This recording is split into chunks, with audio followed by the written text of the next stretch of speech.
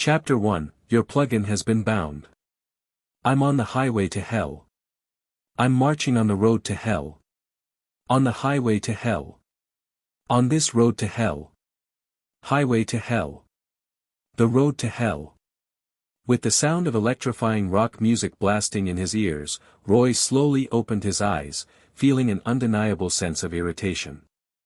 What the hell is all this noise? Can't a guy get some sleep? Unfortunately, his voice was completely drowned out by the deafening music. But the scene before him made him freeze in shock. He found himself lying on a couch, surrounded not by familiar faces with black hair, black eyes, and yellow-toned skin, but by a group of foreigners, blonde-haired, blue-eyed, and fair-skinned. Every single one of them was tall and muscular. Glancing down at himself, he realized he was the same. This wasn't his body. Had he transmigrated? The moment that thought crossed his mind, a flood of memories surged into his brain, making his head feel like it was splitting apart. At that exact moment, a lacy bra flew straight into his face, carrying a strong milky fragrance that instantly snapped him awake. Pulling it off his face, he looked up to see a heavily made-up female performer dancing in the middle of the living room, putting on a rather primal display of artistic expression. Around her, a crowd of 17 or 18-year-old white teenagers was cheering wildly, some whistling, some pouring drinks. In short, this was a textbook American party. Still groggy from his awakening, Roy felt completely out of place among the partygoers. He shoved aside a young man attempting to toast him and staggered away from the living room, heading toward the bathroom. This was technically his home, or rather, the home of this body's original owner, so he could find the bathroom with his eyes closed.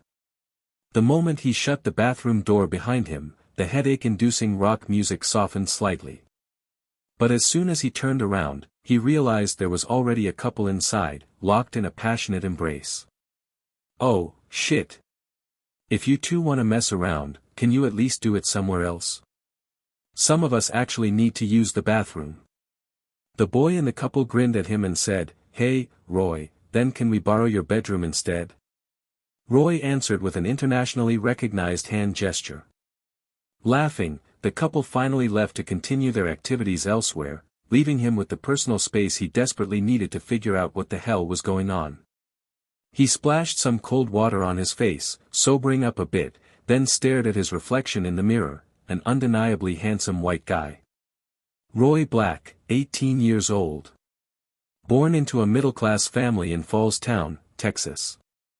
Both parents alive. It was currently October 1999, just 2 months away from the new millennium.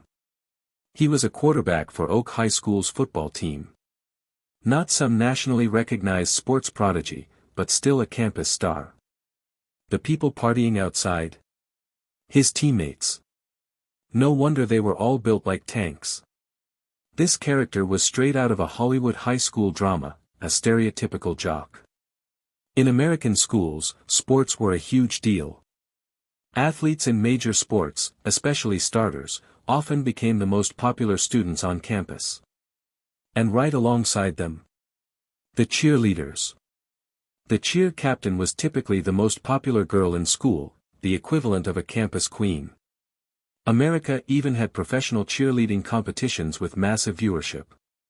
So, in high school dramas, the quarterback and the cheer captain were often portrayed as the antagonists, the people everyone wanted to be but couldn't, making them the perfect targets for resentment. Tonight's party was actually a celebration.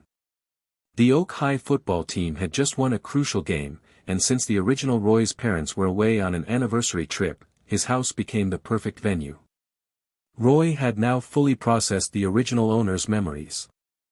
From this moment on, he was Roy Black.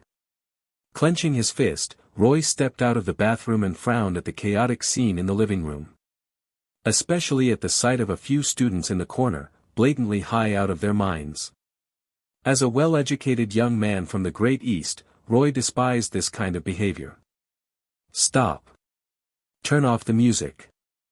The music cut off immediately, and the partygoers all turned to him in surprise. Roy, you don't like this song? We can play something else. The original Roy must have had serious clout in the team because the moment he spoke, everyone looked slightly nervous. Then, a new song blasted from the speakers. Asterisk, young man, there's no need to feel down. Asterisk. Young man, no need to feel down. Oh, come on. You're seriously switching to the YMCA theme song? That was even worse than Highway to Hell. No, I mean turn it all off. Party's over. Everyone out. One of the guys hesitated before stepping forward. What's wrong, Roy? Everyone was having fun.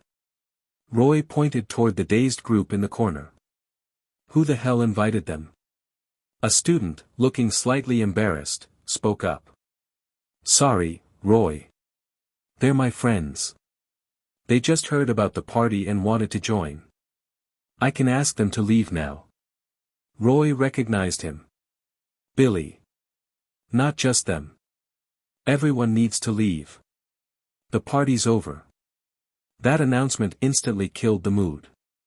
The only one who looked pleased was the performer. She had already gotten paid for the whole night and now got to go home early. Easy money.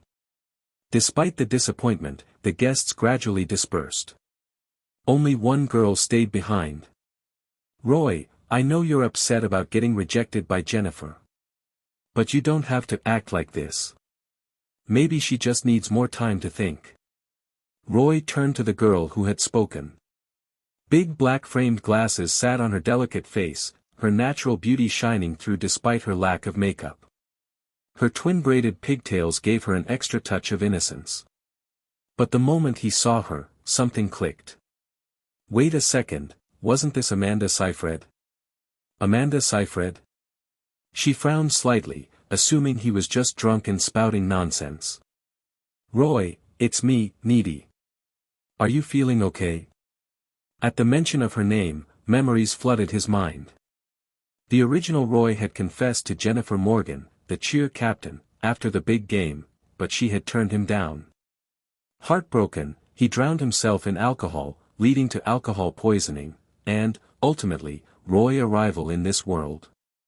And Jennifer Morgan? He recognized that name too. Wasn't she? Megan Fox. Amanda Seyfried and Megan Fox together. Roy immediately realized where he was. This was the world of Jennifer's body. Two iconic goddesses in the same movie, how could he ever forget? Did this mean he was in a horror film now? Thanks, Needy. I feel a lot better. Ding. Fate system has been bound. End of chapter. Chapter 2, Sustainable Exploitation ***. Welcome to the system interface. You can check your attribute panel or open your newbie gift pack. Roy froze for a moment before opening his attribute panel. Roy Black. Species * human. Strength * 13, the standard for an adult is 10. Agility * 12. Constitution * 15. Memory * 9. Spirit * 8. Willpower * 11. Not bad. His physical attributes were quite decent, especially his constitution, which was 50% higher than the standard adults. Well, it made sense, he was the star quarterback of the football team, after all. His memory and spirit, though, could use some work. Special character detected, Needy Lesnicki. You can extract fate power to receive rewards. System, what exactly is fate power? It is the power possessed by characters with unique stories. Their fates are often filled with twists and turns. Got it. Basically, it's the luck that main characters in movies and games tend to have. So, how do I extract it? You have two options: conquer the person with fate power and continuously extract from them, or kill them to receive a one-time reward. No matter which method you choose, your first successful extraction comes with an additional bonus. So, one option was sustainable exploitation, and the other was unsustainable exploitation. Roy glanced at Needy, who looked exactly like Amanda Seyfried. He decided to go with sustainable exploitation. Don't ask why. Let's just say Roy had a kind heart. System, open my newbie gift pack. Newbie gift pack opened.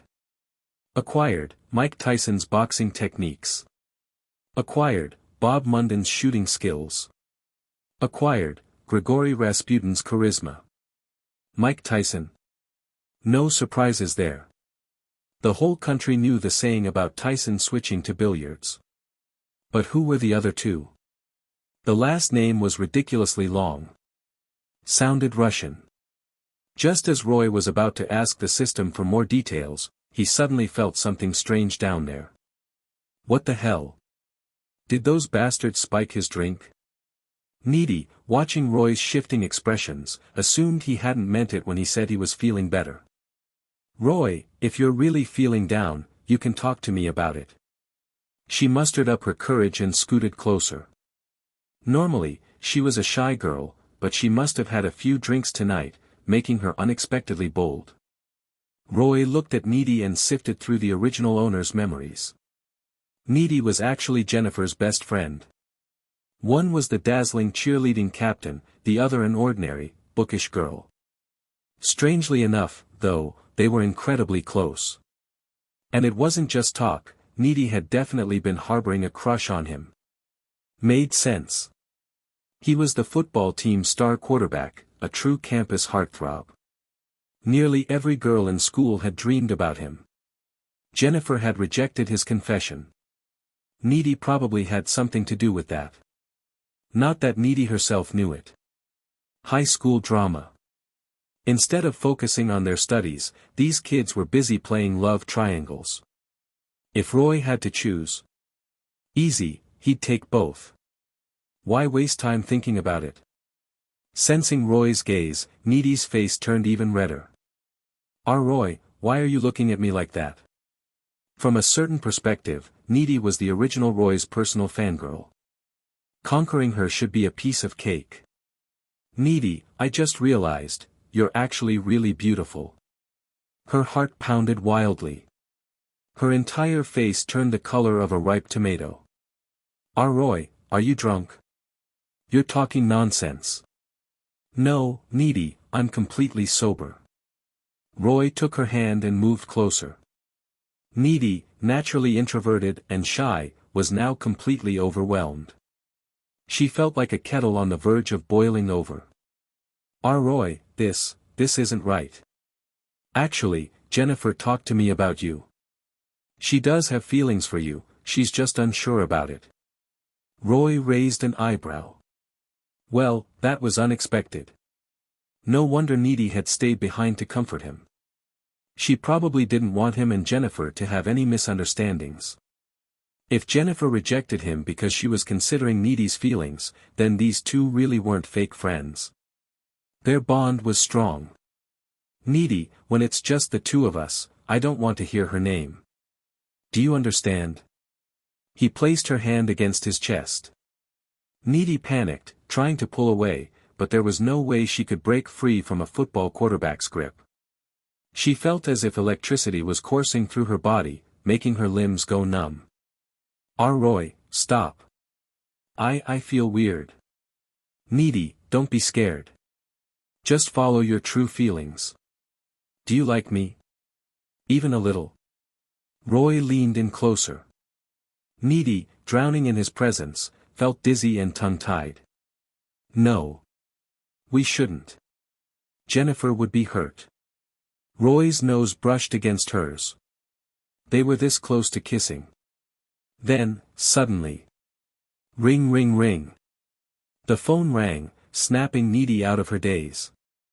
Like a startled rabbit, she leapt off the couch, completely out of Roy's grasp.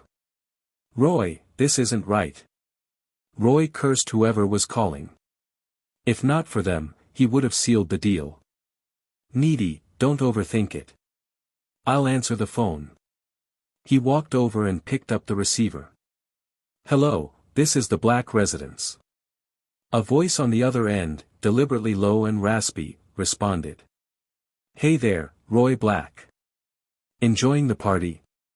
Roy instantly knew the caller was disguising their voice. Who the hell are you? Stop playing games. Heh heh heh. Why don't you take a guess? Roy wasn't in the mood for a guessing game. He had more important things to do, like dealing with Needy. Without hesitation, he hung up. Who was it? Needy asked.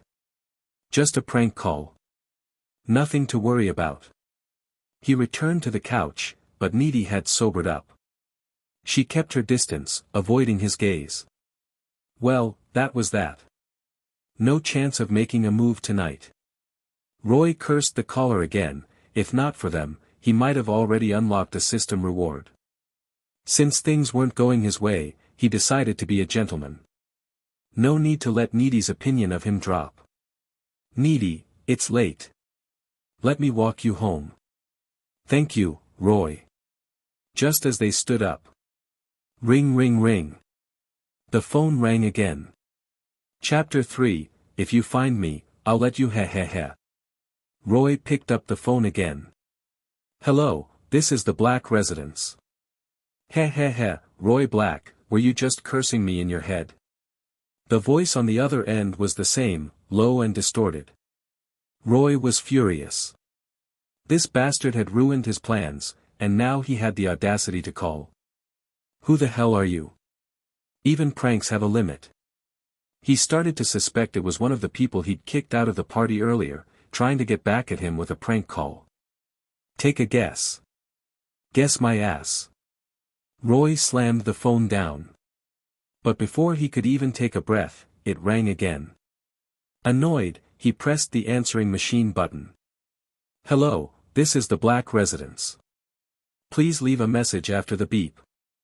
Answering machines like this were popular in America during the 80s and 90s, but they became obsolete once cell phones took over. Nighty, let's go. Roy, are you sure it's okay to ignore that call? It's just a prank. Don't worry about it. Let me walk you home. The two strolled through the streets of Falls Town. The place was deserted. Small American towns like this shut down early, shops closed at night, with only the bars staying open. Nighty's house wasn't far, just a 10-minute walk, or a few minutes by car. But Roy chose to walk. He wanted to spend more time with her. And Nighty didn't mind at all. Walking side by side with Roy, she could feel his presence, his warmth. After a few minutes, Roy decided the moment was right and gently took her hand. Nighty flinched, instinctively trying to pull away. But she was too weak. Roy couldn't even tell if she was resisting or just testing his grip. In the end, she let him hold her hand, her face turning bright red. Good moments never last long. Before Nighty knew it, they had reached her house. Huh? We're already here. Flustered, she turned to go inside, forgetting that Roy was still holding her hand. The sudden movement nearly sent her tumbling forward. Luckily, Roy reacted fast, pulling her back in a smooth motion, almost like a waltz, catching her in his arms.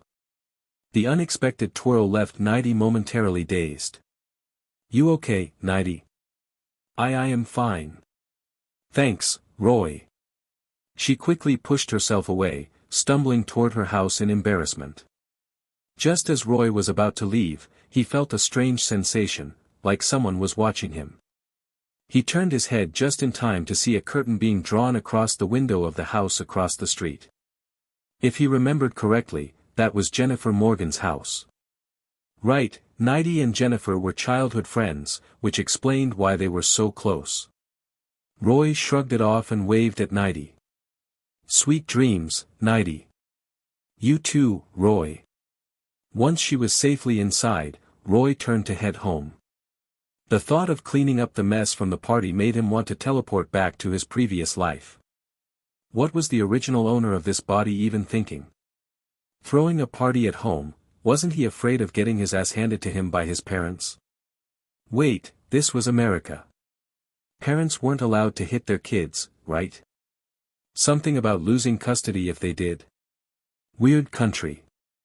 Schools could teach kids about LGBT stuff, but parents couldn't discipline their own children. Too much freedom, maybe. As Roy reached his front door, he noticed something strange. The living room lights were on. But he was sure he had turned them off before leaving.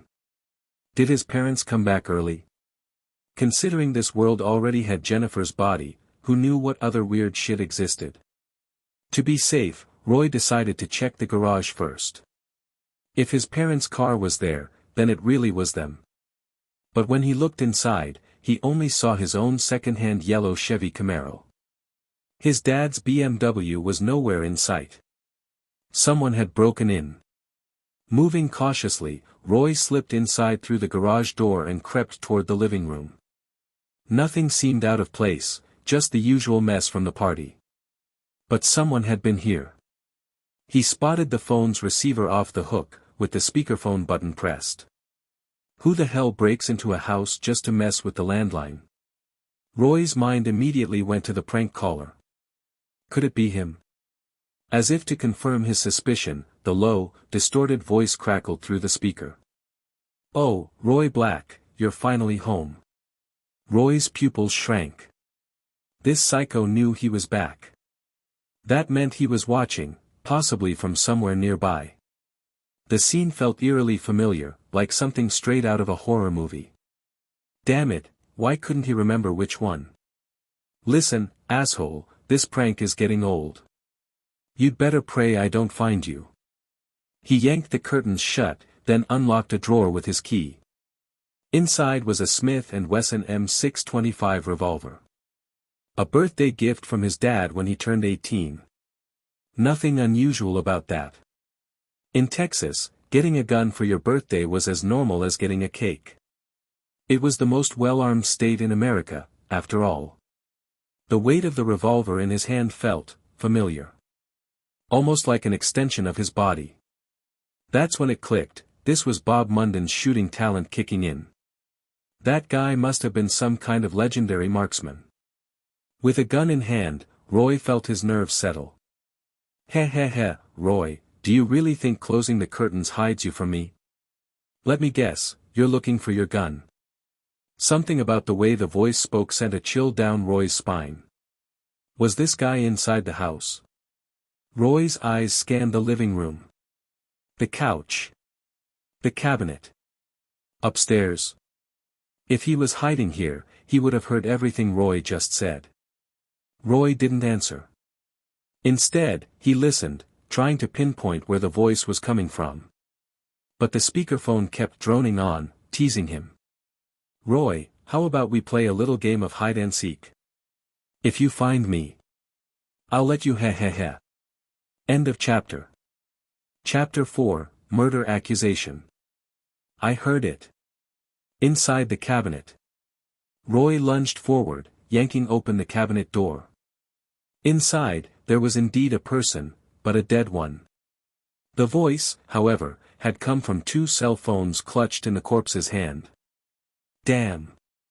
The mysterious figure had used one phone to call the other, then had that phone call Roy's landline. A trick within a trick, like Russian nesting dolls. If the goal was to get Roy's attention, then the real plan must be. Roy suddenly heard the sharp whistle of something slicing through the air behind him. His instincts kicked in, and he dodged just in time to avoid a sneak attack. Spinning around, he threw a counterpunch, a perfect 180-degree hook that landed on the attacker's shoulder. Unfortunately, he still wasn't fully adjusted to his new body, so the punch only struck the shoulder. If he had aimed just a little higher, right at the attacker's chin, it would have knocked them out cold. Still, it was enough to send the attacker sprawling to the ground.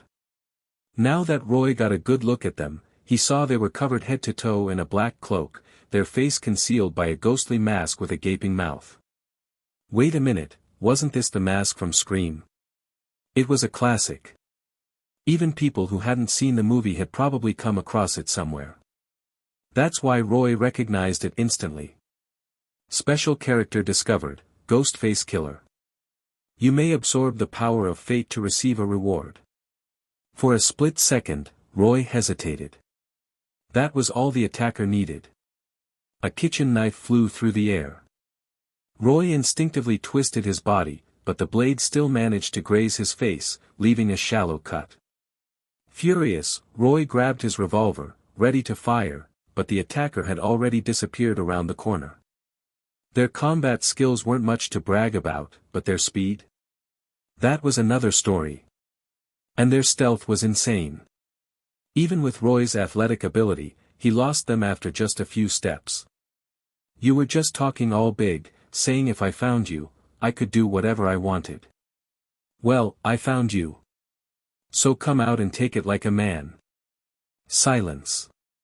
This guy really had no sense of honor. Roy turned back and grabbed the dead man's phone from the cabinet, hitting redial. A ringtone echoed through the house. Gotcha. Roy sprinted toward the sound, spotting a dark figure tossing a phone onto the ground before making a break for it. You bastard. You're not getting away. The attacker didn't say a word, just ran like hell. Even Roy, a high school quarterback, struggled to keep up. Luckily, Roy's house was surrounded by an open lawn. As long as there were no obstacles, his revolver could do the talking. Stop. Or I'll shoot. Roy gave a final warning, but the attacker kept running straight toward a small wooded area nearby. Guess they thought Roy was a lousy shot. Too bad for them, Roy had inherited the skills of Bob Munden, one of the fastest and most accurate gunslingers in history. He pulled the trigger. A single shot rang out, striking the attacker in the left leg. You piece of shit. Let's see who you really are. Roy rushed toward the downed figure, but just then, a voice called out from behind him. Drop your weapon and put your hands up. The voice was familiar. Sounded like the town sheriff.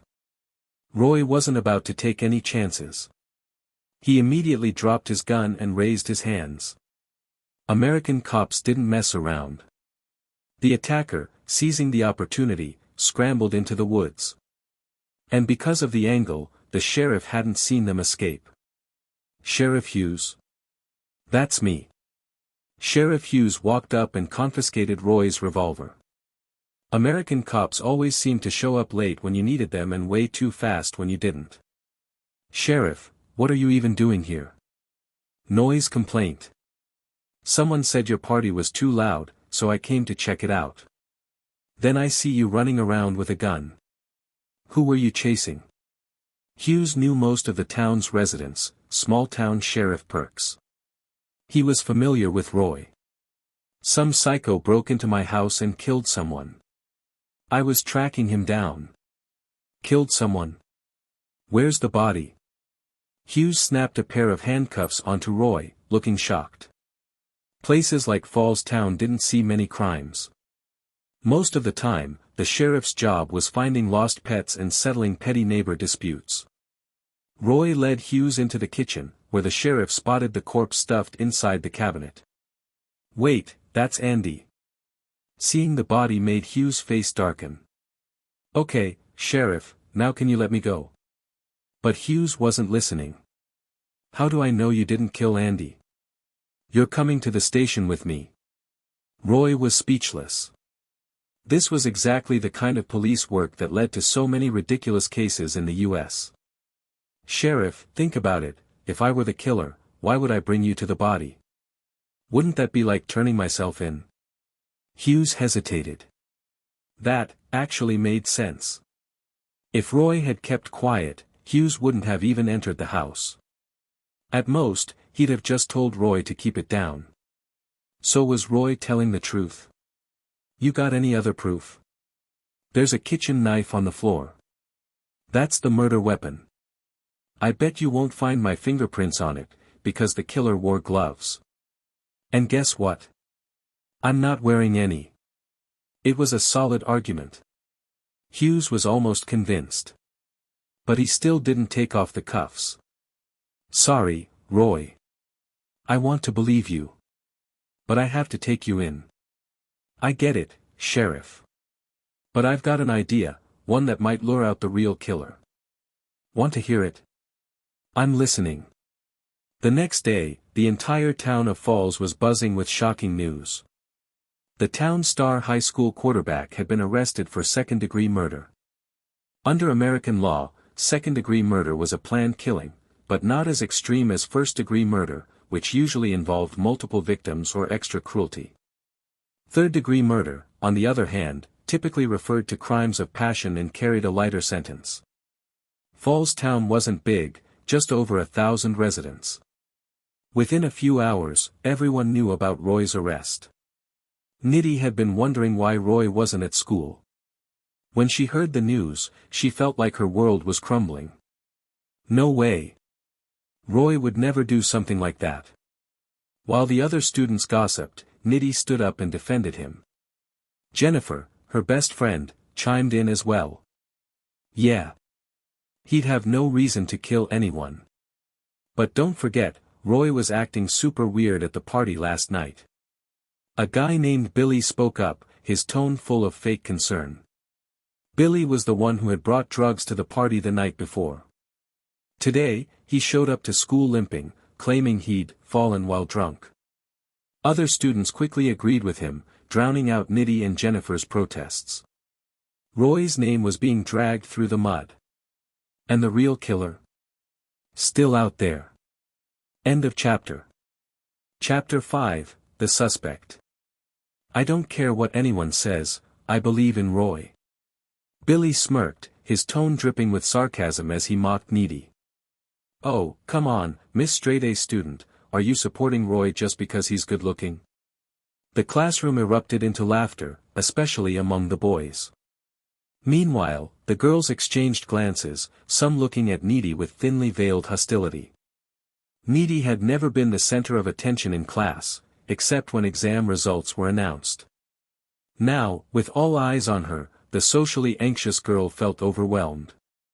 The stares from certain girls were particularly unsettling, filled with barely concealed malice. It was a well-known fact that school bullying was often driven by girls. Unlike boys, who usually only bullied other boys, girls didn't discriminate by gender, their targets could be anyone. Nitty's initial defiance wavered. She suddenly wished she could disappear into thin air. Fortunately, her best friend Jennifer stepped forward, positioning herself protectively in front of Nitty, blocking out the hateful stares. The police only said Roy is a suspect in a second-degree murder case. Nothing has been proven yet. Why are you all so eager to judge him? At least wait until the court makes a decision. As the captain of the cheerleading squad, Jennifer was used to being in the spotlight. Her strong personality and commanding presence gave her a queen bee aura, and very few girls dared to meet her gaze. Just like that, the classroom drama came to an end. Jennifer, thank you. Nitty mumbled, keeping her head down, not noticing the complicated look in Jennifer's eyes. Nitty, you should walk home with me today. I don't trust them, they might try something. Nitty hesitated for a moment. Jennifer, I actually wanted to stop by the police station after school to see Roy. Will you come with me? Of course. We're best friends, aren't we? Nitty clung to Jennifer's arm. Jennifer, you're the best. At the police station. Meanwhile, at the town's police station, Roy was being treated surprisingly well by Sheriff Hughes, who had provided him with food and drinks. Damn, kid. I had no idea you could throw punches like that. Why are you playing football? With your skills, you could be a pro fighter. Well, Falls High doesn't have a boxing team, does it? So, football was my only option. Sheriff Hughes took a sip of coffee. You think the killer will come after you? I'm about 80% sure. In horror movies like Scream, the Ghostface killer was always bold and unpredictable. If Hughes spread the right information, the killer would definitely take the bait. 80%. That's a pretty solid chance. Alright, I'll leave you the key to the cuffs, just don't die on me, kid. Relax, Sheriff. Even if you die, I won't. Roy wasn't joking, he was genuinely warning Hughes.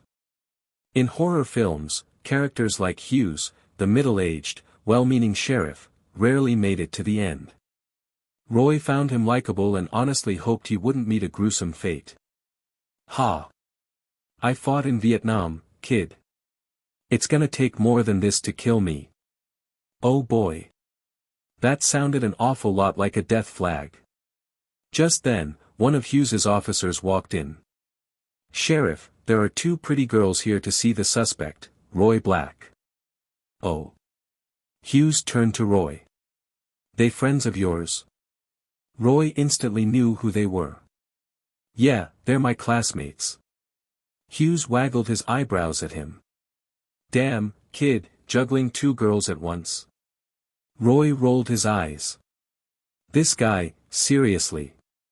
Though, considering his current physical condition, handling two, hell, even five, wouldn't be a problem. During his time in the cell, Roy had finally figured out what he'd gained from his starter pack. Mike Tyson's boxing skills. No need to explain, everyone knew about those. Bob Munden. The fastest gunslinger in history, capable of drawing, aiming, and firing in just 0.21 seconds. And then there was Grigory Rasputin, one of the most infamous figures of 19th century Russia. According to the system, this guy had used his unique talents to seduce nearly every noblewoman in the Russian Empire, including the Tsarina herself. As for those talents, well, let's just say they included a 28-centimeter baton and an otherworldly presence. Sheriff Hughes left the cell to let the girls in. A moment later, Needy and Jennifer stepped inside. Needy immediately gasped. Roy! Are you hurt? The cut on Roy's face, courtesy of the Ghostface killer's thrown knife, was now covered with a bandage. It's nothing, Roy said casually. Just a scratch. The doctor said it won't ruin my handsome face. He grinned, making a joke out of it. Needy and Jennifer both laughed.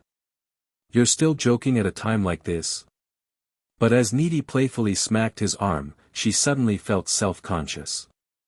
The interaction was way too couple-like. She tensed, aware of Jennifer's sharp gaze burning into her from behind. It made her uncomfortable, almost guilty. Quickly, she changed the subject. Roy, what happened? Why are they accusing you of second-degree murder? It's a long story, Roy sighed. Needy, do you remember last night when I walked you home? Jennifer's expression shifted again, and Needy felt a prickle of unease. What does that have to do with this? After I got home, I realized someone had broken in. I checked the kitchen cabinets and found a dead body. Oh my God! Both Needy and Jennifer gasped. Since the police couldn't find the killer, they made me the prime suspect and brought me in. But you two believe me, right? You know I didn't do it. Needy nodded without hesitation. Of course, Roy. Jennifer and I even defended you at school today. Roy shot a glance at Jennifer, a little surprised that she had spoken up for him. Oh. What happened at school? Your teammate Billy wouldn't stop talking crap about you. Serves him right for breaking his leg last night. Roy's eyes sharpened. Billy got injured. Which leg? Thigh or shin? Needy thought for a moment. His left shin. Why? Is something wrong? Roy's expression darkened. Last night, he had shot the Ghostface killer in the left shin. And Billy, Falls High's star running back, was one of the fastest guys on the team. The masked killer had also moved with incredible speed. Nothing. Just be careful. It's getting late, you two should head home. And for the next few nights, don't go out after dark. The real killer is still out there. Don't worry, Roy. We'll stand by you no matter what. Needy and Jennifer left, their footsteps echoing down the hall. The night falls. Time passed, and soon it was nighttime. The police station was nearly empty, only Sheriff Hughes remained on duty, with Roy still locked in his cell. Then, suddenly, the emergency phone rang. A deep voice reported a car accident. Hughes grabbed his coat and rushed out. Now, Roy was alone in the station. A moment later, the lights flickered. Then, everything went dark. Chapter 6, A Scream in the Dark ***. The moment the lights went out, Roy was immediately on high alert. He discreetly hid the handcuff key that Sheriff Hughes had given him in his palm, ready to unlock the cuffs at any moment. Even with the power out, the police station wasn't completely dark. A few emergency lights on the walls cast a dim glow, allowing Roy to barely make out his surroundings outside the cell. But the Ghostface killer was human too, meaning he could see just as much, or as little, as Roy could. The only difference was that the killer knew Roy's general location, while Roy had no idea where the killer was. Small station, only 3 holding cells. He. Roy, my dear little pet, I'm here. Roy heard the voice coming from the left, near the back door of the station, but he didn't let his guard down in other directions either. Oh, it's you again. This time, are you ready to be taken down by me? Last time didn't count. I found you, not the other way around. I want to play a new game with you now. Do you dare? Roy scoffed. Was this guy trying to be Jigsaw or something? Always wanting to play games. Sorry, I don't play with cheaters. Oh. Are you sure? Don't you even want to hear what kind of game I have in mind? Not interested. Something felt off. The power had been out for a while now, why hadn't Sheriff Hughes reacted? Had the sheriff already been taken out? He. I have someone with me right now. Want to guess who it is? Nitty or Jennifer? Roy's expression darkened. So Hughes had really been captured by the Ghostface killer. As for the names Nitty and Jennifer, they were probably just meant to mess with Roy's head. Good thing he had a backup plan. For now, he just needed to buy time. How about we switch games? Let's play, Guess Your True Identity. Oh. You think you know who I am? Billy. I know it's you. You've always had a crush on Nitty, and seeing me get close to her made you jealous, didn't it? This was a memory from the original Roy's mind. Billy had indeed liked Nitty, but he expressed it in the classic elementary schoolboy way, by teasing her and pulling pranks. He would play tricks on Nitty, say mean things about her in a loud voice, stuff like that. Of course, this kind of attention only backfired, making Nitty dislike him even more. Roy, on the other hand, had effortlessly earned her affection. Just last night, when he walked her home, they had even held hands. That must have made Billy's jealousy boil over. The guy who had been killed earlier, the unlucky bastard, was a prankster from the football team. Looking back, he had probably been hiding in Roy's house after the party, planning to pull a prank, but instead, he ran into Billy and got himself killed. The Ghostface killer went silent for a moment. I don't know who Billy is. Roy kept talking to distract him while using the key to unlock his handcuffs. Checking the time, he figured it was about right. Pretending not to know won't help you. I already told Sheriff Hughes who you are. He stayed here tonight specifically to catch you. Just as he finished speaking, bright floodlights lit up outside the station. It was the officers Hughes had arranged in advance. Listen up, whoever's inside, drop your weapon immediately. Hughes had brought 6 officers for the ambush.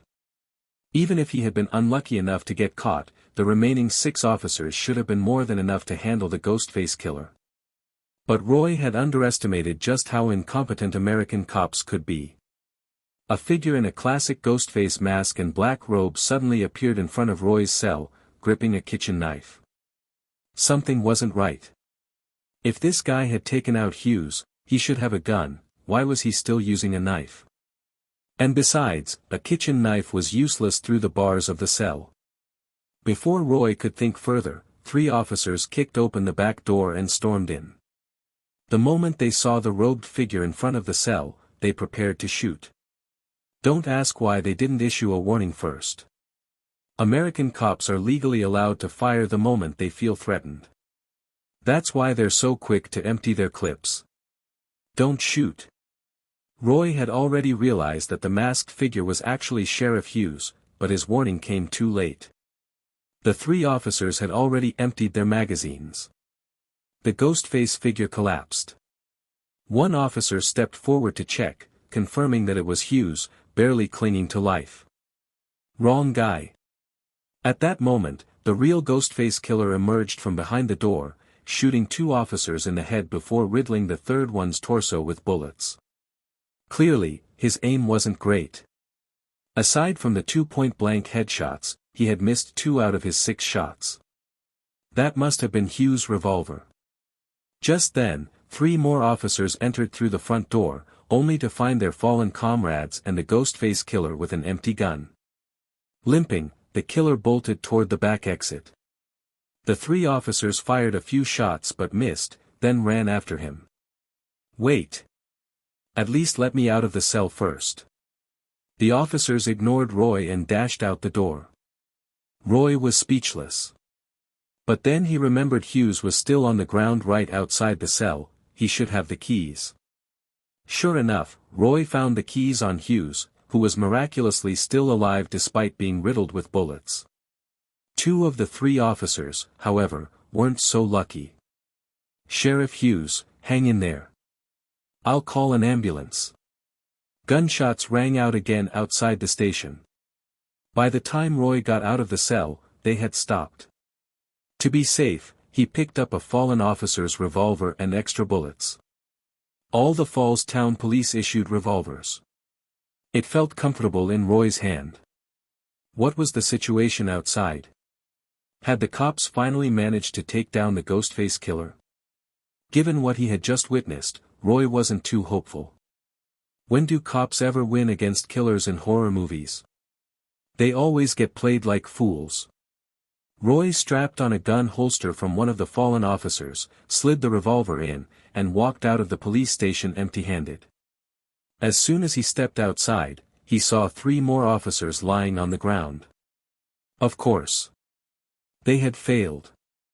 Looked like he had to handle this himself. Billy, come out. I know you're still here. Look, I'm unarmed. You don't have to be scared.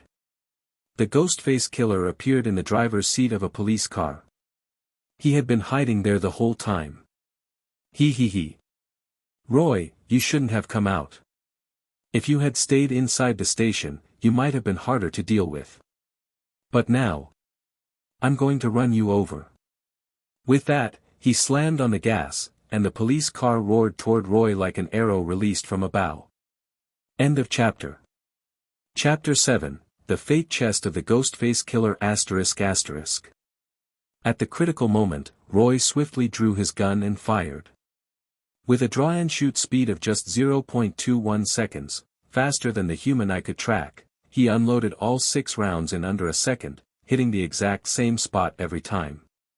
Even though the police car's windshield was bulletproof, it couldn't withstand 6 consecutive shots to the same point. The Ghostface killer's head exploded instantly.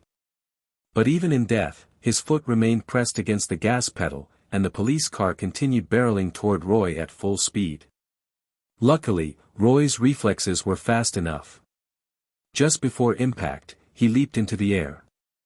The police car crashed into the station's outer wall, while Roy landed safely on the hood, narrowly escaping disaster. Game over. Roy yanked open the car door and pulled off the Ghostface mask. As expected, the face beneath it belonged to Billy. Billy still had a smug grin frozen on his face, as if he had been convinced of his victory, right up until he took a bullet to the head.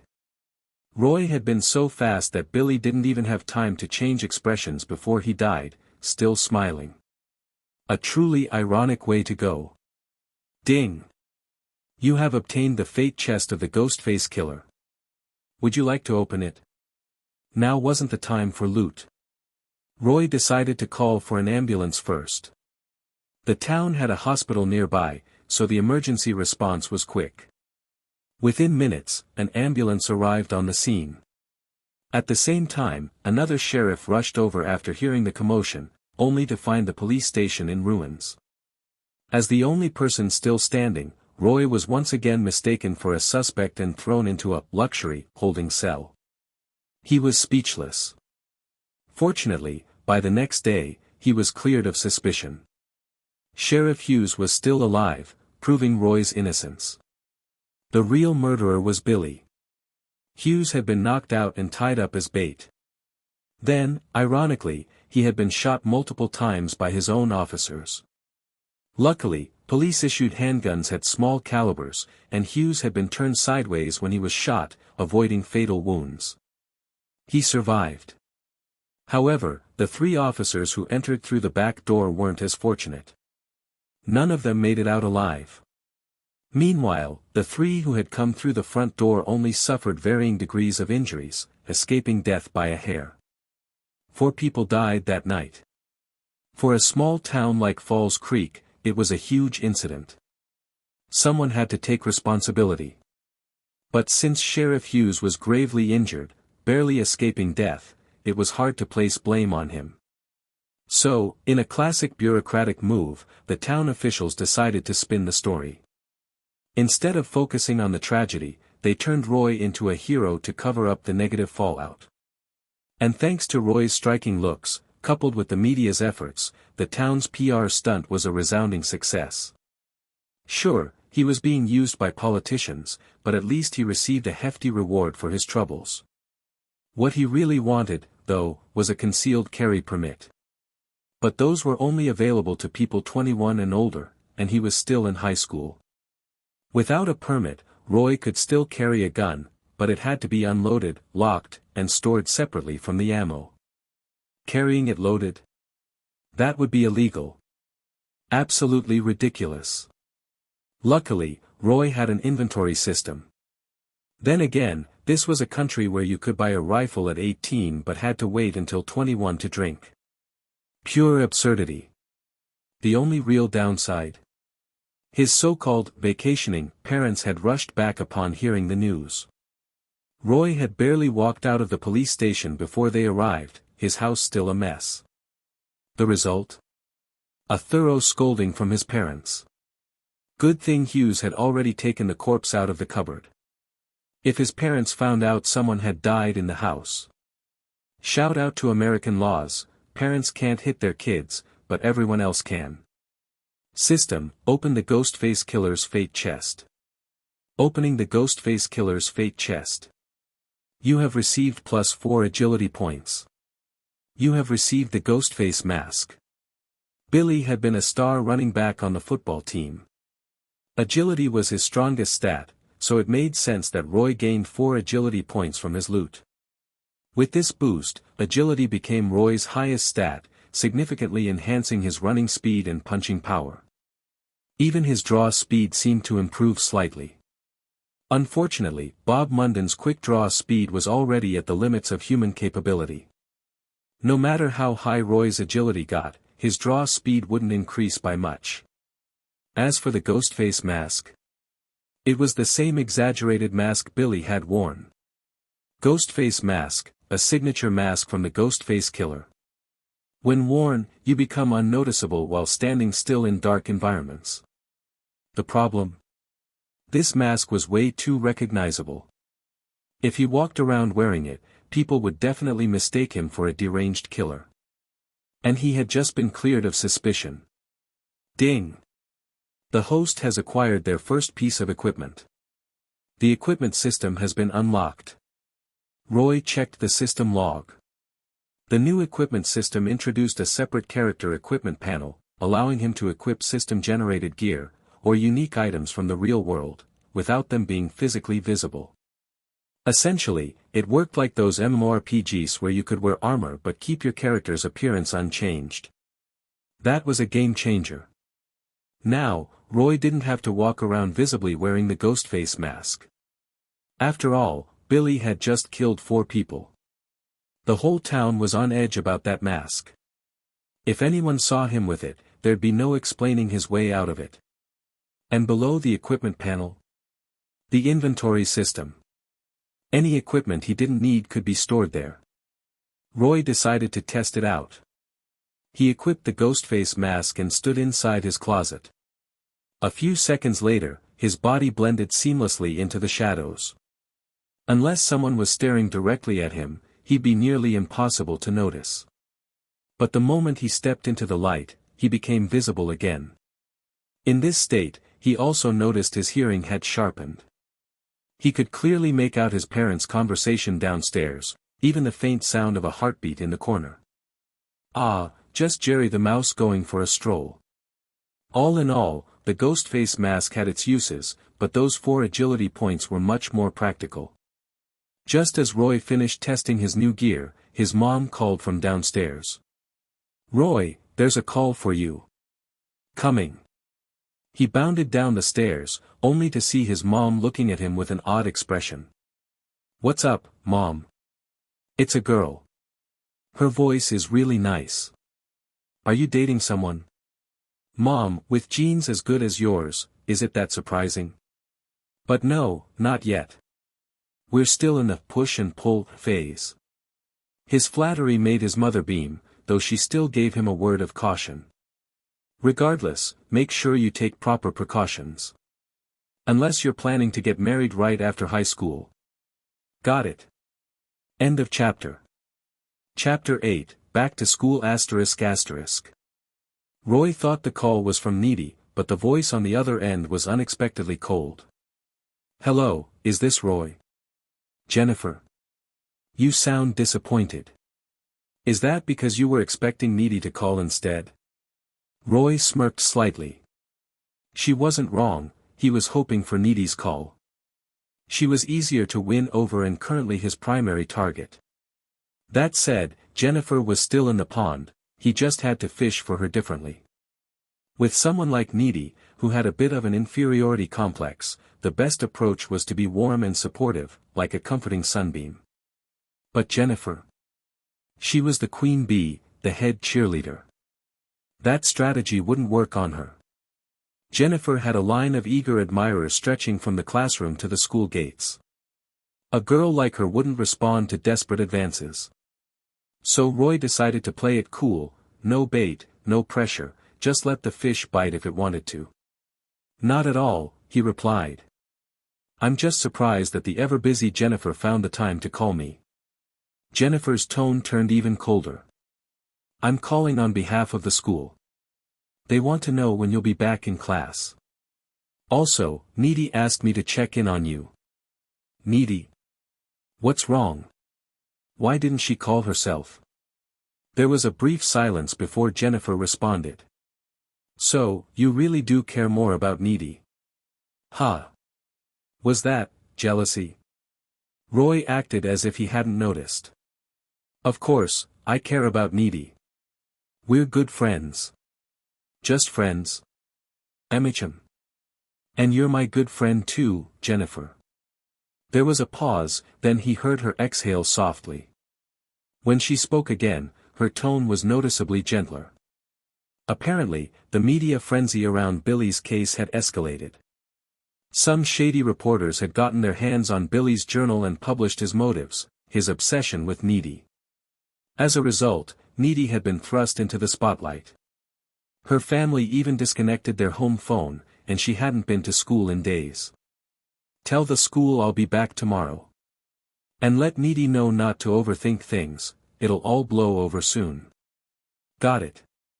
By the way, Roy, about what you said after the game that day. I think I might have been too quick to dismiss it." She was referring to the moment before Roy had transmigrated into this body. The original Roy had confessed his feelings to Jennifer after a game and was gently rejected.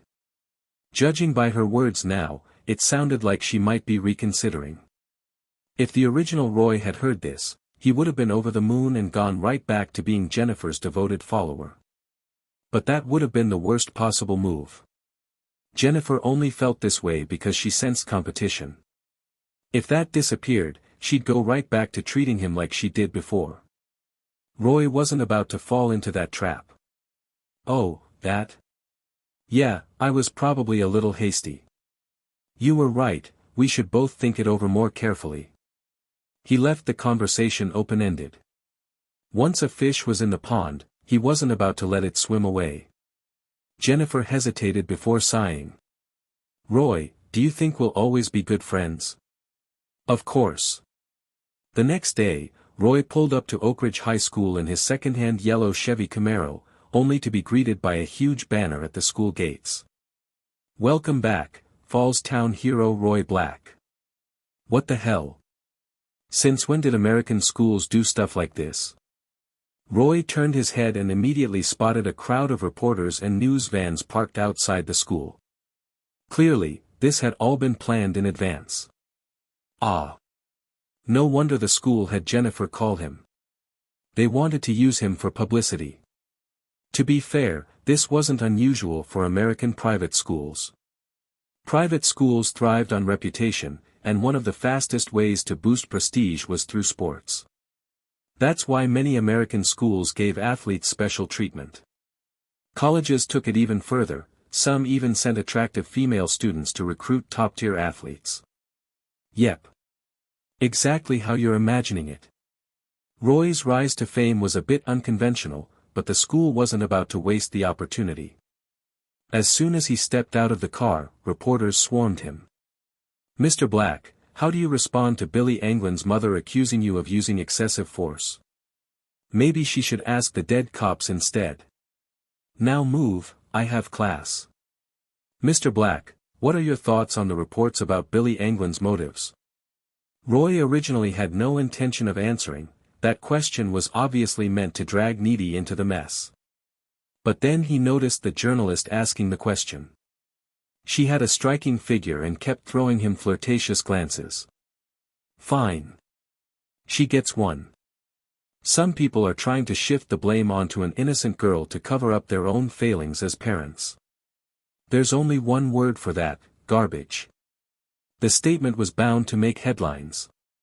The reporter's eyes lit up as she pressed further. So, are you saying Billy Anglin's parents bear responsibility for his actions? Move aside, class is starting. Roy tried to push through, but the reporter was practically pressing against him. Worse, the male reporters were jostling him too, he could even feel a hand groping his backside. He was ready to start swinging. Thankfully, the principal arrived with a team of security guards. All right, everyone, Mr. Black is just a student. He's not equipped to handle such overwhelming enthusiasm. If you have questions, direct them to me. The reporters weren't interested in the principal, but the security team formed a human barrier, blocking them. Seizing the opportunity, Roy put his 16 agility points to use, darting into the school building in the blink of an eye. The reporters couldn't follow. Oak Ridge High was a private school, meaning it was private property. If any of them trespassed, security could legally use force. This was Texas, after all. With no choice, the reporters settled for interviewing the principal, who effortlessly steered every question back to the school's reputation. Roy didn't care about any of that. He had finally stepped into the building, his first time attending school since arriving in this world. Like many American schools, Oak Ridge High had rows of lockers lining the entrance hall for students to store their belongings. Roy navigated to his locker, following the original owner's memories. He opened it, put his things inside, and was about to close it when something caught his eye. Inside, taped to the door, was a photograph of him and Jennifer. It looked like it was taken at a school dance. Didn't expect you to keep this. End of chapter.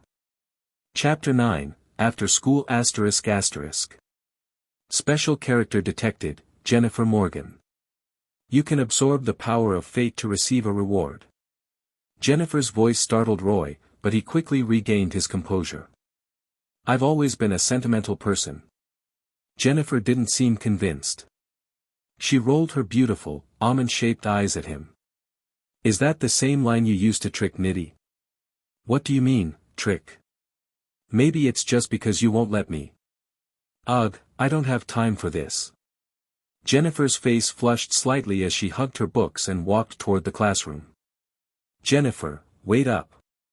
Did Nitty come to school with you today? Nitty and Jennifer lived right across from each other, and they usually commuted together. She didn't come today. Roy frowned at her response. It seemed like Nitty was still troubled by everything that had happened recently. Maybe he should check in on her later. As soon as Roy stepped into the classroom, he was treated like a celebrity. Both his male and female classmates crowded around him, eager to know what had happened that night.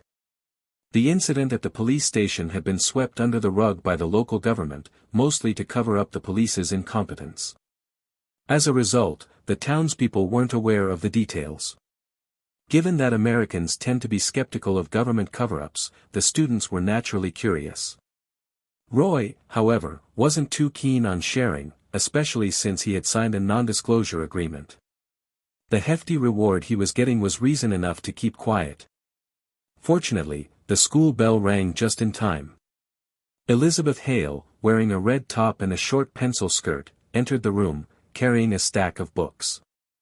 Elizabeth was one of the most popular teachers at Oak Ridge High, rivaling Jennifer in popularity. She was the dream girl of many male students. After all, who could resist a gorgeous, confident, and generous teacher? Even Roy found himself struggling to stay focused when Elizabeth walked in wearing a low-cut t-shirt. "All right, class, let's get started." Roy kept his eyes locked on Elizabeth, but purely out of academic interest. "Really?" Then, he heard Jennifer mutter from the front row. "Humph. Typical guy. So quick to move on. And these hypocrites, weren't they all calling Roy a murderer just a few days ago? She couldn't possibly be talking about him. Roy could swear on his life, he was the most loyal guy ever. He didn't like letting go of any beautiful girl. Caught up in his own thoughts, Roy didn't notice the peculiar way Elizabeth was looking at him. The school day passed quickly. There wasn't much to say about it, except that Jennifer kept up her usual hot and cold behavior, and Roy spent most of the day feeling like an exhibit in a zoo, with the whole school gawking at him. By the time afternoon football practice rolled around, Roy decided to skip it. To be honest, he wasn't really into football anyway. He preferred basketball. Unfortunately, basketball wasn't that popular in Texas, being considered more of a black sport. Oak Ridge High's basketball team barely had any members and was basically the punching bag of every school league. "Hey, Jennifer, need a ride?" Jennifer glanced at Roy, who was leaning out of his second-hand yellow Chevy Camaro, whistling at her. Her eyes twinkled with amusement. "You don't even live in my direction. Are you offering to drive me home? I was planning to check on Nitty anyway. It's on the way." The moment he said that, Jennifer's face turned cold. No girl likes hearing another girl's name from a guy's mouth, even if that girl happens to be her best friend. After all, best friend or not, there's always a fine line between friend and rival. Jennifer ignored Roy and kept walking.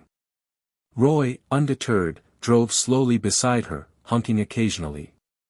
Annoyed by the sound, Jennifer finally stopped and turned to him.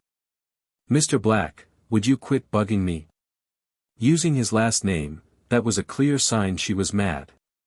"Jennifer, are you upset?" "Don't be. If you were ever in trouble like Nitty, I'd be the first one there to help you." Her expression softened a little. "You really mean that?" "Of course. If anyone ever tries to hurt you, I'd put a bullet in their head. Now, get in the car, Jennifer." Jennifer bit her lip and looked at Roy. "Really? As real as a diamond." At last, Jennifer smiled and got into the car. The students who witnessed this scene felt like the sky was falling. Their crush was in a car with someone else. The only appropriate place for them now was under that car, not standing helplessly on the sidewalk. Roy pulled up in front of Jennifer's house. She chatted with him for a bit before getting out. Just then, a gaunt middle-aged man stepped out of Jennifer's house, eyeing Roy darkly. "Listen up, kid. You'd better stay away from Jennifer, or I'll make sure you regret it." Roy recognized him. He was Jennifer's adoptive father. The man's hostility surprised him. Was he really that protective of his adoptive daughter? Jennifer turned around and shot a glare at her adoptive father. "Stay out of my business." It was obvious there was tension between them. But as an outsider, Roy felt it wasn't his place to interfere, at least, not yet. Jennifer's adoptive father's face darkened. He grabbed her wrist and started dragging her inside. "Let go. You're hurting me." Jennifer struggled, her eyes darting toward Roy in a silent plea for help. Something was definitely off. This wasn't normal behavior for a father and daughter. Roy stepped in, placing a firm hand on the man's shoulder. "Sir," she said, "you're hurting her." As the quarterback of the football team, Roy had strong arms and a solid grip. With just a little pressure, Jennifer's adoptive father winced in pain. "You little punk. Trying to play the hero? Jennifer is my daughter." "Is that so?" "Because from where I'm standing, it looks more like harassment." "I happen to know Sheriff Hughes, should I go ahead and report this?" Roy had the build of an athlete and an air of authority. Combined with the threat of police involvement, Jennifer's adoptive father immediately backed down. He glared at Roy and Jennifer before retreating into the house. "Are you okay, Jennifer? Does it still hurt?" Roy turned to her with concern. Jennifer rubbed her wrist and gave him a small, bittersweet smile. "I'm fine now." Something about that smile didn't sit right with Roy. There was definitely more to this situation. "Jennifer, I meant what I said earlier. If you ever need help, I'll be there for you." Her smile shifted from bittersweet to genuinely touched. "It's okay, Roy. I can handle this." Roy sighed. Jennifer was too strong-willed for her own good, never willing to ask for help. Maybe Nitty would have more insight. "All right, I'm heading to Nitty's place. Take care. You too. Bye. Bye." End of chapter. Chapter 10, Jennifer's Past. Nettie's parents didn't turn Roy away when he visited. They recognized him as the boy who had brought Nettie home that night. They were deeply worried about Nettie's current emotional state, but since she had locked herself in her room and refused to see anyone, they felt helpless. Nettie's mother led Roy to her room and knocked on the door. "Nettie, your classmate is here to see you." "I don't want to see anyone. It's the boy who brought you home that night." Clatter. Roy heard some strange noises from inside the room, making him curious. A minute later, the door swung open. Nettie stood there, slightly out of breath. "Roy. What are you doing here?" Her gaze was fixed solely on Roy, completely ignoring her mother, who could only sigh helplessly. Her once affectionate daughter was slipping away. "I heard about what happened from Jennifer, so I rushed over to check on you. Can I come in?" "Come in." Nettie grabbed Roy's hand and pulled him inside before quickly shutting the door.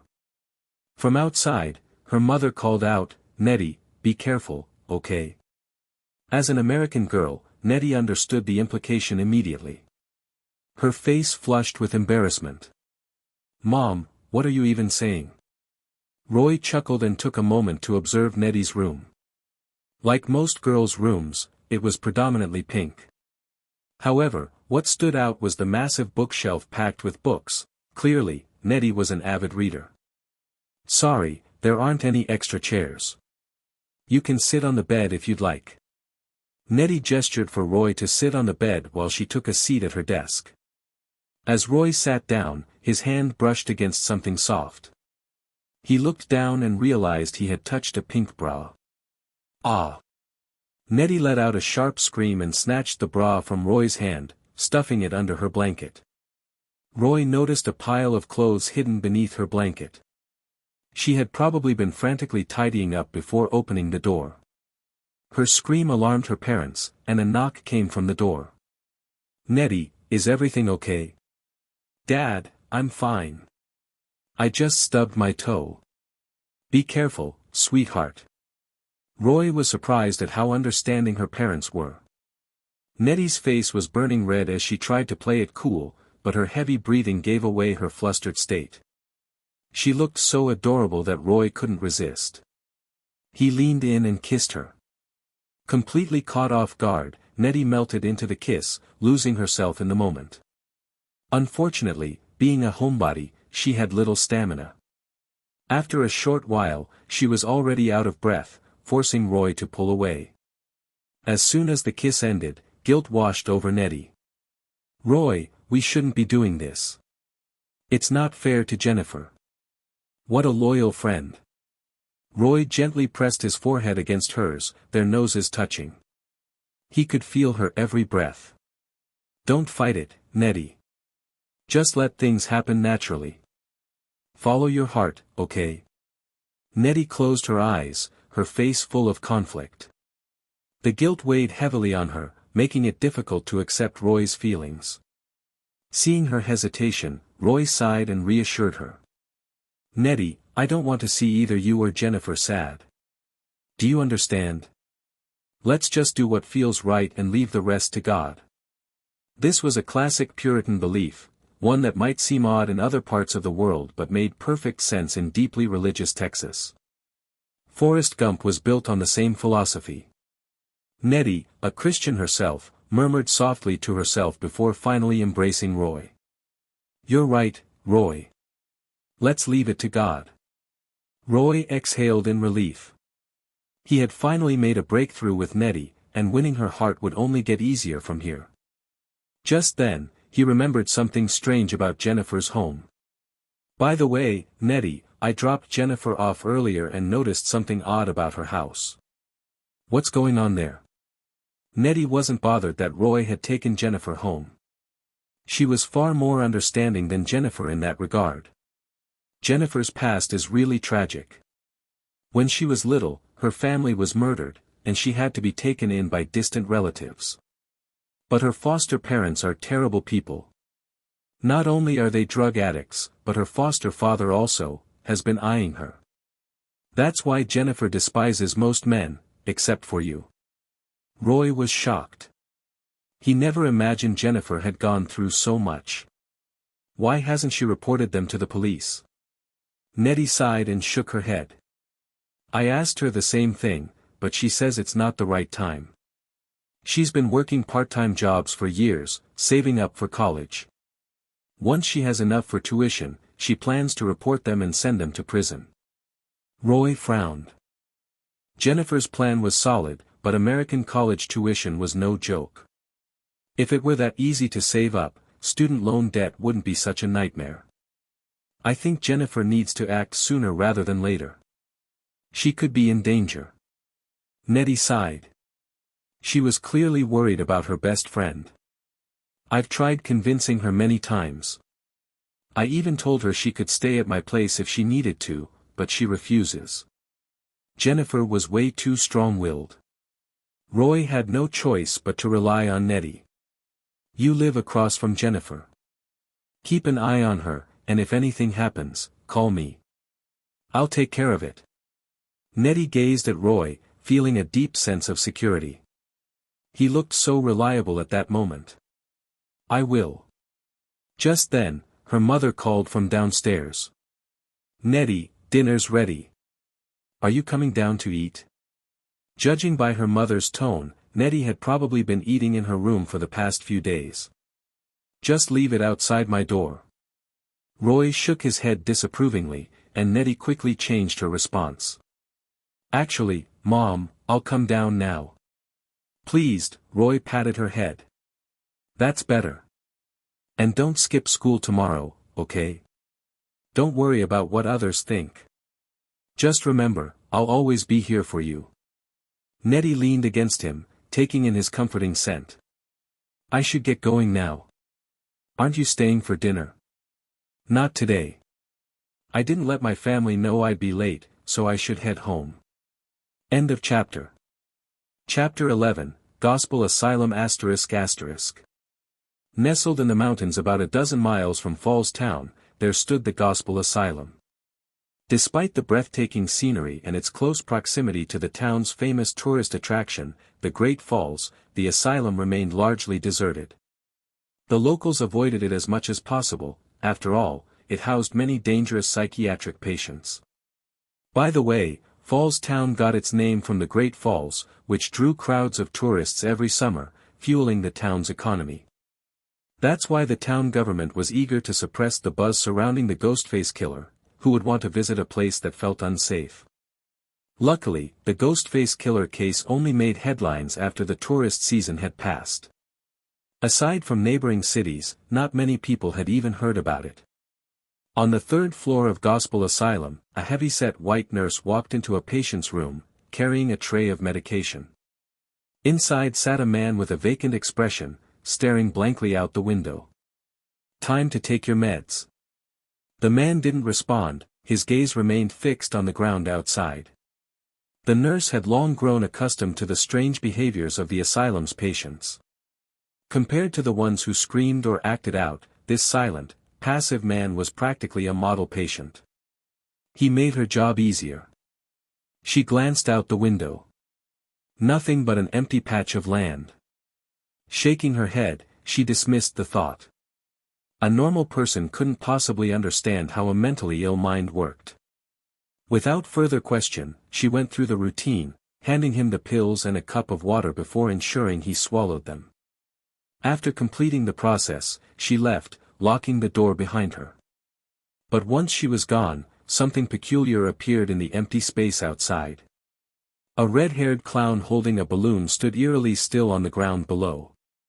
The man's vacant stare was now locked onto the clown, the two seemingly communicating through an unspoken connection. The Ghostface killer craze faded quickly. With Halloween around the corner, people were far more excited about planning their celebrations. For Roy, life hadn't changed much. He remained the school's golden boy, admired by all. Girls still slipped him love letters and their phone numbers in the hallways. But there was one major difference: Roy had quit the football team. No matter how hard he trained, he knew football wouldn't be his ticket to college.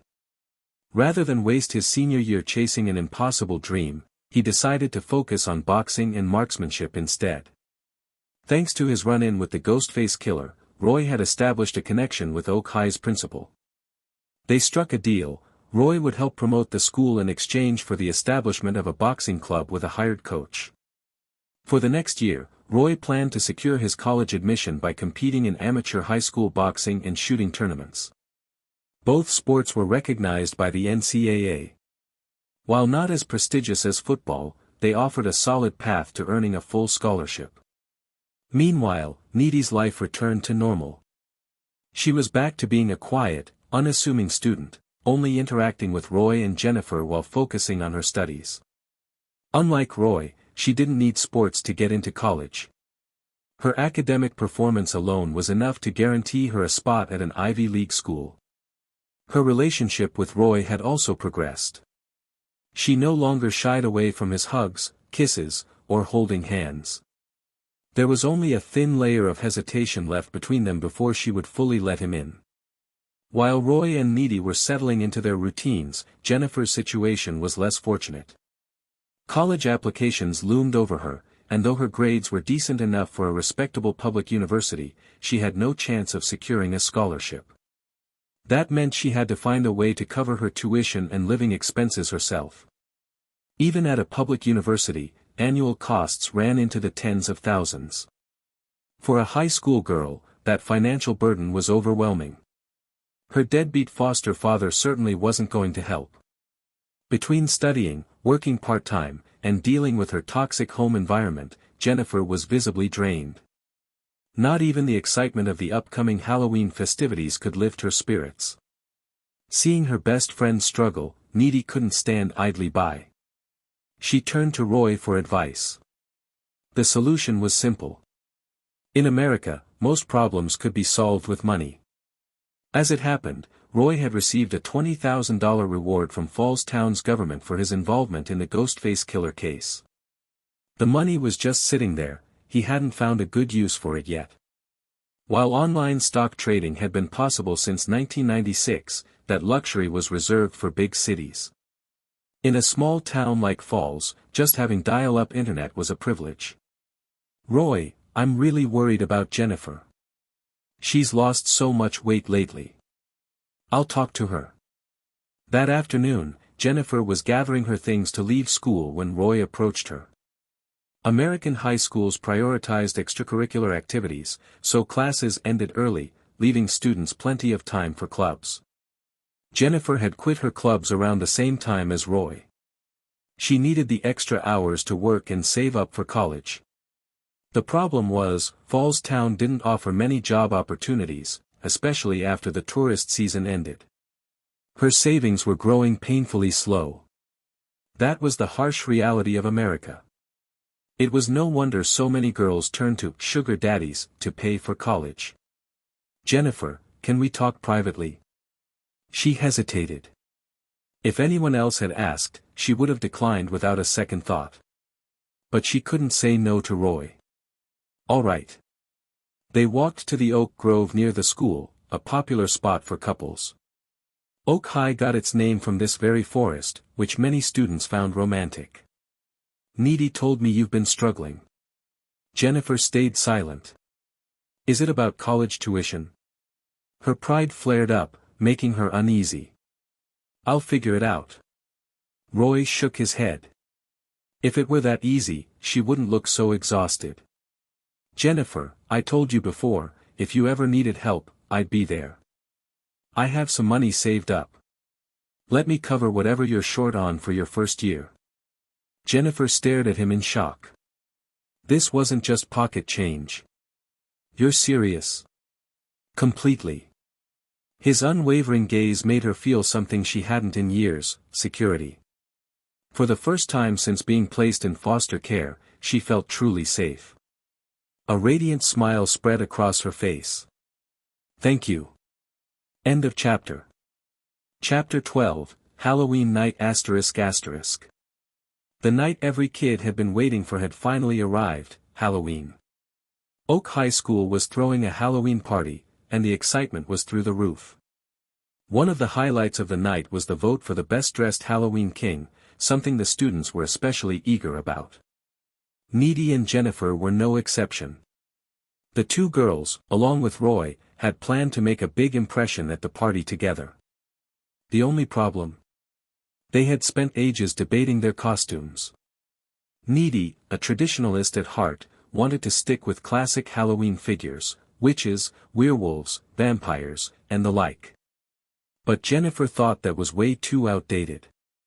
She insisted they should go for something trendier, like modern-day superheroes. Roy, on the other hand, suggested they should coordinate as a team, it would make a bigger impact. Eventually, they settled on a theme: Roy would go as Batman, Needy as Poison Ivy, and Jennifer as Catwoman. Team spirit? You might be wondering how that works. Easy: Batman versus two villains. As evening fell, Roy slipped into his Batman costume and admired himself in the mirror. Unlike many cosplayers who padded their suits to look more muscular, Roy didn't need any extra help. His costume fit like a glove, showing off his naturally athletic build. The only problem? The suit was a bit too snug in certain areas, making some features more noticeable than he would have liked.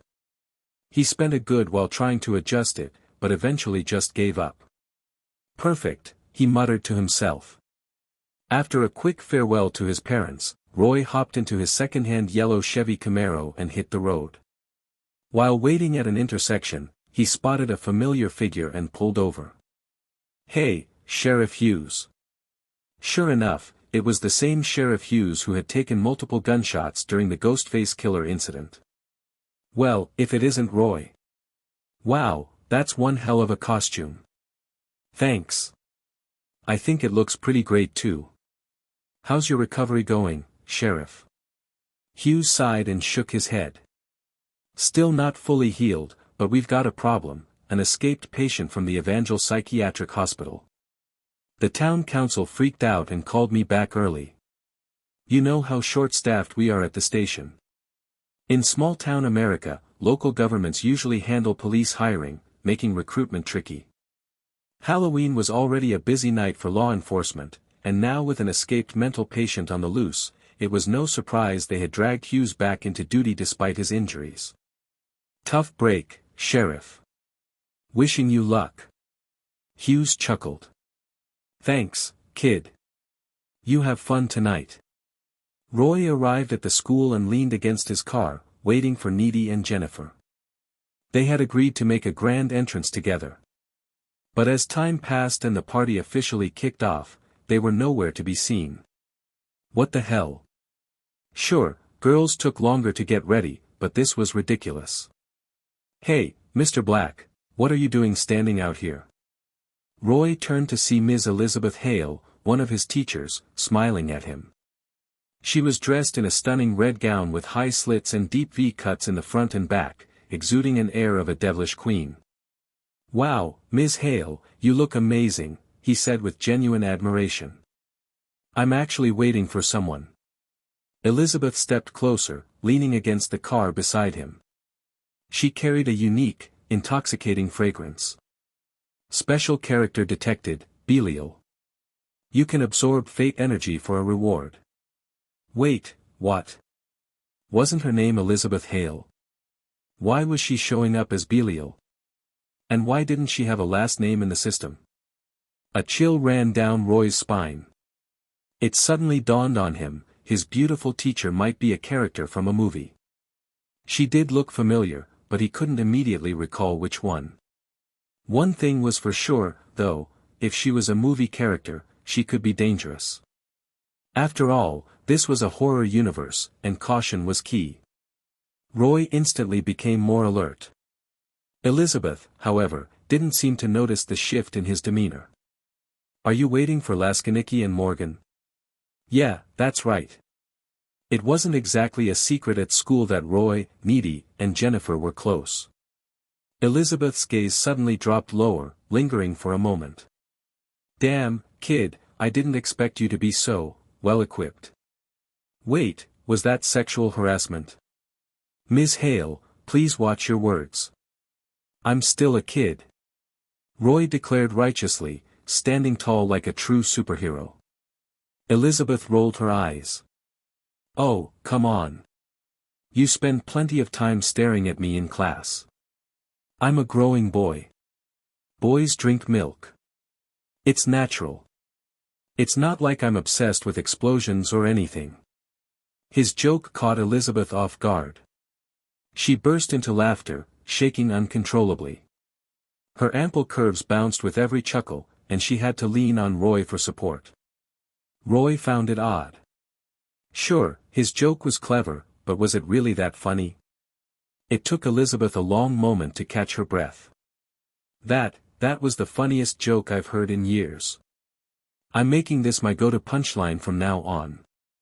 She shot him a sultry look, pressing more of her body against him. Soft, warm, and undeniably tempting. Roy, however, held his ground like a true Sigma male.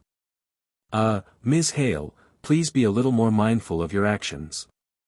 His words were firm, but he didn't actually move away.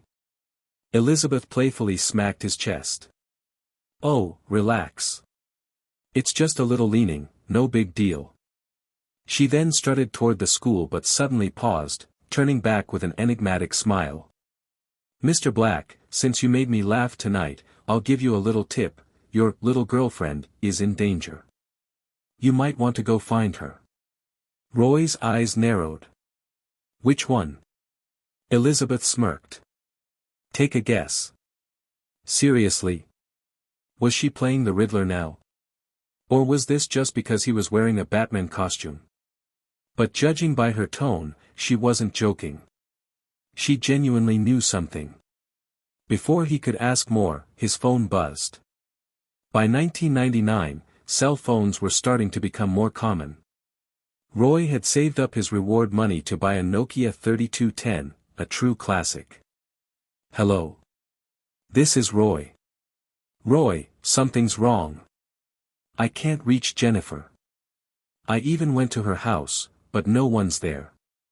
What should I do? It was Needy, her voice filled with panic. Roy's expression darkened. Hang tight, Needy. I'm on my way right now. End of chapter. Chapter 13, Halloween Night ***. When Roy pulled up in front of Jennifer's house, he immediately spotted Needy, already dressed up as Poison Ivy. Needy, what happened? I had plans to go out with Jennifer at 6, but when 6:30 came and she still hadn't come out, I got worried. I went to her house and knocked, but no one answered. Needy looked extremely anxious, almost frantic. Needy, don't panic. Let me try knocking. Roy stepped up to Jennifer's front door and knocked several times. After a few minutes with no response, he started to get a bad feeling. Could it be that Jennifer's foster parents were so high they'd passed out? Needy, step back a few feet. I'm going to break the door down. Needy obediently moved away, and Roy braced himself before slamming his shoulder into the door. As a former football player, Roy had plenty of experience with tackling, and after just 2 tries, the door crashed open. What they saw inside stopped them cold. A massive pool of blood stained the floor of the entryway, and Jennifer's foster father lay there, his stomach sliced open. Needy had never seen anything this gruesome before. Her face turned pale, and she immediately started retching. Ugh! Roy realized they had a serious situation on their hands. He quickly grabbed Needy and pushed her back outside. Needy, go home right now and call the police. Lock the doors and don't come out for any reason. Roy, do you think Jennifer's in danger? Needy's eyes were red, and tears streamed down her face. She and Jennifer were obviously very close. I don't know yet. But I'm going to find her. Now go. Call your parents, tell them to come home. Of course, teenagers had their own parties to go to, but in a country like America, where parties were practically a national pastime, the adults had their own community gatherings to attend as well. Be careful, Roy. Needy nodded through her tears and ran across the street to her house. As soon as she was gone, Roy reached into his inventory and pulled out his Smith & Wesson M625 revolver. Nothing like a gun to keep your nerves steady. Roy moved cautiously into Jennifer's house, stepping into the living room, where he found another corpse. Jennifer's foster mother. Like her husband, her stomach had been gruesomely slashed open, her intestines spilling onto the floor. The sheer brutality of the murders made it clear, whoever did this was a complete monster. Roy's stomach twisted. If the killer was this brutal, what about Jennifer? Was she even still alive? He searched the entire house but found no sign of her, or her body. What he did find, however, was a trail of bloody footprints leading out the back door. It looked like Jennifer had been taken. Roy immediately followed the trail. The footprints and blood led him all the way to the outskirts of town, stopping at an old, abandoned house. Everyone in town knew this place. It was the infamous haunted house of Falls Creek. About 10 years ago, a gruesome murder had taken place here, and ever since, it had been left to decay. The adults in town never talked about what really happened, leaving Roy in the dark about the details. Staring at the eerie, darkened house, Roy took a deep breath and equipped his Ghostface mask before stepping inside. Inside, Jennifer was tied to a chair, her wrists bound tightly with thick rope. Standing over her was a towering man, his face concealed behind a white rubber mask. Let me go. Why are you doing this? Jennifer shouted. The masked man didn't respond. He simply tilted his head, staring at her with an unsettling expression. And yet, there was something strangely familiar about him. Jennifer's head suddenly throbbed with pain. Memories, long buried, surfaced like a flood. I've seen you before. Who are you? The man remained silent, but Jennifer's pulse quickened. The longer she stared into his eyes, the more certain she became, she knew him. Then, like a thunderclap, it all came back. 15 years ago, when Jennifer was just a little girl, she had a loving family, parents, a brother, a sister. But on Halloween night that year, her 6-year-old brother took a kitchen knife and murdered their sister. Jennifer had seen it happen with her own eyes. The trauma had been too much. Her mind had blocked it out. Afterward, her brother was locked away in the gospel asylum, where he remained to this day. And then, one by one, her parents died under mysterious circumstances, leaving her to be taken in by foster parents. Jennifer's breath hitched as the realization hit her like a freight train. Michael, you're Michael. The man slowly nodded. Michael Myers. Her brother. And in his hand, he held a knife. Pure survival instinct kicked in, and Jennifer struggled wildly against her restraints. Michael Myers. You're really going to kill me too? I'm your sister. But Michael's eyes held no emotion. He stared at her like she was nothing more than an animal to be slaughtered. Jennifer felt the rope cutting into her skin. It was too tight. She wasn't going to break free. She squeezed her eyes shut. Goodbye, Roy. Goodbye, needy, ***. I hope you both find happiness in a world without me. Just as Michael raised the knife, a shadow burst from the darkness behind him, tackling him with incredible force. The impact sent Michael stumbling forward. Jennifer's eyes shot open at the sound. Even with the Batman mask covering his face, she recognized him immediately. Roy. Her voice trembled with relief, but Roy didn't share her enthusiasm. Something was wrong. He had hit Michael with a full-speed charge, catching him off guard. But instead of knocking him down, Michael had only staggered slightly. What the hell? How is he this strong, ***. Michael spun around, slashing at Roy with the knife. Roy jumped back, barely dodging in time. His enhanced reflexes kicked in. His movements felt sharper, his footwork faster, especially now that he was using the butterfly step technique. Suddenly, a notification flashed before his eyes. Special character detected, Michael Myers. Absorb fate energy for rewards. Michael Myers, the legendary slasher from Halloween. One of the most feared horror movie villains of all time. Ranked alongside Jason Voorhees and Freddy Krueger as one of the top 3 pre-millennium slashers. Roy smirked. Alright, let's see what you've got. He raised his fists, motioning for Michael to come at him. Michael didn't hesitate. Knife in hand, he lunged. Watch out! Jennifer screamed. But before Michael could get close. Bang! Bang! Bang! Bang! Bang! Bang! Roy had never planned on fighting him hand to hand. He emptied all 6 rounds of his revolver into Michael's chest. Michael collapsed. Jennifer stared in shock. Despite her hatred for the brother who had destroyed her family, watching him die still left her feeling hollow. Roy rushed to her side, untying her ropes. Jennifer, are you okay? I'm fine, look out. Chapter 14, Michael Myers ***. Roy knew for sure that Michael wasn't dead, because he hadn't received his fate chest yet. Killers from classic horror films like this tend to have a certain level of immortality. They can't be taken down by conventional means.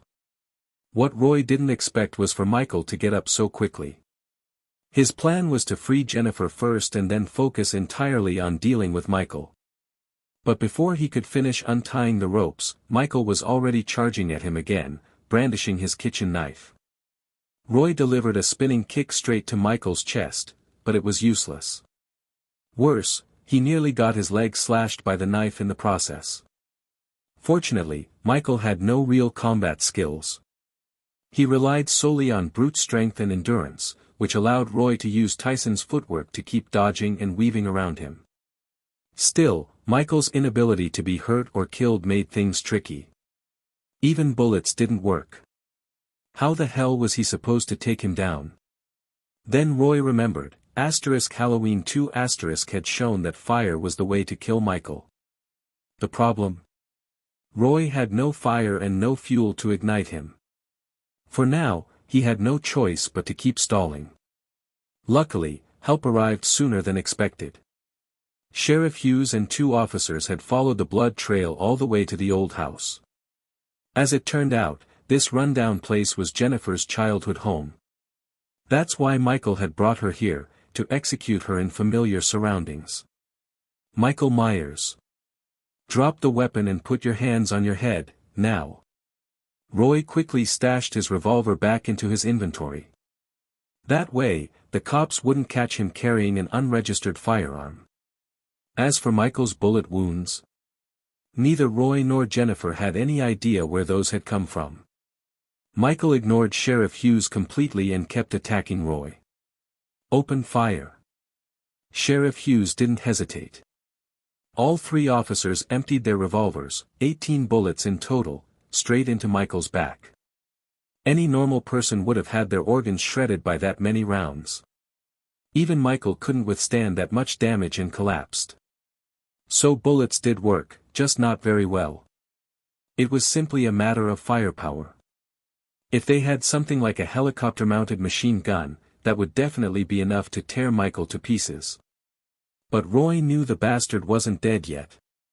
He rushed forward, yanked the knife from Michael's hand, and finished untying Jennifer. Run! He's not dead yet. After everything she'd witnessed, Jennifer instinctively trusted Roy. The moment she was free, she bolted out of the house with him. Sheriff Hughes, still standing at the entrance, looked confused. Roy, what are you talking about? The guy took a full round of bullets, there's no way he's still alive. The moment he finished speaking, Michael got back up. And this time, he turned toward the three officers who had just shot him. So he did have some kind of vendetta system, prioritizing attacks on those who had harmed him the most. The officers froze in horror, muttering about demons and devils under their breath. Because of their religious upbringing, Americans tend to be pretty superstitious. Seeing someone get up after taking 18 shots, their first thought was satanic possession. What the hell are you waiting for? Run! Roy's shout snapped Sheriff Hughes back to reality. He grabbed his two fellow officers and started retreating. The problem? All three of them had emptied their revolvers and now had to reload on the run. And this was where revolvers showed their biggest flaw. Sure, they never jammed, but reloading was a pain in the ass. Especially in high-stress situations like this, where dropping bullets was almost inevitable. Semi-automatic pistols had the clear advantage, just swap the magazine, and you're good to go. Thankfully, Michael wasn't fast. His agility stat had to be low, he'd dumped all his points into strength and endurance. While the cops scrambled to reload, Roy had already led Jennifer outside.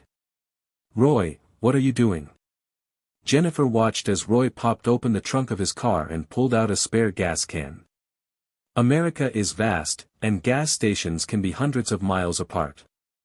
Locals are used to keeping emergency fuel in their trunks, just in case. I'm going to burn that bastard alive.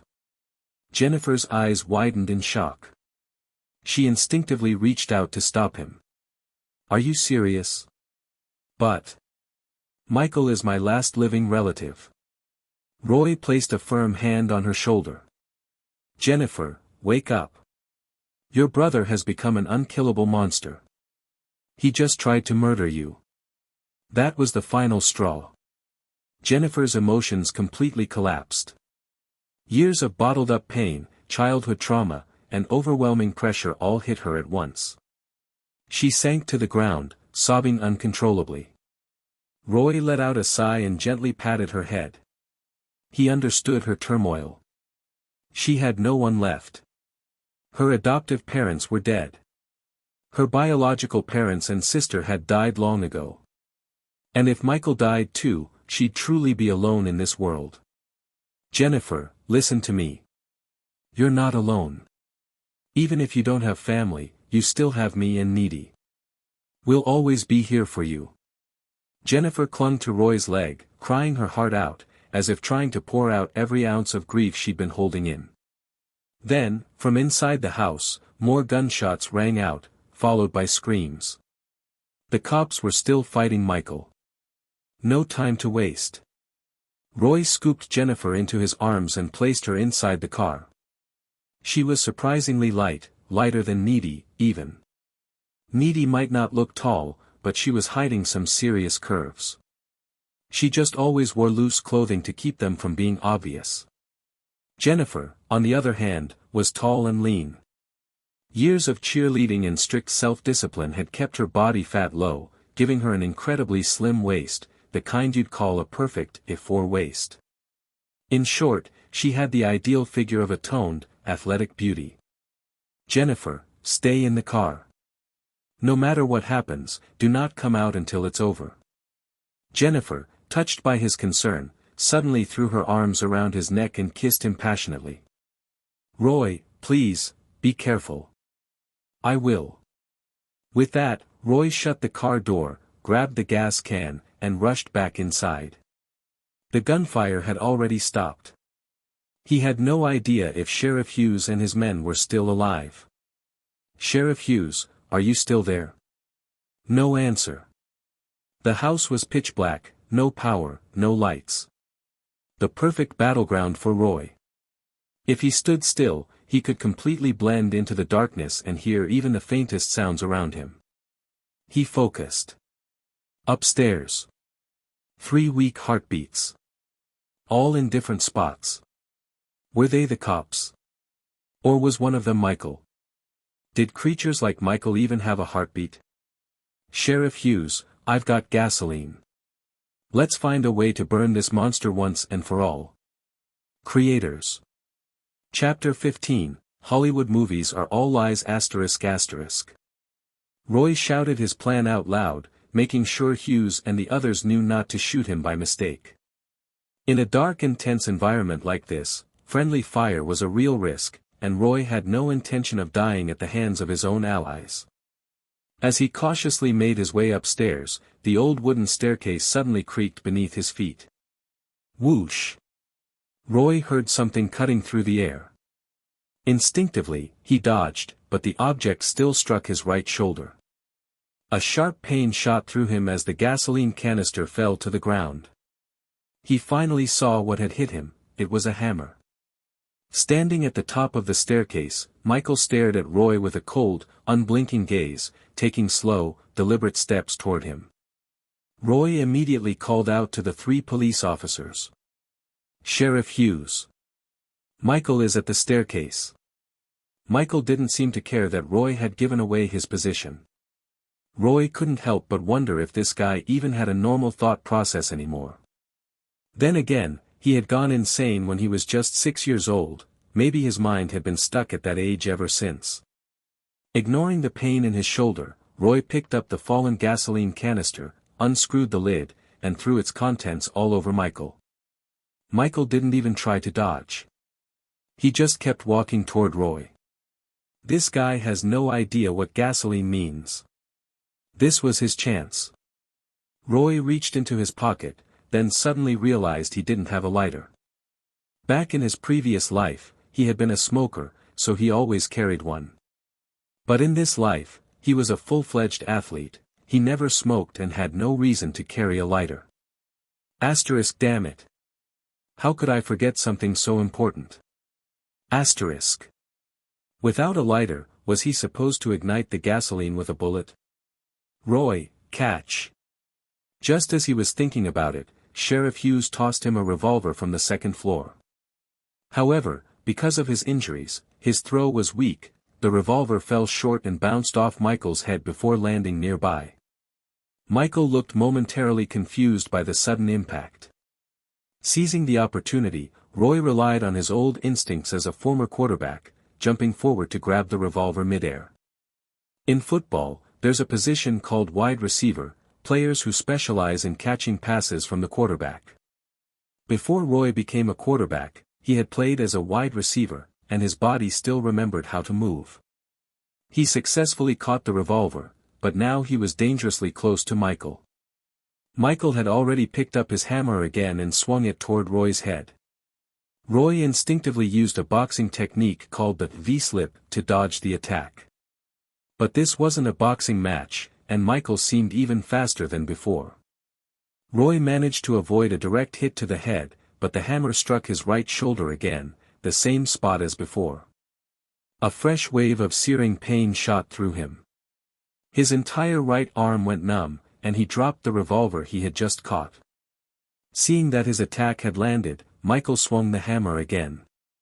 This time, however, Roy was ready. He dodged successfully and quickly grabbed the revolver with his left hand. Roy wasn't left-handed, but at this range, he didn't need to aim, he just had to pull the trigger. Asterisk bang. Bang. Bang, asterisk. He fired 3 shots. But to his shock, the bullets didn't ignite the gasoline on Michael's body. Asterisk what the hell? Hollywood movies are all lies. Bullets can't set people on fire, asterisk. This unexpected setback threw Roy off for a second. Meanwhile, Michael, unfazed by the gunshots, was already lifting his hammer again, stepping toward him. Seeing the hammer raised high, Roy suddenly had an idea. He aimed the revolver at the hammer and pulled the trigger. The bullet struck it dead on, causing a small spark where the two metals clashed. That tiny spark was enough. The gasoline on Michael's hands ignited, and within seconds, flames spread all over his body. It worked. Roy quickly backed away, making sure not to get burned himself. Michael, now engulfed in flames, kept walking forward without making a sound. But after just a few steps, his body finally collapsed to the ground, consumed by the fire. Just then, Roy realized an even bigger problem. Jennifer's old house was entirely made of wood, with carpets and other flammable materials all over the place. The fire on Michael's body quickly spread, igniting everything around him. Soon, the whole house was catching fire. Get out! The house is burning! Roy shouted up at Sheriff Hughes, only to see the man give a weak, pained smile. He was badly injured, he couldn't move. The fire was still in its early stages. Without hesitation, Roy ran upstairs, hoisted Sheriff Hughes onto his back, and carried him down. Easy. My leg is broken. That's still better than being dead. Sheriff Hughes, are your 2 officers still alive? Yeah. One's in the bedroom, the other's in the bathroom. All right. I'll get you outside first, then I'll go back for them. Please, Roy. Roy used every bit of his 16-point agility, rushing Hughes to safety before sprinting back inside. First, he found the officer in the bedroom, unconscious, likely from a hammer blow to the head. Roy slung him over his shoulder and ran. By now, the fire had spread further, but it wasn't bad enough to block his way out yet. Next was the officer in the bathroom. His stomach had been slashed by broken glass, but thankfully, the wound wasn't too deep, his intestines were still inside. This one was trickier. If Roy carried him like the others, he might make the injury worse. So, he took off his cape, wrapped it around the officer's abdomen to keep everything in place, and started carrying him out. But that short delay had made all the difference. The fire had now completely engulfed the staircase, cutting off Roy's exit. And to make matters worse, Roy saw something terrifying. Michael, still on fire, was slowly climbing the burning staircase toward him. Asterisk, how is this guy still alive? Asterisk. Officer, do you have any bullets left in your revolver? Yeah, I reloaded it earlier. Good. Mind if I borrow it? Go for it. Roy set the injured officer down, took the revolver, and aimed, not at Michael, but at the burning wooden staircase beneath him. The bullets shattered the already weakened wood, causing Michael to lose his footing. His leg got stuck as the stairs collapsed beneath him, and he struggled to pull himself up. But then, the entire staircase gave way. Still, Michael refused to go down without a fight. As the stairs crumbled, he managed to grab onto the edge of the second floor, hanging on with both hands. But only for a moment. Roy walked up, placed the barrel of the revolver against Michael's forehead, and pulled the trigger 5 times. Asterisk bang. Bang. Bang. Bang. Bang, asterisk. Michael's grip loosened. He fell, disappearing into the raging fire below. Game over, brother-in-law. End of chapter. Chapter 16, first blood. NSFW. In the end, you can skip. The stairs leading to the first floor had already been burned down, leaving Roy with no choice but to help the police officers jump down from the second floor balcony. For someone with an abdominal wound, this was pure agony, but at least they had made it out alive. Nice job, Roy. I've already called for firefighters and ambulances over the radio. Backup will be here soon. During the holiday season, emergency services are always on high alert to prevent accidents, so it wasn't long before Roy heard the sound of fire trucks approaching.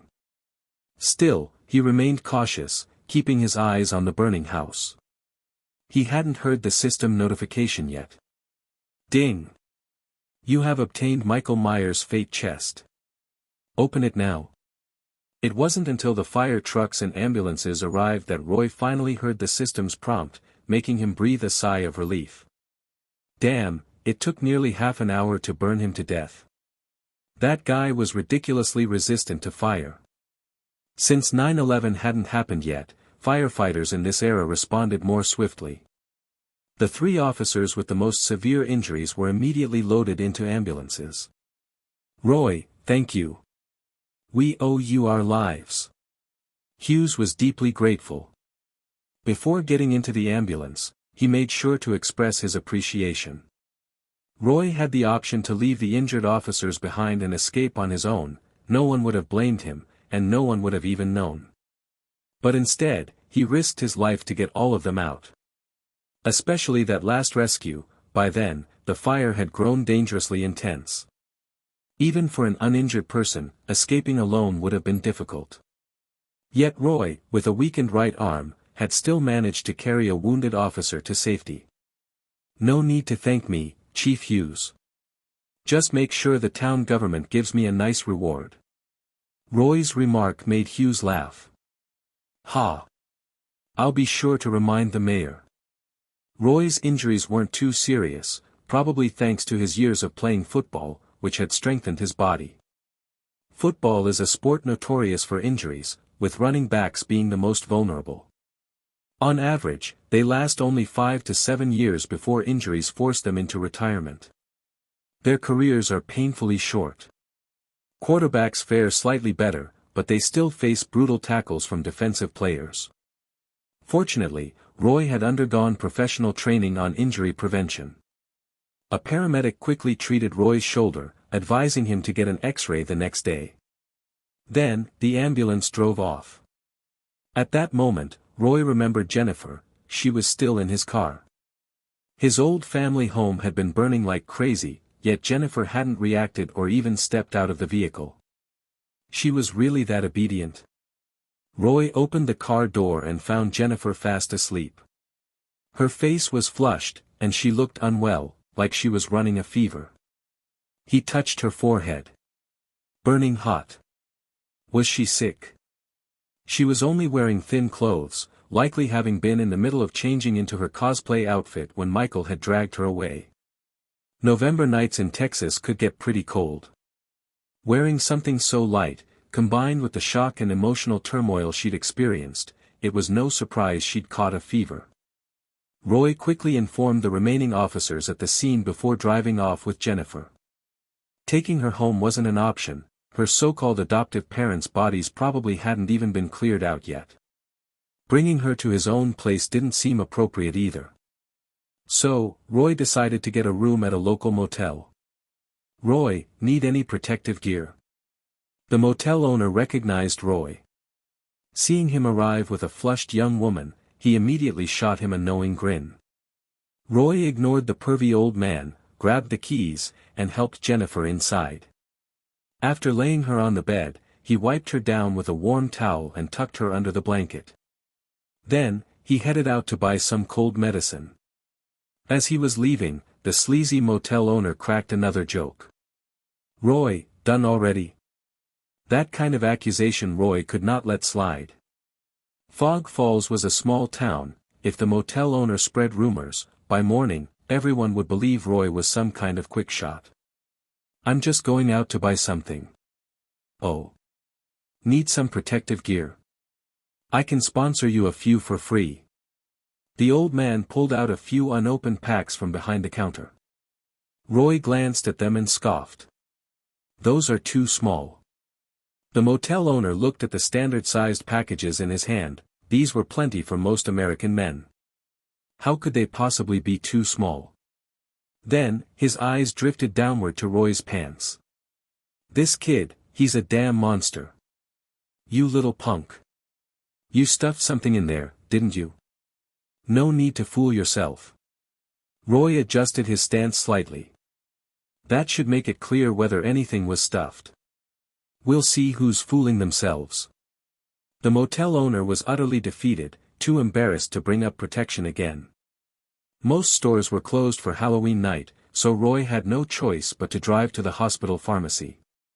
On the way, he made sure to call home and let Nitty know he was safe, just so they wouldn't worry.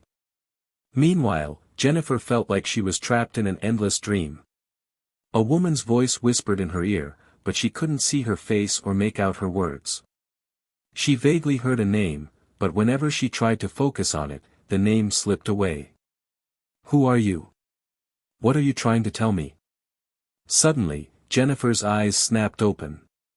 She was drenched in sweat, lying in an unfamiliar room. The sound of running water reached her ears. Someone was taking a shower. Was this a motel? She turned toward the bathroom. Through the frosted glass, she could make out the silhouette of a muscular young man. On the bedside table, she saw an open bottle of cold medicine and a glass of water, still slightly warm. It didn't take her long to piece things together. She must have passed out with a fever, and Roy had brought her here to rest. He had even given her medicine. Thinking back to just a few hours ago, when Roy had risked his life to save her, a surge of warmth spread through Jennifer's body.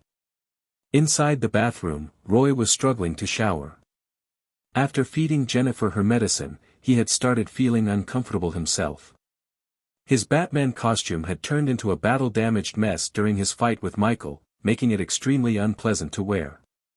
So, he grabbed a spare set of clothes from his car and decided to freshen up. But with his right shoulder injured, even showering was a hassle. Suddenly, he felt a warm body press against his back. Wait. Roy turned around to see Jennifer's captivating eyes and her soft, inviting lips. Roy, be gentle. You too, I can't use my right arm properly right now. Ah. Hashtag you can skip. It's reward time. Hashtag. Roy POV. Ah, I forgot about your injury, Jennifer said, her fingers tracing the bandage on my shoulder. I could feel the heat radiating from her body, and my cock twitched in response. Let me help you, Jennifer said, her fingers moving to my shirt. She undid the buttons with ease, her fingers brushing against my skin. I shivered at her touch, my cock hardening even more. She slid the shirt off my shoulders, her eyes never leaving mine. She leaned in and kissed me, her lips soft and demanding. I kissed her back, my tongue exploring her mouth. Jennifer broke the kiss and looked at me, her eyes full of desire. I want you, Roy, she said, her voice low and husky. I didn't need any more encouragement. I picked her up and carried her to the bed, my cock straining against my pants. I laid her down and kissed her again, my hands exploring her body. I cupped her breasts, my thumbs brushing against her nipples. She moaned and arched her back, pushing her breasts into my hands. I pinched her nipples, rolling them between my fingers. She gasped and moaned, her hands moving to my pants. She undid the button and zipper, her fingers brushing against my cock. She pulled it out and stroked it, her fingers warm and soft. I groaned and thrust into her hand, my cock throbbing with need. I wanted to be inside her, to feel her tight pussy wrapped around my cock. I moved down her body, my lips trailing kisses down her neck and chest. I reached her breasts and took one nipple into my mouth, sucking and biting it. She moaned and arched her back, her fingers tangling in my hair. I moved lower, my lips trailing kisses down her stomach. I reached her pussy and spread her legs, my eyes taking in her wetness. I licked her, my tongue flicking against her clit. She moaned and writhed, her hands gripping the sheets. I licked and sucked, my tongue exploring her pussy. I could feel her getting closer, her moans getting louder. I slid a finger inside her, my tongue still working her clit. She gasped and moaned, her pussy tightening around my finger. I added another finger, my thrusts getting faster. She cried out and came, her pussy convulsing around my fingers. I licked her through her orgasm, my fingers still moving inside her. I moved up her body and kissed her, my cock pressing against her entrance. She wrapped her legs around me and pulled me closer, her eyes full of desire. I thrust inside her, my cock filling her pussy. She gasped and moaned, her pussy tightening around me. I started to move, my thrusts slow and deep. She moaned and moved with me, her pussy gripping my cock. I could feel myself getting closer, my cock throbbing with need. I thrust faster, my cock sliding in and out of her pussy. She cried out and came, her pussy convulsing around my cock. I groaned and came, my cock throbbing inside her. Chapter 17, Special Bloodline. Ding! Obtain Jennifer Morgan's Conquest treasure chest. Open it. Roy hadn't expected it.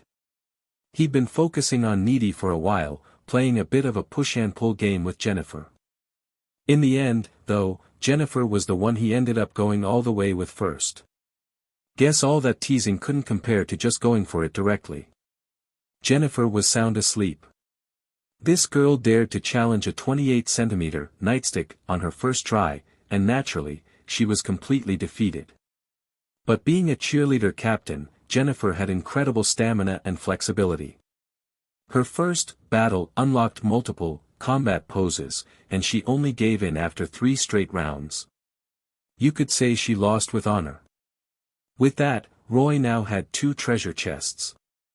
What's more, Jennifer's Conquest treasure chest was a sustainable source. While the first Conquest guaranteed a chest, he had a chance to get one every time they, well, you know. Should he just open both chests now while he was in that post-coital clarity? Thinking this over, Roy decided to pet his kitty to try and boost his luck. He wasn't sure where he'd heard this worked, but he had a feeling. Roy, no. I can't take it. Let me sleep.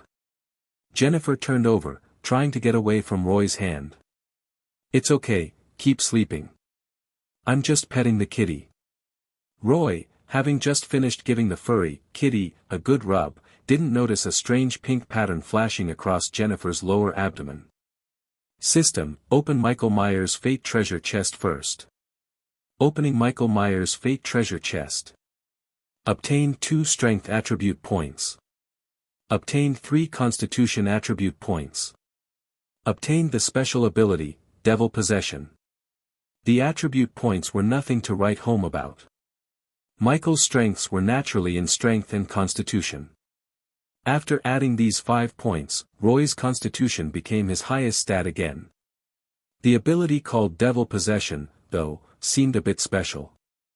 Devil Possession. The Myers family carries a special bloodline that makes some of its descendants more susceptible to possession by evil entities from other realms.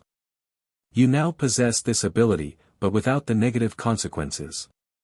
Passive effect, slightly increases resistance to attacks, reduces stun duration, and allows you to collect the fear of nearby living beings. Active effect, release all collected fear to greatly increase physical attributes. The duration depends on the amount of fear collected. No wonder Roy felt Michael's speed had increased a bit during their second encounter.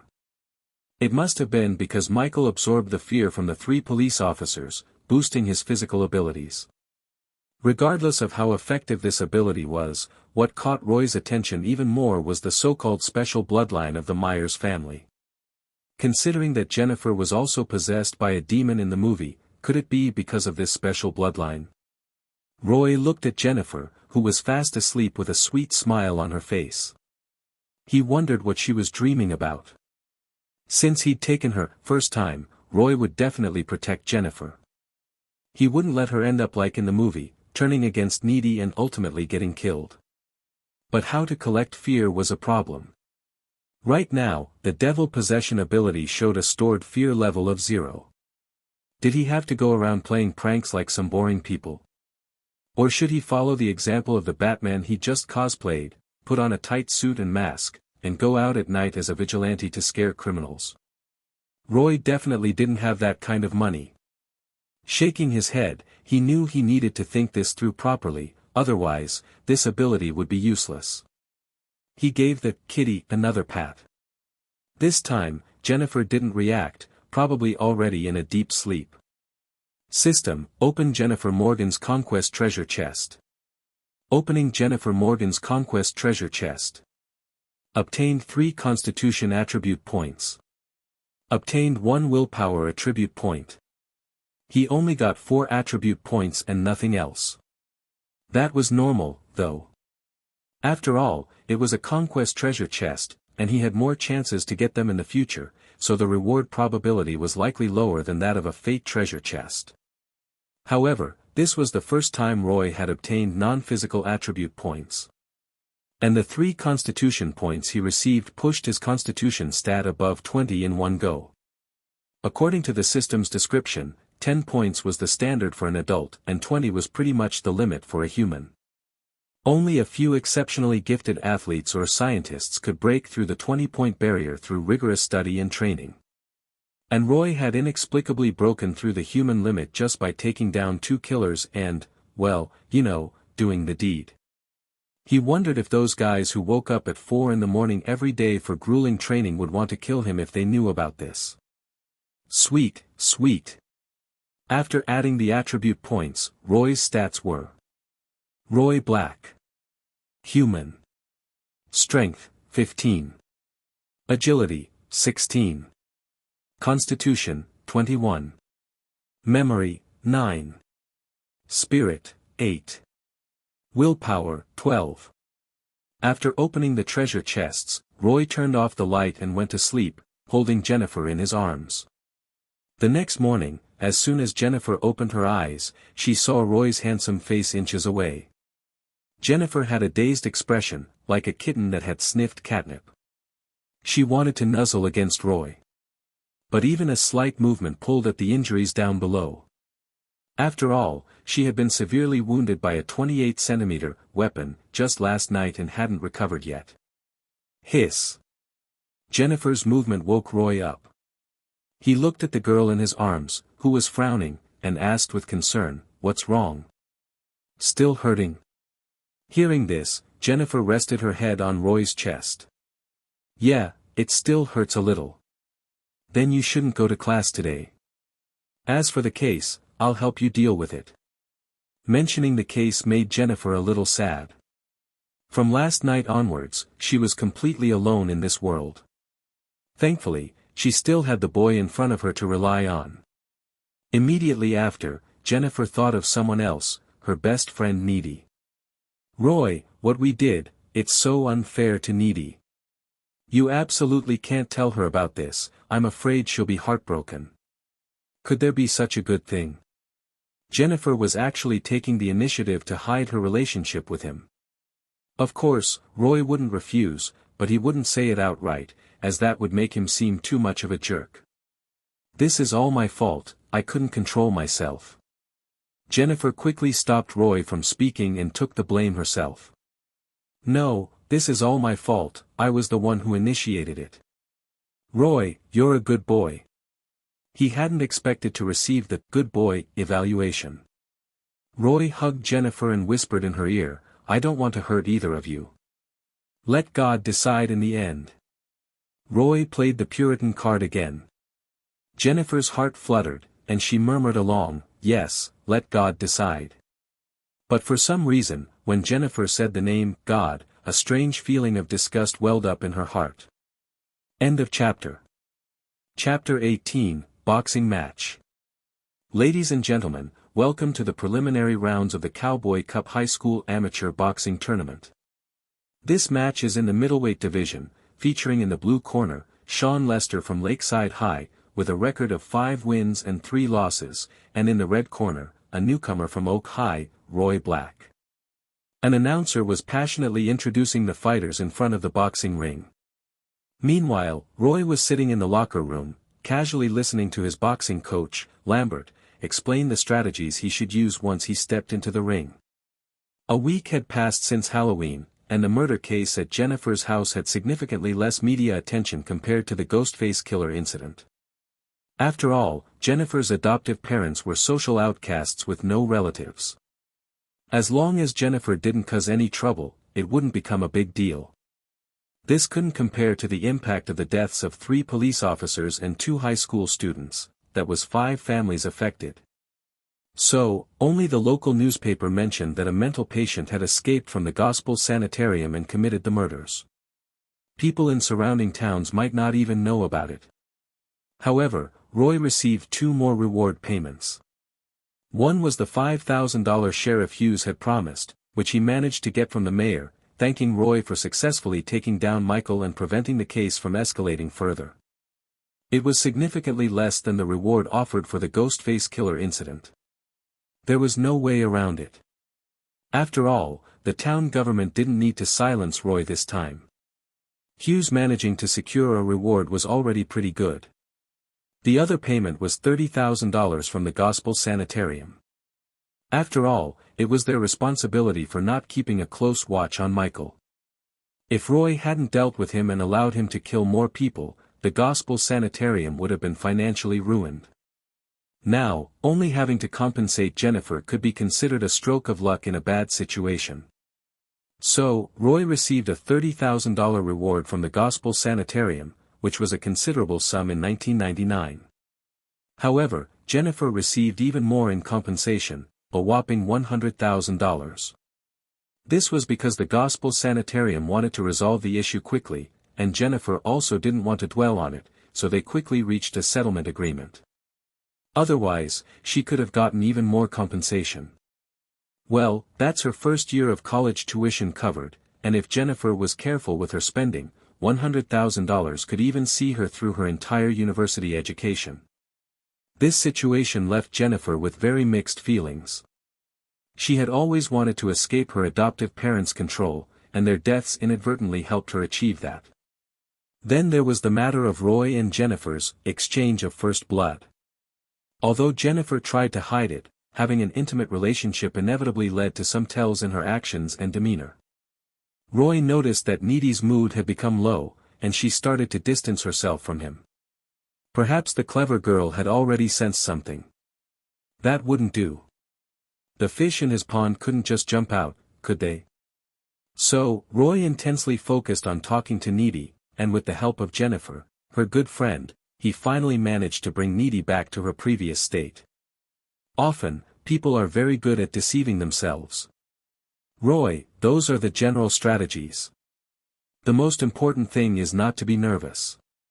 Even though you've only trained for a month, you are definitely the most talented student I've ever seen. As long as you can perform normally, you'll definitely be able to defeat your opponent easily. Coach Lambert finally finished speaking, and Roy snapped back to attention at that moment. I never think I'm going to lose. Ha, that's right. That's the kind of confidence you need. Let's go, kid. Roy put on his protective gear, ready to head into the player tunnel. The biggest difference between amateur and professional boxing is the headgear worn in amateur matches. This headgear makes it harder for boxers to get knocked out and also leads them to focus more on scoring points through technique, so the matches tend to be less intense. Even the boxing legend Mike Tyson struggled in amateur competitions because his fighting style leaned towards close-range explosive attacks, which was less effective against opponents wearing headgear. Plus, Tyson's physical condition hadn't yet reached its peak during that period, leading to some less-than-stellar moments in his amateur career. However, the more embarrassing Tyson's performance was in amateur boxing, the more terrifying his performance became once he turned professional. And Roy, who had fully mastered Tyson's peak boxing techniques, would certainly not face the same fate. After all, Tyson was only 1.78 meters tall, and his lack of height and reach made it difficult for him to score points through technique. Roy, on the other hand, was already 1.88 meters tall, and still had the potential to grow taller, making it much easier for him to secure points. To the sound of an exhilarating entrance BGM, Roy arrived in the player tunnel. The competition venue was filled with deafening cheers. Americans are truly passionate about sports, especially those that are highly competitive and somewhat violent. A high school amateur boxing match could actually attract several hundred spectators, though only a small portion of them were cheering for Roy. Most were just there for the excitement. Roy, go get M. Roy, look over here. Roy, I'm so proud of you. Today was the first match of Roy's boxing career, so his parents, as well as Jennifer and Needy, had all come to the venue to cheer him on. Roy's opponent in this match was also a white high school student, but his physique was quite different from Roy's. His body fat percentage was visibly very high, with noticeable fat on his body. A high body fat percentage has both advantages and disadvantages in boxing. Fat is quite good at absorbing punches, but the trade-off is a decrease in explosive power. Therefore, some technical boxers intentionally accumulate some fat to increase their resistance to being hit. Roy was the opposite. His body fat percentage was very low, having dropped to around 12%, which was already incredibly low for a student. You should know that Michael Jordan's peak body fat percentage was between 3% and 5%, while Tyson's peak body fat percentage consistently stayed around 10%. This gave Roy terrifying explosive power while also reducing his ability to withstand punches. But it didn't matter. Roy had the passive ability of demon possession, so even with a lower body fat percentage, he was still more resistant to punches than the average person. He had tested this with Coach Lambert. Roy and his opponent, Sean Lester, stood in the center of the ring and touched gloves. The referee gave the standard pre-match instructions about prohibited actions and then announced the start of the match. Sean was quite cautious. After the match began, he immediately took a step back to maintain distance from Roy, preventing Roy from launching an immediate attack. However, Sean was overthinking it. Roy had no intention of rushing in, that wouldn't create enough buzz. Roy was participating in amateur boxing in his senior year of high school, which meant he had several fewer years of reputation building compared to other boxers of the same age. If he wanted to get into college through boxing, he needed to generate enough excitement. Roy stood still, dropped one hand, and with the other hand, pointed to his cheek, signaling his opponent to directly attack his face. The crowd erupted in an uproar. Needy Lesnicki, Amanda Seyfried. End of this chapter. Chapter 19, The Most Taunting Tactic. Roy chose the tactic with the most comments, basically, the most trash-talking style. It was arguably the most disrespectful move you could pull in a boxing match. Many professional boxers couldn't stand it, let alone Roy's opponent, who was a hot-blooded student boxer. Being taunted like that by a newbie in his first match. If Sean didn't react, he might as well forget about ever making it in the boxing world. Plus, Roy was so handsome it made Sean incredibly jealous. So, Sean gritted his teeth on his mouthguard, took a step forward, and threw a lightning-fast straight punch right at Roy's handsome face. Sean was the type of boxer who usually relied on defense and counterattacks. His initial step back was just out of caution, wanting to observe Roy's fighting style. He never expected Roy to completely disregard the usual approach. If that punch had landed, Roy might have been looking at a serious disfigurement. Seeing his fist about to connect with that annoying face, Sean could practically see the goddess of victory smiling down on him. But at that moment, Sean saw Roy simply tilt his head and dodge the punch, which utterly shocked him. That kind of split-second evasion required incredibly fast reflexes. Muhammad Ali was famous for that kind of dodging, often leaving his opponents feeling completely hopeless. Young Tyson was a huge fan of Ali and had deliberately studied his footwork, but Tyson's fighting style didn't really need that kind of dodging, he just needed to be aggressive. But any technique Tyson knew, Roy knew too. No way, right? It had to be a fluke, right? An uneasy feeling crept into Sean's heart. Then he noticed Roy still had his guard wide open, pointing his fist at his own face. Gritting his teeth, Sean continued his attack. But unfortunately for him, none of Sean's combination punches landed on Roy. Every single one seemed to miss by just a hair, forcing him to keep attacking relentlessly. The more Sean punched, the more alarmed and terrified he became. Roy was surprised to find that he was actually collecting fear. He hadn't expected to gain fear in this way. He'd been too hasty. If he were still on the football team, would he be able to collect the fear of an entire team by beating up the opposing players? But that was just wishful thinking. Having teammates around would lessen the feeling of fear.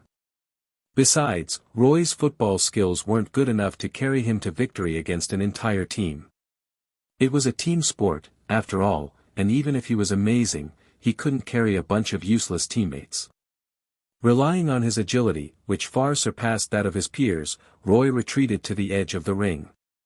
Calculating that the timing was about right, he suddenly ducked low. Sean was in the middle of his flurry of punches when he suddenly realized Roy had disappeared from his sight. He instinctively pulled back his fists to protect himself, but by then it was clearly too late. Surprise! Uppercut! Roy's fist connected squarely with Sean's chin.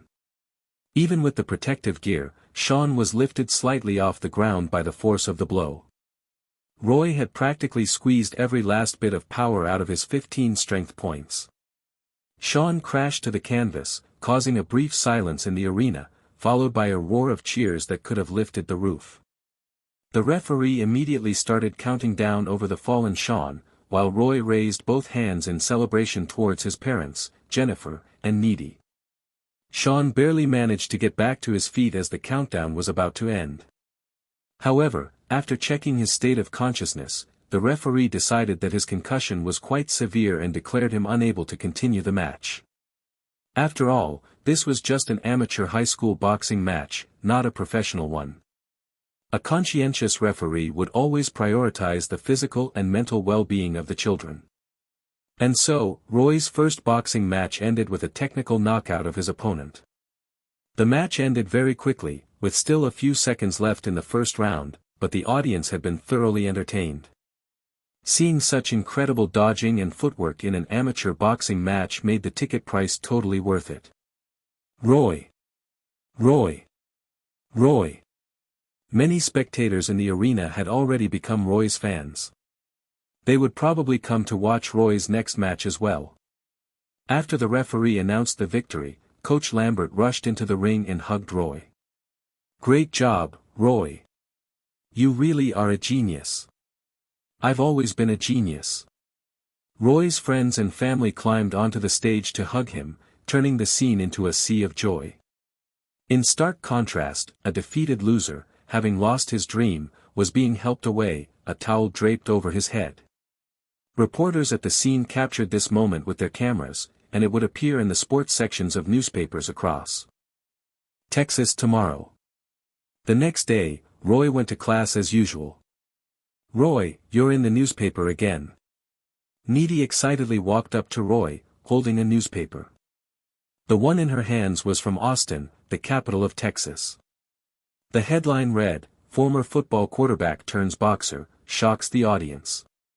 Why did the reporter emphasize that I was a former quarterback?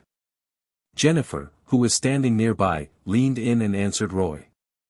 "The latest and fastest updates are on Patreon Bellamy 20. Because it grabs attention. The jump from quarterback to boxer is huge."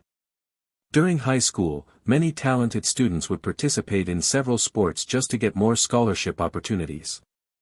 For example, a certain GOAT, greatest of all time, candidate in high school played both basketball and football until they entered college or the draft, at which point they would make their professional choice. But it was rare for someone to participate in boxing while also participating in other sports, because boxing was the most injury-prone competition. Once a boxing match started, unless someone directly surrendered, the outcome was almost always one person getting injured and the other winning. Or one person getting seriously injured and the other winning with minor injuries. There were no other possibilities. As soon as you got injured, you had to rest, so there was no time to participate in other sports. Unless, of course, the the boxer never got injured. Was that even possible? Maybe you're right. By the way, Needy, I heard the school might be having a trip in a few days. Is that true? As a top student, Needy had a particularly good relationship with the teachers and often got inside information about school events. Needy pushed up her black-rimmed glasses and answered Roy, "It's true. The principal decided to organize a group outing after the exams in December. The exact date isn't confirmed yet, but it will definitely be before winter break. Winter break in America usually starts in late December and lasts until early January, mainly for Christmas and New Year's. Generally speaking, schools wouldn't organize any group activities so close to the holidays, but who told Oak High to be a private school? Private schools didn't have as many rules, it all depended on how generous the principal and the board of trustees were. Sometimes, the principal of a private school would organize group activities to reward students for their outstanding performance in sports competitions. Jennifer, Needy, where do you think we'll go? Maybe we'll go to Austin to visit universities and museums. After all, we're graduating soon, Needy replied. That would be too boring. I bet we'll go to an aquarium or a zoo, Jennifer guessed. Ding dong ding, the school bell rang. End of chapter. Chapter 20, Conflict. After school, Roy spent some time practicing boxing at the boxing club. Unfortunately, Oak High didn't have a shooting club, so Roy had nowhere to practice his shooting. And even if Roy wanted the principal to start such a club, it wouldn't happen because the qualifications wouldn't be approved. In America, only military high schools have shooting clubs, regular high schools aren't eligible. After all, high school shootings are frequent in America. If regular high schools had shooting clubs, wouldn't that just lead to a real-life battle royale? Jennifer and Needy were both going home club students, meaning they didn't participate in any after-school activities. They would wait for Roy while he practiced, doing their homework. Once Roy finished his boxing practice, he would drive the two girls home. Excellent, very good. Roy, you're maintaining your condition very well. Keep it up, and you'll definitely win the Cowboy Cup. Coach Lambert gave Roy his daily praise. Roy shrugged. The Cowboy Cup. Isn't that already in my pocket? With Roy's current freakish physical abilities, how could he possibly lose in a high school level amateur boxing competition? Hearing this, Lambert's expression turned serious. Roy, you absolutely cannot be careless at this point. You still have 3 matches to go before you get that damn championship trophy. I know many excellent boxers who have lost sure-win matches due to unexpected events. Sometimes opponents cheat, and sometimes the boxers themselves are just careless. Lambert made a good point, and Roy put away his playful smile. You're right, coach. I'll be careful. Lambert nodded in satisfaction. Roy, you are the most outstanding boxer I've ever discovered. I really hope you can go far in your boxing career. The more successful Roy became, the more successful Lambert, the coach who discovered him, would be. The two were tied together on the path of boxing. Lambert patted Roy on the shoulder and then looked at the two girls sitting in the distance. All right, that's it for today's training. Remember to watch your diet, and be moderate with those activities. Lambert said this every day, and Roy was tired of hearing it. In reality, since Roy's first blood with Jennifer, the two hadn't had any more intimate encounters because Jennifer had been staying at Needy's house during this time. The two were practically inseparable, and Roy had no chance to be alone with Jennifer. An excellent sea king, a slang term for someone who juggles multiple romantic interests, must be patient. Roy was very patient, which was why he could maintain his current delicate relationship with Jennifer and Needy. I know. Roy waved his hand and then put his arms around Jennifer and Needy's shoulders as he left the boxing club. The other students in the boxing club watched Roy's departing figure with envy. A former cheerleading captain and a top female student, and he was with both of them without any dramatic showdown. It was unbelievable. After dropping Jennifer and Needy off at home, Roy noticed that his car was low on gas, so he drove to a gas station outside of town to refuel. While he was filling up, a van from out of town also pulled up to get gas. 5 young people, 3 men and 2 women, got out of the van. One of the women, perhaps finding Roy attractive, walked over to him, half flirting and half asking for directions. "Excuse me, sir. Do you know where Sawyer Manor is?" Roy was focused on the gas pump and hadn't seen what the person looked like. "Sawyer Manor? I haven't heard of that place. How could that be? The letter my lawyer sent me said Sawyer Manor was in Falls Town." "Sir, is this Falls Town?" At this moment, Roy finally finished refueling. After putting the gas nozzle back, he saw the person's face, and he was stunned. Black curly hair, blue eyes, an innocent face, and a pair of eye-catching, massive airbags. Damn, wasn't this Alexandra Daddario? Roy had a strong impression of this actress, mainly because of those big assets, which were truly shocking. Small frame, big results, was the best way to describe Alexandra Daddario. However, this actress had starred in many horror movies or horror-themed American dramas, and Roy wasn't sure which work this Alexandra Daddario was from. "This is indeed Falls Town, and I'm a local, but I really haven't heard of the name Sawyer Manor." "Ma'am, are you sure the name of the manor is correct?" The woman hesitated for a moment, seeming a little unsure. At this moment, a man walked quickly over from a distance, looking at Roy warily. "Heather, I just asked the gas station owner, and he said he doesn't know Sawyer Manor." Roy could see a strong sense of hostility in the man's eyes, which surprised him. Generally speaking, when a man inexplicably becomes hostile towards a strange man, it's usually because of a woman. Heather's face showed a worried expression. "What are we going to do? We don't have much money left for the road." "It's okay, ma'am. I know the local police very well. Maybe I can take you to the police station to ask." Roy was very enthusiastic about helping, which made the man look at him with even more displeasure. He directly squeezed between Roy and Heather, wanting to separate them. "Excuse me. Excuse me. Ryan, what are you doing? I just happened to want to walk past." What a low-level way to squeeze out a love rival. It did fit Roy's stereotype of American people, though. At this point, Roy had already figured out that the man named Ryan was pursuing Heather. What a toad trying to eat swan meat. I should probably call the lawyer first and ask about the situation. After thinking for a moment, Heather decided to try calling first. In this era, you couldn't use cell phones within the gas station area, so Heather took out her phone and walked across the street to make the call. Seeing Heather walk away, Roy walked up to Ryan with a smile and said a sentence. "Loser, if you dared to push me again, you would definitely get punch." Ryan looked at Roy in shock. "Fuck. How dare you say that word?" Roy still maintained a warm smile on his face. "This is Texas. Why wouldn't I dare to say that word? On the other hand, you, a loser, dare to come to Texas. Are you trying to follow in your ancestors' footsteps and experience the feeling of picking cotton?" Ryan was panting heavily, clearly very angry at Roy's words.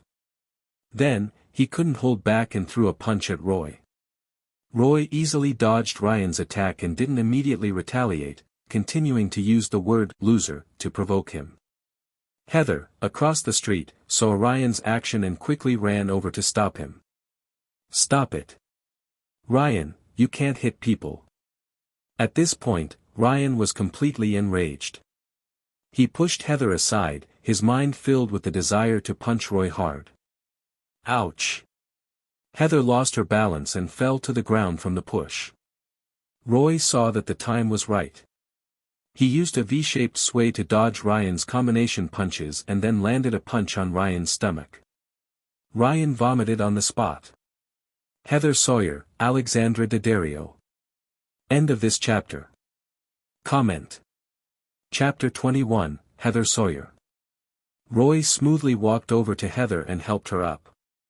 "Ma'am, are you alright?" "Thank you, I'm fine. What just happened?" Why were you guys fighting?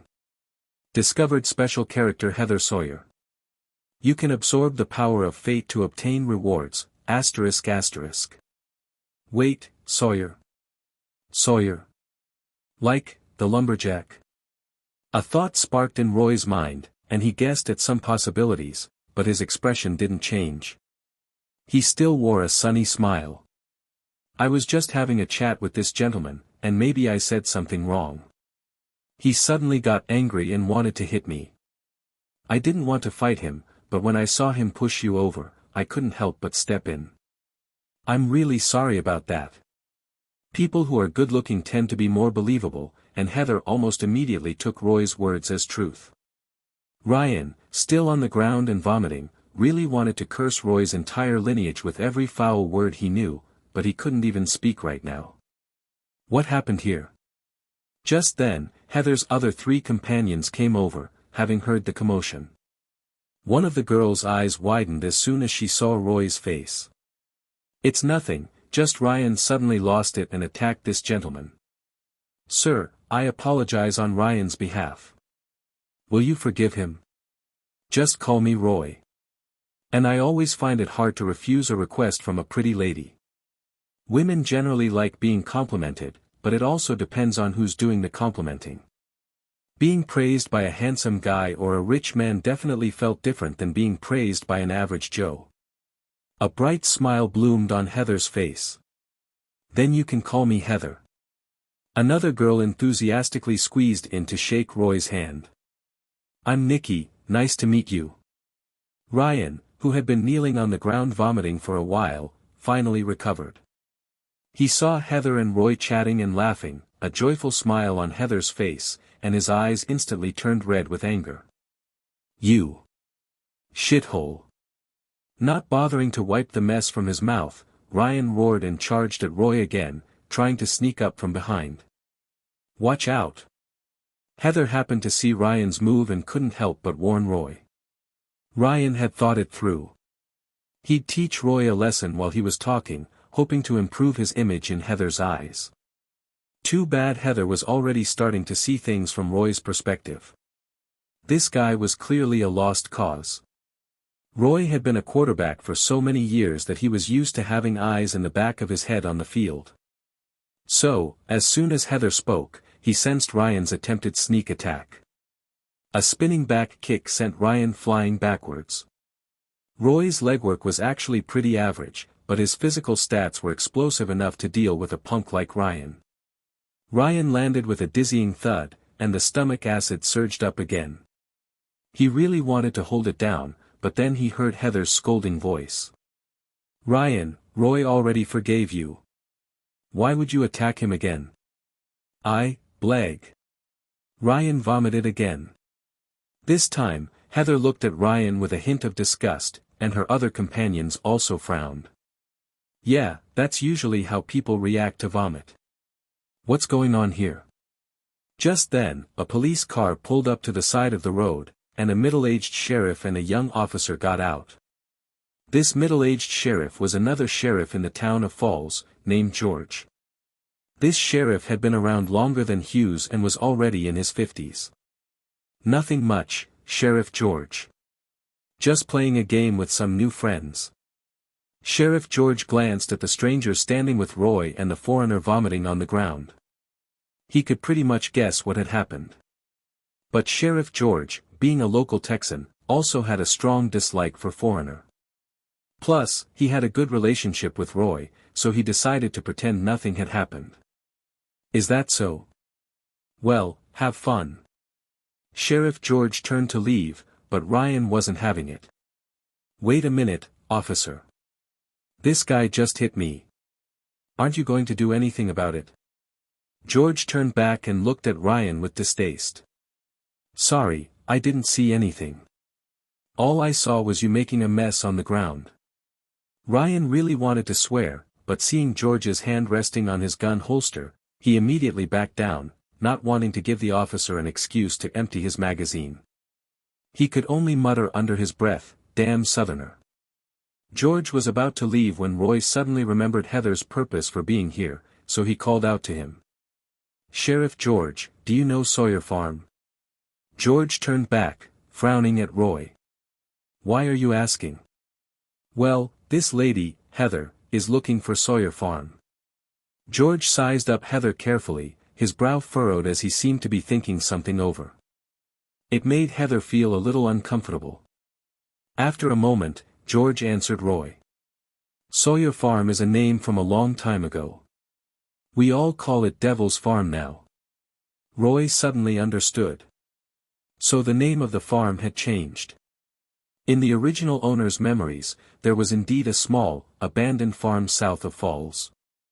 Locals called it Devil's Farm, and it was said that devils lived there. Every child in Falls was told by their parents not to go near it, or the devils would take them away. Oh, that's where it is. I know now. George hesitated for a moment, then spoke to Roy. Roy, that farm is dangerous.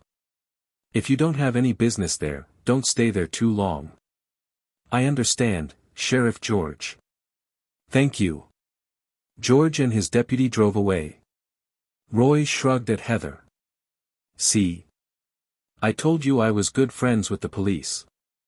I'll take you to that Sawyer Farm, Devil's Farm. Heather looked at Roy gratefully. Thank you, Roy. Come on, get in my car. Roy pulled Heather towards his beat-up yellow Chevrolet Camaro. Heather's female friend, Nikki, seemed like she wanted to get in too, but her male companion pulled her back. Ryan got into the van, but he had some vomit on him, which made his companions feel disgusted. Quick, open the windows and air it out. Ryan looked at the yellow sports car in front of them, seeing Roy and Heather flirting, and his teeth ground together. Damn Southerner. The man driving couldn't help but mutter. Ryan, I told you before, you need to keep a low profile when you're in Texas. People here have short tempers. F*******. Kenny, is this my fault? That guy called me a loser. The man named Kenny was speechless for a moment. Listen to me, Ryan. In Texas, that word is practically the politest way to insult someone. Ryan's heart was filled with hatred, and he didn't want to listen to Kenny's advice at all. I'm definitely going to get my revenge. That guy's a local. We don't need to mess with him, another man advised. Kenny's right. We really should keep a low profile. Texans are very xenophobic, added another. Ryan stopped talking, but the look in his eyes showed that he hadn't given up. Read more in Patreon Bellamy 20. Chapter 22, Sawyer Manor. We're here. Even though Roy deliberately slowed down, they still arrived at Sawyer Manor half an hour later. Already? Heather seemed a little reluctant, as she had really enjoyed talking to Roy on the way. Her good impression of him had grown rapidly, and she was almost unwilling to get out of the car. A Cadillac was parked outside Sawyer Manor, and a friendly-looking, white-haired, portly old man got out of the car. Oh, Miss Heather Sawyer, I thought you might not make it today. Thanks to this gentleman, Mr. Roy, otherwise I might have taken a bit longer to find this place. Roy shook hands with the white-haired, fat old man. Hello, I'm Roy Black, a local from Falls Town. Oh, hello. My name is Nord, the Sawyer family's estate lawyer. At this moment, Heather's companions also arrived. Wow, what a huge manor. Sawyer Manor could only be considered a medium-sized estate, but Heather and her friends were all from the city, living in small apartments.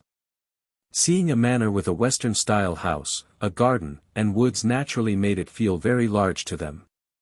Ms. Sawyer, I will now hand over the will and the manor keys to you. Your grandmother also left you a letter, please remember to read it. Thank you, Attorney Nord. Heather took the will, keys, and letter, eager to go into the manor and take a look. Roy, would you like to come into the manor and have a look around? I'd be honored. Heather smiled and used the key to open the large iron gate. Sesame, open. Woo-hoo. Her companions had already excitedly driven their van into the manor grounds, and Heather got back into Roy's sports car. Lawyer Nord watched Heather's departing figure with a meaningful expression. Good luck, little Heather. The car drove for 5 minutes before reaching the building in the center of the manor. It was a magnificent and classic wooden villa, likely covering an area of over 500 square meters. Heather opened the villa door. The interior decorations were equally luxurious, with solid wood furniture and silver tableware, clearly the kind of house only wealthy people could own. Wow! Heather, your grandmother seems really rich. I wish I could live in a house like this. Heather's female friend, Nikki, exclaimed sincerely, and the others had similar thoughts. Remember our website, 101 Novel Network. Especially Ryan and the other man, their eyes were filled with greed. At this point, Roy remembered what movie this was. If he wasn't mistaken, this should be the plot of the movie, Texas Chainsaw 3D, which could be considered Alexandra Daddario's breakthrough role. It was in this movie that Alexandra showed some sideboob, which caused a sensation and led to her frequently playing the role of eye candy in films. Roy in his previous life had also gotten to know Alexandra through this movie. If he remembered correctly, Heather initially only had 3 companions. Someone joined them along the way, but he was actually a thief. Roy naturally wouldn't miss this opportunity to gain Heather's favor by helping her expose the thief. After observing them slightly, Nikki and the man who had been driving were a bit intimate, holding each other's waists, so it probably wasn't him. And the jealous guy, Ryan, was Heather's simp, so it probably wasn't him either. Then the only possibility was this blonde, somewhat handsome man. At this time, everyone else was already exploring the villa, but the blonde man remained in the dining room, clearly having ulterior motives. However, Roy didn't expose him immediately. He would wait until the guy started committing the crime to catch him red-handed. As Heather wandered around, she came to the backyard of the villa. Surprisingly, there was a small cemetery, where the deceased members of the Sawyer family were buried. Looking at a row of tombstones, the dates on them were all the same day.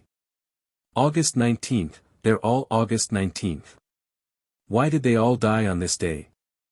This situation made Heather very strange, but Roy knew that this day was when the Sawyer family had almost been completely wiped out. In the end, only Heather's grandmother and the chainsaw killer hiding in the villa's basement remained. The white-haired lawyer from earlier seemed to be a member of the Sawyer family as well, but Roy wasn't entirely sure. What's wrong, Heather? Nothing, I'm just curious why the members of the Sawyer family all died on the same day. Maybe something unexpected happened. I'll help you ask around later. The Sawyer family owns such a large estate, they should be somewhat famous locally. Heather looked at Roy gratefully again. Roy, I really don't know how to thank you. Roy took a step closer to Heather, and the two were almost touching. Maybe you could treat me to dinner tonight as a thank you. Heather bit her lip, her eyes seeming to water. But my cooking skills aren't very good, maybe I'll disappoint you.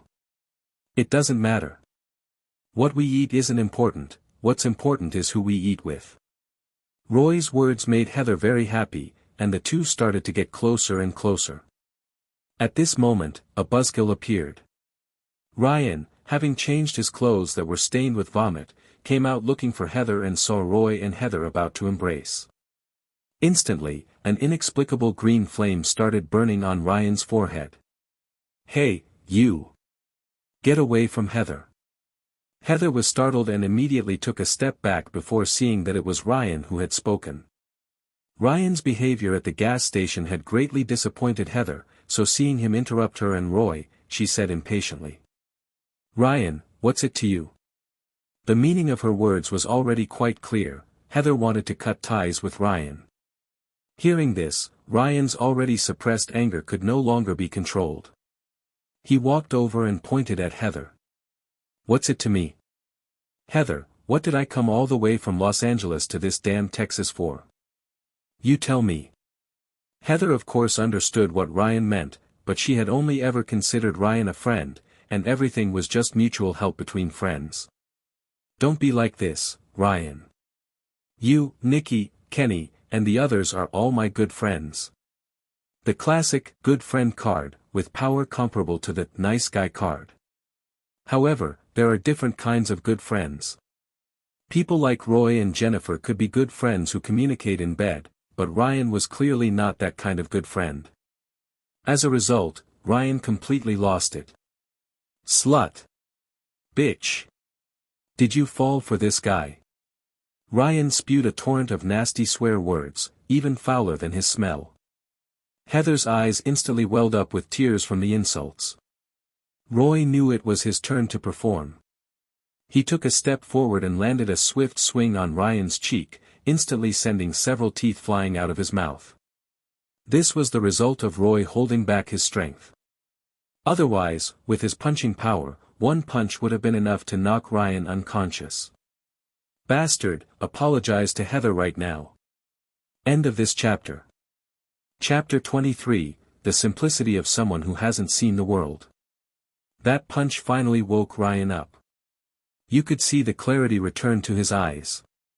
But Heather was completely done with Ryan and started wiping away tears. I don't want to hear his apology, and I don't want to see him again. Roy gave Ryan a threatening look. Did you hear that? Now get out of Heather's property. Heather, you can't do this to me. We're good friends. I was just worried about you. The thought of being kicked off the property with no money sent Ryan into a panic. Being a foreigner with no money in Texas, he'd be in serious trouble. He might even freeze to death in this winter weather. But Heather turned her face away, refusing to look at Ryan or listen to him anymore. Hey buddy, you want another taste of my fist? How about I knock out the rest of your teeth on the other side? Make your face a little more symmetrical. Roy raised his fist at Ryan, and Ryan immediately shut up. Having been punched by Roy 3 times already and lost several teeth, the guy looked at Roy with genuine fear in his eyes. This made Roy's day. He hadn't expected such an easy win, earning fear like this. So, Roy cracked his knuckles and walked towards Ryan. I'm counting to 3. 1, 2. Can I at least take my luggage? Ryan tried one last time to plead, but Roy wasn't having it. Your luggage. I'll throw it out later, along with that vomit-stained shirt of yours. 3. Roy made a move towards Ryan, who, terrified, turned and ran out of the property. Turning back, Roy saw that Heather was still crying. It's okay, Heather. I've already chased him off. Heather hugged Roy tightly, resting her head on his shoulder. Her impressive chest pressed against him, a very pleasant sensation. I never thought he was this kind of person. Well, at least you see him for who he really is now, right? Roy gently patted Heather's back to comfort her, taking the opportunity to appreciate her figure. Heather was quite tall, ranking second among the girls Roy knew. The tallest was definitely Ms. Elizabeth, the teacher. That mysterious woman in heels had to be over 6 feet, only a little shorter than Roy, with the proportions of a supermodel. Next was Heather, who was probably around 5'9" even in flats. Then there was Jennifer. Roy was pretty sure Jennifer was under 5'7", but not by much, maybe just a few centimeters. The shortest was Nitty, who was probably around 5'3". That might be just right in the East, but it was considered a bit short in America. After crying for a while, Heather calmed down, but she didn't let go of Roy, still enjoying the comfort of his broad chest. That is, until Heather's friends, Nikki and Kenny, found them at the cemetery. Heather, it's getting late. Shouldn't we go buy some groceries? I'm worried the supermarket in town might close soon. Hearing her friend's voice, Heather quickly stepped away from Roy, smoothed her clothes and hair, and pretended nothing had happened. What are you guys doing? Where's Ryan? I kicked Ryan out. Nikki looked completely surprised. Huh? Why? Heather clearly didn't want to talk about Ryan anymore and quickly changed the subject. Anyway, he's not my friend anymore. Roy, do you know if there's a supermarket around here? We probably need to buy a lot of groceries. Of course, I can take you. At this point, the blonde man who hadn't said much spoke up. I think I'll pass. My stomach isn't feeling too good. I'll stay here and keep an eye on the house for you guys. Roy guessed that the thief was getting ready to make his move. Heather showed some concern for the blonde man. Are you okay, Dale? Should we bring back some medicine for you? Nah, I'm good. It was probably something I ate for lunch. Probably just need to use the bathroom. Heather nodded, not thinking much of it. Even though this girl was from a big city, she had a naive simplicity about her, like she hadn't seen much of the world. She trusted people way too easily. For example, Roy had only spent an hour or two with her and had already gained her trust. When they went out to buy groceries, Heather rode in Roy's car, while her two other friends followed behind in a van. Heather, is that Dale guy a good friend of yours too? No, we just met him on the road. He wanted a ride. Why? The latest novels are first published here. Even though he already knew this part of the story, hearing Heather say it herself still felt a bit unbelievable. She brought a complete stranger she met on the road back to her place and even asked him to watch the house. How big is her heart? Roy put on a hesitant expression. Heather, I don't mean to say anything bad about him, but I'm getting a weird vibe from him. Weird? What do you mean? I heard from the police in town that there's a thief going around Texas lately. This thief specifically targets people who give him rides and then steals from their homes. The police description of the thief sounds a lot like Dale. Of course, Roy made this up. His goal was to make Heather suspicious. Heather was taken aback. Really? Why don't we turn back and check? We haven't driven too far yet anyway. Heather clearly wasn't wealthy, and the belongings in the house were very important to her, so she quickly made up her mind. Let's go back now. Seeing Roy suddenly make a U-turn, Kenny, who was following in the van, was confused. Hey, why are we turning around? Sorry, I left something at the house. You guys wait here for a bit, we'll be right back. Kenny muttered something under his breath. This guy, dressed like a hippie, was probably good friends with Ryan, so he wasn't too happy with Roy for kicking him out. Inside the house, Dale had already started his work. His first target was the silver cutlery in the dining room. Woohoo! Jackpot! This silver cutlery was exquisite and looked antique. It might even be worth something as a collectible. Some nouveau riche types loved buying this kind of furniture with a bit of history to show off. Soon, Dale had neatly packed up the cutlery. Just as he was about to continue searching the house for other valuables, Dale suddenly heard Heather's voice. Dale, what are you doing? Roy and Heather had just returned to the house and saw the messy dining table. Heather immediately realized that what Roy had said was true. Damn it! Dale grabbed the bag of cutlery and ran towards the back door, with Roy hot on his heels. As a professional thief, Dale was very fast and knew to knock over chairs and furniture to slow Roy down. However, Roy was an athlete with an agility score of 16. There was no way Dale could outrun him while carrying a bag. Especially once they were out of the house and on flat ground, there was even less chance. With no other option, Dale had to drop the bag and dive into the woods. End of this chapter. Chapter 24, The Sawyer Family Secrets. That guy was actually pretty skilled. He ditched the baggage and vanished in the blink of an eye. Roy didn't bother chasing after him. Roy, are you okay? Heather came running over, completely out of breath. The way her chest was moving reminded Roy of that massive earthquake scene in the movie, San Andreas. I'm fine. Heather, I managed to get your stuff back, but I didn't catch the kid. Heather looked at Roy with gratitude. Just getting the things back is good enough.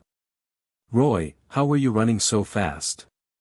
Well, I used to be the quarterback for Oak High, but now I'm the boxer for Oak High.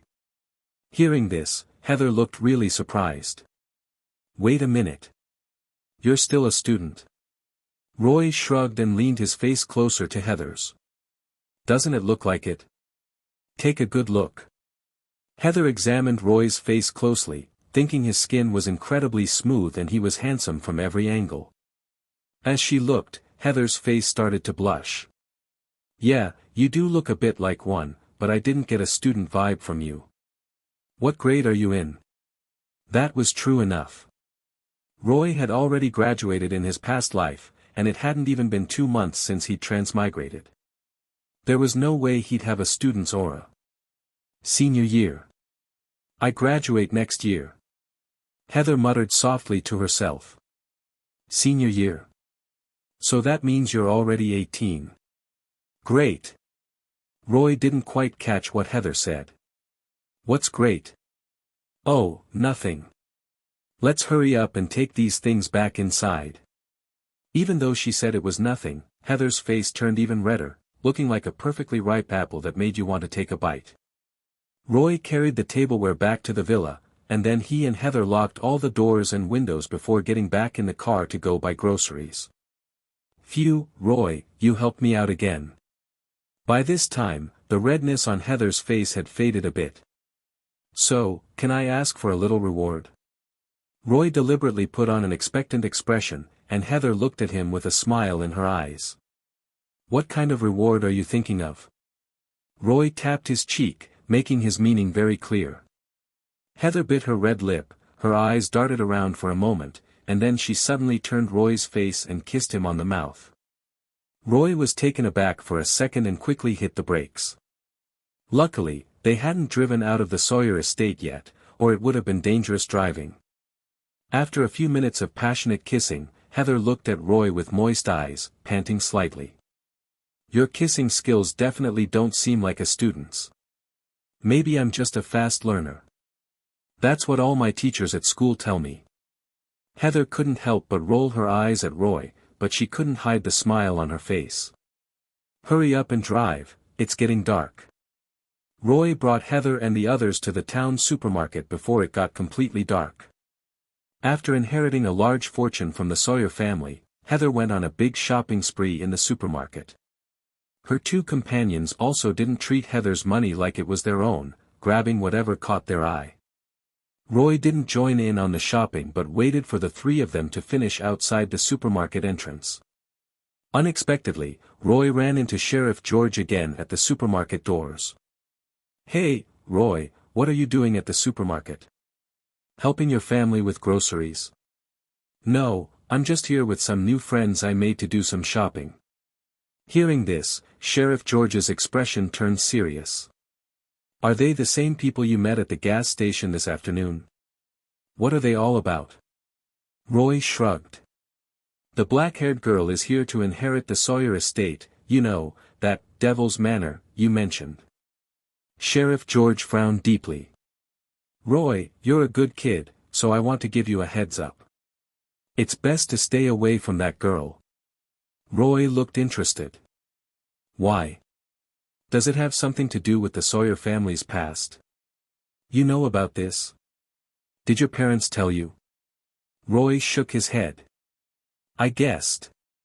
After all, the Sawyer family owns such a big estate, they should have some influence around here, but I've never even heard of them. Something's definitely up. George nodded. That's absolutely right. I won't lie to you, the Sawyer family is a messed up family. 20 years ago, the townspeople noticed that people were disappearing frequently. After investigating, they found out that all those people had died on the Sawyer estate. The angry residents took matters into their own hands and judged the Sawyer family privately. I was part of that. The entire Sawyer family has evil in their blood. A typical Western idea of inherited sin. Roy didn't believe in that kind of thing. Read more in Patreon Bellamy 20. Thanks, Sheriff George, I'll be careful. Just then, Heather and the others finished their shopping and came out. Roy drove Heather home.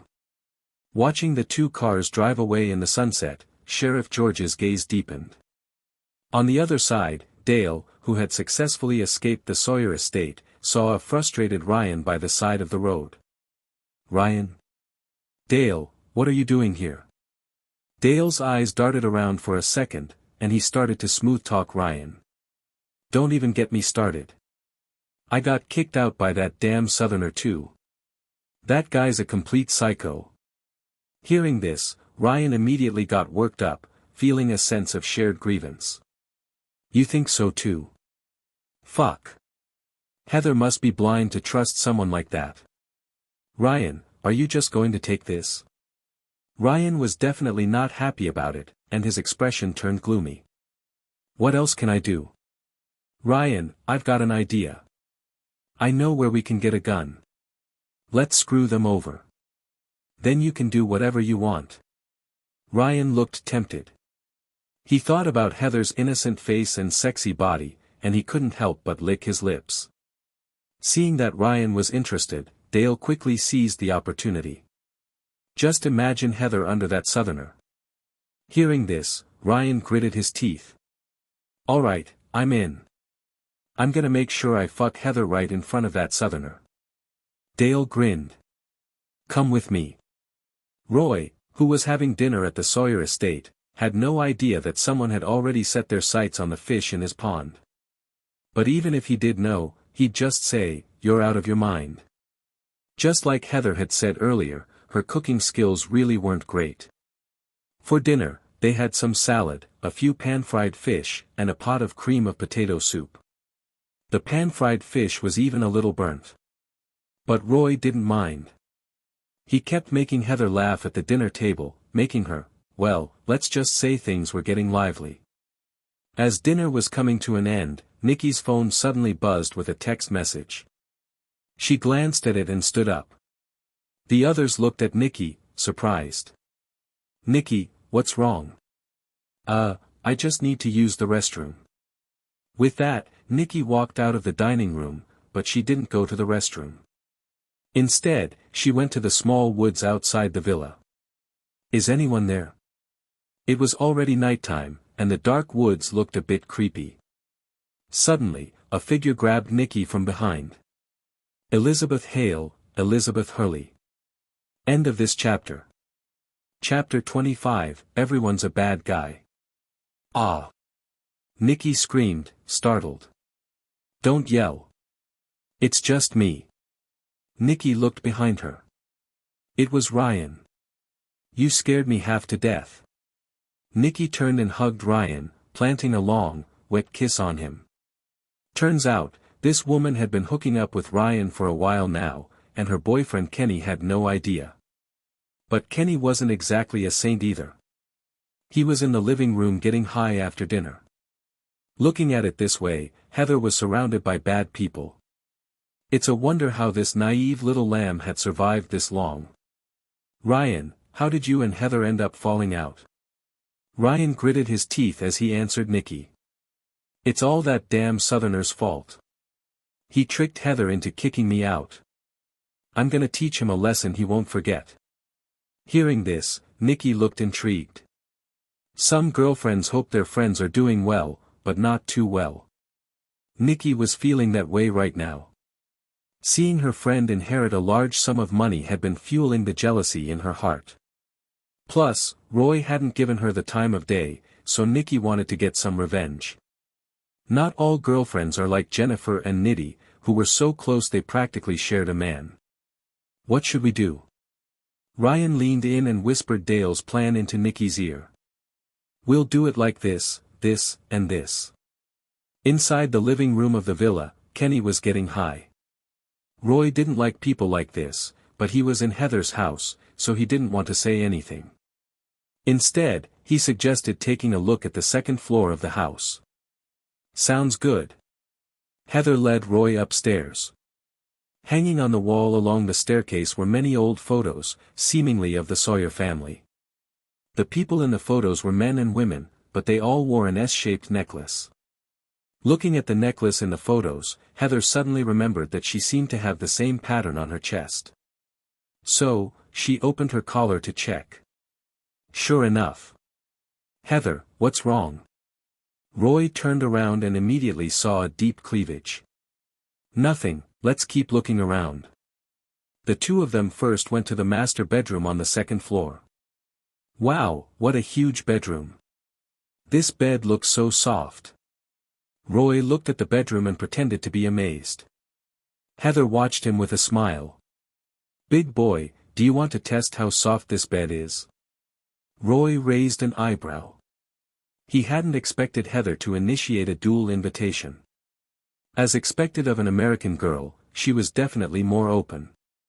But Roy still planned to play it cool. How do we test it? Just, like this. Heather suddenly pulled Roy down. With Roy's build, there's no way a girl could normally pull him over, but this time he didn't resist and fell onto the bed with Heather. Immediately after, the two of them started making out passionately and rolling around on the bed. They rolled and rolled until they fell off the bed and onto the carpet. At this moment, Heather suddenly touched something strange. When she looked over, she saw the mummified corpse of an old woman next to her. Ah! Roy also saw the corpse, but his reaction wasn't as strong as Heather's. After all, he had seen plenty of dead people, even ones with their guts ripped open.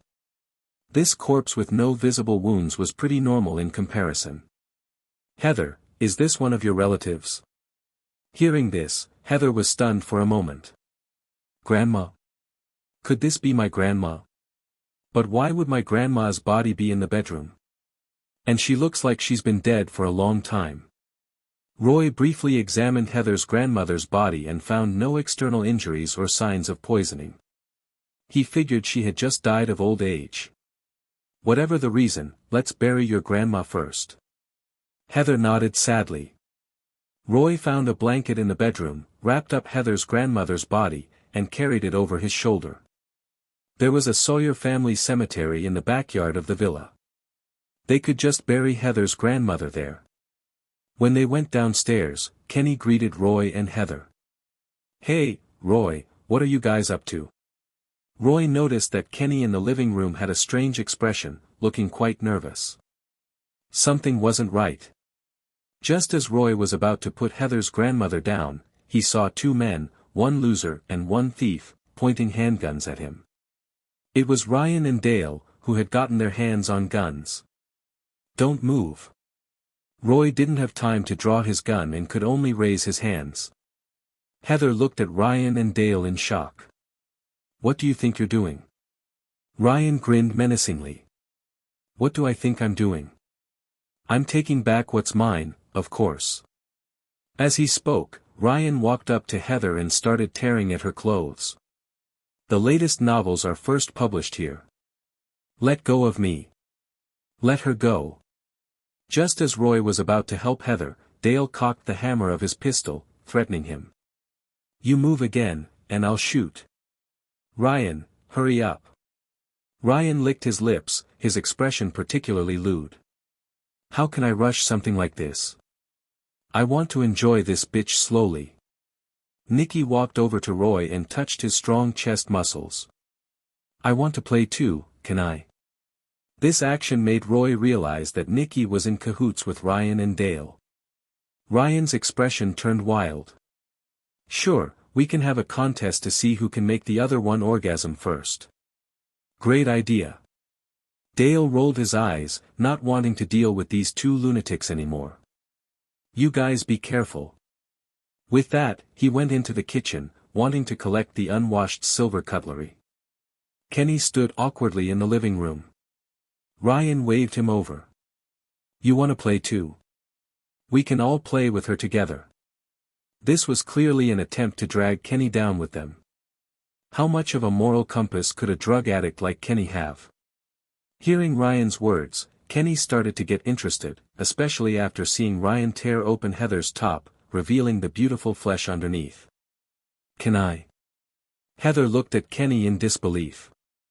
She finally realized that there wasn't a single good person around her. Of course you can. You help me hold her down, and it'll be your turn after I'm done. Kenny happily walked over to Heather and held down her hands. On the other side, Nikki also grabbed Roy's crotch and started teasing him. Just as the situation was heading in the worst possible direction, a sudden scream of agony came from the kitchen. Ah! The scream startled the three perpetrators, and they all turned their heads towards the kitchen. Roy seized the opportunity, kicking Nicky in front of him away and then throwing a punch at Ryan beside him. The punch was too fast, and Ryan didn't even have time to react before Roy's fist landed on his face. Roy was punching with all his pent-up anger, not holding back at all. Ryan's nose was instantly crushed, and he fell unconscious.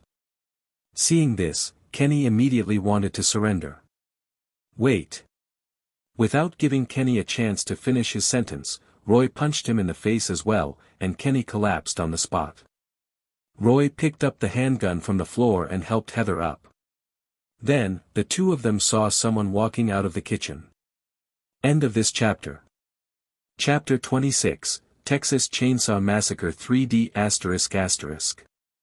Special character Leatherface discovered. You can absorb the power of fate to gain rewards. Leatherface? That must be the chainsaw killer hiding in the basement of the villa. This Leatherface was even taller than Roy, and he was holding a running chainsaw. Run! Leatherface blocked their escape, so Heather could only clutch her chest and run upstairs. As for Roy, he obviously had to face Leatherface head-on to buy Heather some time. Pulling the trigger repeatedly, Roy emptied all the bullets from his handgun into Leatherface. However, even after taking over a dozen shots, Leatherface didn't even flinch, not even a wobble. This guy's toughness is insane. Seeing Leatherface raise the chainsaw high and bring it down, Roy quickly backed away. He glanced at the handgun in his hand. 9mm Luger rounds, pretty weak. If you watch American news at all, you'll see stories about criminals who get shot multiple times with 9mm bullets and still manage to fight back.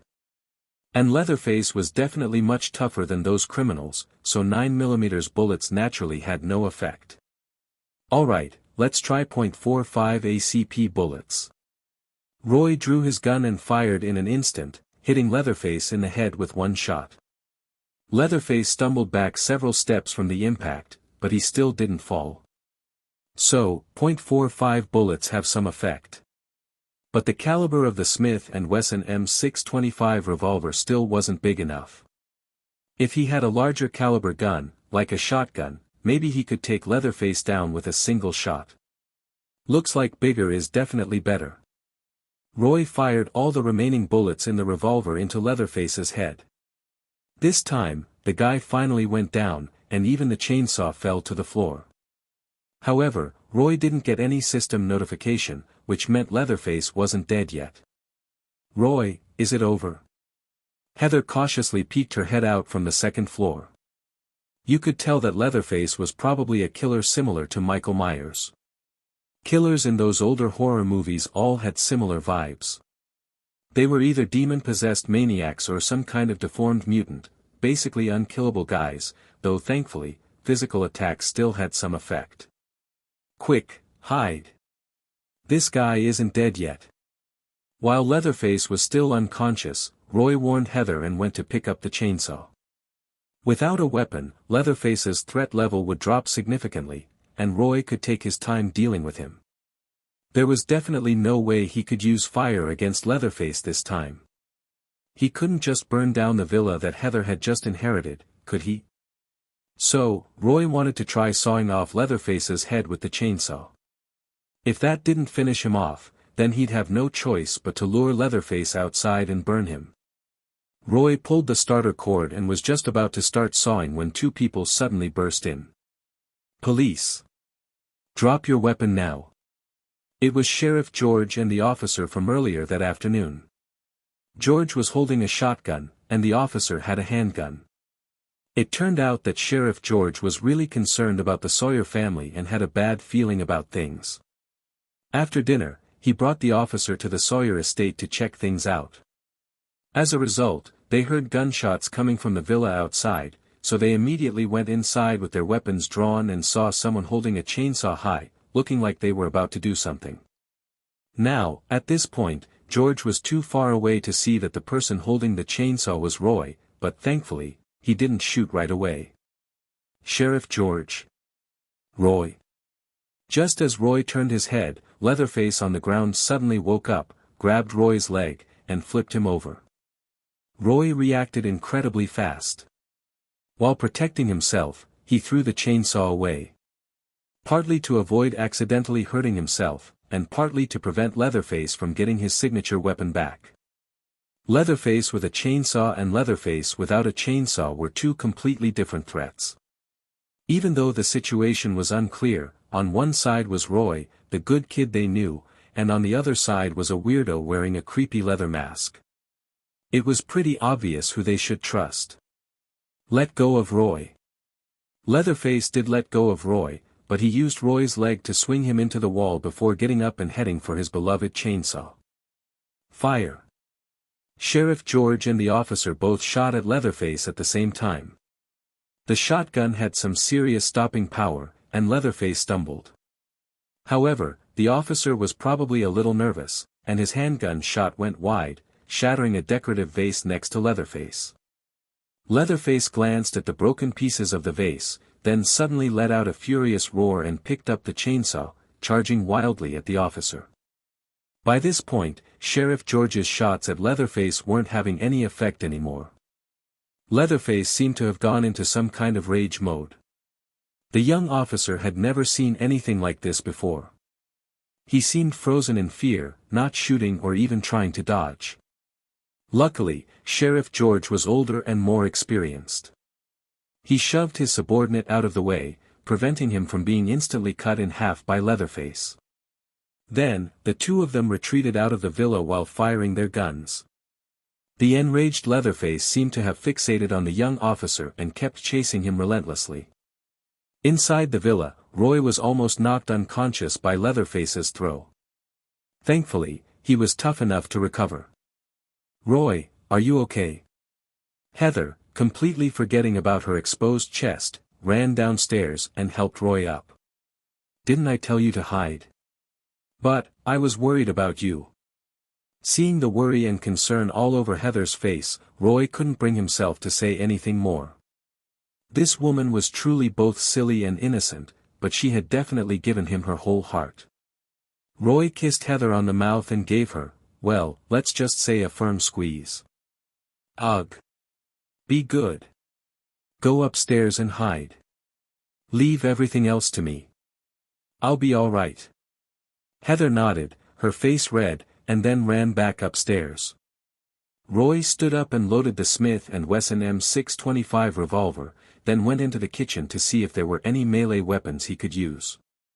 The first thing he saw in the kitchen was Dale's corpse.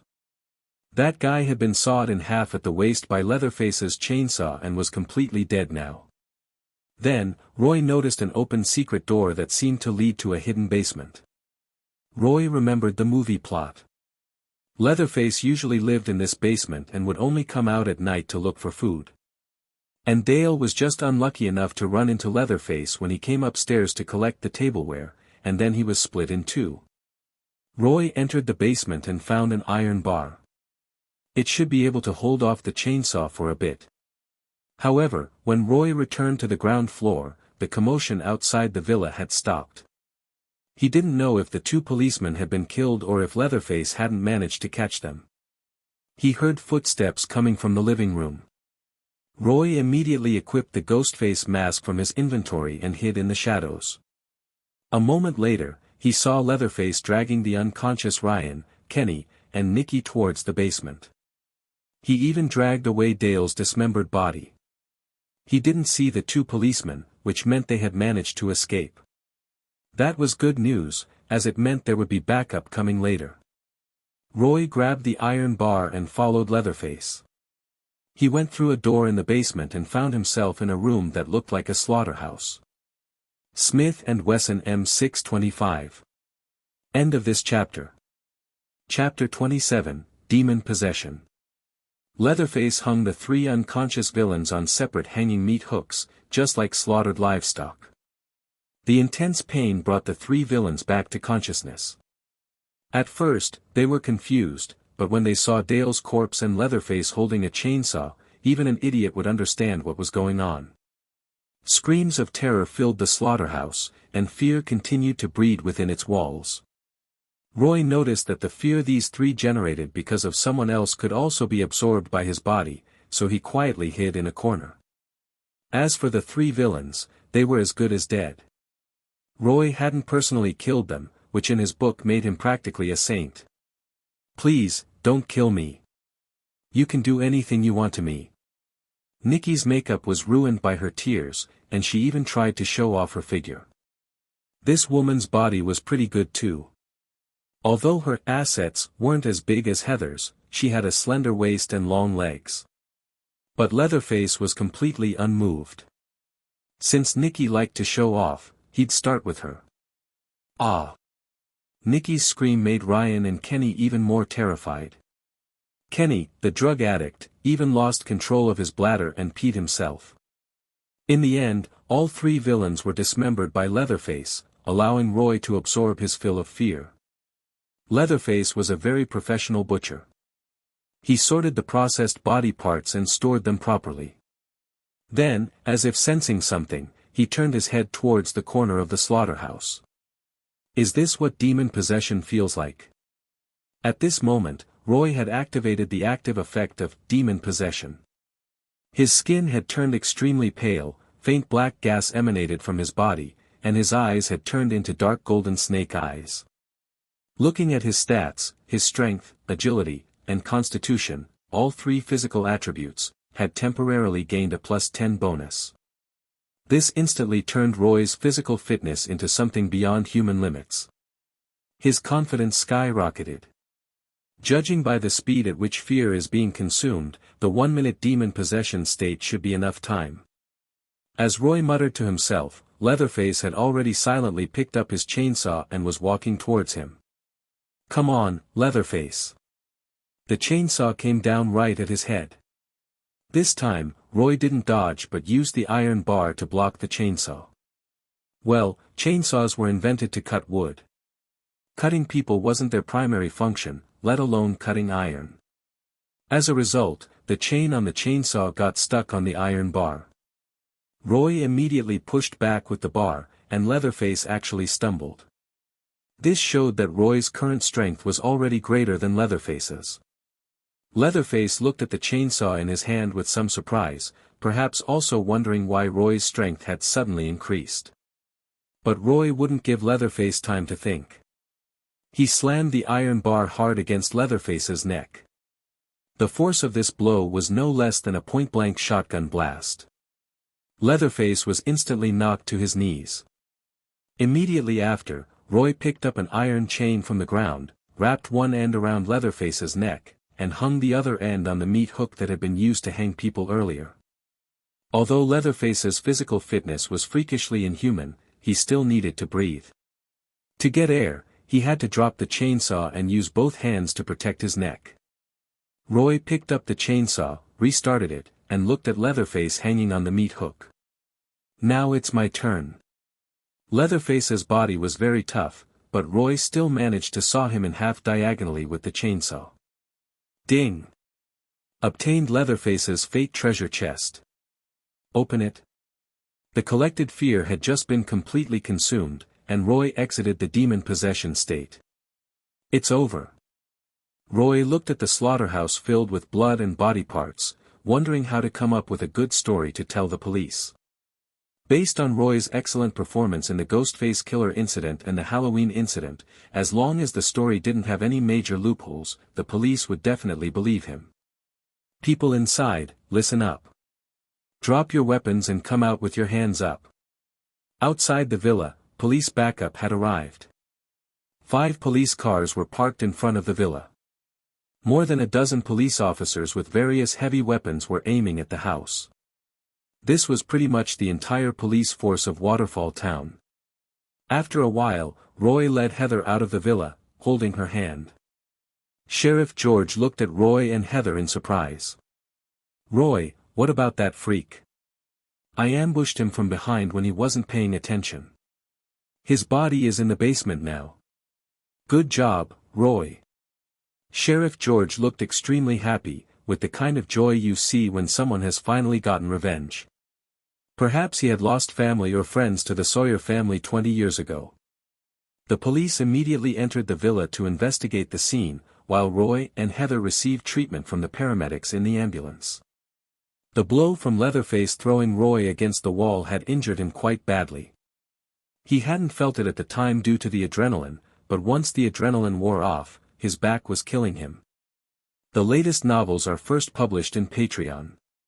The paramedic examined him and saw a large area of bruising on Roy's back. There wasn't much the doctor could do in this situation except prescribe some painkillers for Roy. Roy didn't dare take these painkillers. Who knew if they were addictive? He wondered if this back injury would affect his boxing match on the weekend.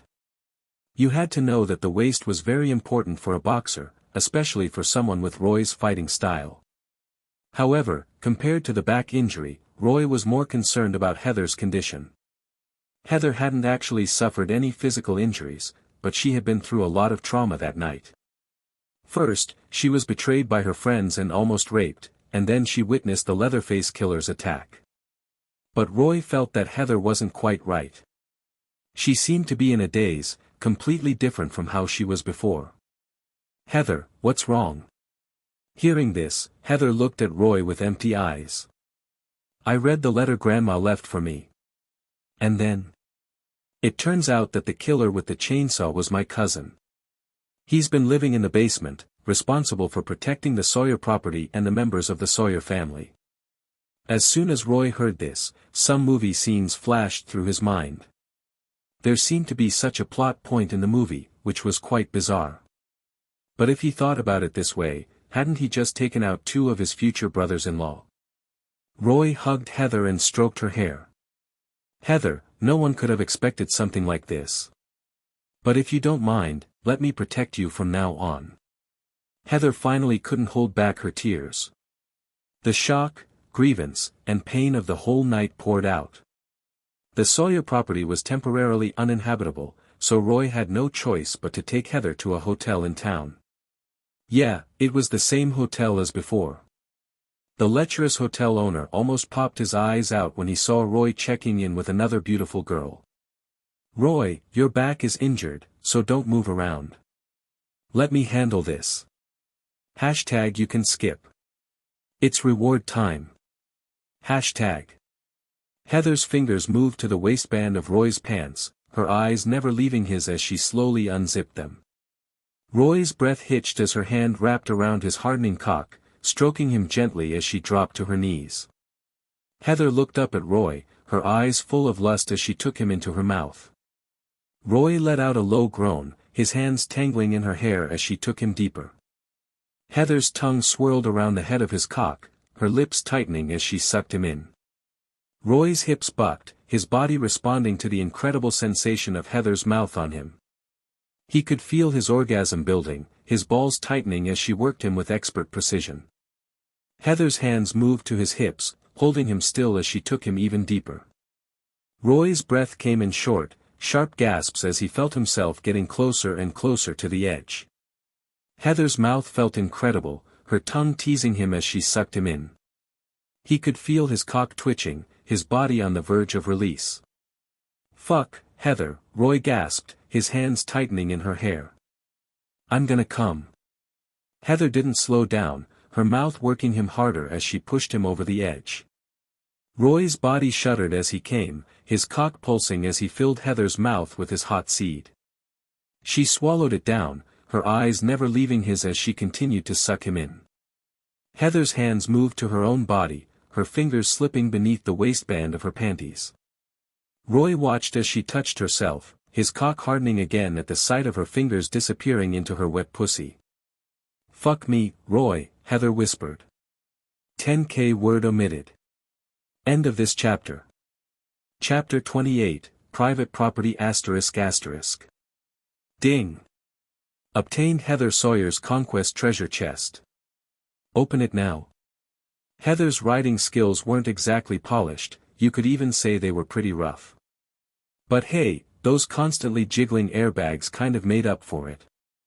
Roy's eyes were practically spinning from all the bouncing. He had to put a hand on those airbags just to keep things from getting too bumpy. Since his back was still a bit sore, Roy didn't push himself too hard. He only went a couple of rounds with Heather. Honestly, Heather's stamina wasn't the greatest. She was no match for the cheerleader captain, Jennifer. She was pretty worn out after just 2 rides on the big horse. And with Roy's back still acting up, they decided to call it a truce. He glanced at the soundly sleeping Heather, gave her airbags a little squeeze, and then got ready to open the chest.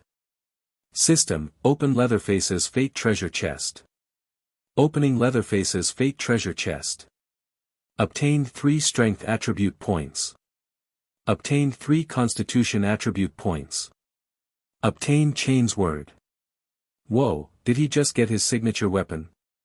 Roy knew about Chain's words. They were from that game called Warhammer 40k, right? Chain's word, capable of easily tearing through flesh and metal, but be careful when using it. This weapon can easily injure yourself too. For the Emperor. It's a cool item and all, but it seems a bit dangerous and not exactly something you can just carry around easily. As for the attribute points, not much to say there. After adding them, Roy's strength and constitution were now 18 and 24 respectively. Yeah, he was definitely heading further down the path of not being entirely human. Roy gave Heather's other airbag another squeeze. Last time, he only touched the kitty once, and then he forgot to touch it the second time he opened a chest, which led to Jennifer's conquest treasure chest not giving him anything good. This time, Roy was making sure things were symmetrical. But it seemed like Heather was stirring. Roy, is it morning already? No, go back to sleep. Just as Roy was about to pull his hand back, Heather actively held his hand to her chest. Well, there was no helping it then. Roy had no choice but to grab those airbags. System, open Heather Sawyer's conquest treasure chest. Opening Heather Sawyer's conquest treasure chest. Obtain 2 willpower attribute points. Obtain Sawyer family chainsaw usage techniques. Another good drop. After obtaining the Sawyer family chainsaw usage techniques, Roy's mind was instantly filled with a ton of knowledge about chainsaws, including how to make, repair, and modify all sorts of chainsaws, as well as how to fight with one. That solved the Chain's word problem. With the Sawyer family's chainsaw skills, even if Roy wasn't quite an Imperial Guardsman, he at least wouldn't accidentally hurt himself. Even though Heather's chest only gave him 2 willpower points, Roy was still pretty satisfied. He felt this urge to just pull the Chain's word out of his inventory and actively rev it up a couple of times. Nah, better not wake Heather. Most of the residents of Waterfall Town had no idea what had happened at the Sawyer estate. Mostly because the town government had ordered the police to keep their mouths shut, and since the people who died this time were all outsiders, the whole thing just quietly went away. Roy, as usual, still got some hush money, only $10,000, but hey, it was better than nothing. Roy didn't really care about that small amount of cash anymore, though, because he'd now latched onto the rich Heather. Heather had inherited millions of dollars worth of property and a huge chunk of land from the Sawyer family. As long as she didn't go crazy with spending, she'd be set for life. The next morning, Heather was already hoping that Roy would marry her. Roy naturally wasn't going to tie himself down to just one tree when there was a whole forest out there. He used his young age as an excuse to put her off. 18 was considered a pretty normal age to get married in a small town like Waterfall Town. Lots of people in town got married at 18 or 19, and had kids in their early 20s. But Heather was from Los Angeles, so she wasn't aware of that. Roy, I really don't want to be apart from you. Why don't you just move into the Sawyer estate? Heather was still a bit scared, which was understandable. The Sawyer estate was so big, and she was the only woman living there. It would definitely be a little creepy. Especially with all the people who had died in the villa. Roy definitely couldn't just move into the Sawyer estate. Otherwise, all the fish in his pond would swim away. My parents definitely wouldn't go for that. Heather, I think you should hire some locals to help you manage the estate. That way, there'll be some people around the place. Heather thought Roy had a point. But I'm not a resident of Waterfall Town. That's okay, I can introduce you to some people. I'll take the day off today and help you sort out the case and the estate's issues. The newest and fastest novels are all first published on /**. When Roy woke up in the morning, he felt that his back was already feeling a bit better. That was probably his 24 points in Constitution kicking in. Constitution not only determines how much punishment someone can take and their physical stamina, but it also affects how fast their body recovers. Heather hugged Roy. She didn't know that his back injury had already gotten a bit better. She just thought he was helping her despite being injured, and she felt even more touched. Roy, you're so sweet. The two of them went to the Sawyer estate. The villa had been a flurry of police activity all night. The bodies had all been taken away, but Heather would have to clean up the bloodstains and signs of the fight herself. Heather started tidying up the villa. Roy wanted to help, but Heather was worried about his back and wouldn't let him. Heather spent several hours cleaning up the villa. Then, with Roy's help, she buried her grandmother. Around noon, guests suddenly arrived at the Sawyer estate, a middle-aged couple. Heather was in the kitchen making lunch at the time, and Roy answered the door. "Who are you?" "We're Heather's parents." "Let us in." Heather's parents had died 20 years ago. These two must be Heather's adoptive parents. These two had actually been involved in that trial against the Sawyer family 20 years ago. At the time, they found Heather as a baby and, instead of killing her, they adopted her and took her to Los Angeles. Heather had told Roy that her childhood wasn't happy because her adoptive parents were alcoholics who often drank and abused her. So, after receiving the lawyer's letter, Heather had resolutely come to Texas to find her relatives, just to get away from that family. Now, seeing Heather's adoptive parents, Roy didn't get a good feeling about them either. They had absolutely no manners and were acting like Heather's house was their own. "Heather, your adoptive parents are here." Roy didn't let them in, blocking the doorway and calling for Heather. The sound of a plate shattering came from the kitchen, and Heather walked out, frowning. "What are you doing here?" Heather's adoptive father greedily eyed the luxurious decorations inside the villa. "Heather, I didn't expect you to actually inherit the Sawyer family's fortune. Why didn't you tell us about such a good thing? This has nothing to do with you." "That won't do. We raised you for so many years. You have to support us." As she said that, Heather's adoptive mother immediately tried to push her way into the villa. Roy instantly drew his revolver. "This is private property." End of this chapter. Chapter 29, Narrow Escape. Heather's adoptive parents froze immediately. Guns have a pretty big effect on regular folks. Hey, take it easy. Killing someone is illegal." Roy handed Heather the Smith & Wesson M625 revolver and told her to aim it at her adoptive parents. "Texas has the castle doctrine, you know. Heather could shoot you both and it'd be fine since you've invaded her property." Actually, what he said was a bit misleading, but Heather's adoptive parents were too uneducated to realize the issue, so they just backed away a few steps. "Heather, do you really want to treat us like this? After all, we raised you to adulthood." Hearing that, a look of pain crossed Heather's face. Her adoptive parents hadn't been great to her, but they had saved her life. Otherwise, she might have been burned to death like the other members of the Sawyer family. Roy made a suggestion. "Heather, you could just give them some money and cut them off." The moment the couple heard they'd get money, they immediately agreed. Okay. But you have to sign a legally binding agreement before you get the money." Heather's adoptive parents' faces fell. This meant the gravy train was over. But for these two, getting any money was better than nothing.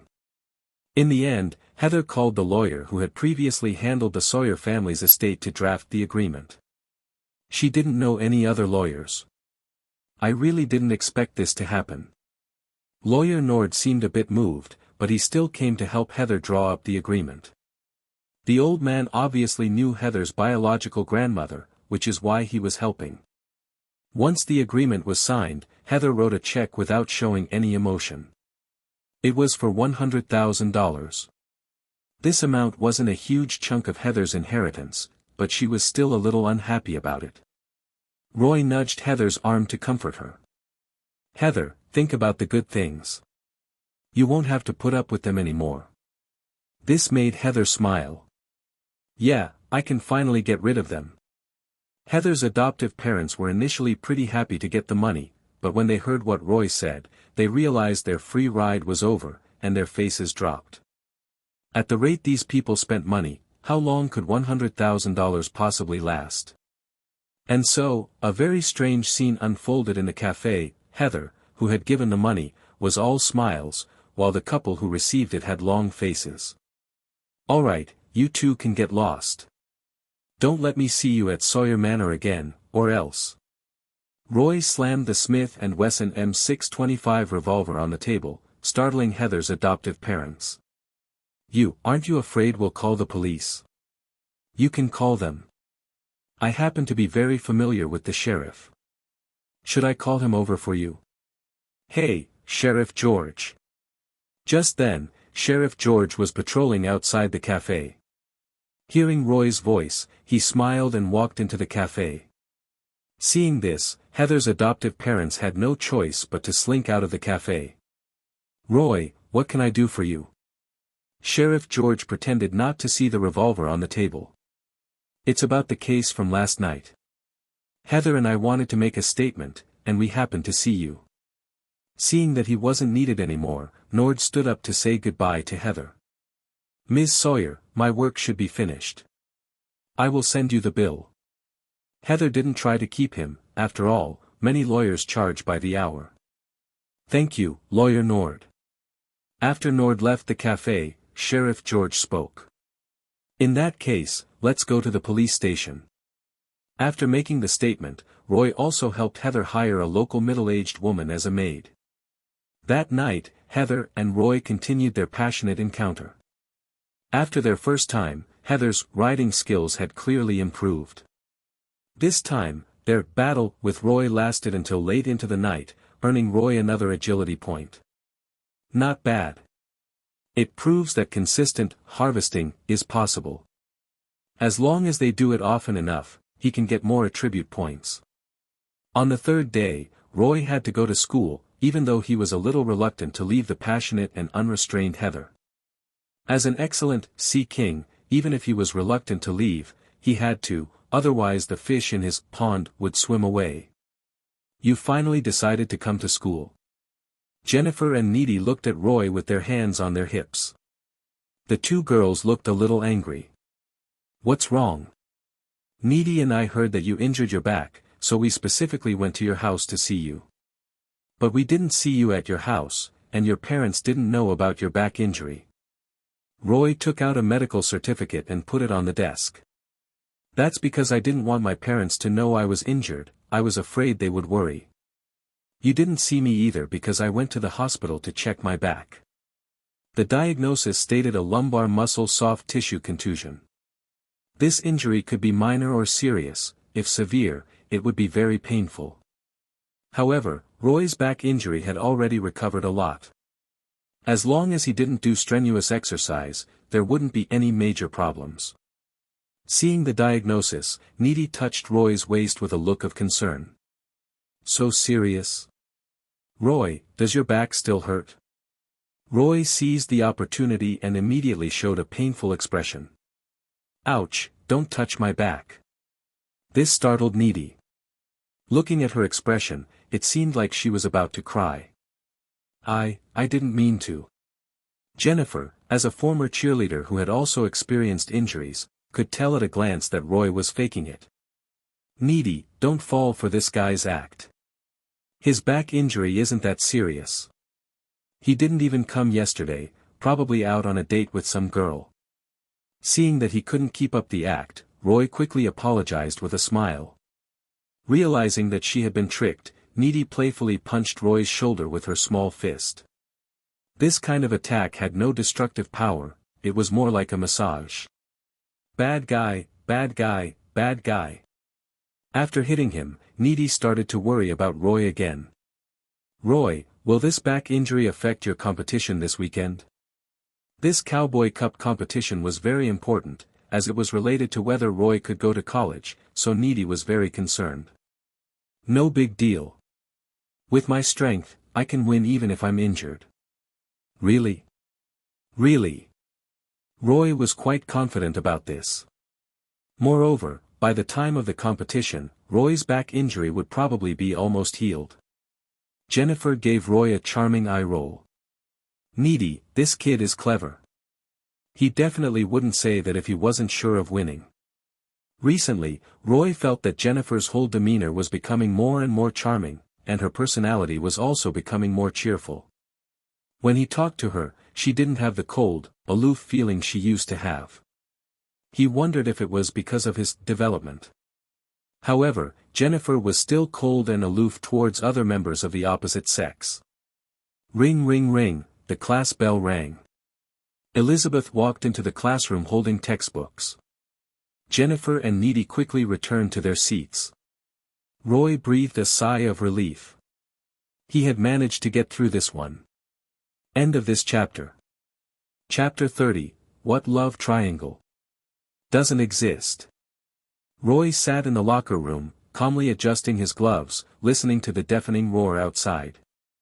This time, Coach Lambert didn't say much. Having learned from the previous match, he already understood that Roy was just crushing the competition at this level. "Roy, it's about time, let's head out." Roy nodded and, with his jacket draped over his shoulders, walked from the locker room into the player tunnel. The arena was packed. Many people had come after hearing about Roy's performance in his last match, and a large majority of them were residents of Waterfall Town. Americans tend to support local sports. After hearing that a boxing prodigy had emerged in their town, no one wanted to miss out. Roy saw his parents in the crowd, along with Jennifer and Needy. "Wait, Heather's here too." He clearly hadn't told Heather about today's match. How did she find out and get here? A bad feeling crept into Roy's heart. It was possible that after the fight in the ring today, there might be another fight outside the ring. However, the match was about to begin, so Roy had no choice but to walk towards the ring. In the red corner, the rising boxing star from Oak High, Roy Black. In the blue corner, from Redwood High, Aiden Weber. The ring announcer introduced the two fighters. Roy and Aiden met in the center of the ring for a glove touch. After the referee explained the rules, he announced the start of the match. Aiden came out aggressively, clearly an offensive-minded boxer. Perfect, because Roy also wanted a quick finish. His back injury hadn't fully healed yet, and prolonged, wide movements weren't ideal. Facing Aiden's combination punches, Roy swayed back in a pendulum motion to dodge the attack, followed by a quick jab and then an uppercut. The first jab broke Aiden's guard, and the subsequent uppercut landed squarely on his chin. The uppercut lifted Aiden several inches off the ground before he fell backward, hitting the canvas. The entire arena went silent, followed by an explosion of cheers. The referee didn't even need to start counting. That uppercut was so powerful that he felt a shiver down his spine just standing nearby. Better call an ambulance, he thought. And so, Roy's second match ended with a knockout in less than 3 seconds. Although the fight was incredibly short, the audience was thoroughly entertained. Roy's uppercut perfectly demonstrated the meaning of violent aesthetics. Jennifer and Needy rushed into the ring to hug him, just like they did after the last match. Heather wanted to do the same, but she was a step too slow. Roy looked at Heather, whose smile gradually froze, and a look of apology crossed his face. Heather turned around and sadly left the arena. Afterward, Roy briefly celebrated with the others before immediately driving to the Sawyer estate to find Heather. As expected, Heather had already returned home and was hiding alone in her bedroom, drinking whiskey. Several empty bottles lay on the floor. Drinking like this, she was going to get alcohol poisoning. "Stop drinking." Roy snatched the bottle from Heather's hand. "Roy, you're back. Do you want to drink too?" Heather didn't seem angry. Instead, she looked very scared, as if she was afraid Roy would leave. "Heather, I'm sorry." Hearing Roy's apology made Heather even more scared. She immediately started taking off her clothes. "Roy, are you going to leave me too?" "No, please don't leave me. Please." Roy knew that nothing he said would get through to Heather at this point. She was too drunk to think straight. He could only use actions to show his feelings. He scooped Heather up in his arms. His back injury didn't matter anymore, taking care of Heather was the priority. Besides, the third match of the Cowboy Cup wasn't until after Christmas, giving Roy more than 10 days to recover. When Roy unleashed his 24-point physique, Heather couldn't think at all. She just felt like she was rolling on wave after wave, and the fireworks in her mind never stopped. In the end, Heather passed out from the alcohol and the intensity. The next day, when Heather woke up, it was already bright outside, but Roy wasn't by her side. Heather panicked again. In this world, she had no family or friends. If Roy also left her, she didn't know how she would live. She quickly threw on a shirt and underwear and rushed out of the bedroom. But as she was going downstairs, the effects of the hangover hit her. This caused Heather to miss a step and fall down the stairs. The height was enough to break her neck. Heather closed her eyes in despair, but instead of feeling pain, she fell into a warm embrace. "How could you be so careless?" Heather opened her eyes and saw Roy's handsome face, covered in sweat. I thought you left." Roy raised an eyebrow. "I was just doing some exercise in the yard." "And why would I leave?" Heather understood what Roy meant. A silly smile spread across her face, and she wrapped her arms around Roy's neck, wanting to kiss him. But at that moment, Heather felt a pain in her little kitten and couldn't help but frown. The latest and fastest novel updates are on website address. "What's wrong, Heather?" "It hurts down there." "How many times did we do it last night?" I can't remember, 7 or 8 times. Anyway, we used up a whole box of protection." As a sea king, a playboy, Roy always carried protection with him. He didn't want to get married early due to an unplanned pregnancy. Heather clicked her tongue, her face full of disbelief. "Roy, how can you be so amazing? Even the male leads in San Fernando Valley aren't this terrifying." San Fernando Valley is an urbanized valley in Southern California, where most American adult films are filmed, earning it the nickname, the porn industry's Hollywood. Roy put Heather down. "I am an athlete with an amazing physique. You saw my performance in the ring the other day, didn't you?" Heather nodded, but then she remembered Jennifer and Nitty hugging Roy, and her expression turned sad again. "Roy, those 2 girls the other day were. Those 2 are my classmates, and they're also my girlfriends." Now that things had reached this point, Roy decided not to hide anything anymore. Heather looked at Roy in shock. "Those 2 girls know about each other and are still willing to be your girlfriends?" Roy nodded. "Yes. You felt it last night too. One woman can't satisfy me, so they're both willing to be my girlfriends."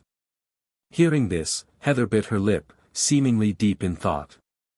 However, this woman wasn't the brightest to begin with, and after thinking for several minutes, she couldn't come up with a solution.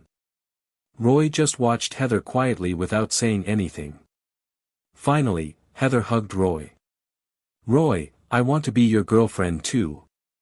No matter how many other girlfriends you have, you can't leave me." Roy smiled, knowing that he had won Heather over. What love triangle? Doesn't exist. Roy picked Heather up again. "Ah, Roy. It still hurts a little down there. Don't worry, I just want to carry you back to the bedroom to rest. You shouldn't go downstairs for the next few days." "Okay." End of this chapter. Chapter 31, Accident. Alright class, today we're heading to a private museum just outside of Austin. It's been around for over 100 years. History teacher Elizabeth was giving a pretty unenthusiastic introduction to our field trip destination on the school bus. None of the students on the school bus were listening attentively, they were either chatting or playing around. The interesting thing was in the back row, where Roy, Jennifer, and Needy were sitting. The two girls were sitting on either side of Roy, each holding one of his hands, not even trying to hide it. Roy wasn't sure how it had gotten to this point. It seemed like Needy had suddenly felt a bit insecure and started being more forward. And Jennifer, seeing Needy being so proactive, didn't back down either. Unfortunately, Needy didn't know that not only had Jennifer successfully made the first move, but another woman had already taken Roy's second and third kills. Needy, I will win. Hey, are you three together already? A blonde female student suddenly turned around and leaned over her seat to look at the three of them. After being called out, Needy was still a little embarrassed and wanted to pull her hand back. But Roy wouldn't let Needy get her way and firmly held her hand. Needy had no choice but to turn her face to the window and pretend nothing had happened. In reality, her face was already red to the roots of her ears. Yeah, got a problem with that, Carly? Leave it to Jennifer to shut things down. Her confident, got a problem with that, made Carly back off. Yeah, Carly was also a well-known beauty at Oak High School, but she was a cheerleader and was quite afraid of Jennifer, the former captain. Don't be like that, Jennifer. I wasn't trying to steal Roy from you. Then what did you want to say? Carly stuck out her tongue, looking very playful. I was just a little curious. How are you guys going to figure out the whole marriage thing later on? That was a tough one to answer. Roy couldn't very well say that he was a non-marriage advocate, that kind of persona wasn't very popular in that era. At this time, a brown-haired boy also turned around to join the conversation. Why don't you just join the Mormon Church? They support polygamy.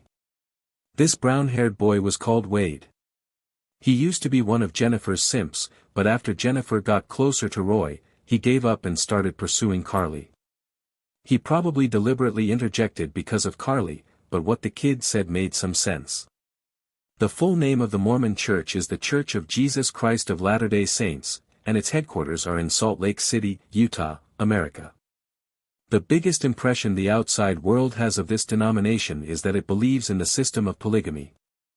Although in the 1920s and 1930s, the Mormon leadership abandoned the tradition of polygamy in order to integrate into mainstream American society, there are still some traditional Mormon believers who choose to adhere to the tradition. Yeah right, mainstream American society is way more complicated than that. That's a good idea. Maybe I should take a trip to Utah. Wade was just joking, but he didn't expect Roy to actually agree with him. Now it was his turn to not know what to say. Jennifer looked at Roy with a slightly surprised expression. Are you serious? The religious atmosphere in Texas is relatively conservative. People here generally believe in Catholicism or Protestantism. Mormonism is considered non-mainstream here, and can even be said to be heretical. Worst case scenario, we move to the Utah highlands and build a big house on a deserted mountain. Roy looked at Jennifer with a playful smile, obviously also joking. After all, the three of them still had to go to college, and after graduation, they would have to work and earn money. There was no way they could really go into seclusion in Utah. But after hearing Roy's joke, Jennifer and Needy simultaneously began to imagine what their secluded life together would be like. Suddenly, it felt like that might not be a bad idea. Seeing the happy looks on Jennifer and Needy's faces, Carly felt a bit bored. Just as she was about to turn around, the school bus suddenly shook violently, followed by a sharp braking. Carly and Wade, because of their posture, fell directly off their seats. Ouch! Many students also hit the seats in front of them due to the sudden braking. Only Roy, relying on his strong physique and reaction speed, managed to protect Jennifer and Needy in time. Oh, and there was also Elizabeth. The beautiful teacher was sitting at the front as if nothing had happened, her body not even moving. The sudden braking happened so quickly though, everyone was too caught up in it to notice. Driver, what's going on? The students all started questioning the driver. The driver was a white, chubby man with a beard that connected to his mustache. He looked a little embarrassed. "Sorry, it seems like the school bus has broken down. I'll go take a look." The school bus Roy and the others were on was originally at the back of the convoy. The school buses in front quickly drove away and didn't notice the one behind had stopped. The sudden situation made the students feel a little irritable, so Elizabeth had no choice but to stand up and try to calm everyone down. "Classmates, please be patient. The school bus will be fixed soon." Unfortunately, half an hour later, the driver returned to the bus with bad news, covered in sweat. "There's a problem with the engine, and there are no spare parts on the bus." Immediately, a male student shouted. "What the heck? Are you telling me our field trip is just going to be looking at the forest by the side of the road? We can notify a nearby town to send a tow truck. It should be here soon." Elizabeth continued to appease the students, but then a student took out their phone, looked at the signal, and was proven wrong again. "Damn it! There's no cell service here. That's American infrastructure for you. Once you leave cities and towns, there's basically no cell service. Even many remote small towns don't have cell towers because setting them up is too expensive." The students on the bus immediately started to clamor. They had been so excited to go to the museum, and now this happened halfway there. Anyone would be frustrated. "Shut up." Finally, Roy couldn't stand the noise on the bus anymore, and one word made the bus quiet down. Yeah, Roy's performance in the boxing match had spread throughout the entire town of Waterfall. The students all knew his fighting power, so no one dared to mess with him. "Do you really think all this yelling is going to fix the bus?" Roy's gaze swept over the few students who had been shouting the loudest. They quickly lowered their heads, not daring to meet his eyes. "Sometimes, you just need a strong presence to maintain order." Elizabeth looked at Roy gratefully, but Roy felt like the beautiful teacher's eyes were more like a wink. "Mr. Driver, Ms. Elizabeth, let's step off the bus and talk." Hearing this, Elizabeth and the driver didn't refuse, and the three of them got off the bus to discuss solutions. "Mr. Driver, are there any towns nearby? I'm not very familiar with this area, but the GPS navigation shows there are no towns nearby." Elizabeth rubbed her forehead, feeling very tired. "This is so troublesome. I hate trouble." At this moment, a pickup truck drove over from the opposite direction. Carly Jones, Alicia Cuthbert. End of this chapter. Chapter 32, The Town That Doesn't Exist. A pickup truck pulled up next to the school bus, and a thin, middle-aged man with a somewhat sleazy appearance got out. "Hey, are you guys having trouble?" The skinny middle-aged man seemed quite enthusiastic, but his eyes were glued to the hot-bodied female teacher, and he kept licking his lips. Elizabeth didn't seem to mind at all. In fact, she looked a little surprised and pleased. "Sir, do you live around here?" "You mean me?" "No, but I drive this road often and know there's a small town called Ambrosia nearby." Hearing this, the driver looked a bit confused. "But the GPS doesn't show any town around here." The skinny middle-aged man chuckled, revealing a set of large yellow teeth. "Oh, that's because that town is too small, only about 100 people. The GPS map probably missed it. It wasn't impossible. There were quite a few small, isolated places like that in America with sparse populations."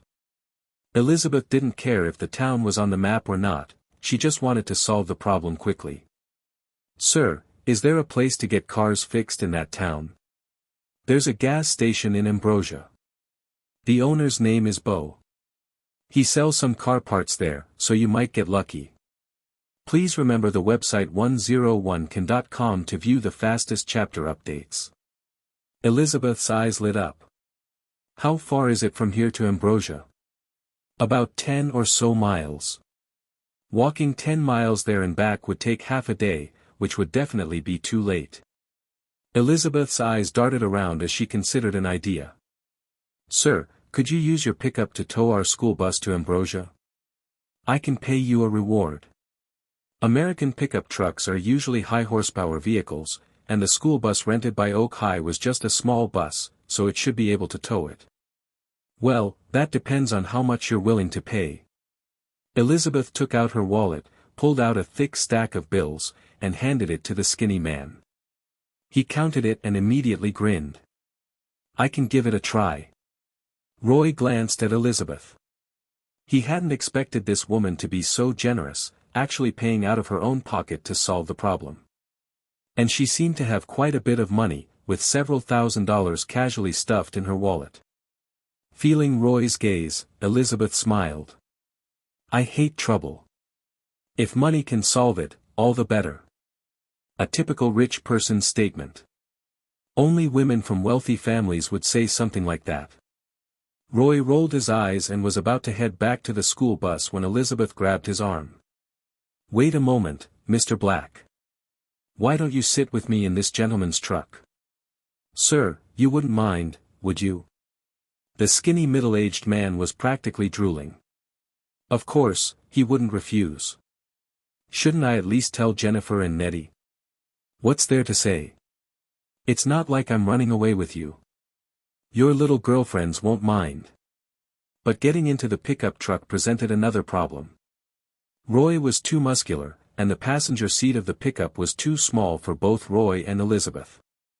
In the end, Elizabeth had no choice but to sit on Roy's lap, a rather ambiguous posture.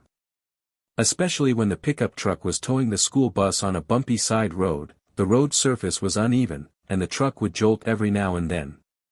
This made Roy very uncomfortable, and he started to regret agreeing to Elizabeth's request. Elizabeth, on the other hand, remained unfazed and continued to chat and laugh with the skinny middle-aged man until she felt something poke her butt. Elizabeth turned her head back and looked at Roy in shock. She was actually sitting quite far forward, almost on the edge of Roy's knees. But if it could still reach even in that position, the length was truly astonishing. Roy helplessly shrugged at Elizabeth. Natural reaction, you know.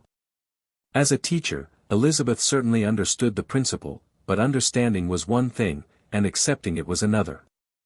Just then, the pickup truck was about to drive over a particularly rough stretch of road, and the skinny middle-aged man even reminded them. Hold on tight, it's going to be especially bumpy ahead. What? Can it get even bumpier? As soon as she finished speaking, the pickup truck started shaking like a rocking car. Elizabeth lost her balance and directly bumped into Roy's lower abdomen, which startled him. Fortunately, there was no incident of a spear piercing, as there were pants in the way. However, Elizabeth ended up sitting on Roy's nightstick, causing him considerable pain. Sorry, Mr. Black, but you need to control yourself a little. Roy muttered under his breath. Fuck. Is this about control? What normal man can withstand this kind of test?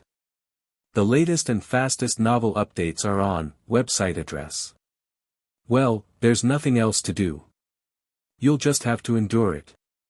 As she spoke, Elizabeth gave a sly smile and even deliberately rubbed her butt a little. Roy rolled his eyes. Thankfully, his willpower had improved and reached 14 points, otherwise, he might have just taken care of Elizabeth right there and then. This endurance lasted for an hour, and Roy and Elizabeth finally saw a small town. Calling it a town was more like calling it a village. It was basically a road in front of a church with a row of houses on each side. We're here. Bo's gas station is over there, just a short walk away. I have other things to do, so I'll be going now. The skinny middle-aged man got out of the truck, pointed Roy and Elizabeth in the direction, and then drove the pickup truck in the opposite direction. The students on the school bus also got off. It should be noted that Oak High, where Roy studied, had a small class size, with around 20 students in each class. Why is this town so desolate? Yeah, there's not a single person around. Alright, students, I'm going with the driver to find someone to fix the bus. Don't wander around, stay by the school bus and wait for us to come back. Roy, help me keep an eye on the other students, moi. Elizabeth blew Roy a kiss and then walked towards the gas station with the driver. Roy was busy adjusting his pants. There was a strange wet patch on his crotch. This definitely wasn't caused by Roy. With his volume, the wet patch would have been much larger. The culprit was undoubtedly Elizabeth in her skirt. That woman ran off without a change of expression, leaving Roy with such a big problem. Just as he was thinking this, Jennifer and Nettie walked over. "Roy, are you happy?" "Happy about what?" Roy crossed his arms in front of his pants, trying to hide the wet patch. "Getting up close and personal with Ms. Elizabeth, huh?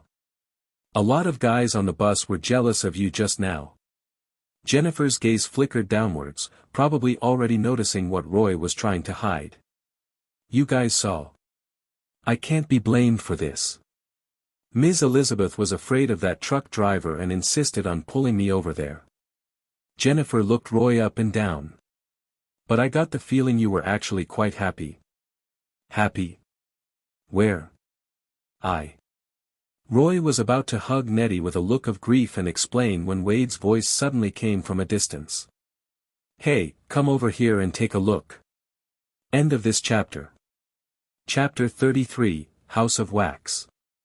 Even though Ms. Elizabeth had told us not to wander off from the bus, expecting a bunch of 17 and 18-year-olds to actually listen was pretty unrealistic. While Roy, Jennifer, and Needy were talking, that Wade from before had already started wandering around the small town by himself. Wade found that all the houses in the town were locked, and there wasn't a single person to be seen on the street. After walking a few steps, Wade quickly discovered a strange wax museum. What made it weird was that the outside walls and even the door of this wax museum were made of wax, which meant the whole building might be made of it. After discovering this, Wade immediately called out loudly for his classmates to come and see. Realizing that this was a good way to divert attention, Roy immediately grabbed Jennifer and Needy's hands and walked towards Wade. "Let's go take a look." Jennifer and Needy both saw what Roy was trying to do, but neither of them said anything, just rolling their eyes at the same time in perfect sync. Soon all the students had arrived and walked over to the wax museum. "Wade, what did you find?" A girl with slightly uneven eyes who looked a lot like Paris Hilton spoke up and asked. This girl was called Peggy. Her family was quite wealthy in Waterfall Town and owned several bed and breakfasts near the Great Falls. "Look. This wax museum is made of wax. It's so interesting." Wade, who had a key in his hand, scraped the wall of the wax museum, and sure enough, a lot of wax came off. A wax museum built of wax, how weird. Carly curiously touched the wall of the wax museum and even tried to peek inside through the windows. Unfortunately, this wax museum had one-way mirrors, so it was impossible to see inside from the outside. Seeing that Carly, the girl he liked, was interested in the wax museum, Wade immediately suggested. "Why don't we go inside and take a look? Our field trip is pretty much ruined anyway, we might as well do something."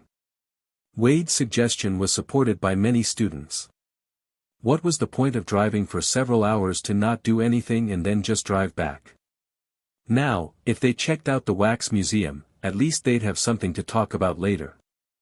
Otherwise, they'd really become the laughingstock of the school. Of course, there were also good students who had a different opinion, like Needy. "Isn't this a bad idea? Ms. Elizabeth told us not to wander off." Peggy rolled her eyes at Needy. This woman really disliked Needy and had even wanted to bully her before, but she hadn't dared to act on it because of Roy's presence. "Les Nicky, if you want to be a goody two-shoes, no one's stopping you. But please, don't bother us." Roy glared at Peggy. "Peggy, what Needy means is that this wax museum has an owner, and we might get into trouble if we trespass." Peggy answered Roy without even thinking. "What are we afraid of with so many of us? Maybe this whole dumpy town doesn't even have as many people as we do. The worst thing at times like this is having someone like Peggy leading the charge." Now, except for Roy, Jennifer, and Needy, all the other students were tempted. If it were any other place, Roy really wouldn't want to bother with these students, but he had already recognized where this wax museum was from. The movie House of Wax.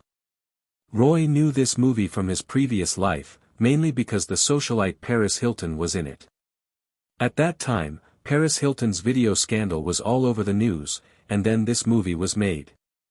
The movie was generally a classic slasher horror film, but the addition of living wax figures made it quite novel.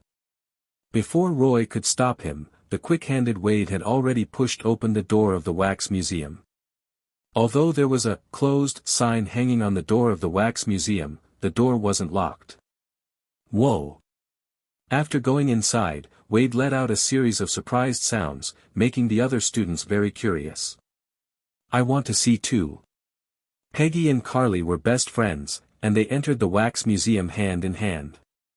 Once one went in, the rest quickly couldn't resist following. There was no way around it, Roy had to follow them into the wax museum. After all, Elizabeth had asked him to keep an eye on the students before she left. However, based on the intensity of the original movie, there shouldn't be too much of a problem, as long as they didn't fall into any traps. Jennifer, Needy, you two be careful. I have a feeling this wax museum is a bit strange. Needy was a little curious. Strange? How so? What kind of normal person builds a wax museum out of wax? And opens it in a place that's not even marked on the map? There's definitely something wrong here. Hearing this, Needy immediately thought of something. Could it be, there's a psycho killer inside? I wouldn't rule out that possibility. In any case, it's better to be careful. Yeah, America is a hotbed for psycho killers, both in movies and in real life. Some real-life cases are even more terrifying than what you see in movies. Although Needy hadn't personally experienced a psycho killer, she was still a little scared. On the other hand, Jennifer, who had almost been killed by her own brother, didn't seem too flustered. Her gaze just became more intense. Roy, maybe we shouldn't go in after all. Don't be afraid, I've got this. You two just hold hands and don't let go. With that, Roy also entered the wax museum. Inside the wax museum, the students had already started looking around. Putting aside all the other issues with this wax museum, the overall concept was actually quite good. Everything inside was made of wax, including the tables and chairs. And the wax figures inside were also incredibly lifelike. It's just like the real thing. Even the wax museum in Austin isn't this good. Peggy exclaimed. Of course they're real. These wax figures are actually people with a thick layer of wax on their skin. I wonder how the students will react when they find out the truth. Roy saw several students even touching the wax figures. However, some students were also starting to get suspicious, like Carly. That's weird. Aren't wax museums supposed to have wax figures of famous people? But all the figures here look like regular folks. Knowing that there might be danger inside the wax museum, Needy held Jennifer's hand tightly. This girl was already easily scared, and now she was even more like a quail, not daring to look at the lifelike wax figures around her because of the uncanny valley effect. Suddenly, Needy noticed someone standing outside the window. In the distance, it looked like a red-haired clown holding balloons. Needy instantly started trembling uncontrollably. Jennifer noticed that Needy was acting strange and quickly asked her. Needy, what's wrong? Needy pointed to the window, but found that the clown she had seen earlier was gone. And nothing. On the other side, Roy clapped his hands. All right, you've all seen enough, right? Let's get out of here before the owner of the wax museum comes back. That's a bummer, we haven't even seen the second floor yet. Just as Peggy finished speaking, a bell rang outside, and then the door of the wax museum suddenly closed automatically. Yellow Chevrolet Camaro. End of this chapter. Chapter 34, The Masked Man. What happened? At this point, none of the students realized the seriousness of the situation, but Roy had already sensed that something was wrong. Everyone, gather over here. Apart from Jennifer and Needy, no one paid Roy any attention. Seriously, if you try to tell Americans about discipline, they'll definitely call you crazy. After all, this is the land of the free. Immediately afterward, everyone felt the light in the wax museum suddenly dim. Ah! Carly's scream startled everyone again. Carly, what are you yelling about? Peggy was right next to Carly and almost jumped out of her skin from the scream. Carly answered Peggy in a trembling voice. Just now, this wax figure seemed to move. A wax figure moved. How could that be possible? No one believed Carly, but when they looked at the wax figure she was pointing at and saw that it was indeed twitching slightly, they started to panic. How can this be happening? In an instant, Roy collected a large amount of fear. Roy was also a bit strange. Could it be that the person inside the wax figure wasn't completely dead yet? But soon, all the wax figures in the entire wax museum began to twitch, and it was clear that things weren't that simple. This time, the students didn't want freedom anymore and all gravitated towards Roy, the person with the highest combat power in the room. After all, liberty is precious, and love is even more so, but for the sake of life, both can be discarded. This was reality, not a philosopher's dream. Before long, these twitching wax figures left their original positions and walked towards Roy and the others. This scene definitely wasn't in the original movie. Roy realized that the plot had taken a turn. But this wasn't the first time something like this had happened. For example, the story of Halloween had been grafted onto Jennifer. Who knew what house of wax had been mixed with? Facing the wax figures slowly approaching him, Roy directly pulled out his Smith & Wesson M625 revolver and opened fire. The wax figures moved very slowly, no different from shooting at fixed targets. Roy fired 6 shots in a row without missing a single one, all hitting their mark. Wade looked at Roy in shock. Roy, you're carrying a gun. Is there a problem? Doesn't it come in handy now? No problem at all. The gun in Roy's hand did put the other students slightly at ease. But Roy wasn't so optimistic. The shot wax figures were still staggering towards them, except for one that had been shot in the head and had fallen to the ground. Is the head the weak point? What is this, like zombies? Roy quickly reloaded his bullets and continued shooting to clear the wax figures, while the other students ran to the door and started banging on it. Theoretically, a door made of wax should be easy to break through, but even after several boys had been hitting it for a while, the door didn't budge. Could there be an iron door under this layer of wax? Nitty thought of a possibility. Wade immediately took out his keys and started scraping at the door, indeed discovering that there was something special underneath the wax. Fuck, fuck, fuck. Wade cursed loudly. This kind of thick iron door was impossible for the students to break open, even if they broke their arms trying. Jennifer came up with an idea. We can go through the windows. This reminded the other students. They rushed to the nearest windows, only to see steel plates rising up to cover them, clearly not wanting them to get out. Damn it! Someone must be watching us. A thought flashed through Roy's mind. It would be very disadvantageous if someone constantly knew their whereabouts.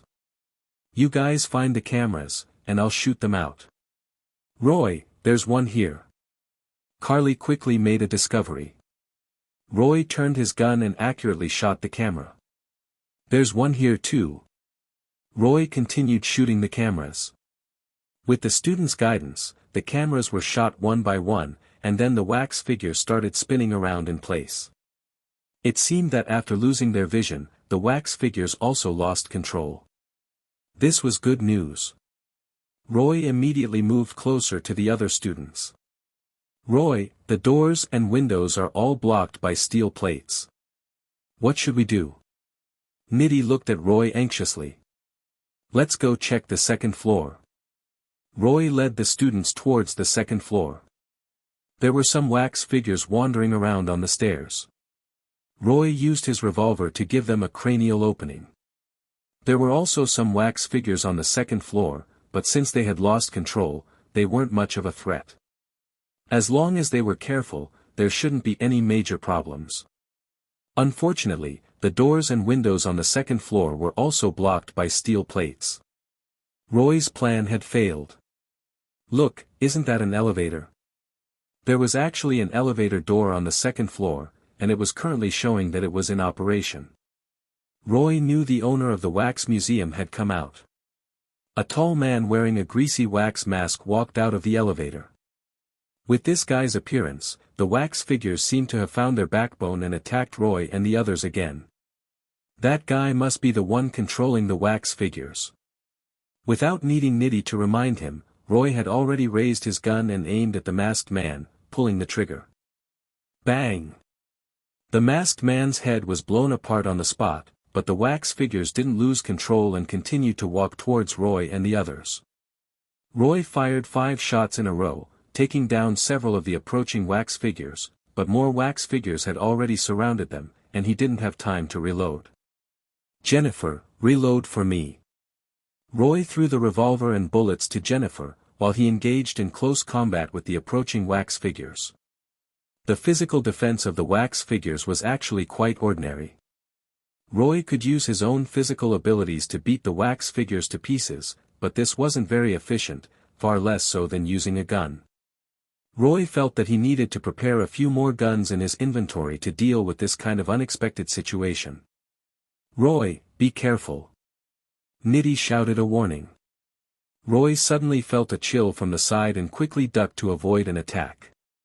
It turned out that the masked man's head had somehow grown back, and he was now wielding 2 daggers with special patterns, trying to ambush Roy.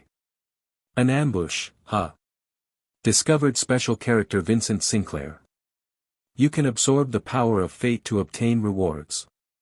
Roy easily swept the masked man off his feet with a leg sweep. This guy's physical abilities were average, not comparable to the 2 killers he had faced before, Michael Myers and Leatherface. Reaching out, Roy directly twisted off the masked man's head. Only then did he realize that this guy was entirely made of wax, with no flesh and blood beneath the wax layer. No wonder his head could regenerate after being shot, and it was even regenerating right in front of Roy. Ah! Roy, help! Several wax figures broke through Roy's defenses and started attacking the students behind him. Several boys bravely tried to protect the girls, probably seeing that Roy could fight the wax figures with his bare hands. But they didn't know that not everyone had the same physical abilities. The situation was critical. Roy grabbed the masked man and threw him over the railing, then rushed into the group of students. Like a tiger entering a flock of sheep, the situation immediately stabilized. Roy took the revolver from Jennifer. Grab weapons. You can't fight them empty-handed. End of this chapter. Chapter 35, The Sinclair Brothers ***. The guys quickly tore off nearby furniture to use as weapons. Even though the furniture was also made of wax, it was better than nothing and could at least do some damage. Roy, this isn't working. I feel like there are more and more wax figures. Nitty was right. Roy had clearly taken down 20 or 30 wax figures, but the ones walking towards them hadn't decreased much at all. There are probably other secret passages inside the wax museum. The wax figures must be coming out from there. There definitely weren't this many wax figures in the movie. This story has been completely twisted into something else. Just then, Carly thought of an idea. I remember that wax has a really low melting point. What if we set the walls of the wax museum on fire? Maybe that way we can break out. Hearing this, 2 of the guys immediately pulled out lighters. That's too risky. If the walls are just a layer of wax on the surface and there's a real wall underneath, we'll get burned to death in here. Nitty rejected Carly's idea. Then what should we do? Just wait here to die. Peggy was already bordering on hysterical because of the fear. Several other girls were in a similar state. There weren't many people left who could think clearly like Nitty. Actually, even though the current situation looked critical, it was as stable as a mountain. As long as Roy took out his chainsaw sword, no matter how many wax figures there were, they wouldn't be a problem. Roy could play with them all day. What's more, the active effect of demon possession hadn't even been used yet. With 20 students around providing Roy with fear, he had accumulated a large amount of it. Remember our website, 101 reading. But these two moves couldn't be seen by outsiders, otherwise Roy might be captured by the American government and dissected. Girls, try chipping away at the wall first to see if the wall under the wax is concrete. Guys, follow me to build a defensive line.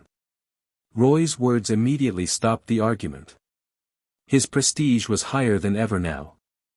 Everyone treated him as their backbone, and no one dared to oppose him. Driven by the desire to survive, the girls worked especially hard, not even caring if they ruined their freshly done manicures.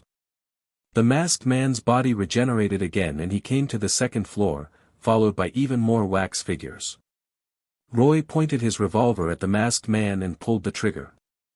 This guy was the key to everything. As long as they took him down or put him in a state of paralysis, the other wax figures would lose control. However, the masked man had clearly learned his lesson. Seeing the muzzle of Roy's gun, he immediately used a nearby wax figure to block the bullet. Humph. Let's see how many wax figures you have to block bullets for you. Roy fired 5 shots in a row, blowing up 4 wax figures before finally hitting the masked man, who tumbled down the stairs. The wax figures on the second floor lost control because of this, giving everyone a chance to catch their breath. Roy, we see light. The frantic chipping of several girls finally created a small hole in the wall. The light shining through the hole showed that the wall was hollow. Let me do it. Roy walked over to the wall and with a few consecutive punches, successfully created a large hole in the wax wall. Guys go down first, then catch the girls. I'll cover the rear. After quickly arranging the escape plan, Roy returned to the defensive line to stop the wax figures. The wax figures resumed their movement, indicating that the masked man had recovered. However, this guy didn't show his face at all now, probably also afraid of Roy's shooting skills. This made it somewhat difficult for Roy to block the wax figures, and the defensive line was gradually retreating. Someone give me a lighter. I have one here. Peggy handed a metal lighter to Roy. Roy, are you planning to set the wax figures on fire? Jennifer saw through Roy's plan. Roy nodded. Now that we've found an escape route, there's no problem with setting the wax figures on fire. With that, Roy lit the lighter and threw it into the pile of wax figures. The flames quickly spread. The entire wax museum was full of wax, a highly flammable material, so it was impossible for the fire not to spread quickly. Roy, it's just us left. The students had all jumped out of the hole in the wall. Now only Roy, Jennifer, and Nitty remained. Roy picked up both girls at once and jumped out of the hole in the wall before the flames reached him. Phew, we're saved. Looking at the burning wax museum, all the students showed expressions of relief after surviving a disaster. Ding! Obtained Vincent Sinclair's Fate treasure chest. Open it. It seemed the masked man had been burned to death. What happened? Elizabeth ran over from a distance, the airbags on her chest bouncing with a force comparable to Heather's.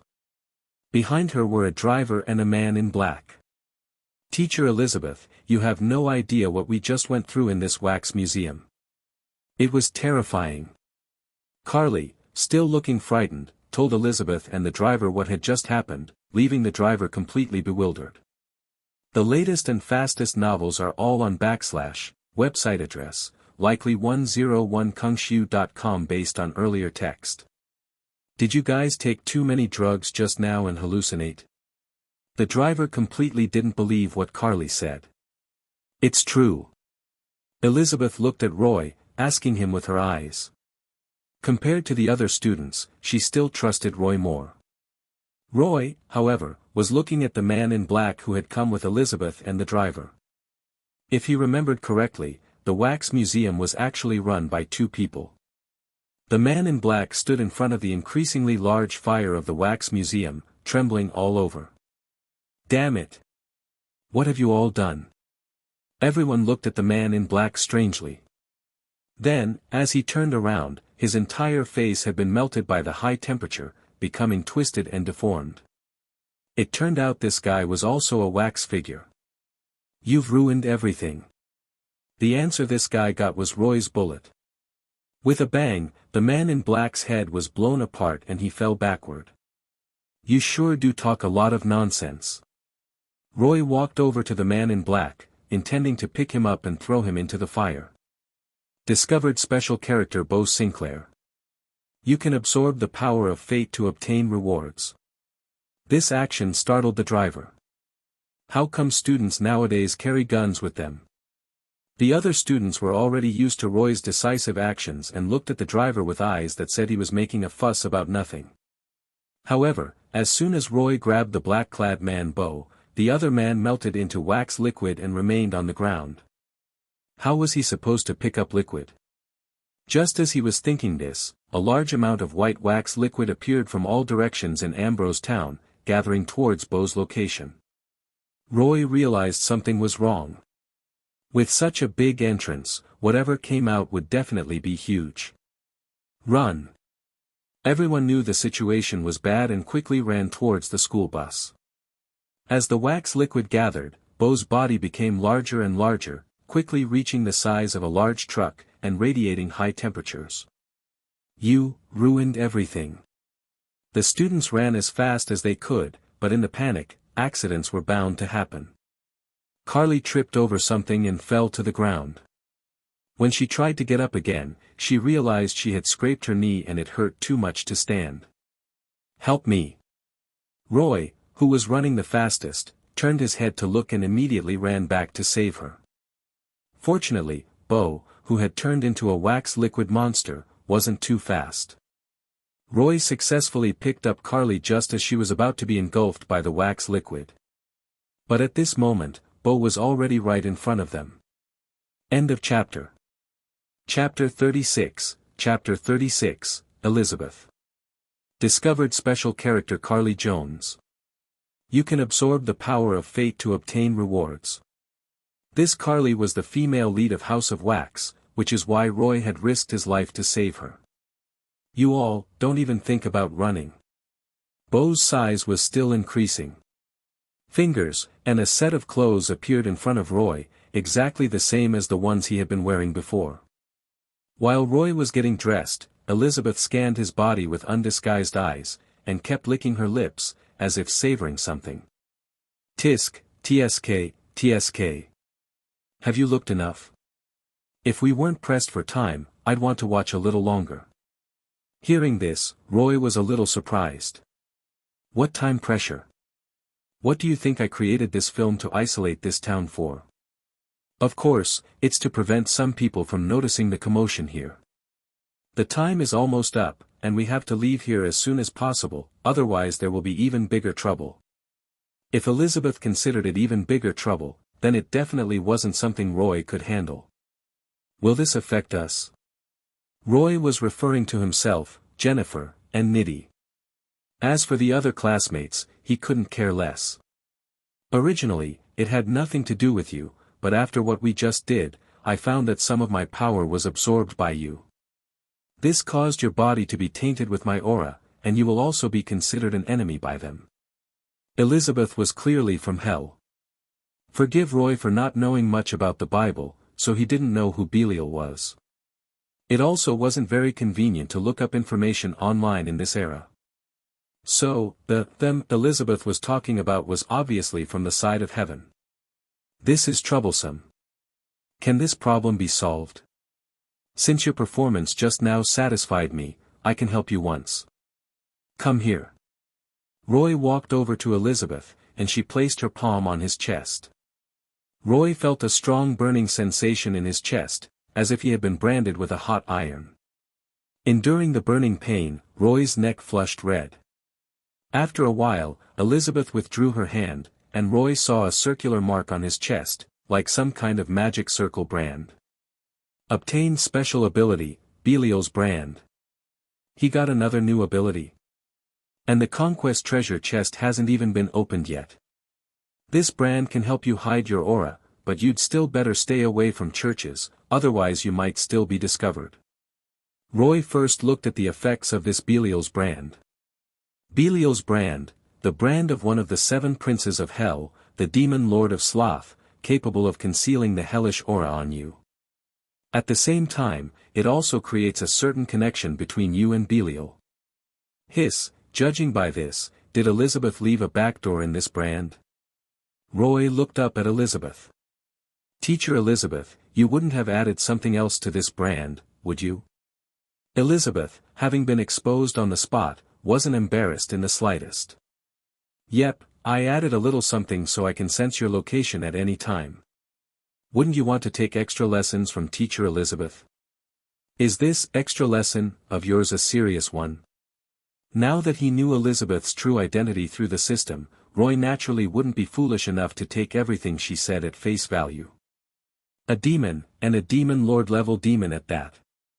How could she possibly be so kind-hearted? Roy started to think about how he could block the connection with Belial within the brand. Alright, things are pretty much done. We should get out of this damned place. Damn it, we have to come up with another story to deal with the school and the police. I hate trouble the most. Elizabeth looked annoyed, clearly she really hated making up stories. Making up a story? I have an idea. Roy took out the main story of the movie, House of Wax, adapted it slightly, and it was ready to use. After listening to Roy's story, Elizabeth's eyes lit up, and she couldn't help but hug Roy and kiss him passionately on the lips. Ah! Little Roy, you're such a smart and good boy, moi. Moi. Moi. Then, Elizabeth implanted this story into everyone's minds, so that when they woke up, they would take it as the truth. However, when implanting the memory into Jennifer, Elizabeth noticed some problems. Little Roy, your little girlfriend Jennifer seems to have some problems. Roy of course knew Jennifer had problems, he had seen the special bloodline of the Miles family before. I know. I'll handle this myself, you don't need to worry about it. And could you please stop calling me Little Roy? I'm not little at all. Well, some things are still worth arguing about. Alright. Little Roy, since you put it that way, I won't interfere. Go get them all into the car. Then, Elizabeth started ordering people around. This woman truly lived up to her title as the King of Sloth, not wanting to do even the slightest extra thing, directing Roy the entire time. The driver and the other students soon opened their eyes, a memory surfacing in their minds. It's already so late, we have to hurry to Waterfall Town. Finally out. Read more in Patreon. Bellamy 20. Chapter 38, None. The morning after the school bus left, the gaunt middle-aged man who had brought Roy and the others to Ambrose returned in his pickup truck.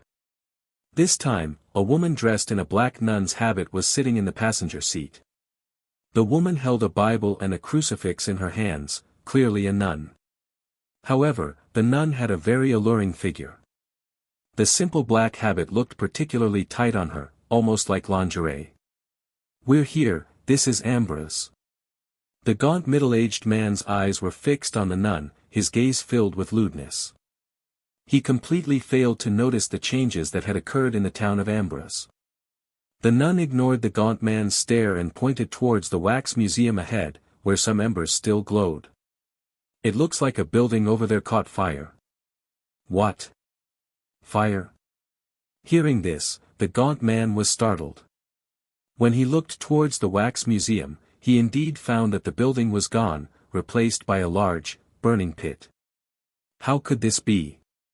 The gaunt man had just thought about getting out of the car when he felt something pressing against the back of his head. If this were at the University of Tokyo, this object could be many things. But in America, it could only be a gun. Repent in hell, sinner. Bang! The nun directly shot the gaunt middle-aged man in the head, his blood and brain matter splattering everywhere. In fact, this gaunt middle-aged man was one of the Sinclair brothers. Among the 3 brothers, the eldest, Beau, was the most evil, and the idea for the wax museum was his. The second brother, Vincent, was originally conjoined with Beau.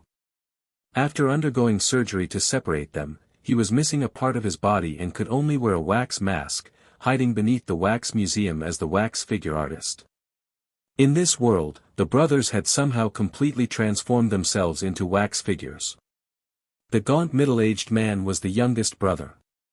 He was responsible for finding prey for the wax museum, usually people who got lost near Anguirus or whose cars broke down. These people were brought to Anguirus, where they were tortured and killed by Beau and Vincent and then turned into wax figures. Their belongings would then be taken away by the gaunt middle-aged man. So, it was perfectly reasonable for the nun to call the gaunt middle-aged man a sinner.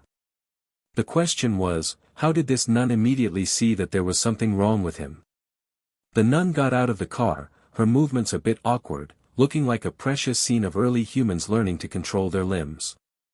Damn it, these two burdens are really annoying.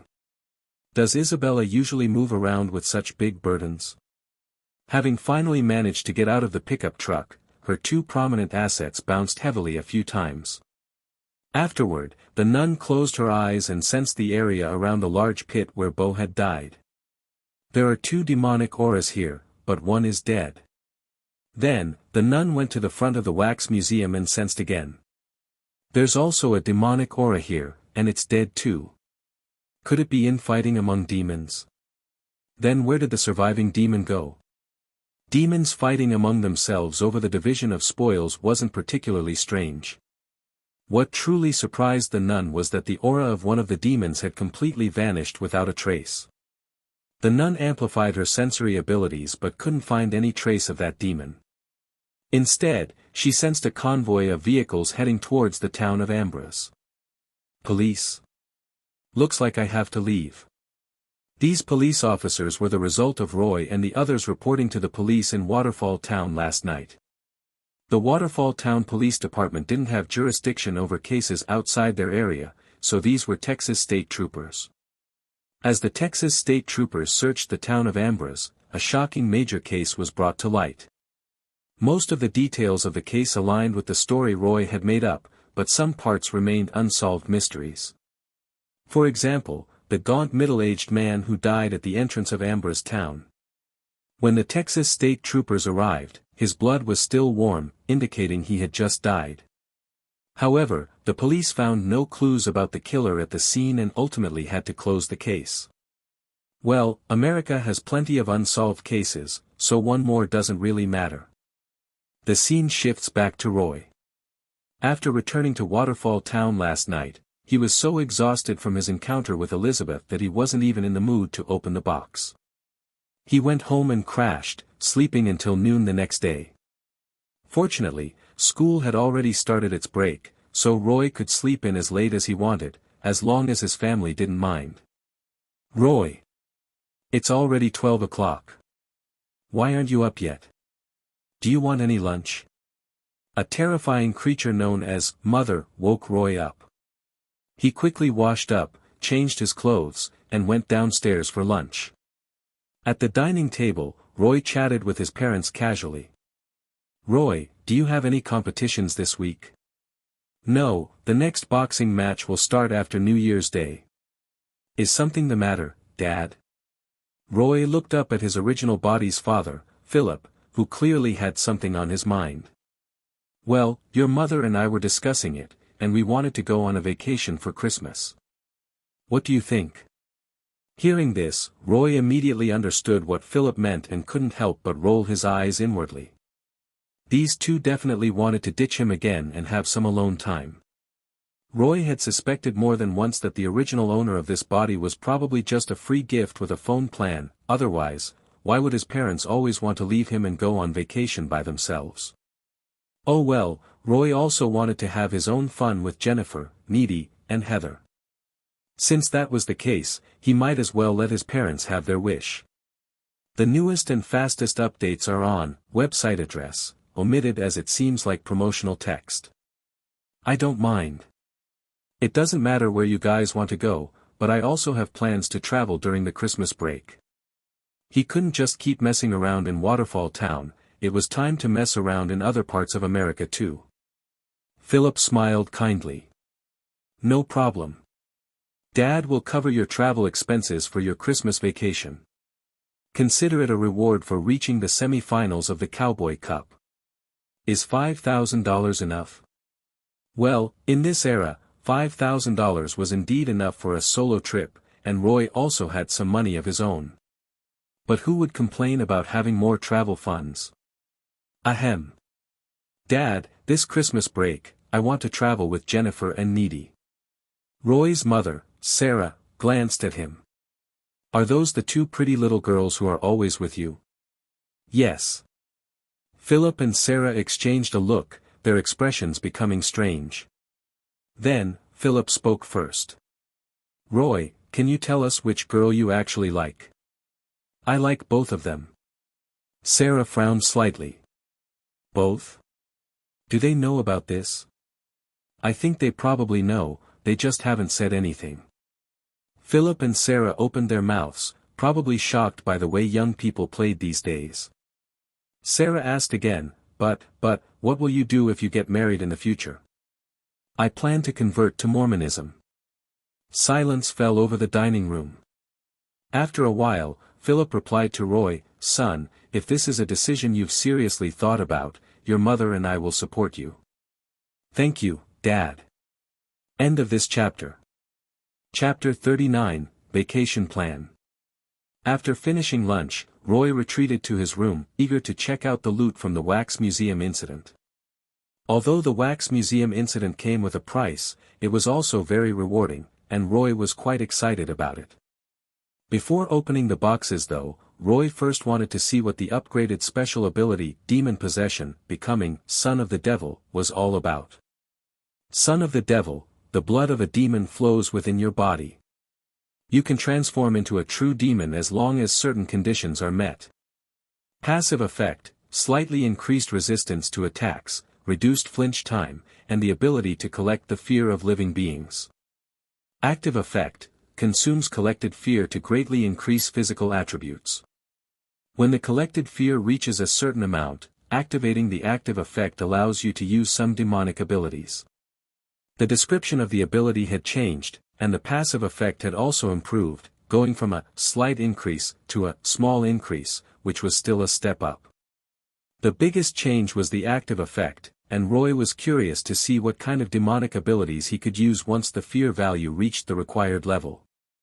Roy's current fear value had already reached the threshold, but remembering Elizabeth's previous warning, he didn't dare try out the new abilities yet.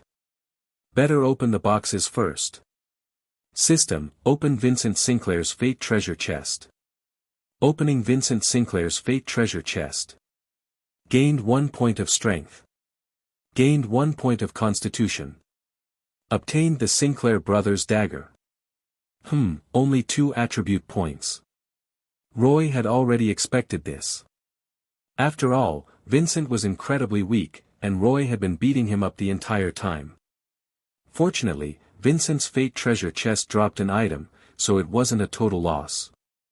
Sinclair Brothers Dagger, Mr. Sinclair's wife, Dottie, possessed wax figure techniques passed down through her family. After her death, the wax figure techniques were inherited by the Sinclair brothers, including this peculiar pair of daggers. They can secrete a white waxy liquid that cools quickly after leaving the daggers. Roy took out the Sinclair brothers' dagger from his inventory. It was the same dagger Vincent had been holding. The pair in his hand must be a copy created by the system. The original should have been buried with Vincent in the Wax Museum. The daggers were pure white, and the handles were adorned with special carvings. Roy held the Sinclair brothers' dagger and swiped it across a piece of paper, instantly leaving a large puddle of white wax. At the same time, when Roy put the dagger away, the white wax quickly solidified, becoming very hard. This pair of daggers seems to have some functionality. System, next, open Bo Sinclair's Fate Treasure Chest. Opening Bo Sinclair's Fate Treasure Chest. Gained 2 points of spirit. Gained 2 points of willpower. This time his luck wasn't so great, only getting 2 spirit-related attributes. Better than nothing, I guess. System, open Belial's Conquest Treasure Chest. Opening Belial's conquest treasure chest. Gained 5 points of strength. Gained 5 points of agility. Gained 5 points of constitution. Gained 5 points of memory. Gained 5 points of spirit. Gained 5 points of willpower. Obtained the special ability Key of Solomon. Wow, Roy knew he could get good stuff from Belial's conquest treasure chest, but he didn't expect it to directly add 5 points to all his attributes. And there's a special ability too. 7 items in total. This completely pushed Roy's physical abilities into the superhuman realm, making him like a super being. Key of Solomon. 2,000 years ago, Belial, the king of Sloth, signed a contract with King Solomon, imparting vast demonic knowledge and allowing him to summon and control 72 demon gods. The price was Solomon's soul belonging to Belial after his death. King Solomon recorded the knowledge taught by Belial in books, and now this knowledge belongs to you, without any cost. Passive ability, gain knowledge from hell. Active ability, can summon and enslave demons through special rituals. A flood of knowledge about hell and black magic poured into Roy's brain, momentarily bringing back the feeling he had when he first transmigrated. He felt dizzy, like the whole ceiling was spinning. After a while, Roy came back to his senses, the extra knowledge in his brain giving him a bit of a headache. This knowledge involved a vast amount of demonic lore, summoning rituals, and ancient black magic, so it was quite useful. Having this knowledge meant that Roy was no longer just a brute relying on physical attacks, but a demon warlock who had mastered black magic. You might ask why a warlock would have such strong physical attributes. A certain wizard named Gandalf, who wished to remain anonymous, stated that a true wizard charges into battle with melee weapons, facing enemies head-on. As for witchcraft, just casting the light spell is enough. All the treasure chests were opened, and Roy's attribute panel had undergone a massive change. Roy Black. Latest chapters are first published here. Human, Hybrid. Strength, 24. Agility, 22. Constitution, 30. Memory, 14. Spirit, 15. Willpower, 21. Abilities, Mike Tyson's boxing skills, Bob Munden's shooting skills, Grigory Yefimovich Rasputin's charisma, Son of the Devil, Sawyer family chainsaw handling skills, Key of Solomon. Items, Smith & Wesson M625 revolver, Ghostface mask, second-hand yellow Chevrolet Camaro, chainsaw sword, Sinclair Brothers dagger. TSK, these stats are so high they could scare someone to death. After looking at his attributes, Roy called Nitty's house. Nitty, do you want to go on vacation with me for Christmas? Just the 3 of us? Did you want to bring someone else? There was a moment of silence on the other end of the phone before she spoke. I need to ask my parents. Nitty was a typical good girl, and she had to ask her parents before making decisions about many things. That's why this girl still hadn't gotten intimate with Roy, and it looked like she wouldn't even get third blood now. Jennifer, Heather, and Elizabeth were all ahead of Nitty. She might even fall behind Carly. Carly had sent Roy a bunch of harassing messages this morning, but he was asleep and hadn't replied. Nitty, I will definitely win. After a while, Nitty came back and continued talking. Roy, I'm so sorry. Our family also has vacation plans, so I probably won't be able to go. Not all parents were like Roy's parents. Clearly, Nitty's parents valued family time more. Okay, what about Jennifer? Jennifer is already considered part of our family, so she's going on vacation with us too. Would you mind telling me about your family's vacation plans? My dad said he wants to take us skiing in Aspen, Colorado. That plan sounds pretty good. Would you be willing to run into me in Aspen by chance? Sinclair Brothers dagger, direct movie screenshot. End of chapter. Chapter 40, Amy and David. 3 days before Christmas Eve, Roy drove his second-hand yellow Chevrolet Camaro to the Sawyer estate to pick up Heather. Yep, Christmas is a very important day for Westerners, so Roy hadn't forgotten about Heather. Heather was quite touched that Roy would leave his family to spend Christmas with her. She didn't know that it wasn't Roy leaving his family, but rather his family leaving him. After instructing the servants in the villa to look after the house, Heather got in the car with Roy, and they set off. "Roy, where are we going on vacation?" "The Aspen Ski Resort." "Colorado? Cool. I've wanted to go there for ages." "Are we driving?" Colorado is only one state away from Texas, and Waterfall Town is in northern Texas, so even by car, it wouldn't take a full day to get there. If Roy set off now, he could reach Aspen by the latest early morning. However, the main reason Roy chose to drive was that he hadn't seen Heather much lately due to exams and school activities, so he wanted to spend more time with her this way. Time management is a really important skill. Roy really wanted to sign up for a refresher course to learn more about it. But, they'll be there too, for the Aspen vacation. Hearing this, Heather's mood instantly dropped. Of course, she knew who Roy meant by they. But they're flying into Aspen the day before Christmas Eve, so it'll just be you and me until then. Heather quickly caught the key information. "Just you and me for 2 days?" "Yep." Heather gave Roy a quick kiss on the cheek and became happy again. This girl was still so easily satisfied. Website address, omitted as it seems like promotional text. Heading north, after leaving Texas, snowflakes began to fall from the sky. This was something Roy hadn't expected. The weather forecast clearly said that the weather in Texas, New Mexico, and Colorado would be relatively clear today, which is why he chose to drive today. After the snow fell, the road became slippery. Luckily, Roy had come prepared. It took some time to put snow chains on the tires, but the car's speed was still affected. They drove until evening, and there were still 150 kilometers to their destination, Aspen. They could continue driving, but with the snow falling and no streetlights along the way, it was really too dangerous. So, Roy decided to find a motel nearby for the night and set off again the next morning. The map shows that if we take the small road ahead, there's a motel not far away, and a gas station too. Great, we can rest there for a bit. Suddenly, Roy noticed a black sedan parked on the side of the road ahead. In this weather, parking a car on the side of the road definitely meant something was wrong. Roy slowly slowed down and stopped next to the sedan. Sure enough, he saw a man and a woman inside who looked like a couple, shivering all over, clearly freezing. "Hey, do you guys need help?" When encountering something like this on the road, it's always good to help if you can, especially since Roy's current strength meant he didn't have to worry about encountering bad people. The woman in the sedan made the sign of the cross on her chest. "Thank God, someone finally found us.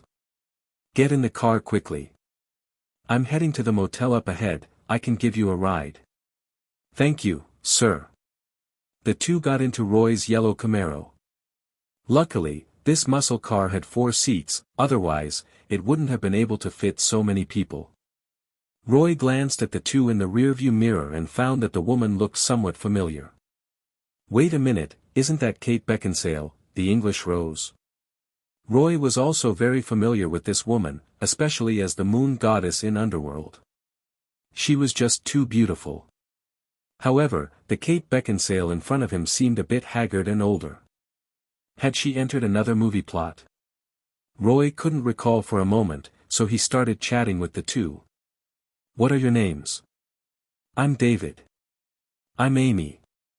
While Roy was sizing up the two, David and Amy were actually also observing him and Heather. After all, even in America, this handsome man and beautiful woman were a relatively rare sight. "Are you two married?" "No." "Yes." Two completely opposite answers. "David, what do you mean?" "We agreed that we'd get divorced when we got to Denver." The newest and fastest updates are on, website address, omitted as it seems like promotional text. "But we're not divorced yet, are we?" "As long as we're not divorced, we're still married." Roy could tell that these two were probably a couple whose relationship had broken down and were on their way to get a divorce. Amy didn't want to argue with David anymore. She looked at Roy, who was driving, and felt that he was really too handsome. "Are you two on a romantic road trip?" "Yes, I'm Roy, and this is my girlfriend Heather." Heather was very happy that Roy publicly acknowledged her as his girlfriend in front of strangers, and a sweet smile appeared on her face. Seeing the sweet way Roy and Heather were, Amy couldn't help but think of when she was young. 10 years ago, Amy and David were in this kind of state, and after a road trip, they got married and had children. But all the happiness completely shattered a few months ago. Amy and David's child died in an accident, and Amy believed it was all David's fault. So, the two began to argue constantly until their relationship completely broke down. This trip was for Amy and David to officially get divorced in Denver, the city where they had originally gotten married. "I think we're here." Roy had already seen the gas station sign. When he drove over, he found that the gas station was closed. However, the motel across from the gas station was still open, and the sign's lights were still on. Roy parked the car, and the four of them got out and entered the front desk area. There was no one at the front desk, but there were some strange noises coming from the room behind it. "Hello? Is anyone there?" There was no response from inside. Roy noticed a bell on the counter, so he walked over and rang it. After the clear sound of the bell rang, a middle-aged man with a small mustache quickly came out from the room behind the front desk. Sorry. I was watching a TV show inside and got a bit engrossed, didn't notice any guests coming in." Roy and the others didn't think much of it and directly asked to book rooms. "Do you have any vacancies?" "We need 2 rooms." "No problem, please register your names first." "Are you all together?" Roy casually wrote down 2 names in the registration book. Anyway, these kinds of motels usually don't verify guest names. "We met on the road. My car broke down, and thankfully this young man gave us a ride here. By the way, do you have the phone number for a towing service or a mechanic?" "Of course, but they've definitely closed for the day by now." "Why not call them tomorrow?" The motel owner handed 2 sets of keys to Roy and David respectively. "You're right, let's just rest for the night." The mustached motel owner winked at the 4 of them. "Have a good night and sweet dreams." End of this chapter. Chapter 41, Bedtime Exercise. The 4 of them went into their respective rooms. David and Amy went into room 4, while Roy and Heather went into room 5. "This room is so dirty. This table, this blanket, they're covered in dust. Oh my God, the water in the bathroom is completely yellow." As soon as they entered the room, Heather started complaining. Roy shrugged, looking a little helpless. "Heather, motels in small towns like this are just like this." Of course, Heather knew that. Motels like this mainly cater to people passing through, drug addicts, and even fugitives. The motel owner probably never even considered repeat customers. It's like the businesses in tourist areas that overcharge customers, they don't expect repeat business, so they don't bother with good service. Heather looked a little disheartened. "I thought our first trip together would be a bit more romantic." As a sea king, someone who dates many people, how could Roy not know that women want romance? Actually, he had already prepared something romantic for Heather in Aspen, but a sudden snowfall had forced him to postpone his plans. Roy would keep this a secret and save it as a surprise for Heather. "Heather, as long as we're together, anywhere we go is romantic." Hearing this, Heather gave a sweet smile, then took off her coat, revealing her lovely figure. Seeing Heather's expression, Roy knew what she wanted to do. He immediately turned on the air conditioning and the TV, ready for some bedtime exercise. Remember our website, 101 Read Books Network. However, when the big, old TV in the room was turned on, it only showed static, there was no signal.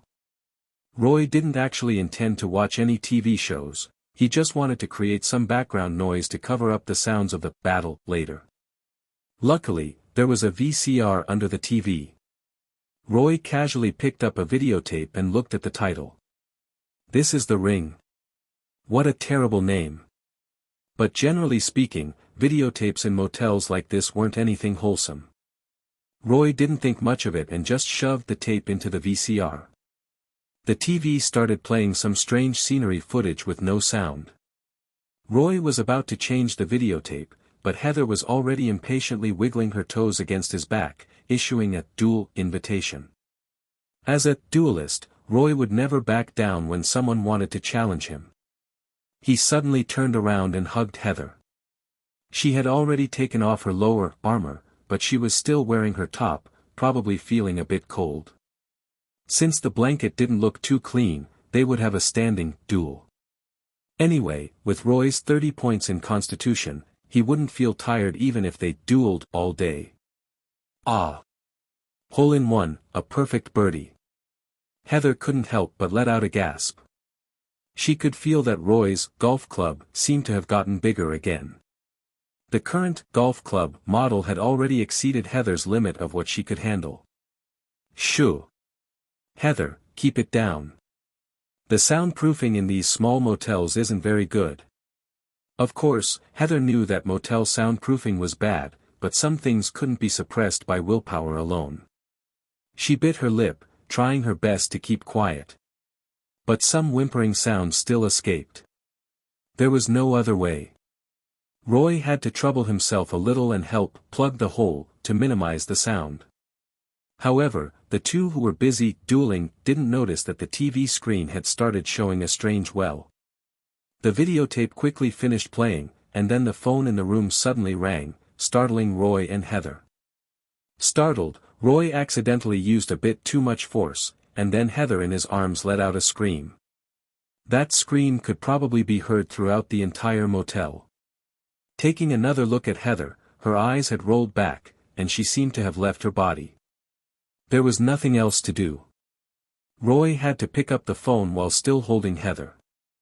Hello? Is this the motel owner? Roy thought the motel owner was calling about something, but he was surprised to hear some strange noises when he answered. It sounded like a gurgling noise coming from someone's throat, along with the sound of fingernail scratching. Crazy.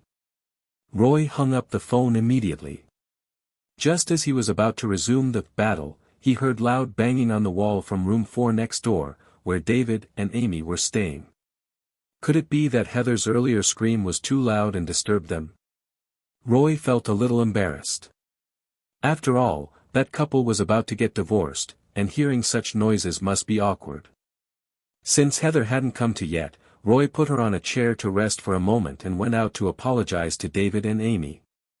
He left his room and knocked on the door next door. Before he knocked, the light in the room was on. But after Roy knocked, the light inside suddenly went off. What does this mean? Did they not want to talk to him? Roy stood at the door of room 4, frowning and hesitating whether to knock again. Just then, Roy felt someone approaching from behind. He immediately turned around and saw it was the little mustached motel owner. The motel owner held a flashlight in one hand and kept the other behind his back. "Sir, I just heard a scream. Is everything all right?" So, the motel owner had come to check after hearing Heather's commotion, which made Roy feel a bit awkward. "Oh, it was nothing. My girlfriend and I were just doing some bedtime exercises. By the way, I just got a weird prank call." To change the subject, Roy mentioned the strange call he had just received. "A prank call?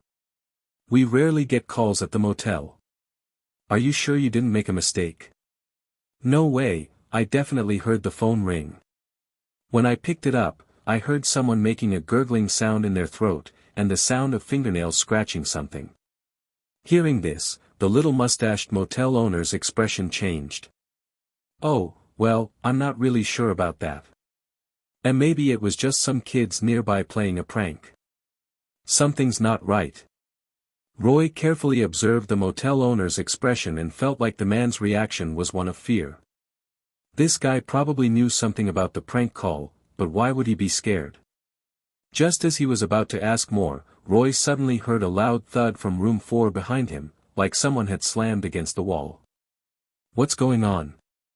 Roy turned his head towards room 4, looking confused. Could it be that David and Amy were a bit overwhelmed by the sounds from his and Heather's room and decided to have some break-up sex? Did they turn off the lights on purpose so they wouldn't be disturbed? At this moment, the motel owner in front of him said, "Sir, it's very late now. You should probably go back and get some rest." Looking at his watch, it was indeed very late. It was already past midnight. However, Roy had just done some exercise, and was feeling a bit hungry now. "Hey, owner, do you have anything to eat here?" "Sorry, the motel doesn't handle guests' food needs." The motel owner started to show some impatience. Roy shrugged and turned to walk back to his room. However, just at that moment, the door of room 4 started making continuous banging sounds. End of chapter. Creators. Chapter 42, Vacancy. Are they seriously going this far? Roy looked at room 4 with suspicion, feeling an inexplicable sense that something was wrong. Could it be that he triggered some kind of horror movie plot without even realizing it? With this thought in mind, Roy was about to knock on room 4's door again, but the motel owner suddenly stepped forward and stopped him. "Sir, if there's anything needed in room 4, I'll take care of it. You just need to go back to your own room." Discovered special character Mason. You can absorb the power of fate to obtain rewards. The motel owner was actually a special character too. Roy immediately recalled a relatively obscure thriller. Although it starred the English Rose, it wasn't very well known. The movie was called Vacancy. It was about a perverted motel owner who installed hidden cameras in the rooms and then made underground videotapes by torturing and killing his guests. It was said that after this movie was released, many already struggling motels went out of business. Having figured this out, Roy narrowed his eyes at the motel owner, Mason. "Why do you keep trying to get me to go back to my room? Are you hiding something?" At this point, Mason finally lost his patience and brought out the hand he had been holding behind his back. It turned out the guy had been holding a black revolver in his other hand the whole time. "You little brat, can't you just listen?" Roy suddenly reached out and grabbed Mason's hand that was holding the revolver. The grip strength of 24 points of strength was something an ordinary person couldn't withstand. Mason let out a miserable scream. "Ah, let go. Do I need to teach you some manners? You should say, please." Mason was clearly not very good at politeness. He actually tried to pull the trigger of the revolver. Luckily, Roy's reaction speed was extremely fast. He directly broke Mason's wrist and twisted the gun, causing Mason to shoot himself in the abdomen. The piercing gunshot shattered the silence above the motel. This place was so remote that even if a gun went off, no one would hear it. Inside room 4, a man wearing a hood spoke up after hearing the gunshot. "That nosy kid should have been taken care of by Mason. Too bad, we missed out on some good footage." Another hooded man replied to his companion. "I thought that kid's girlfriend was pretty hot, almost like a movie star. Maybe we can make up for the missed footage with her." "Whoa, good idea." David and Amy were in despair. Around the time Roy received that strange phone call, these two hooded men had come out of a secret passage in the bathroom and subdued them. The sound of something hitting the wall was from that moment. Afterward, when Roy came to room 4 and knocked, it was also these two hooded men who turned off the lights. However, David and Amy, though controlled, didn't just sit there and wait to die. First, David took advantage of the hooded man controlling him being focused on what was happening outside the room and suddenly resisted, hitting the wall. This was the second wall-hitting sound Roy heard. For this, David paid the price of being stabbed several times by the hooded man, completely losing his ability to resist. As for the banging on the door that later alerted Roy, it was Amy biting the hand of the hooded man controlling her in a last-ditch effort. Amy wanted to break out of the room, but the door had been locked in a special way by the two hooded men. She couldn't open it for a while and could only desperately keep banging on the door with her body. The two hooded men regained control of Amy. Just as they turned on the lights, ready to continue their work, they saw the room door being punched through. The person outside tore the solid wood door off its hinges as easily as tearing through foam. "Hey, how's it going?" Roy, who had just entered, didn't forget to greet the two hooded men. "Fuck. This kid isn't dead." One of the hooded men also had a gun. After realizing what had happened, he immediately tried to draw it. But how could this guy's speed in drawing a gun compare to Roy, who possessed Bob Munden's shooting skills? Amy only felt a blur before Roy had a Smith & Wesson M625 revolver in his hand.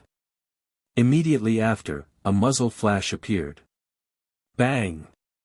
By this time, the hooded man's revolver had just been drawn, but he had already been shot and fallen to the ground.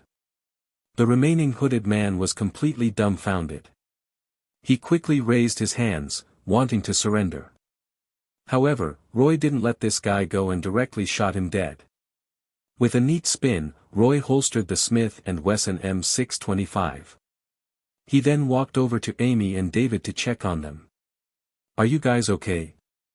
It was only now that Amy came back to her senses after Roy's lightning-fast double kill. "I'm okay, I just have some superficial injuries, but David is seriously hurt." As she spoke, Amy was already lying on David, starting to cry. Roy turned David's body over. The guy had been stabbed several times in the stomach by the hooded man, and the wounds were very deep. Fortunately, only his stomach was injured, so David should be able to hold on for a while. The importance of the abdominal organs is slightly lower than that of the organs in the chest cavity, at least they won't directly cause death. That's why people who are cut in half can struggle for a long time before they die. "Amy, you need to call the police right now. I'll help David stop the bleeding." "Okay." Roy looked around and found that there wasn't any clean cloth in the room. Helpless, Roy could only tear off his down jacket and use the down feathers inside to help David stop the bleeding. "Roy, thank you." David thanked Roy weakly. "Save your thanks until you're alive to say it. You can just give me a bonus then."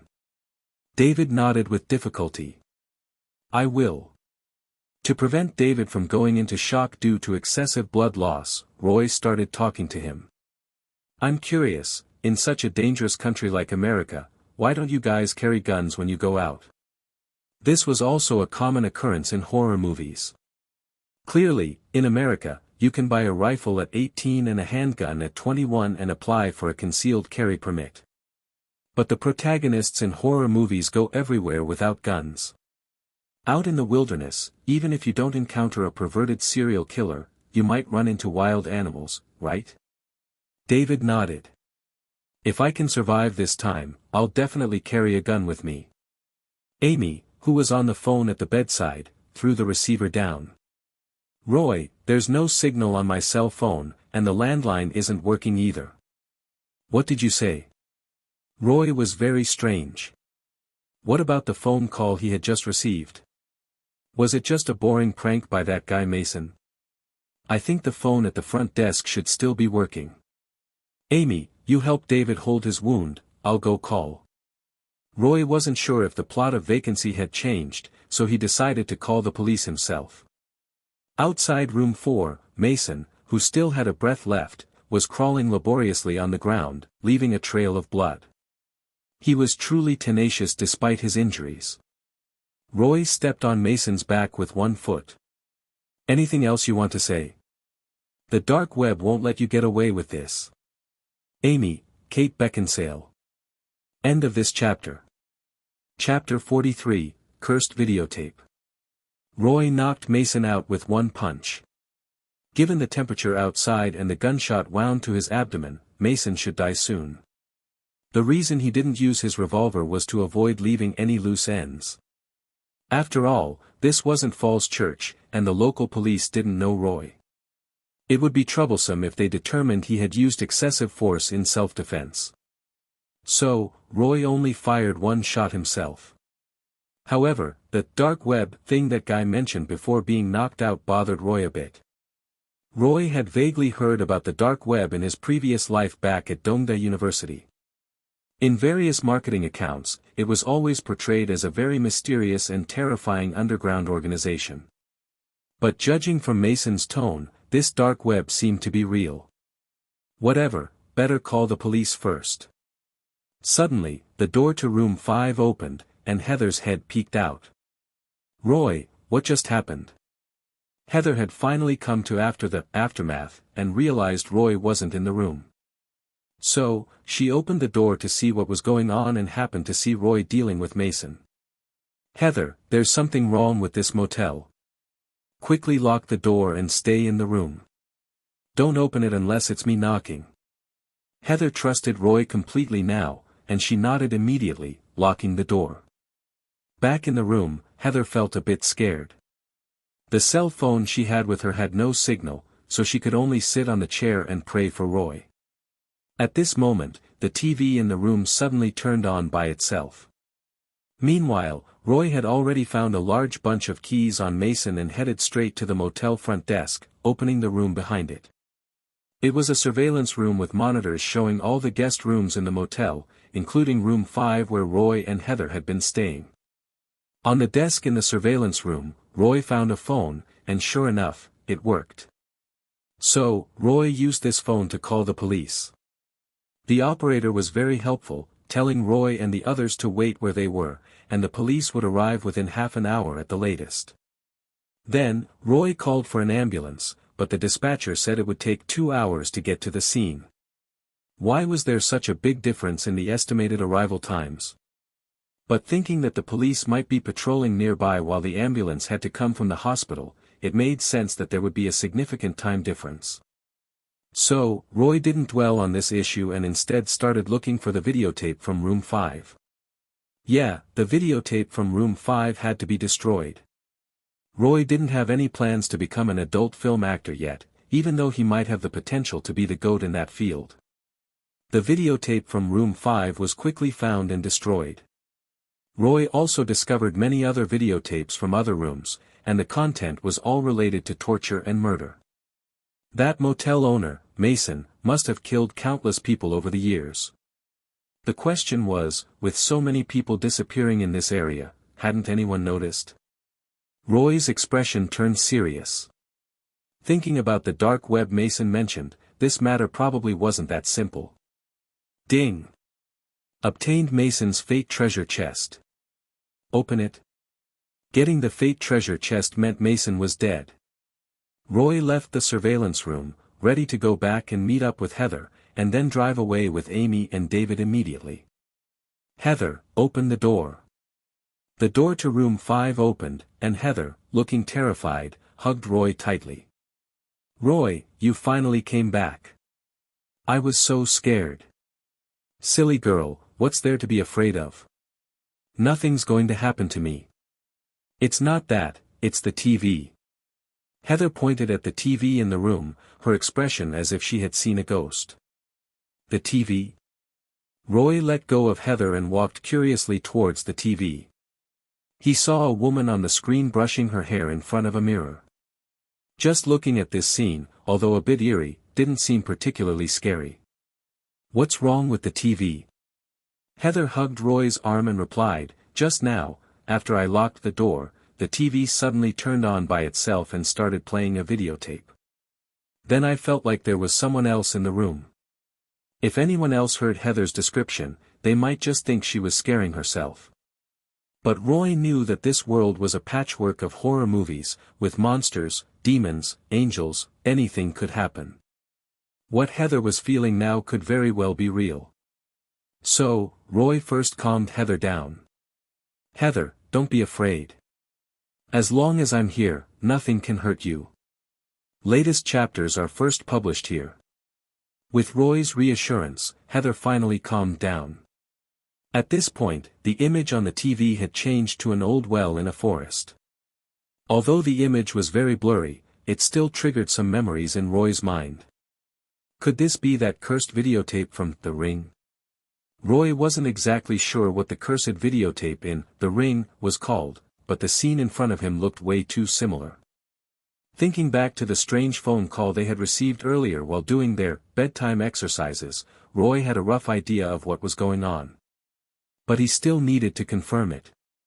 Roy quickly took the "This is the Ring" videotape out of the VCR, then pulled Heather out of room 5 and headed to the surveillance room. Heather was startled when she saw the situation in the surveillance room. "Roy, what's going on here? This motel is a black market operation. That owner filmed himself torturing and killing guests and sold the movies. I've already taken care of him." Roy answered Heather's question while searching through the videotapes. The motel owner had thoughtfully labeled and categorized the videotapes. If he was lucky, Roy should be able to find the videotapes of previous guests in room 5. Ah! Were we being recorded too while we were, you know? Don't worry, I already destroyed that videotape, found it. Roy successfully found 3 videotapes labeled Room 5, from yesterday, the day before yesterday, and the day before that. He first put yesterday's videotape into the VCR. The screen showed an elderly couple. The elderly couple on the TV screen were quickly tortured and murdered by Mason's gang. The bloody and cruel scene made Heather gag, and Roy quickly turned off the TV. "Heather, go keep watch at the front desk." Heather left the surveillance room with a pale face, and Roy continued playing the other videotapes. The second videotape still wasn't the one Roy was looking for. It wasn't until the third videotape that he finally saw the scene he wanted. On the TV screen, a woman with long hair walked into room 5. As soon as she entered, she started checking her shoulder bag. After taking a videotape out of her bag, the woman frantically threw it on the ground and repeatedly stomped on it. However, the videotape remained intact. Immediately after, the woman collapsed into a chair. Even though the image on the videotape wasn't very clear, you could still feel the despair on her face. Then, something terrifying happened. End of chapter. Chapter 44, Midnight Killer Ring. First, the woman jolted up from the chair like a startled bird. Her eyes were fixed on the telephone in the room. Since the videotape had no sound, Roy figured the phone must have rung, scaring the woman in the recording. On screen, the woman covered her ears and huddled in the corner, clearly afraid to answer the phone. Finally, the woman looked towards the TV with terror, her mouth widening and her body stiffening, as if she'd seen something horrifying. Because of the camera angle, Roy couldn't see the TV, but he guessed it had turned on by itself. The videotape wasn't finished yet. The last part showed Mason going into room 5 to check on things, only to find the woman dead with another videotape on the floor. Panicked, Mason put the videotape on the VCR and then disposed of the body. You could tell Mason was really shocked at the time. How could the person have died without him even touching them? This also explains why Mason seemed a bit scared when Roy mentioned the phone. It really is the Ring, and the American version at that. Roy's expression turned a bit grim. He himself wasn't afraid, after all, he was the son of a demon now. How many divisions could Sadako possibly have? Would a mere evil spirit dare to mess with the son of a demon? This was evident from the fact that nothing happened to Roy after he watched the tape and answered the phone, showing that Sadako was a bully who picks on the weak. His only worry was that Sadako would only target Heather. Roy couldn't possibly stay by Heather's side all week. Heather would have moments when she was alone, and that's when things would get troublesome. "Roy, it sounds like someone's parking outside." Heather suddenly called out a warning from outside the door, and Roy quickly left the surveillance room. "Heather, hide under the counter first." Heather was a bit confused, thinking Roy wanted to play some kind of special game at a time like this. She even thought about unzipping his jeans. Luckily, Roy stopped Heather's hand before she could continue. Just then, 2 burly police officers walked into the motel lobby, guns in hand. One of the officers, with a menacing look on his face, stared at Roy and spoke. "Are you the one who called the police?" "Yes, the police sure got here fast today." We were just patrolling nearby and rushed over after receiving the message from headquarters. Where's the motel owner you mentioned? He's tied up in one of the rooms. I'll take you there now. As Roy prepared to come out from behind the counter, both police officers suddenly raised their guns and aimed at him. Bang, bang, bang. The two officers continuously pulled their triggers, unleashing a barrage of bullets at Roy. Luckily, he had been wary of the police and, noticing something was wrong, immediately ducked behind the counter. Ah! Get down! Roy pushed Heather down to the ground. After a few seconds, the police ran out of bullets, and then Roy stood up and shot at the two officers. The police officers were instantly shot in the head, dead as can be. Roy, what on earth happened? Why did the police attack us? Roy reloaded his gun and put it away. I'm guessing those two cops were in cahoots with the motel owner. They were here to silence us, not to investigate. Heather's eyes widened, unable to imagine things could be so dark. How could this be? This is too terrifying. Roy helped Heather up. Is this your first day living in America? This country is like this. Hearing this, Heather fell silent, probably thinking of some rumors she'd heard. They couldn't stay in the motel any longer. Who knew what other people might show up? Even the ambulance might not be reliable. A police car was parked outside. As they passed it, a voice suddenly came from the radio inside. Anderson, Brooke, is the situation resolved? A thought struck Roy. He opened the police car door, picked up the radio, and answered in a muffled voice. It's taken care of. We're on our way back. You're not Anderson or Brooke. Who is this? Roy hadn't expected the other person to recognize his voice so quickly. I'm the one who took you guys out. Don't think you can get away with this. We will find you. Roy punched the car radio, smashing it and not giving the other person a chance to continue speaking. Roy, it sounds like they're part of some kind of organization. Roy nodded. We can't stay at this motel any longer. We have to leave immediately. He took Heather to room 4, where Amy looked at them nervously. Roy, what was all that gunfire just now? The latest and fastest novels are all here. 2 police officers just came, but they were working with the motel owner. Hearing this, Amy's face fell into despair. How could this happen? Anyway, we can't stay at the motel. Let's get in the car and leave right now. Roy helped David up and headed towards his car. Luckily, Roy's second-hand yellow Chevrolet Camaro hadn't been damaged by Mason. They probably figured the group couldn't escape, so they hadn't bothered doing anything extra. Starting the car, Roy first drove to the gas station across from the motel, smashed the door, and grabbed several cans of gasoline before continuing on their way. It was late at night, and there were no streetlights along the road. The snow was also getting heavier, making it impossible for the car to go fast. David was getting weaker and weaker. The down feathers they had used to stop his bleeding were completely soaked in blood. David, hang in there. You absolutely cannot fall asleep right now. Amy shook David, tears streaming down her face. I'm sorry, Amy, but I feel like I can't hold on much longer. No. You're going to be okay. As long as you survive, we won't get divorced. Heather, how much further is it to the town? Heather glanced at the GPS. We're still about 30-something kilometers from the nearest town. 30-something kilometers would take Roy at least an hour at his current speed, and that was clearly too long. Roy, can't you drive any faster? Please.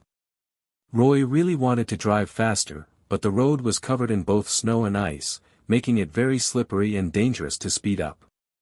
David, who also knew how to drive, understood Roy's predicament and took Amy's hand. Amy, don't make things harder for Roy. He's already helped us so much. But. Amy could no longer control her emotions and hugged David, crying uncontrollably. This scene of parting ways between life and death made Heather's eyes well up with tears as well. Roy wasn't affected by what was happening in the back seat and remained focused on driving. In such extreme weather conditions, even a slight lapse in concentration could lead to an accident. Suddenly, Roy noticed a van approaching from the opposite direction, and then the van abruptly swerved and blocked the middle of the road. Roy reacted very quickly, immediately turning the steering wheel to drift, but the side of his car still collided with the van that was blocking the road. Ah! Heather and Amy screamed simultaneously. Roy saw several fully armed soldiers getting out of the van. Get down! Sister, original character. Chapter 45, Interception ***. Roy immediately pushed Heather down, and at the same time, pulled out his Smith & Wesson M625 revolver to exchange fire with the soldiers. The soldiers sprayed the Chevrolet Camaro with automatic weapons, but Roy took the brunt of it on his back. Bang bang bang bang bang bang. He rapidly pulled the trigger, emptying the cylinder and successfully taking down several soldiers. Afterward, Roy got out of the car as if nothing had happened, took out a chainsaw sword from his inventory, and started it up. Damn it! The soldiers who weren't dead yet tried to fight back, but the furious Roy easily sawed off their hands and legs with the chainsaw sword. The van driver, seeing this scene, was so scared that he opened the other side door to try and escape, but Roy threw the chainsaw sword at him, splitting him in half. Seeing that the fight was over, Heather quickly got out of the car to check Roy's back. Roy, you've been shot so many times, what do we do? Heather burst into tears right there. Roy took out the Sinclair brothers' dagger from his inventory and handed it to Heather. Heather, don't be scared. What you need to do now is use this dagger to dig the bullets out of my back. With Roy's constitution at 30 points, as long as the bullets didn't hit any vital organs, they definitely wouldn't kill him. What's more, when those soldiers were shooting just now, they were shooting through the car's exterior, so the power of the penetrating bullets was reduced. Right here. Hurry, while the adrenaline is still pumping, I can't feel the pain. If he didn't dig out the bullets soon, Roy would have to worry about his wounds healing over, which would be even more troublesome. Heather helped Roy dig out the bullets while crying. Fortunately, they were mostly just embedded in Roy's skin, so the procedure wasn't too difficult. Soon, Heather finished the job, and then she noticed that some of the wounds on Roy's body had already started to heal. Roy, how are your wounds healing so fast? Don't make such a fuss, Heather, your man is not ordinary. Heather thought of the chainsaw sword Roy had just conjured up when he got out of the car and nodded, a little slow on the uptake. At this moment, someone spoke on the radio in the van again. The voice was very familiar, it was the same voice from the police car radio earlier. Hey, is everything taken care of? Roy reached out and took the radio handset. Bastards, don't let me find you, or you're dead. After saying that, Roy still punched the radio, smashing it. This time he was really angry. If Roy's constitution hadn't already been upgraded to 30 points, and if he hadn't reacted so quickly, both Heather and he would have died in the car. Just like David in the car. When the soldiers opened fire just now, David used his last bit of strength to push Amy down, shielding her from the bullets. Now David was definitely beyond saving, and Amy could only hold his body and silently weep. Amy, are you alright? I'm fine, but David. Amy finally lost control of her emotions and completely broke down. Roy didn't know how to comfort her, so he just silently wrapped David in a blanket from the car, preparing to put him in the trunk. Please let me see him one more time. Amy stroked David's face, as if saying a silent goodbye. After a while, Amy turned her head and cried silently. Heather comforted Amy, while Roy put David's body away. Then he threw the soldiers' bodies into the van and drove the obstructing van to the side of the road. By the time all this was done, the wounds on Roy's back had already healed. Roy restarted the used yellow Chevrolet Camaro and got back on the road. The car fell silent, and none of the three had anything to say. Nothing else unexpected happened on the rest of the journey, except that it got a bit cold. Yeah, Because one side of the car had been riddled with bullet holes, the air conditioning didn't work with so much air leaking in. Roy could only give his clothes to Heather and Amy to keep them from catching a cold. As for Roy himself, he just had to tough it out. As dawn was breaking, Roy finally drove into Denver. Amy, Heather and I are going to continue our trip. What are you going to do?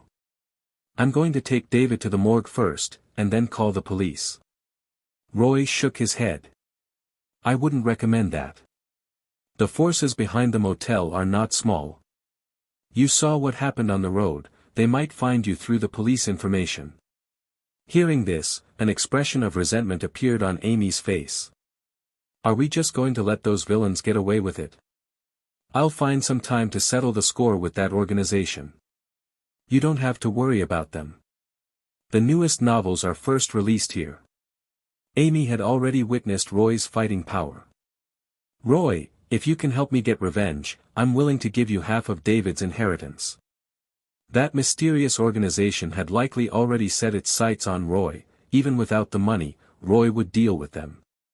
However, since Amy was willing to pay, Roy wouldn't refuse. I understand. Let's exchange contact information. Amy wrote down a phone number and handed it to Roy, who likewise wrote down his mobile phone number for Amy. Where are you going next? Take me home in Denver first. Roy drove the car to Amy's house and carried David's body inside. Amy, then this is goodbye. If anything happens, you can call me. Although there was still some sadness on Amy's face, her emotions had mostly stabilized, and she gave Roy a hug. Thank you, Roy. Afterward, Roy drove the Chevrolet Camaro. He didn't go to Aspen right away but instead found a repair shop to fix the car first. It had to be fixed. The Chevrolet Camaro was letting in so much air that going up a snowy mountain would freeze someone to death. Then the repair shop owner said that with such severe bullet holes, it would be better to just scrap the car and get a new one. But Roy was sentimental and didn't want to replace his ride, so he could only pay extra to have the owner fix it. In capitalist countries, money is omnipotent.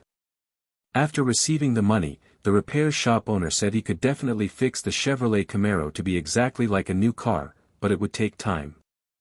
Then can I come back to pick up the car after Christmas? No problem, you can rest assured. The repair shop owner patted his chest, guaranteeing it. After leaving the repair shop, Roy was about to rent a car when his phone suddenly rang. Hello. Hello, this is XXX Hotel. We are very sorry, but because you did not check in at your scheduled time, the hotel has given your reserved room to someone else. What did you say? What the F*******? Explain yourself. The call had already been disconnected, and Roy was so angry he almost crushed his phone. Although this kind of thing often happens during peak tourist season, Roy was still very angry. He was mainly angry that the surprise he had prepared for Heather was ruined. Roy, what happened? Heather was a bit far away and didn't hear the phone conversation. It's nothing, honey, I'm going to rent a car now. I wonder if the car rental place has any information about bed and breakfasts in Aspen. End of this chapter. Chapter 46, Special Guest. Aspen Ski Resort isn't too far from downtown Denver, only about a 1 or 2 hour drive. It was a close call, almost losing the hotel room Roy had booked. Luckily, Roy managed to get the real estate agent's phone number at the rental car place. Well, generally, people who rent cars are tourists from out of town, so rental car companies have connections with many tourism-related businesses. Christmas Eve was just 2 days away, and all the tourist hotspots were fully booked. It would be impossible to book a hotel room now. They could only check if there were any vacant vacation rentals, which would likely be more expensive. Hello, this is Williams Property Rentals. Hi, I'd like to rent a vacation home near Aspen Ski Resort. Do you have any available? Ah, sir, you've come to the right place. At this time, Williams Property Rentals is the only company in Aspen with vacation rentals still available. Roy ignored the self-praise and got straight to the point. I need a medium-sized vacation home right now, and I need to check in within 2 hours. Can you make that happen? Please wait a moment. I'll check the property information right away. I'll have an answer for you shortly. While Roy waited, he kept an eye on Heather, making sure she wasn't ambushed by Sadako. Thankfully, Heather just seemed a bit dazed, probably from lack of sleep or the cursed videotape. Thinking about it, in the ring, it seemed like people who watched the cursed videotape all died on the 7th day. That's why the movie also has another name, Ring. It seems they were safe for the time being, though Heather might get a few scares in the next few days. The person on the phone came back. Sir, are you still there? Yes, I'm listening. I just checked, and vacation rentals are very tight this year. There's only one small Japanese-style vacation home left. It's only $100 a day. Would you like to rent it? Roy frowned. Putting aside the fact that there would be a Japanese-style vacation home in Aspen, wasn't that rental fee a bit too cheap?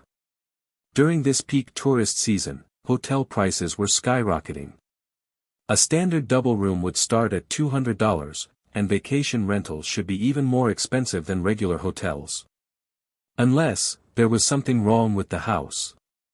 Is there something wrong with this vacation home? There was a moment of silence on the other end of the phone before the person hesitantly answered Roy. Well, there were some unfortunate incidents at this vacation home some time ago, but it has been cleaned up now and won't affect your stay. That confirmed it. This vacation home was probably a haunted house, which was why the rent was so low. Roy hesitated for a moment. While he didn't really care if it was a haunted house, he was worried Heather might overthink it. But there were really no other vacation rentals available right now. After thinking for a while, Roy decided to rent the house anyway. I'll take the vacation home, but I have one condition. If you agree, we can sign the contract right now. Please tell me. Roy stated his condition. This will require an additional fee. It includes some equipment costs and labor costs. $1,000. If you get this done for me, I'll pay you another $1,000. Absolutely no problem. Sir, call me again after you arrive at Snowmass in Aspen. I'm here right now and will get everything done for you immediately. I'll be there in 2 hours. Roy hung up the phone, letting out a sigh of relief. He had finally prepared the little surprise. Heather, we can go now. Ah. Roy, you startled me. Is everything done?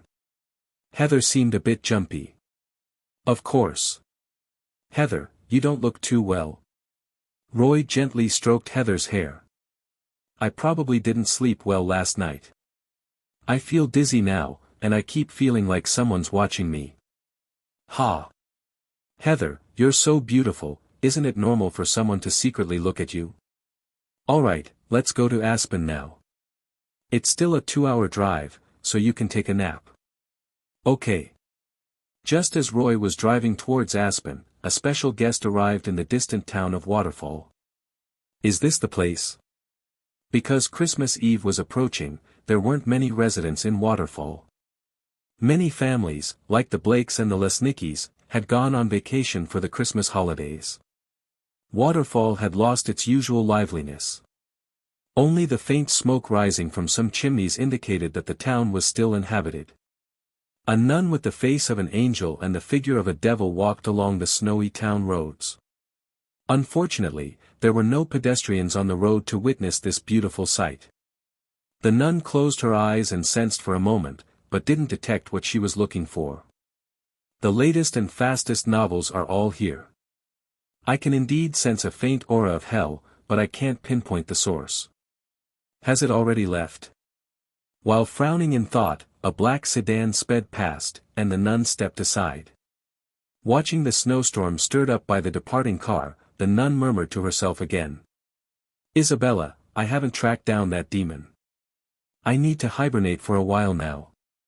I'm handing over control of the body to you. Call my name if anything happens. As soon as she finished speaking, the nun's demeanor underwent a huge change. If the nun had previously resembled a resolute warrior, she now became a normal woman, and even the sound of her voice softened. Okay, my lady. Even during Christmas, some industries don't completely shut down. Someone has to be on duty to maintain basic social needs. Like hospitals and police stations. Today, there were only 2 police officers on duty at the police station, one of whom was Chief Hughes. Chief Hughes had been recovering from his injuries for some time and had only started feeling better a few days ago. Feeling like he was rusting away at home, Chief Hughes had volunteered to return to the police station for duty during the Christmas holidays. His superiors approved his request, so he was sitting in the police station, drinking coffee and listening to the radio. At this moment, a black sedan pulled up in front of the police station. A beautiful woman with chocolate skin got out of the car, followed by 2 men in black. The 3 of them looked very much like the secret agent figures often seen in movies. Who's in charge of the police station? I am. And you are? The 3 approached Chief Hughes. FEA, the Federal Emergency Agency. We're here to inquire about the Anguirus town case that was reported here a few days ago. The Federal Emergency Agency? I haven't heard of this department. Chief Hughes was still cautious and wouldn't believe everything people told him. Just a moment, a call will be coming to the police station shortly. No sooner had the chocolate-skinned woman finished speaking than the phone on Hughes' desk rang. Hello, Waterfall Police Department. Yes. Okay. I understand. Hughes hung up the phone and looked at the 2 men in black. Can you cooperate with our work now? Of course. End of this chapter. Chapter 47, Digital Camera ***. Roy thought that setting aside 2 hours to reach Aspen was more than enough, considering Aspen was only about 100 kilometers from Denver. But he didn't expect to run into a traffic jam just as he was about to reach the foot of Snowmass Mountain near Aspen. Looking at the long line of cars crawling along in front, Roy felt that even 3 hours might not be enough to reach the bed and breakfast he had booked. Feeling a bit bored, and with no one to talk to since Heather was asleep in the back seat, Roy suddenly remembered that he had a Destiny treasure chest that he hadn't opened yet. Maybe he should open it now. System, open Mason's Destiny treasure chest. Opening Mason's Destiny treasure chest. Gained 1 point of willpower. Gained Mason's digital camera. Roy wasn't too surprised that he only got 1 point of willpower. Mason was just an ordinary person, so he probably wouldn't yield many attribute points. However, Roy hadn't expected to get the tool of his trade. Mason's digital camera. This digital camera witnessed too many terrifying deaths in Mason's hands. Under the influence of vengeful spirits, the digital camera has undergone some changes. You can see things through it that are normally invisible. Judging by this, it seems like he can capture ghosts with Mason's digital camera. Roy immediately took out the digital camera from his inventory and started filming around. The camera focused on Heather, who was asleep in the back seat. Heather was frowning, as if she was having a nightmare. Roy was about to put the digital camera away when he noticed a faint black line hanging from the car roof onto Heather's face in the camera's monitor. Digital cameras of this era had relatively low resolution, so you might not notice these black lines unless you looked closely. When Roy moved the digital camera away and looked with his own eyes, he found nothing on Heather's face. What the heck is that? Roy reached out to pull the black line, but his hand went right through it. Okay, it seems like they really encountered a ghost. Physical rules don't apply to them. Fortunately, Roy now possessed the Key of Solomon, and he happened to know some simple ways to directly interact with spirits. Closing his eyes, he calmed his mind and then guided the power of his mind to leave the confines of his body. Soon, a faint blue light appeared on one of Roy's hands. This was the power of the mind. Solomon's knowledge contained many powerful spells, but they weren't very suitable for Roy because his memory and spirit attributes were too low. For a wizard, 20 points in memory and spirit were just the basics. So Roy could only use this set of ancient wizard training methods to deal with that intangible black line. Reaching out to grab the black line again, this time Roy successfully touched it, and then he pulled hard. Through the digital camera, more black lines could be seen appearing on the car roof. Upon closer inspection, it turned out these black lines were actually hair. "Get down here." Roy started to exert force, wanting to pull the owner of the hair out directly. His 24 points of strength were fully utilized at this moment. The thing on the car roof was being pulled out bit by bit, and a head could already be vaguely seen. This thick, long black hair, enough to make programmers envious, even covered the entire face. No mistake, it's definitely Sadako Yamamura. Sadako quickly realized that she was no match for Roy in terms of strength, so she broke off her hair and disappeared. F*******. Lucky you ran fast. Without the influence of Sadako's hair, Heather's expression softened in her sleep, as if she was sleeping more soundly. Just then, the traffic jam ahead seemed to start moving. Roy placed the digital camera on the passenger seat and continued driving. In the end, Roy arrived at the town of Snowmass Mountain 45 minutes later than expected. "Roy, I just had a really strange dream. I dreamt I was in a pitch-black well, and I couldn't climb out no matter what. I was so scared. Then I suddenly heard your voice, and then a white light came down from the sky, and I came out of the well." Heather hugged Roy as she described her dream. The two were currently refueling at a gas station in Snowmass Mountain, and also getting some hot coffee to perk themselves up. Hearing Heather's description, Roy's heart stirred. Sadako's hair really did have an effect on Heather. This female ghost probably uses this method to gradually transfer the power of the curse to those who have watched the videotape. Really? So it was my doing. How are you going to reward me? Heather tiptoed and left a clear lipstick mark on Roy's nose. This is my reward. Heather, this little reward isn't enough. Can I give you the rest tonight? The newest novels are first released here. Then I'm going to charge interest. Heather, wait here for a moment, I'm going to make a call.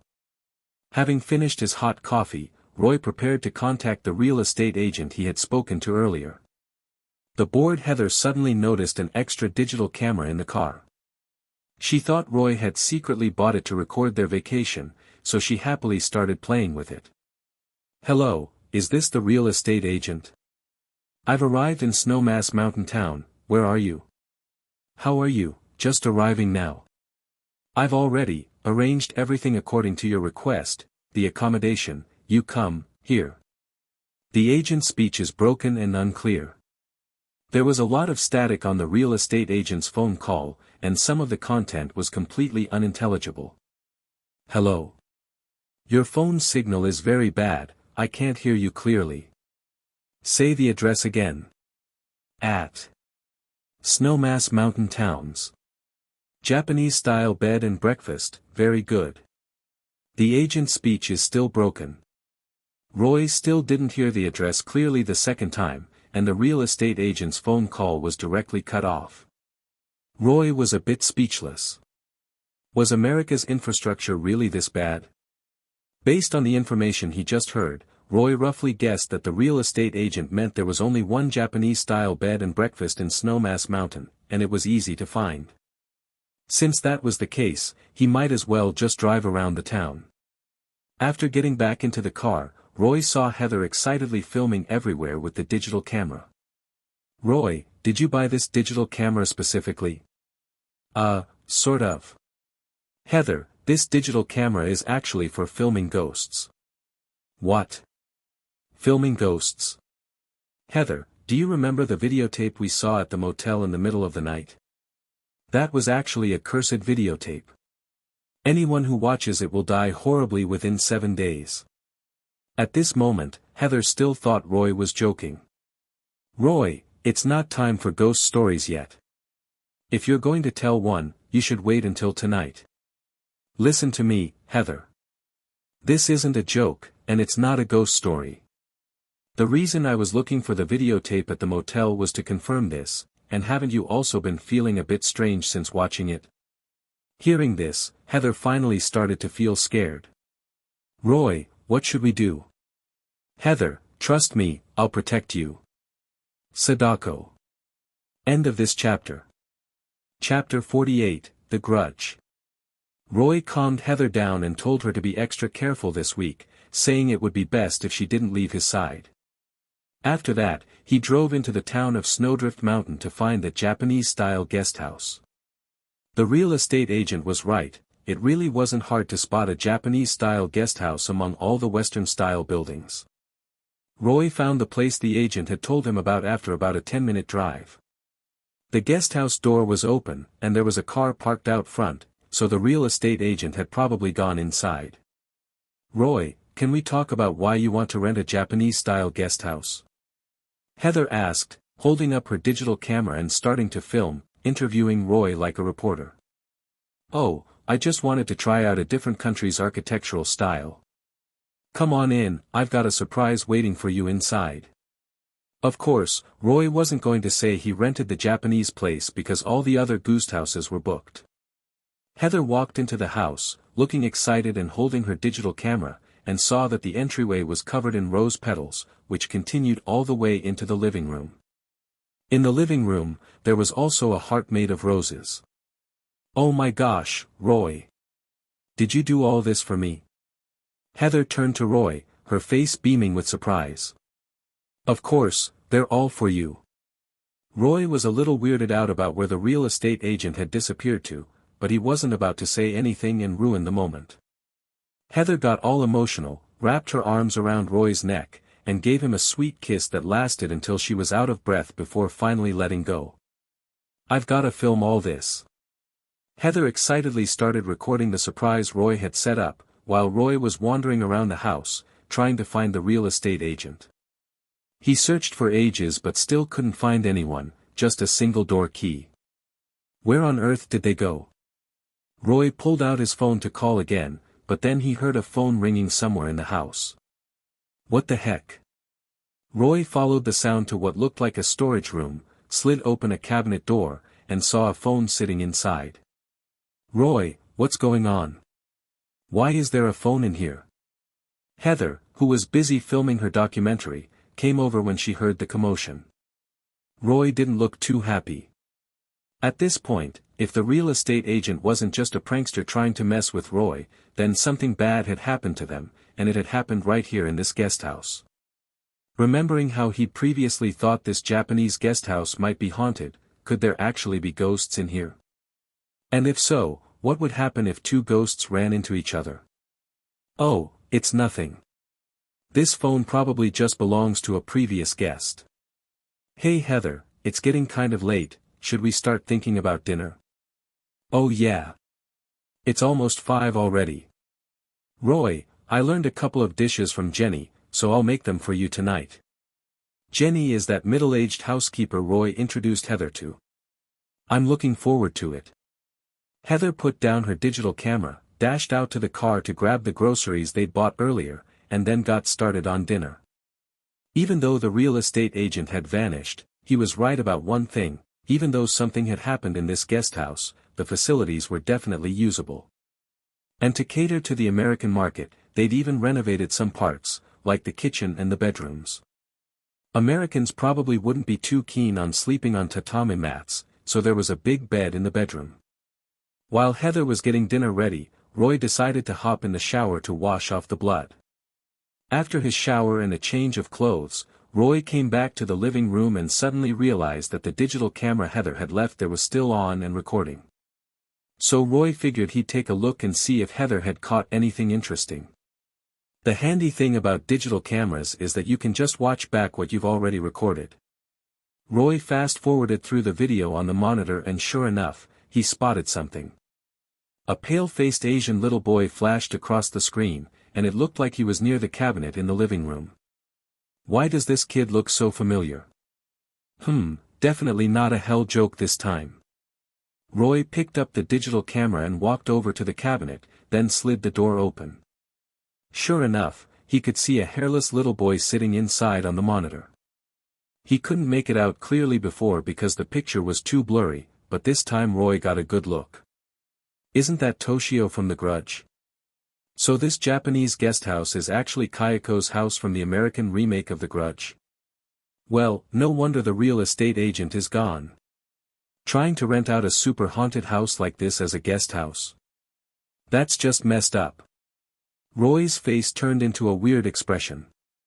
Sadako and Kayako have always been the two most famous female ghosts in Japanese horror flicks, and wouldn't you know it, Roy's run into both of them today.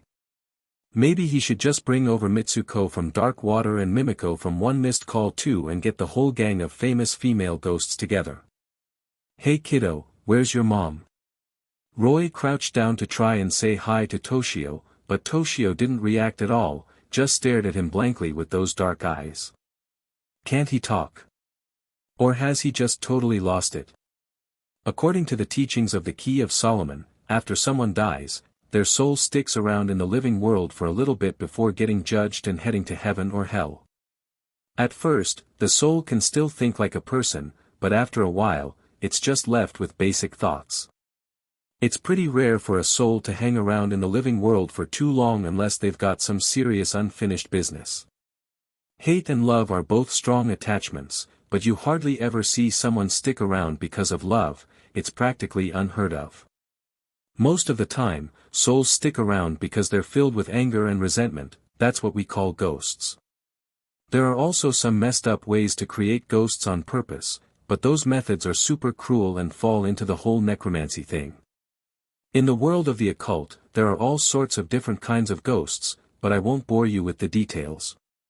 Just looking at how Sadako Yamamura and Kayako Kawamata are in the movies, they both use curses to kill people, which is different from a lot of other ghosts. Usually, if you just stay away from other ghosts, you'll be fine. But Sadako and Kayako are different. If you've seen the cursed videotape or stepped inside Kayako's house, you're pretty much doomed no matter where you go. This might have something to do with the fact that both of these ghosts were psychics when they were alive. The ring clearly says that Sadako Yamamura had psychic abilities. The Grudge doesn't come right out and say it, but Roy figured Kayako's family was probably something special too, maybe she only developed her powers right before she died. Ah! Just as he was thinking all this, Roy suddenly heard a scream coming from the kitchen. Thinking it might be Sadako or Kayako trying to get to Heather, Roy bolted into the kitchen. What is it? Thank goodness, Heather was still there. Oops, I just cut my finger. You scared the life out of me. I thought something terrible had happened. End of chapter. Comment. Chapter 49, Madam, you wouldn't want, ****. After Roy bandaged Heather's wound, he just stayed in the kitchen to help out, and he could also get some footage with his digital camera. Tonight's dinner was black pepper sirloin steak, which Heather learned from Jenny, and piping hot Russian borscht, a real energy bomb, you could say. It was pretty obvious that there was going to be a big fight tonight. Heather arranged the food, then lit the candles and turned off the lights, setting up a romantic candlelight dinner. And what's a candlelight dinner without wine, right? Roy took out a bottle of red wine, opened it, and poured it into a decanter. With the air conditioning and the alcohol working together, the room started to heat up quickly. Even if the digital camera monitor showed some weird stuff, nobody really cared. Roy, I think I'm a little tipsy. Heather's face was flushed, and she looked at Roy with dreamy eyes. Want to go upstairs and relax for a bit now? Roy went along with Heather's suggestion. I want to take a shower first. I feel like I'm a bit stinky. How about I carry you to the shower? Even though Roy had already showered once, who doesn't want to get extra clean, right? Bringing the digital camera into the bathroom, Roy used a long cleaning tool and all-natural body wash to scrub Heather from head to toe. By the end, Heather was practically out of it. Yeah, it's probably because she showered right after drinking. So, if you feel drunk, definitely don't shower immediately, or you might end up like Heather. Gently carrying Heather to the bedroom upstairs, Roy didn't forget to bring the digital camera. Everything that happened tonight needed to be recorded as a memento for the two of them. After putting Heather down, all the lights in the house suddenly went out. Outside, the town of Snowdrift was brightly lit, but inside, it was completely silent, like they were in two different worlds. Roy realized that Sadako or Kayako had started to make a move. Considering Sadako takes a while to get going, it was probably Kayako who was acting now. Roy, I suddenly feel really cold. Heather, still feeling the afterglow, hadn't realized how serious things were. She just felt a bit chilly. Roy also felt the temperature in the room drop. There was no way this was a natural temperature change. The heating had just stopped, the temperature couldn't drop this fast. It's okay, Heather. I'll warm you up in no time. Roy picked up the digital camera, warming Heather's body from the inside out while looking around for the one causing trouble. Then Roy saw a little boy squatting on the windowsill, watching the two of them doing their thing. Hey, brat. What are you looking at? Go get your mom. Ah. Roy, who are you talking to? Sweetheart, don't worry about it. Just close your eyes and enjoy the feeling. Don't worry about anything else. Heather closed her eyes, bit her lip, and fully immersed herself in the feeling of ranking up in doubles. Unexpectedly, right after Roy finished yelling, he actually saw Kayako, Toshio's mom, crawling in from the bedroom entrance with a freaky, bone-cracking posture on the monitor. How do you even control your kid? Roy pointed at Kayako's nose and started cursing. Because he was so worked up, Heather in his arms even rolled her eyes in annoyance. However, Kayako ignored Roy's accusations, making weird noises and giving off a creepy vibe. Roy frowned, feeling like this ghost lady was impossible to communicate with. Well, there was no other way then. Roy could only use the same method he used during the day, covering his hands with mental power to directly touch the spirit. Taking out a heated rod, Roy walked straight to Kayako and grabbed her hair. Heh heh heh. Kayako probably hadn't encountered this kind of thing in her ghostly career, so she was clearly taken aback for a moment. Roy took a good look at Kayako. Her huge, wide eyes practically took up half her face. Her eyes, just like Toshio's, were completely black, and black liquid kept dripping from her mouth. Her face was really not pretty, someone with a weak heart might just die of fright. However, Kayako's figure seemed pretty good, prominent airbags, a slender waist, and delicate arms and legs. To use a phrase from an online forum at the University of Tokyo, she was slender but fruitful. Wow, looking at her figure, Roy suddenly thought Kayako's face was starting to look kind of cute. Last night, his, spellcasting was interrupted halfway through. Tonight, he was disturbed by Kayako again. Plus, he'd had quite a bit of wine. Roy was starting to lose control of the wild energy within him. This is where we need to talk about the special ability that evolved from demon possession, Child of the Demon. The effect of Child of the Demon is incredibly powerful, but it definitely comes with a cost. Since he was leaning towards the demonic, he was bound to pick up a bit of the 7 deadly sins, right? The newest and fastest updates are available at website address, likely a placeholder, so I'll omit it. Roy's self-control had been slipping lately. Luckily, his willpower was at 22, so he could still maintain a normal consciousness. TSK, madam, you wouldn't want your kid to suffer, would you? This very Japanese-style line seemed to trigger Kayako's PTSD, and she immediately started struggling violently. Too bad, no matter how hard she struggled, she couldn't break free. Their strength levels were just on completely different scales. Roy held Kayako down, then covered his whole body with mental power. What followed was a standard combo. Grasp of Frost. Glacial Spike. In that instant, Roy felt like he had fallen into an ice cellar, but it wasn't a huge problem. With his current physique, he could handle it. Still, being a Death Knight for the first time, Roy was a bit excited, and his fighting power was especially strong. Luckily, the target of the attack was a ghost to begin with. Even so, Kayako's face had already started to look normal, and she kept looking at Roy with pleading eyes, begging for mercy. Of course, Roy was seeing this pleading look through the digital camera monitor. If Heather woke up and looked over at this moment, she would see Roy fiercely fighting thin air. Just hang in there. I'll be done soon. Kayako could only grit her teeth and endure. A hint of color actually appeared on her pale cheeks, although it was very faint. But Kayako still fell for Roy's trick. This endurance lasted for nearly an hour before Roy released his life force. In that instant, Kayako's face seemed to return to that of a normal person, no longer the terrifying and scary look of an evil spirit. Huh. Does my life force have this kind of effect? During this moment of surprise, Heather's body suddenly shrunk back under the covers. The heck? Playing dirty, are we? No need to ask, the sneak attacker was definitely Sadako.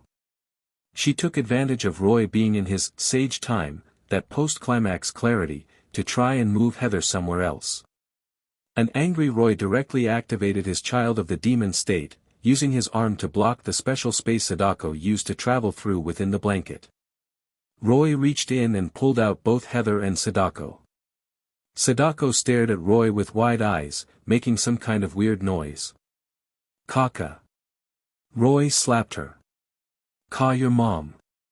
Couldn't find a fan art of Kayako, so I had to use another picture of Sadako instead. End of this chapter. Chapter 50, There's a skilled ventriloquist in Tokyo. Sadako held her face where she'd been slapped, and she actually looked a little wronged. Just then, Roy noticed that Kayako, who he'd just been tangling with, had already run off, and even Toshio, who had been squatting by the windowsill, had vanished. Damn it! They actually ran. Roy was really ticked off. For someone with his build, taking on two of them was just a warm-up. Looking again, this Sadako in front of him didn't seem so bad either. Sadako's face was similar to Kayako's. Maybe all vengeful evil spirits just have that kind of terrifying look that freaks people out. Figure-wise, Sadako's assets definitely couldn't compare to Kayako's. After all, Kayako had already had a child when she died, while Sadako was still just a girl. But Sadako had really long legs. Even if they weren't quite as amazing as someone like Jennifer, they weren't far off. Maybe this could actually work. Sadako looked terrified, her mouth opening and closing as if she was trying to say something. But even if Roy could understand her, he wouldn't have cared. Come here, you. He grabbed Sadako by the hair and forced her down. For a disobedient evil spirit like this, the first step was a little, talking to. He really was too kind, still willing to give her a chance. Female ghosts were definitely different, ice-cold temperature, weightless feel, and a unique kind of touch. It was a shame he couldn't understand what she was saying. Roy couldn't get any feedback from the ghost. But seeing Kayako's and Sadako's faces go from terrified to, well, normal, they probably weren't in too much distress, right? It's a shame the Key of Solomon didn't have any relevant information on this.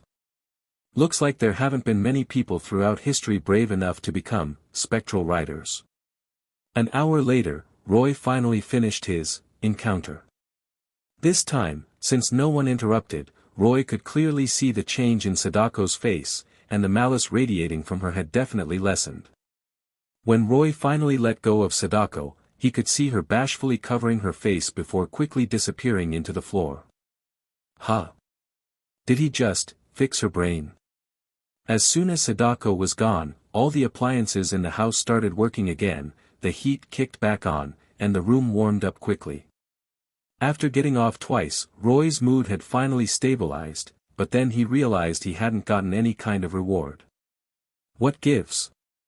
Didn't those 2 times just now count as conquering Sadako and Kayako? These ghosts were definitely harder to deal with than regular women. Plus, Roy's fear level had completely bottomed out.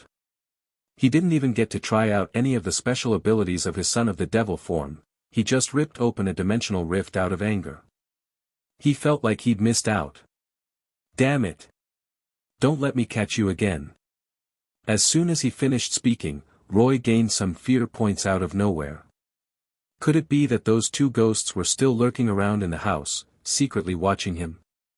He needed to come up with a way to draw them out, otherwise it would be a pain in a couple of days when he left Heather to go find Nitty and Jennifer.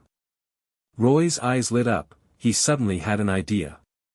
Just then, Heather woke up, her eyes hazy, and hugged Roy. "Roy, did I just fall asleep? Why does it feel like there are so many people in the room?" "Not many people, just 3 ghosts." Roy definitely wasn't going to say that, otherwise, Heather would have nightmares for sure. "No, you're just too tired." Roy kissed Heather's forehead. "Roy, you're so incredibly strong. I feel like I can barely keep up. Every time we're done, it feels like my soul leaves my body." Well, there wasn't much he could do about that. As Roy's physical abilities became more and more superhuman, Heather was just going to have to get used to it. "So, you feeling up for another out-of-body experience right now?" Heather's face flushed red, and then she rolled on top of him. "I am not giving up." Roy really admired her never-say-die attitude, so he decided to give Heather a good workout. This kind of uneven match was pretty tough on Heather, she only lasted about 10 minutes before she ran out of steam. "Heather, you about done?" "Humph. Roy, your body is just too much. I'm going to have to find some backup to take you on next time." Roy hadn't expected Heather to come up with a plan like that just to beat him. So, he took the chance to switch things up, taking the lead while whispering a few things in Heather's ear. Really? Well, I'm totally on board with that. I'm willing to do whatever you want." "Ah." With that, Heather let out another scream. The activity ended there. Roy was still concerned about Heather's well-being and didn't push her to keep going. Holding the exhausted Heather close, Roy finally closed his eyes and drifted off to sleep. He realized he hadn't had a proper rest in 2 days. But even in his sleep, Roy remained highly alert. If those 2 ghosts dared to show up in the bedroom, they'd be caught in an instant. The night passed without incident. Sadako and Kayako were apparently still too scared to cause any trouble. The next day, Roy woke up refreshed. Heather was quite tired last night and was still fast asleep, so Roy began his plan. He bit his finger, used his blood to draw on a fresh bed sheet, and quickly, a complex magic circle appeared. Roy placed the bed sheet with the magic circle facing down on top of Heather, and then left the bedroom to go downstairs and make breakfast. At that moment, Heather was the only one left asleep upstairs, along with 3 ghosts. As soon as Roy was gone, Sadako and Kayako got a lot braver. They couldn't take on that terrifying son of the devil, but surely they could handle one little girl, right?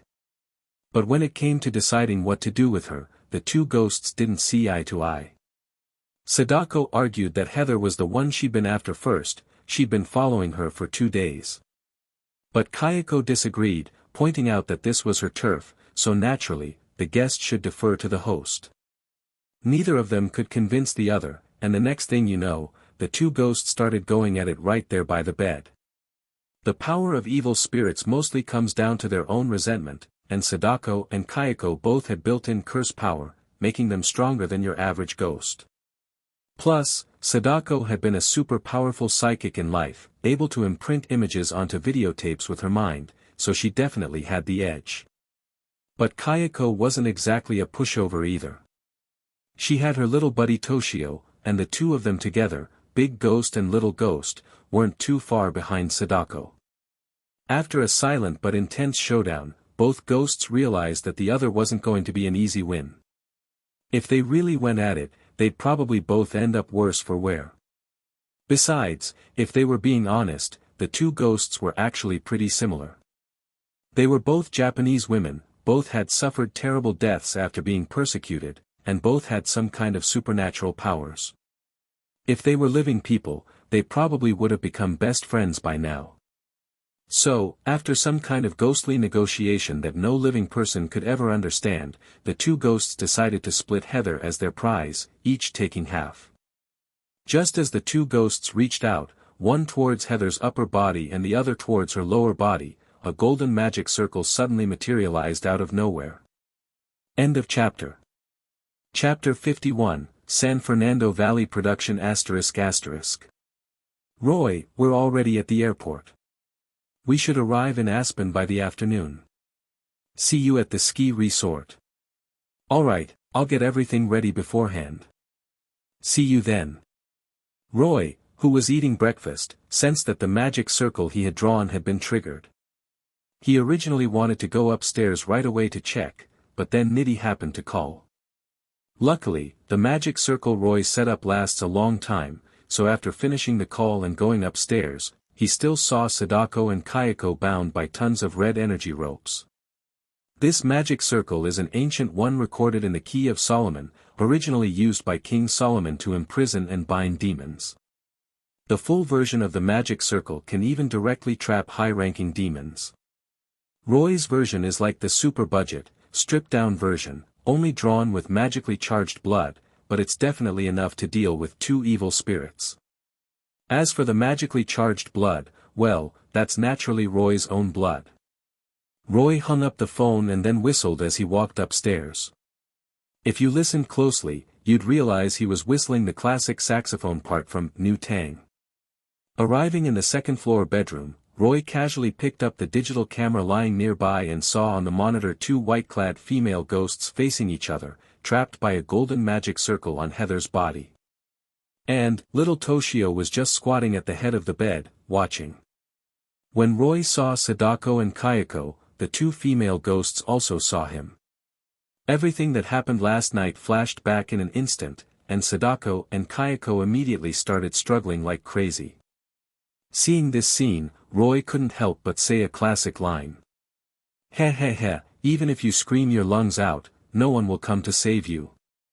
After saying that, Roy felt like something was off. Isn't that something a bad guy would say? But oh well, he's already the child of the demon, so who cares, right? Little dude, what's about to happen is not suitable for kids. Let's talk when you're older. Roy grabbed Toshio, gave him a world-class kick in the butt that sent the little ghost flying out of the bedroom, and then closed the bedroom door. Right after that, he woke Heather up. Heather, wake up. Heather had taken a serious beating last night and was super tired. When Roy shook her awake, her first thought was that he wanted to go for an extra round. Wait, honey, I really can't take any more. I feel like I'm already swollen. That's not it. I caught those 2 female ghosts. As soon as she heard the words, female ghosts, Heather woke up instantly. Female ghosts. Why are there still 2? Yeah, one is the female ghost from the cursed videotape, and the other is the female ghost from this guest house. Hearing this, Heather gasped and felt a chill all over. So, we spent the whole night with 2 female ghosts. Roy smiled and handed the digital camera to Heather. Actually, there's nothing to be afraid of. Look. Heather looked at the camera's monitor and saw 2 scary-looking female ghosts trapped by a golden magic circle on top of her blanket. Ah! Suddenly seeing this, Heather was so scared she almost dropped the digital camera. But soon, Heather noticed that the 2 female ghosts' terrifying faces were full of fear, which made her feel like she had just discovered something amazing. These 2 female ghosts are scared. Can ghosts even be scared? Heather curiously wanted to reach out and touch the female ghosts, as if she wanted to know what ghosts felt like. Roy stopped her just in time. Only Roy, who possessed the Key of Solomon, could touch ghosts without any problems. Ordinary people definitely couldn't do that. Direct contact with evil spirits could lead to a curse and a serious illness at best, and death at worst. Heather, you can't touch them. It's really dangerous. Oh, I see. Roy, then why did you wake me up? To prevent these 2 female ghosts from continuing to bother you, I've decided to completely subdue them. Heather, I need you to help me film the process. As he said that, Roy gave Kayako's plump behind a hard slap. You can really tell she's a married woman who's had kids. Seeing this, Heather's expression became strange. She had already figured out what Roy meant by subdue. For some reason, a unique sense of excitement welled up from the bottom of Heather's heart. This was way more exciting than traveling all the way from Los Angeles to Texas to inherit an estate. Okay. I even thought about becoming a director when I was little. Well, perfect. What you're filming now is a blockbuster that even the San Fernando Valley doesn't get to see. Roy started taking off his clothes, getting into battle mode. Because the digital camera was in Heather's hands, he couldn't see the two bound female ghosts in front of him. He could only rely on his memory to pin them down and then follow his instincts to get to work. Anyway, there were holes to fill, and since they were female ghosts, Roy didn't have to worry about hurting them. Stay still. Even though he couldn't see them, Roy could still feel Sadako and Kayako struggling. After gathering mental power in his hands and slapping the female ghosts below a few times, the resistance immediately disappeared. Seriously, these female ghosts are such bullies to the weak and afraid of the strong. Heather excitedly filmed with the digital camera, and she even gave acting instructions like a real director. Roy, what's the name of the fuller one? Her name is Kayako. She used to be the female owner of this guest house. Kayako, got it. Loosen up your expression a bit. You're a married woman, you need to be more unrestrained. Yes, like that, perfect. That's the kind of initiative I'm looking for. Then Heather started filming Roy's expression. Roy, furrow your brow slightly. You look so incredibly handsome when you furrow your brow. Seeing that Heather was having a blast, Roy simply started acting like an actor. Director, is this the right expression? Perfect. Heather then turned the camera to Sadako, who was pinned underneath Kayako. And this young female ghost. Roy, what was her name again? Her name is Sadako. She's the female ghost who lives in the cursed videotape. Sadako, even though it's not your part yet, you need to get into it too. Don't be like a log. Give me some shy, girlish charm, you know what I mean. This Sadako was clearly more stubborn than Kayako and completely ignored the director's on-set instructions, which made Roy, who was both the male lead and the security guard, very unhappy. Aiming at the general area, he slapped her. Do what the director tells you, understand?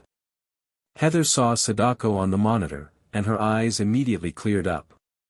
She knew she had to cooperate with the director's instructions and make the right expressions. As everyone knows, the filming duration of a movie is much longer than the final cut. A theatrical movie might only be 90 minutes long, but the total filming time could exceed 900 minutes. There would be a lot of useless shots that need to be edited in post-production to achieve the best effect. But movies from the San Fernando Valley tend to have fewer useless shots. The male lead, Roy, was online the whole time. After 3 hours of hard work, he finally heard the system notification sound. End of this chapter. Chapter 52, Enslavement. Ding. Obtain Sadako Yamamura's Conquest Treasure Chest. Open it. Ding. Obtained Kayako Kawamata's Conquest Treasure Chest. Open it. Got the Conquest Treasure Chests. Heather, director, let me take a look at the monitor. Through the monitor's screen, as expected, the faces of the two female ghosts had become clear and beautiful, returning to their original appearances. Among them, Sadako Yamamura was a delicate and cute young girl, while Kayako Kawamata was a gentle and virtuous wife. Roy, what's going on? Heather also noticed this situation and was very curious about it. Probably the resentment within the two female ghosts dissipated during the exercise just now. This is an opportunity. Roy thought of a possibility. Although this possibility was quite far-fetched, there were too many unbelievable things in this world. Who would have thought that the dignified world's #1 power, the beacon of humanity, couldn't even put out a wildfire? So, Roy took out the Sinclair brothers' daggers, stabbed them into Sadako's and Kayako's bodies respectively, and then began to chant a spell. This was a spell to enslave evil spirits recorded in the Key of Solomon. Because Roy's skill level wasn't great, it only had a certain chance of success when the evil spirits lost their resistance. And now, both female ghosts had hearts in their eyes and were sticking out their tongues in an ahigo expression, clearly having no resistance at all. Therefore, Roy's enslavement spell succeeded in one go, and the two female ghosts were sealed within the Sinclair brothers' daggers. The Sinclair brothers' daggers have been upgraded to the Cursed Twin Daggers. Cursed Twin Daggers, originally ancient daggers passed down through the Sinclair family, now this pair of daggers houses two powerful evil spirits. Passive effect, attacks carry the power of a curse, capable of preventing the enemy's self-healing ability. After being thrown, they can also automatically return to the hand. Active effect, can summon the evil spirits residing in the daggers to serve you. Alright. The appearance of the Cursed Twin Daggers changed, becoming sinister and ominous from their original simple and elegant design. The upgraded Cursed Twin Daggers were much more practical than the original Sinclair brothers' daggers. American Horror Story is full of those undying, self-healing monsters, and the Cursed Twin Daggers were the nemesis of such creatures. Heather, who was filming, suddenly noticed that Sadako and Kayako were gone, and was startled. Roy, where did those two female ghosts go? Are they dead? They've been sealed inside this pair of daggers, look. Roy held the cursed twin daggers and summoned Sadako and Kayako from them. As soon as the two female ghosts appeared, they eagerly knelt before Roy, flipping their hair back in preparation to perform, well, let's just say something suggestive. When holding the cursed twin daggers, there was no need for a digital camera to see Sadako and Kayako anymore. This taming could be said to be quite successful, but Roy stopped the two female ghosts from their act of service. To be honest, after 3 hours of high-intensity fighting, Roy's 30 points of stamina were also a bit much to handle. That's amazing. Roy handed the dagger that sealed Sadako to Heather. Keep this dagger with you. Sadako can protect your safety for the next few days.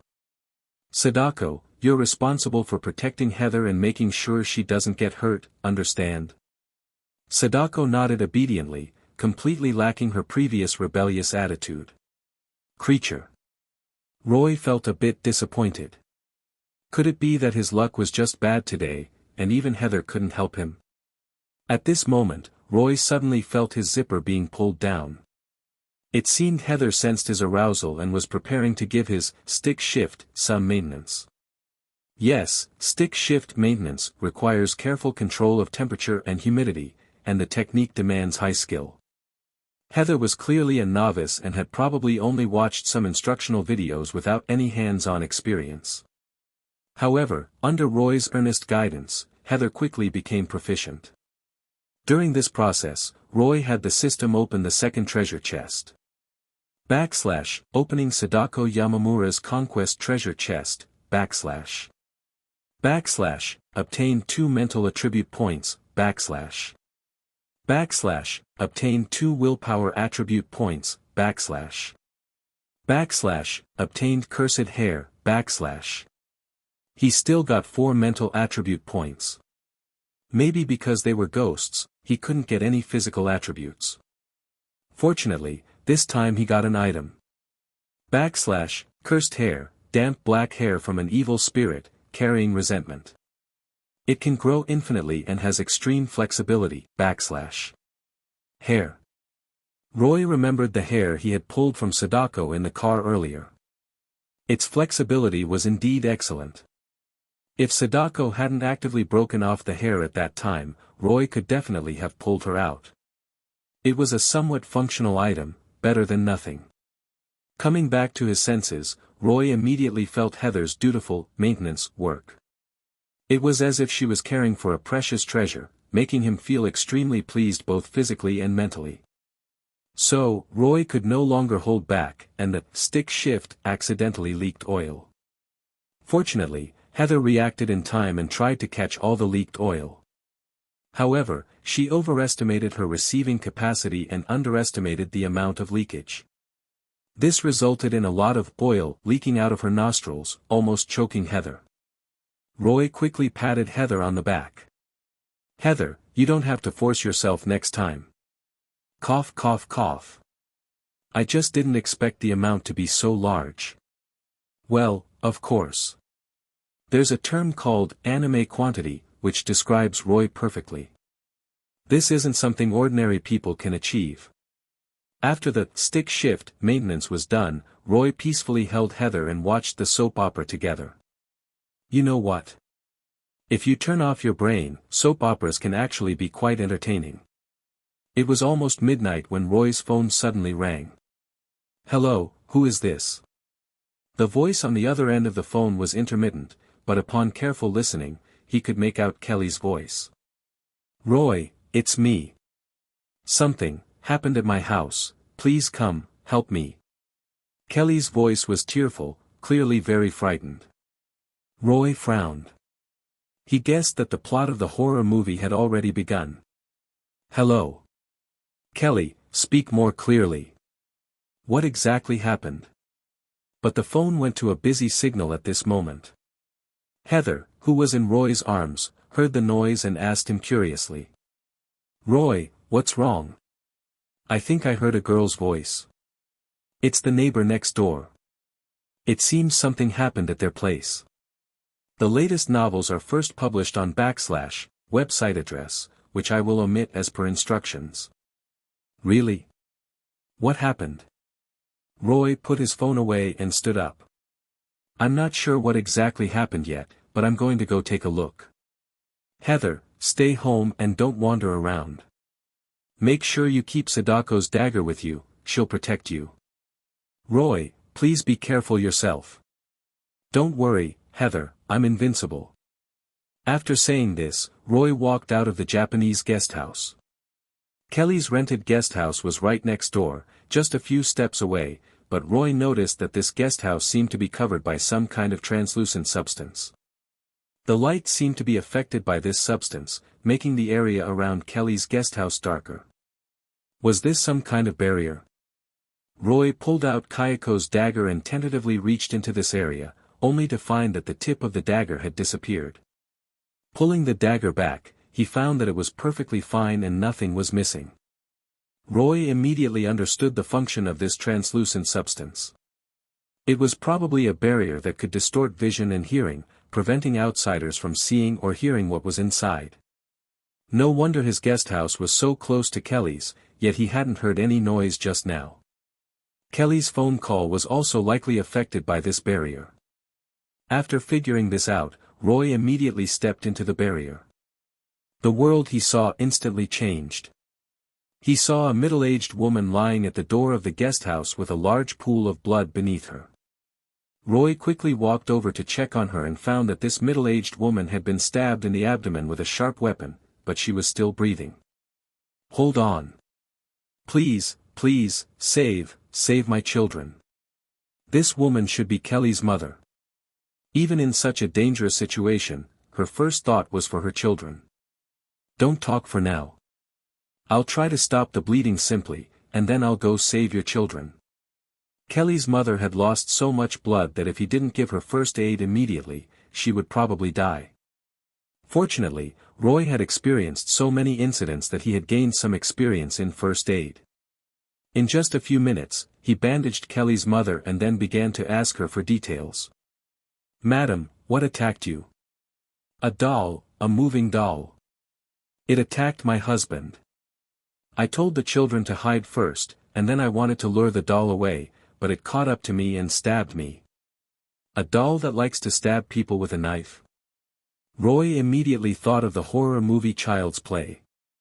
Madam, please hold on. I'll go save your children right now. Kelly's mother saw that Roy was so young, not much older than her daughter, and couldn't help but feel a little worried. Child, you should still call the police quickly. That doll is very scary. Don't worry, madam, dealing with these kinds of weird things is my specialty. End of this chapter. Chapter 56, Child's Play. The killer doll Chucky isn't as famous as some of his contemporaries like Jason or Freddy, but the fact that the horror franchise has reached its 8th installment and even had a TV series reboot in 2021 shows just how successful this guy is. The movie begins with a serial killer named Ray who, when cornered by the police, chooses to use voodoo to transfer his soul into a toy doll, thus escaping capture. However, due to various reasons, Ray failed to transfer his soul back into a human body and was forced to permanently bond with the toy doll. Thus, the classic killer toy doll of cinema history was born. However, in the original movie, Chucky's voodoo skills were quite rudimentary, basically just soul transfer. What Roy is currently seeing doesn't seem to be the case. This version of Chucky is probably even more powerful than the movie version. Moreover, Roy remembers that the protagonist of the first movie was a single mother and a little boy, which is clearly not Kelly's family situation. Could it be the second movie? Roy's most vivid memory is still from Bride of Chucky, with Ray's ex-girlfriend, Tiffany. The female characters in this series are generally not that great. The director and producer seem to have questionable taste. In any case, after equipping the Ghostface mask in his inventory, Roy entered the vacation home. Snowmass Village is quite international, and you can see architecture from all over the world here, even Chinese-style courtyards. The vacation home Kelly's family rented was a typical European-style building, somewhat Mediterranean in style, and much larger than Roy's Japanese-style rental. At this moment, the villa was pitch black, as if the power had been turned off. A short figure was moving around inside the house, constantly spouting various trash talk. "Little Andy, where are you? Come out, come out.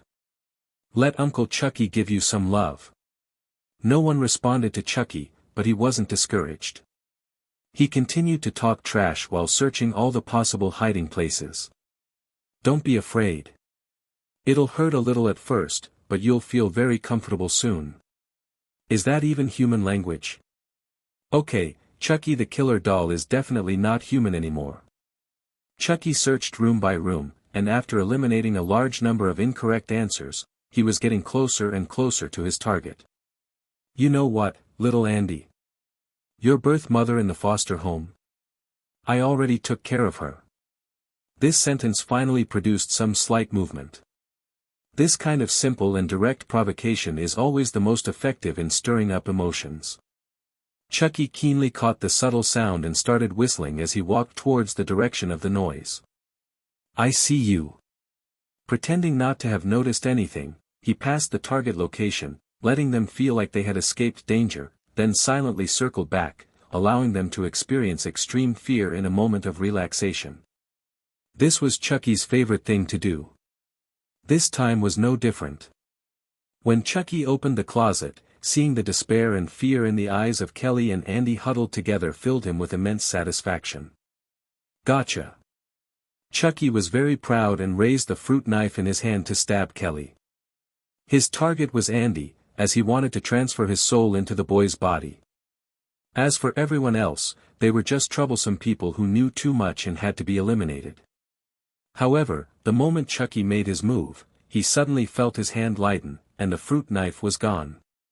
"You little brat, this isn't a toy, you can't just play with it like that." Kelly, who had already closed her eyes and was waiting to die, immediately opened them in surprise when she heard Roy's voice. However, she became worried again when she saw Roy's overly relaxed attitude towards Chucky. "Roy, be careful of that doll." Chucky turned his head and saw a tall, handsome, dark-haired guy ruining his plans. He immediately flew into a rage, and the seasoned trash talker started cursing. "Fuck you. Where did you come from, pretty boy? Go home and bend over. Don't interfere with me." Apart from the Ghostface killer in the first jump scare incident, this was only the second time Roy had encountered such a foul-mouthed horror movie killer. The subsequent Michael Myers, Leatherface, and the Sinclair brothers were all the type of characters who were ruthless and didn't talk much. "The way you talk trash reminds me of an old friend. I think it's necessary to teach you how to speak in a harmonious society." After saying this, Roy suddenly grabbed Chucky's leg, lifted him up, and repeatedly slammed him onto the ground. Action choreography by Bruce Banner. Kelly and Andy, hiding in the closet, were both dumbfounded. In reality, Chucky's physical attributes weren't low. He was about as strong as a standard adult male, and his small size gave him a certain deceptive advantage, making his sneak attacks almost always successful. But this level of physical strength was completely insufficient against Roy, so he could only be used as a punching bag by Roy. Enough. Having been beaten badly, Chucky couldn't take it anymore and used some special power to blast Roy away. This guy really did possess some voodoo magic. The only question was how skilled he was. The newest and fastest novels are first published on, website address. Pretty boy, I admit you're very strong, but how will you deal with this move? His nose and face bruised and swollen, his head seemingly larger, Chucky looked at Roy with a very vicious gaze. He chanted some kind of spell, and in an instant, the surrounding furniture began to shake, and some smaller objects even floated up. If an ordinary person saw this scene, they would definitely be terrified, but unfortunately, Roy was someone who had seen things. Roy had a disdainful expression on his face, then quickly pulled out his Smith & Wesson M625 and shot Chucky in the head. Chucky was directly sent flying by the kinetic energy of the .45 caliber bullet, crashing into the wall and falling silent. That's it? Roy scoffed, then did a gun twirl, coolly blowing on the barrel. Roy, is it dead? No way is it that simple. This guy is probably waiting for me to go over and check so he can ambush me. Roy remembered that in the movies, the little Chucky was practically a legendary unkillable character. This version of Chucky could only be even more difficult to kill than in the movies, there was no way one shot would take him down. He would still rely on the system notification for receiving a fate treasure chest. Hearing Roy directly say his plan, Chucky, who was pretending to be dead, had no choice but to get up while cursing. Motherfucker! Who the hell are you? Why are you ruining my plans? Roy looked at Chucky expressionlessly. Trash, do you want me to help you brush your teeth? With a .45 caliber bullet. Seeing the Smith & Wesson M625 in Roy's hand, Chucky's expression became very ugly. Although he possessed some dark magic, he was no match for modern firearms. Otherwise, Chucky wouldn't have been forced to transfer his soul into a toy doll's body. His eyeballs rolled around a few times, and Chucky had a new idea. Hey, young man, maybe we can make a deal. I can give you some money, how about you hand over that little boy to me? Hearing this, Roy became somewhat interested. Oh. How much money? Bride of Chucky Tiffany. End of this chapter. Chapter 57, Back in the Slammer. A full $500,000. That's my life savings. What do you say, pretty sincere, huh? $500,000, that was actually quite tempting. But Roy knew Chucky would never honestly make a deal with him. It was all just a trap, and whether that money even existed was questionable. So, Roy deliberately put on an interested expression to see what tricks the doll was playing. Sounds kind of good. However, Roy's expression not only fooled Chucky but also Kelly. The blonde girl hugged her younger brother Andy tightly. Although she verbally expressed dislike for her new brother, when danger struck, she still took on the responsibility of an older sister. Roy, are you serious? Shut up. It's not your turn to talk. Tell me, where's that $500,000? Chucky gave an evil grin, very pleased with Roy's reaction. Come over here, I'll tell you in private. Roy actually walked towards Chucky's location, but he never lowered his gun. Chucky was currently standing against a wall. Next to him was an open door, and from the dark void, it seemed to lead to the basement. Roy stood in front of Chucky, only a step away from the doll. Can you talk now? That money is hidden in, take him out. The look in Chucky's eyes suddenly turned ferocious, and then a middle-aged man rushed out from the open door beside him. This middle-aged man's eyes were white, and he was covered in blood. Clearly not a normal living person, he let out an unintelligible roar and lunged at Roy. Was this the ghost doll Chucky's backup plan? The middle-aged man should be Kelly's father. After being ambushed by Chucky, he was turned into a living corpse. Firearms weren't suitable weapons for dealing with such undead creatures, as some of them didn't have vital organs.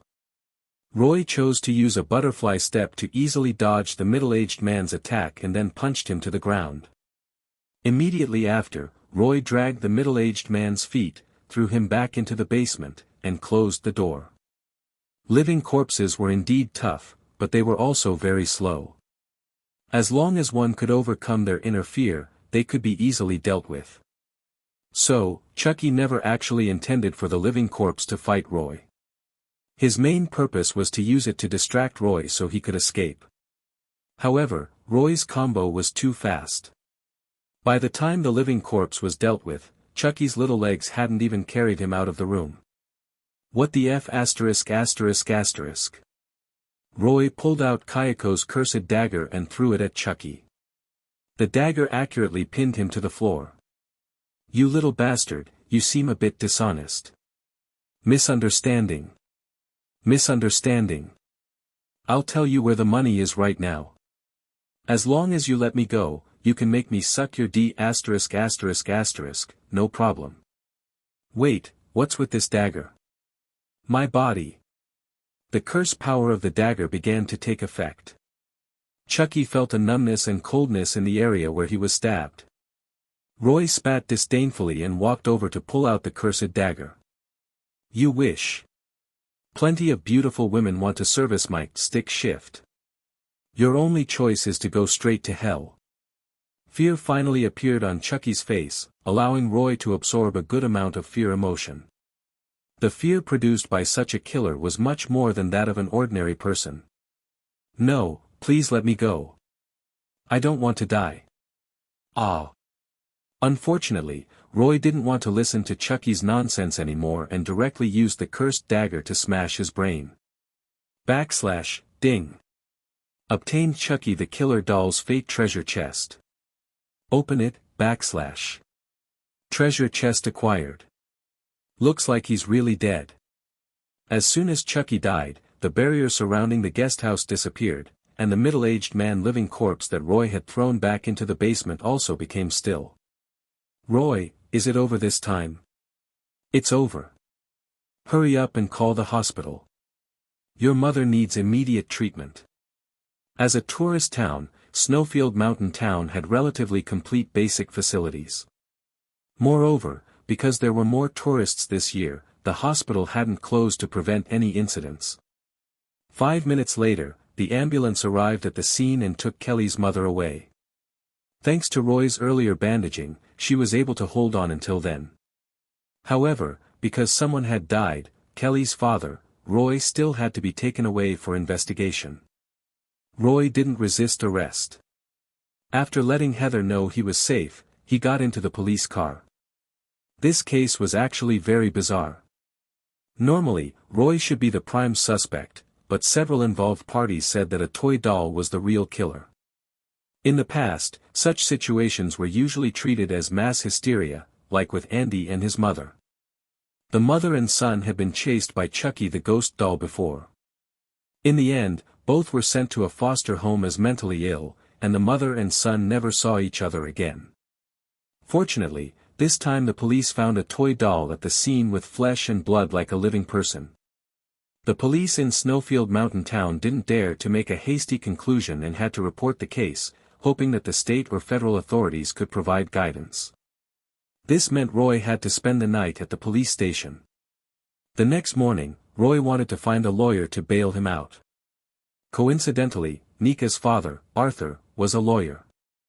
Arthur quickly arrived at the Snowfield Mountain Police Station.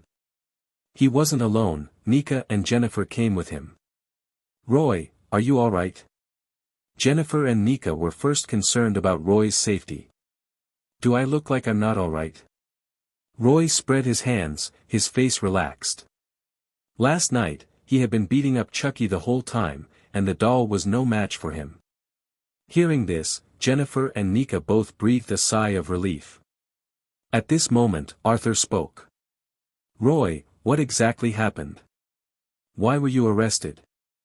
As a lawyer, Arthur first needed to understand the case to help. Roy briefly described the situation last night, omitting some details about himself. However, this content sounded like a fairy tale to Arthur. His first reaction was that Roy was on drugs. Roy, answer me honestly, have you been taking any hallucinogenic drugs? Arthur, you can ask Nika and Jennifer, I never touched that stuff. Then why would you say something like this? How am I supposed to help you? At this point, Nika stepped forward to express her opinion.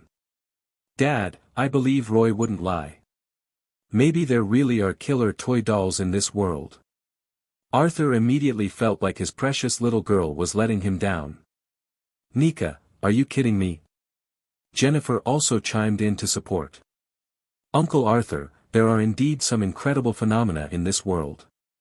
Do you remember my brother, Michael Myers? Hearing this, Arthur hesitated. He had indeed heard some rumors about Michael Myers. Alright, I'll try to get you bailed out first. End of this chapter. Chapter 58, Executive Order 51. When Arthur went to the police station to handle the bail procedures, following all the steps, he received some unexpected news. What did you say? Why won't you let me post bail? This is clearly the normal bail process. A burly, bearded police chief gave a helpless smile. It's all orders from above, sir. Direct orders from the federal government. Mr. Blake can only be released after the commissioner's investigation is complete. Arthur frowned. Which law states that?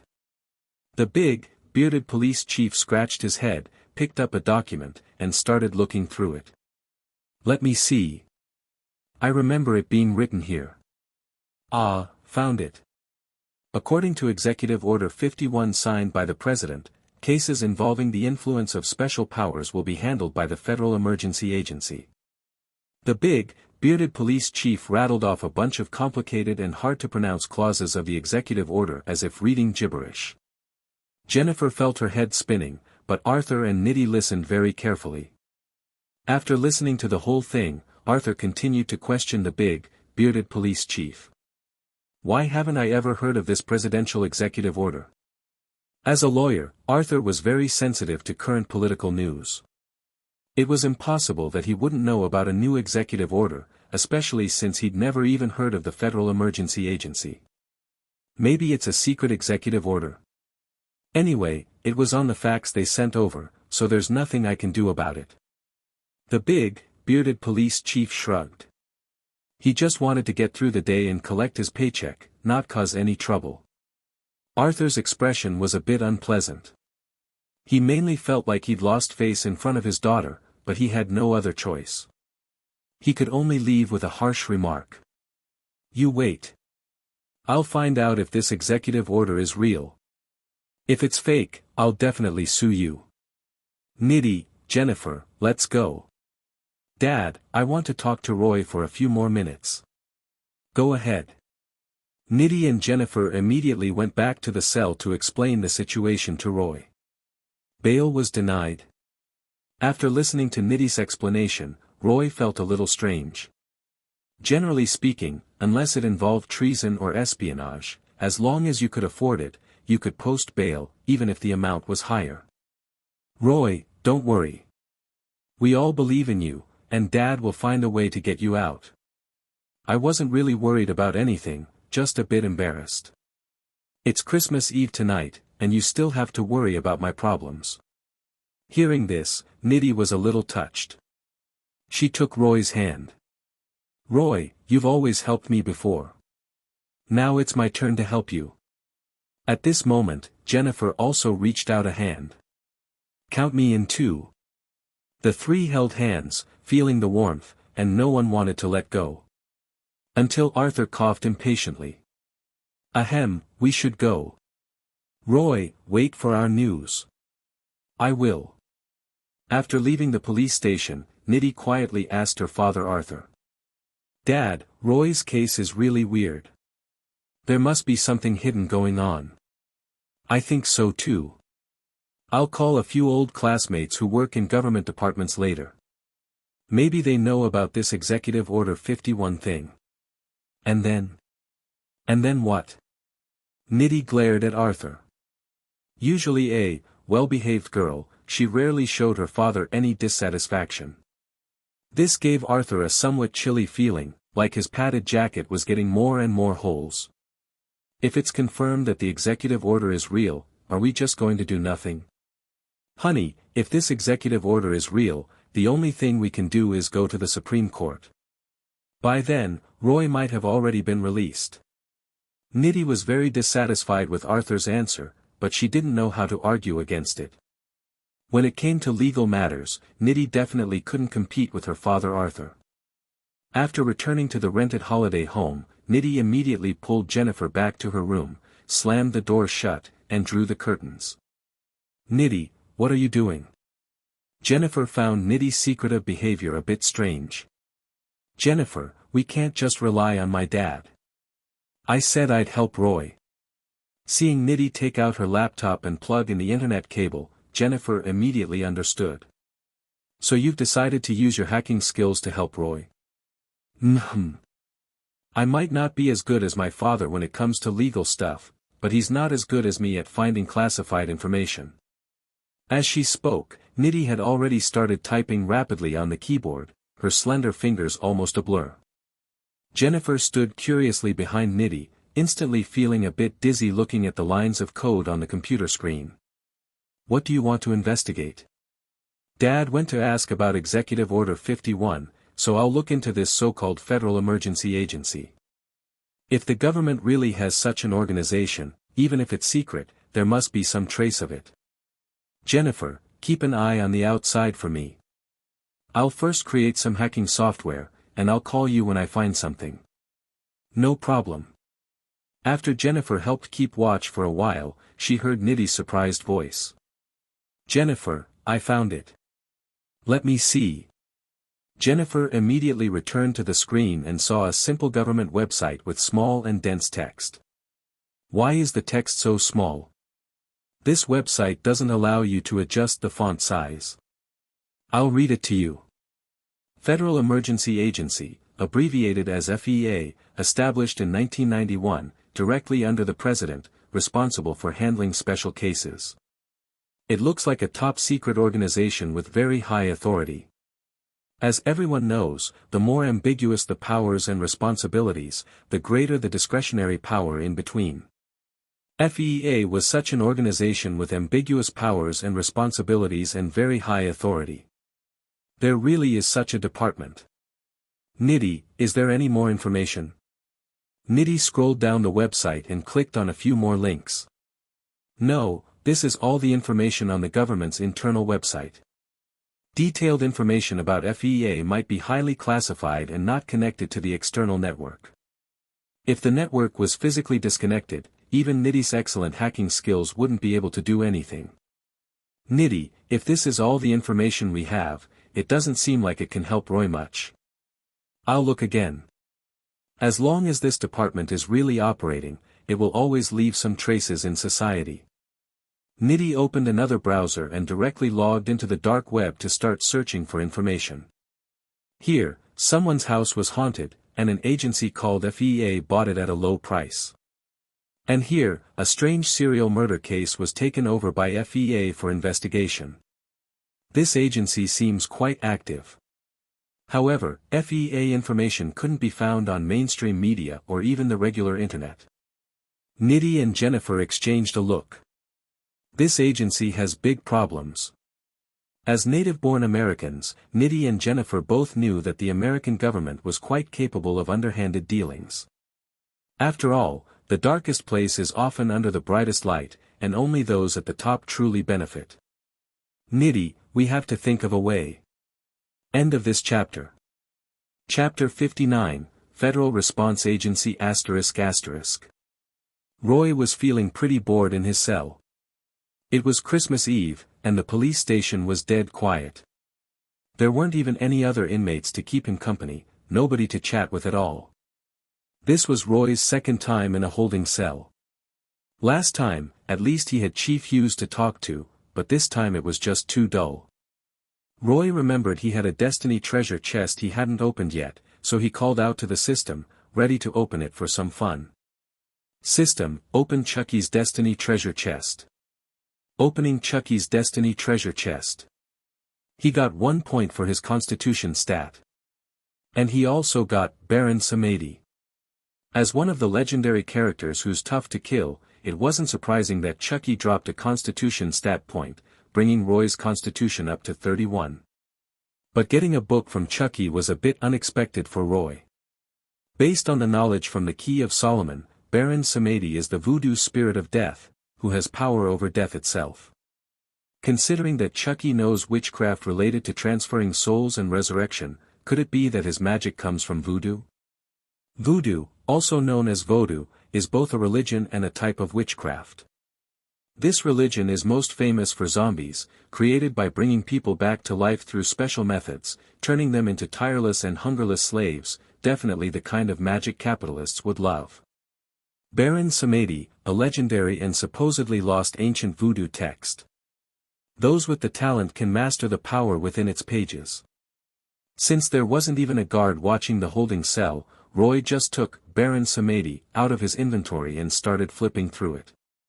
The book was full of dark and cruel black magic, including necromancy and voodoo spells. Some of the stuff even made Roy frown. After reading for a bit, Roy put the book back in his inventory. Any more and he'd probably lose his appetite. Having been in the holding cell until Christmas Eve, Roy figured Arthur must have run into some trouble. If he could have gotten him out, Arthur would have definitely come to bail him out by now. During this time, Heather came to visit Roy. She was also trying to find a way to get him out. But Heather had always been a regular person, and her worldly experience probably wasn't even greater than those two high school girls, Needy and Jennifer. Roy told Heather to relax, assuring her that he'd be fine, and managed to convince her to go home. With that, the holding cell at Snowdrift Mountain Police Station went back to being quiet. Looks like his first Christmas Eve in this world was probably going to be spent in a holding cell. Quite a unique way to celebrate Christmas Eve. While everyone else was at home eating turkey, Roy was having a set meal in a holding cell. Just as he was thinking this, the big bearded sheriff walked in. "Mr. Black, we've got people from up top here. Maybe you can still make it to the Christmas Eve party." So soon? Roy was a little surprised. Was the American government's efficiency really that high? "Sheriff, could you maybe tell me who exactly came?" The big bearded sheriff actually liked Roy. He was a handsome and cheerful young guy, the kind of person who was hard for anyone, male or female, to dislike. Plus, Roy hadn't cried or caused any trouble since being put in the holding cell, which made the sheriff's job a lot easier. "It's a real looker, the kind you're best at handling." The big bearded sheriff winked at Roy. He was pretty impressed that Roy had 3 beautiful women visit him during the day, 2 of whom were even best friends. Roy wasn't as optimistic as the big bearded sheriff. A beautiful woman could potentially be even more trouble to deal with. Still, Roy straightened his clothes and tried to look his best before facing whoever was from the Federal Response Agency. The big bearded sheriff led Roy into the interrogation room. Just as he'd said, there was a beautiful blonde woman with chocolate skin inside, and she had 2 tough-looking guys in black suits sitting next to her. The blonde woman was wearing a sharp white blouse and a little suit jacket. Her expression was really cold, but her eyes flickered slightly when she saw Roy walk in. "Whoa, isn't that Jessica Alba?" Roy looked at the blonde woman in surprise, realizing he'd run into another special character. Jessica Alba was a huge star back in the day, playing a lot of roles. He just didn't know which movie or show this capable female agent was from. Roy Black. The capable female agent glanced at the statement Roy had given earlier. "Yes. Regarding the case from last night, I've looked into it, and it's pretty clear you're innocent." Hearing this, Roy was a bit taken aback. Then why even ask anything? Why not just let me go? "Actually, I have a few other things I need to ask you. You're from Falls Town, is that right?"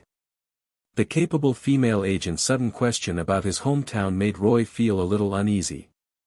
Luckily, Roy had long since gotten used to keeping a poker face. Don't ask how, just assume it came from his experience as a ladies' man. With the kind of resources your secret agencies have, finding out where I'm from shouldn't be too hard. The capable female agent tapped the table. You just need to answer my questions. Don't bring up things that aren't relevant. Yes. Were you personally involved in both the Michael Myers case and the Ambulance case? The Texas Chainsaw Massacre incident wasn't reported up the chain of command by Chief George because it involved something that happened 20 years ago, so the FEA doesn't even know about that case. Anyway, the people who died were all on the fringes of society, and nobody really cared about them, so it was just filed as a missing persons case. Didn't I already give a statement? The capable female agent leaned forward, staring intently into Roy's eyes. Answer my question. Facing the aggressive capable female agent, Roy gave a faint smile. What's your name? The capable female agent paused for a second, then started to frown. I told you to answer my questions. Do you not understand? Roy crossed his arms and leaned back in his chair. You tell me your name, and I'll answer your questions. The capable female agent glared fiercely at Roy, but her features were kind of sweet, so even her glare looked a bit like a pout. Are you trying to experience the FEA's hospitality? Are you threatening me with torture? I happen to have a friend who's a lawyer. Maybe you guys can have a nice chat about the FEA's methods. America's a country full of lawyers, and some of them have a lot of power. A lot of politicians are actually lawyers themselves. The capable female agent's threat would probably work really well on regular people, but Roy wasn't one of them. Roy ignored her death stare, a smile plastered on his face. He really enjoyed seeing her get worked up and not be able to do anything about it. Sultana Rivera. Left with no choice, the capable female agent squeezed the words out through gritted teeth. What did you say? I didn't quite catch that. Sultana Rivera. Now can you talk? Actually, Roy had heard Sultana the first time she said her name. He was just pretending he didn't hear to mess with her. Sultana, that's a lovely name. Sultana Rivera, Jessica Alba. Sultana Rivera, from Machete. End of chapter. Chapter 60, released without charge ***. Roy winked at the capable female agent and then started answering her questions. The content of his answers was pretty much the same as in his statement. It was a story Roy had carefully thought out and was sure would hold up. But Sultana listened very carefully, trying to find holes in Roy's story. Mr. Black, can you explain why you always seem to run into these unusual events? That was a question Roy himself wanted the answer to. Trouble always seemed to find him, never giving him a break. It was really too much. Because I'm handsome. The two poker-faced guys in black who hadn't said a word almost cracked up, which earned them a glare from Sultana. Mr. Black, please answer my question seriously. But I don't know how else to answer you. I mean, because I'm handsome sounds better than, because I'm unlucky, right? Roy shrugged helplessly. This time, even Sultana couldn't help it and broke into a sweet smile. That smile pretty much extinguished the little bit of anger she had.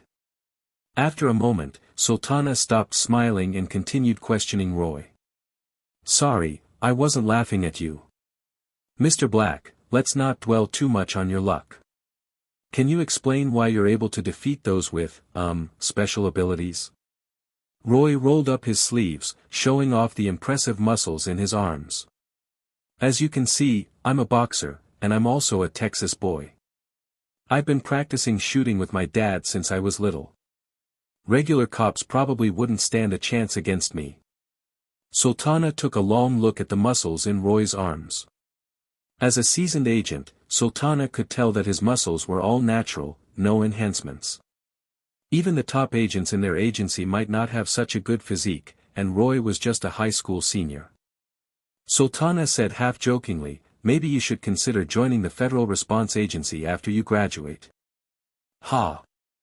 I'm planning on unifying all 4 major boxing federations in the future. I'm worried the Federal Response Agency might not be able to afford my salary. Roy threw a few punches in the air, his fists moving so fast they almost made Sultana's eyes pop.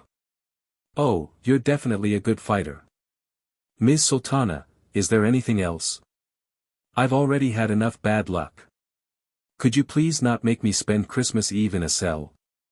Roy started to look pitiful, and with his looks, it was a very effective tactic on women. Sultana could barely hide the amusement in her eyes, but she still pretended to be annoyed. "Weren't you being pretty bold just now? Insisting on getting my name before answering questions." The conversation was getting more and more like flirting. Sultana's two subordinates were getting a bit uncomfortable and had to cough twice to remind their boss. Ahem, ahem. Hearing her subordinates cough, Sultana's eyes snapped back to business. A blush crept onto her face, but thankfully her complexion was a bit tan, so it wasn't too noticeable. "Indeed, there's nothing else. You can go home and be with your family. Could I maybe get your business card? Just in case I have more bad luck in the future and run into some weird stuff, I can contact you." Roy winked at Sultana, his eyes conveying a special meaning. Sultana seemed a little hesitant to meet Roy's gaze. She told herself it was all for work, then pulled out a pen and wrote down a phone number on a piece of paper. "This is my personal number. Don't call it unless it's important." The capable female agent emphasized the word important, as if trying to convince herself. Discovered special character Sultana Rivera. You can absorb her destiny power to gain rewards. Roy took the personal number from Sultana, a playful smile on his face, and replied, "Okay, I'll definitely call this number when something comes up." Roy also emphasized the word, "comes up," making his meaning very clear. Sultana's face flushed slightly. It was all too obvious, and Sultana's two subordinates coughed again to remind them.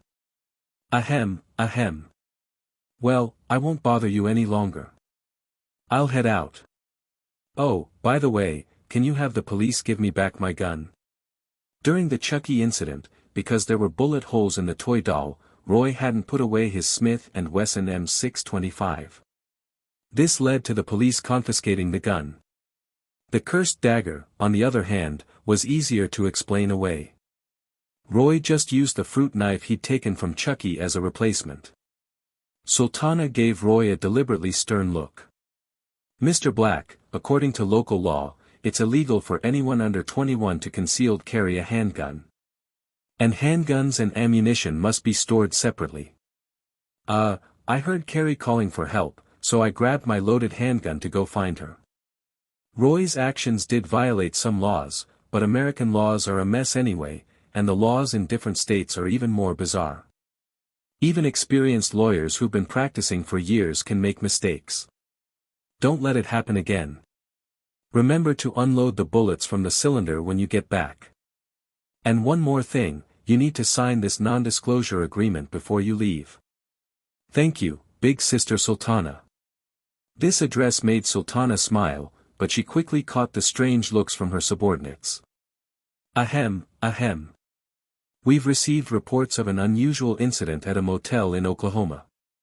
Headquarters wants us to go investigate. Whatever you say, boss. Boss, we actually didn't see anything. Sultana glared at her two subordinates. Shut up. It's Christmas Eve, so we'll let it slide for today. We'll go to Oklahoma tomorrow. Roy collected his belongings from the big bearded sheriff, including his phone, the Smith & Wesson M625 revolver, and his car keys, and then left the police station. On Christmas Eve night, someone was setting off fireworks in Snowdrift Mountain Town. Roy stopped to watch the fireworks for a while, then called Needy and Jennifer to let them know he was okay. "Roy, you've been released without charge. Thank goodness. Jennifer and I have already written complaint emails and we're getting ready to send them to the White House website." Needy and Jennifer sounded overjoyed on the phone. Roy hadn't expected the two girls to be so proactive. It was a good thing he got out early, or he didn't know what they might have done. Maybe even hacked the White House website to clear his name. It was just a small matter. The FEA agents just wanted to chat with me about the details. As soon as FEA was mentioned, Needy had a lot to say. Roy, this FEA seems like a pretty big deal. I found a lot of stuff online. I'll tell you about it tomorrow. Sounds good. Forward and rushed at the guard. And that was the end of that. This guard also joined the first one in Slumberland. Finally, Roy landed another punch on the second guard's chin, sending him to join the other two, completely ending the fight. The whole thing took less than 10 seconds. No one can stop us now. Roy winked at Penny, and she started looking at him with a dreamy expression. Handsome, you're amazing. I'd prefer to hear you say that in a different setting. Penny bit her bright red lip, her eyes getting watery. I think there will be an opportunity. The two of them rushed out of the strip club and directly got into Roy's used yellow Chevrolet Camaro, driving away to escape. After leaving town, Penny took out Roy's credit card and handed it to him. Sorry, handsome, I stole your credit card. Roy took the credit card and smiled. He always had more tolerance for beautiful women, especially since she was a special character. It's okay, I forgive you. Penny was very touched and suddenly cupped Roy's face and kissed him. Roy was driving and got startled by Penny's surprise attack, quickly hitting the brakes. The two of them engaged in a heated exchange in the car, you could even call it a battle of words. After a while, Penny released Roy, panting slightly. Handsome, can you tell me your name? Roy Black, and you?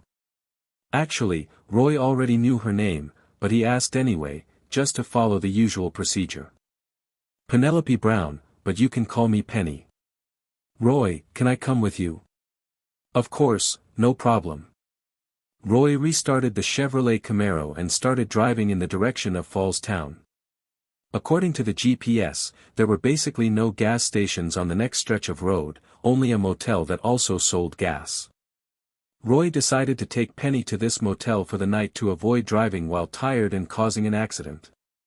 On the way, Roy suddenly saw a middle-aged man wearing white clothes and a red triangular scarf standing in the middle of the road, trying to flag down cars. So he slowly stopped. Hey, mister, is everything all right? The middle-aged man's eyes lit up noticeably when he saw the curvy Penny in Roy's passenger seat. Well, Penny had forgotten to bring her coat when she fled the bar in a hurry, so she was currently wearing Roy's jacket on her upper body, with her, shall we say, final layer of clothing still on her lower half. Excuse me, my car broke down.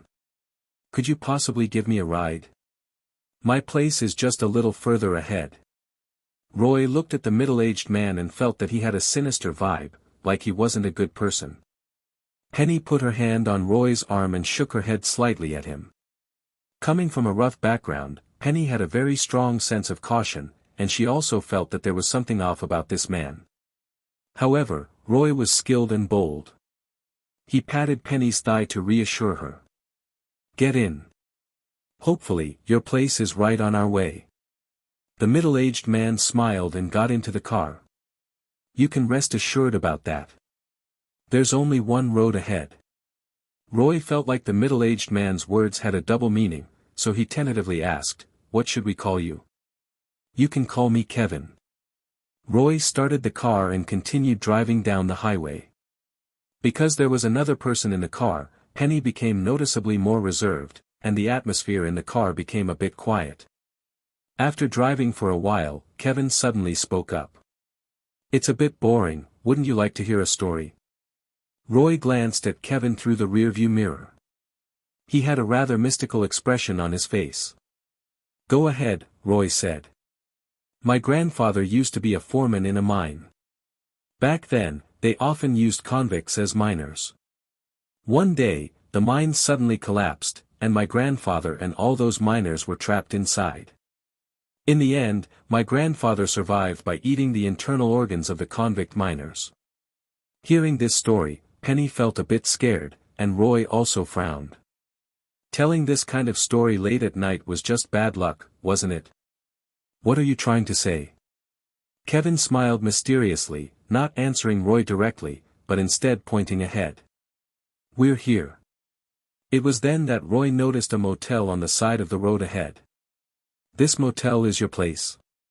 Yes, I'm the owner of this motel. Roy raised an eyebrow, feeling like all of this was a bit too coincidental. What a coincidence. So, could you give us a discount on the room? Roy looked at Kevin calmly, wanting to see his reaction.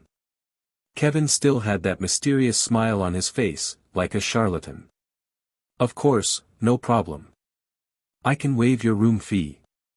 You can stay as long as you like. Something's wrong. Roy slowly drove the car into the motel parking lot. He noticed that there seemed to be other guests at the motel. There was a tow truck and a small car in the parking lot. Kevin first took Roy and Penny to check in, then made a suggestion. It's still early. Would you like to have a drink before resting? Penny gently bit her lip and looked at Roy with a longing gaze. It was clear that Penny didn't want to waste a beautiful night.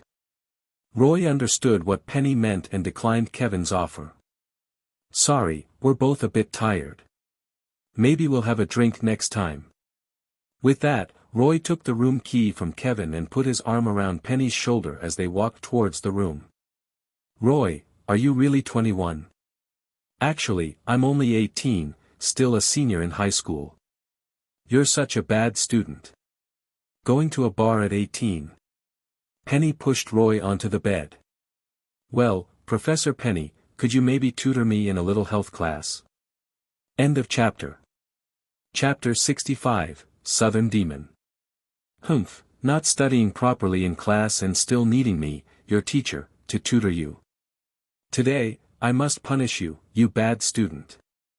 With that, Penny completely undid her restraints, revealing her true assets. It has to be said, these assets were quite impressive, only smaller than Heather's and Elizabeth's among the women Roy knew. Roy liked girls with such impressive stats.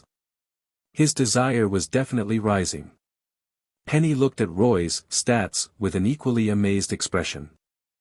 I felt it was scary before, but I didn't expect it to be this scary. Wouldn't you know if you tried it out? Penny gave Roy a charming look and then started some biological experimentation. As the great thinker Marx said, practice yields true knowledge. After scientist Penny's tireless and repeated experiments, she confirmed that Roy still had room for improvement. Roy was very touched by Penny's spirit of dedication to science. Not every girl had the courage. And so, to encourage Penny's contribution to the cause of science, Roy personally gave her an award.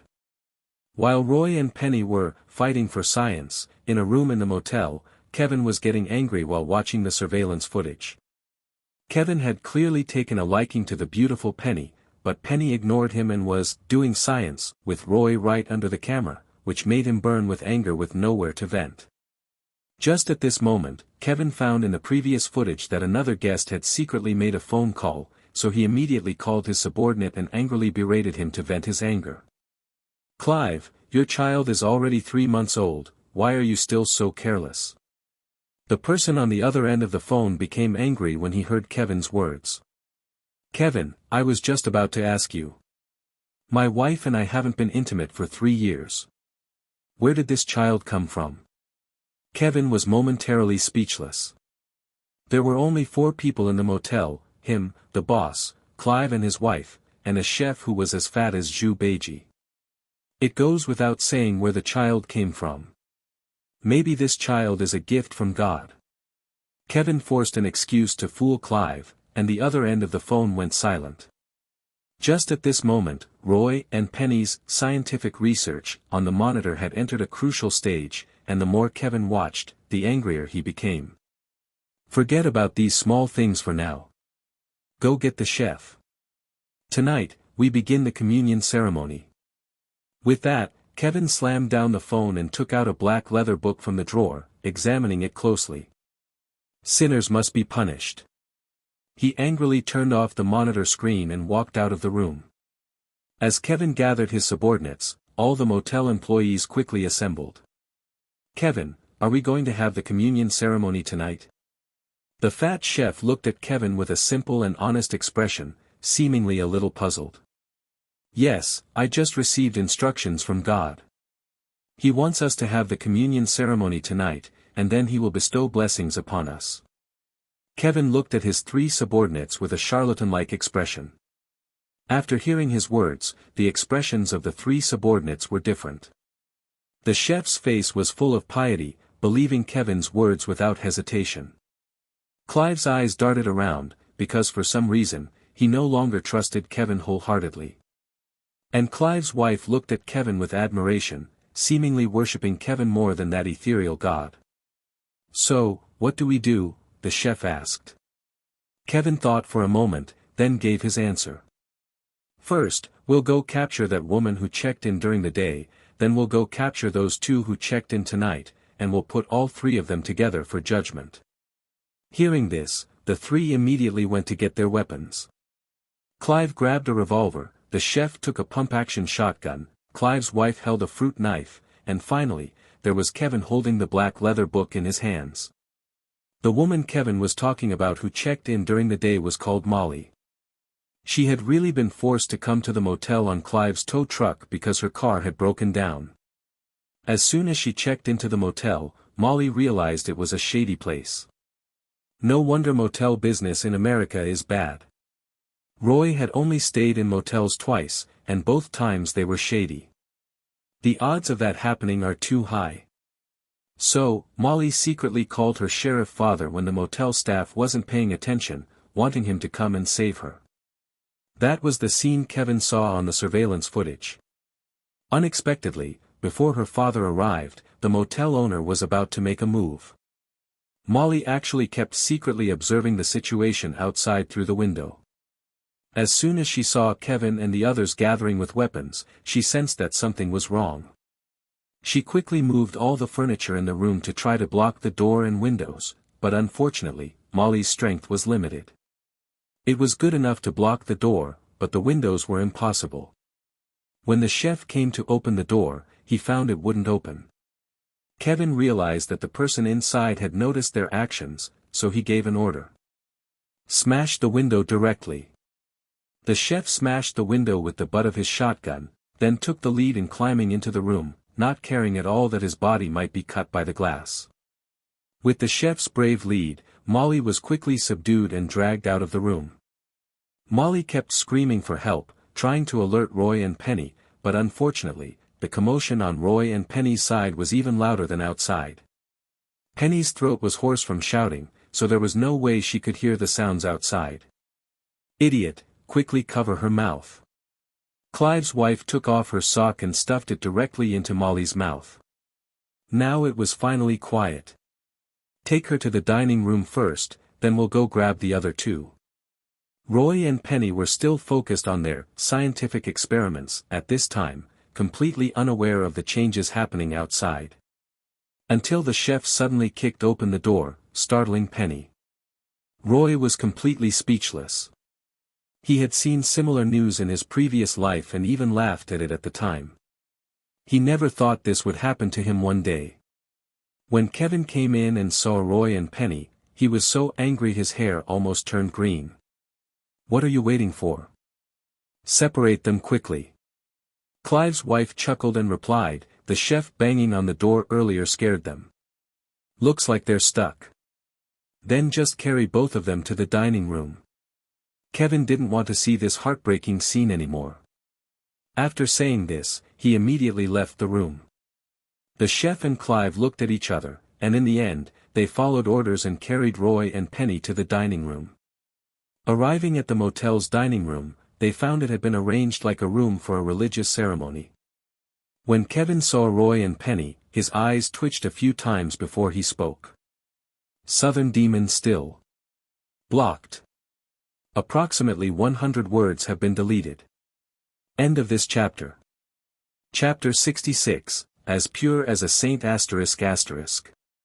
For centuries, our family has adhered to an ancient tradition, consuming the bodies of sinners to purify this tainted world. Kevin tried his best not to look at Roy and Penny as he spoke in a preaching tone. Roy scoffed, feeling utterly contemptuous of Kevin's words. Could anything be more tainted than this cult leader? Actually, at this point, Penny's body had already softened a bit because Roy had been constantly comforting her, easing her nervousness. However, Roy didn't draw his weapon. Doing so would only make the situation more awkward, and the current scene might make Kevin's people lower their guard. Everyone who passes by this highway receives our invitation to come to this motel and sit at this round table to confront their sins. I will shoot those with lesser sins, while those who are truly wicked will become my food. Hearing this, both Penny and Molly showed horrified expressions.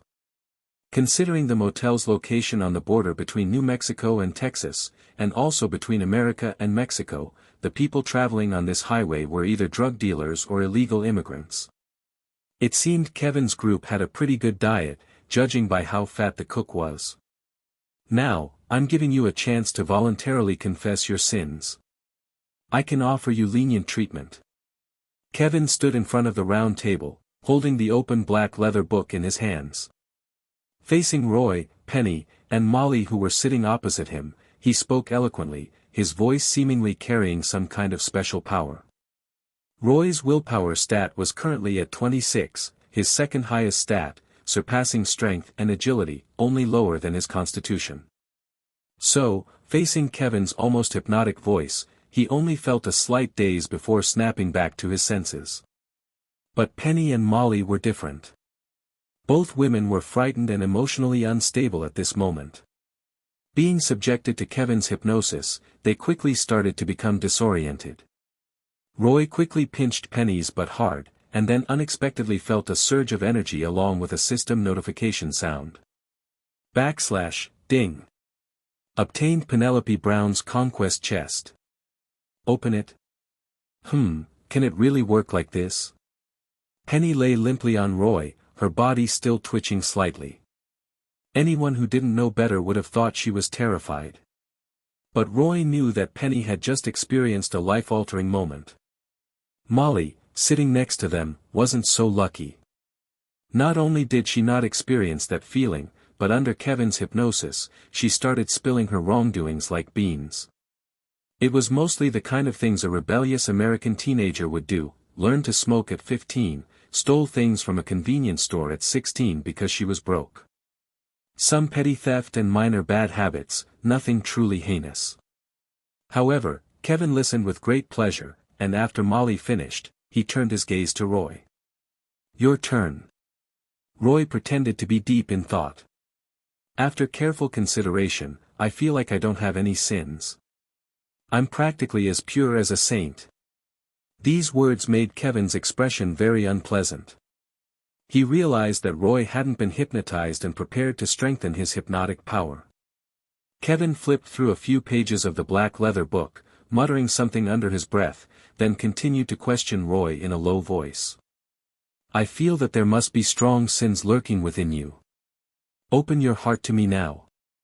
Kevin's family seemed to possess some kind of witchcraft. No wonder they had been able to run this shady business for centuries without getting killed. However, Roy's willpower was now stronger than that of even highly trained agents. Kevin's enhanced hypnotic witchcraft only made him feel slightly sleepy. After all, he had been driving all day, and he and Penny had just finished over an hour of rigorous biological experiments. It was perfectly normal to feel a bit tired. Seeing Roy start to yawn, Kevin thought his hypnosis had worked. Speak quickly, young man, confess the sins in your heart. Ah, are you talking to me? Then I can only say, my heart and actions are as clear as a mirror, everything I do is just. Kevin's face completely fell. He felt like his performance just now was like some green-haired nightmare from Gotham. Feelings, and Nitty deeply agreed. Roy didn't really feel much, after all, he had only been here for 3 or 4 months since he transmigrated, so he didn't have that deep of an attachment to Oak High School yet. Jennifer, have you decided which university you want to go to? In the past few days, quite a few universities had contacted Roy, offering very generous conditions, some even bringing along female university students to try and hook him. Yeah, many universities went all out when recruiting rising sports stars, it was practically an arms race. There were even dedicated clubs in many universities, filled with beautiful female university students of all ethnicities, specifically for recruiting athletes. American newspapers had reported on such scandals more than once, but they were never really stopped. After all, the high school sports stars got to enjoy university services early, the beautiful university students earned credits, and the universities gained fame by recruiting top athletes. No one in this chain of benefits lost out, so naturally, it was widely adopted. As a result, most American universities started playing this game, with only a few old, prestigious schools that weren't very interested in sports not joining this arms race. However, Roy hadn't made a decision yet. On one hand, graduation was still a while away, so he could still let these universities offer better deals. On the other hand, he also wanted to see which university Jennifer would go to. In America, getting into good schools wasn't just about having good grades, you also needed recommendation letters or influential people to lobby for you. If your grades were just average and you didn't have any special talents or family background, you would still be scrutinized by good universities, unless your grades were as outstanding as Nitty's.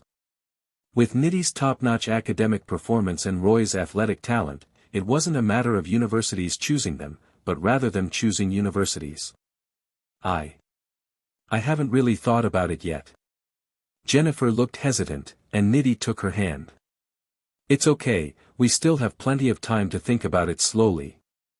Anyway, we'll definitely be able to get into the same university in the end, right, Roy? Amicham. Roy replied casually, but in his heart, he was already thinking about whether he could use Jennifer as one of the conditions when negotiating with those universities. This kind of thing wasn't uncommon in America. Anyway, these schools weren't short of 1 or 2 students, and as long as their grades were above the passing line, they would usually turn a blind eye. Jennifer, why don't you think about which city you want to go to? Nitty offered another suggestion, and Jennifer tilted her head to think for a moment. If I want to stay close to home, it would definitely be Austin, but I've been to Austin many times, and it doesn't really feel like anything special. For other cities in Texas, there's Houston or Dallas, but they don't seem that different either. Roy shook his head. How could choosing a university just be about how close it was to home? Jennifer, have you thought about what kind of job you want to do in the future? This question made Jennifer pause. She really hadn't thought about it carefully. After all, just a month ago, she was still working hard to earn money for her university tuition. Roy and Nitty had already made their plans. Nitty was planning to enter the computer industry, but her computer skills already surpassed those of many university computer science professors. All she lacked now was a diploma. As for Roy, he would definitely pursue boxing, a profession that made money quickly and required little effort. Just fight for a few years and unify the 4 major boxing organizations, and he could earn enough money to last a lifetime. Wouldn't that be great?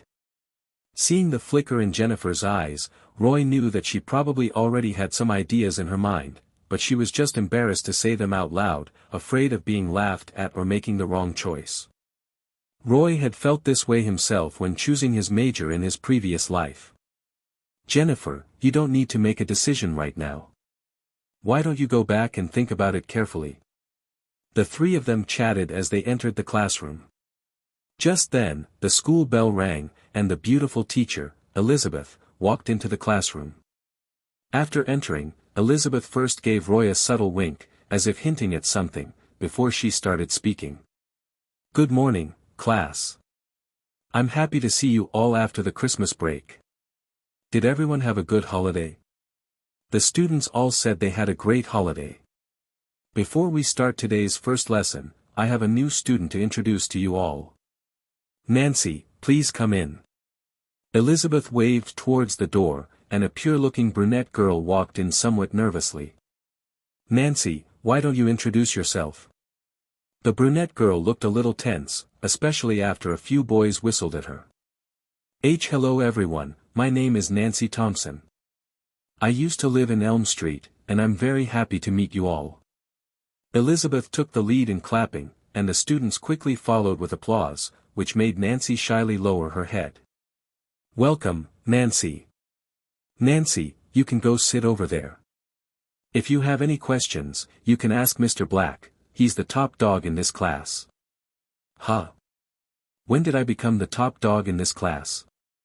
Just as Roy was feeling surprised, Nancy walked over and sat down in front of Roy.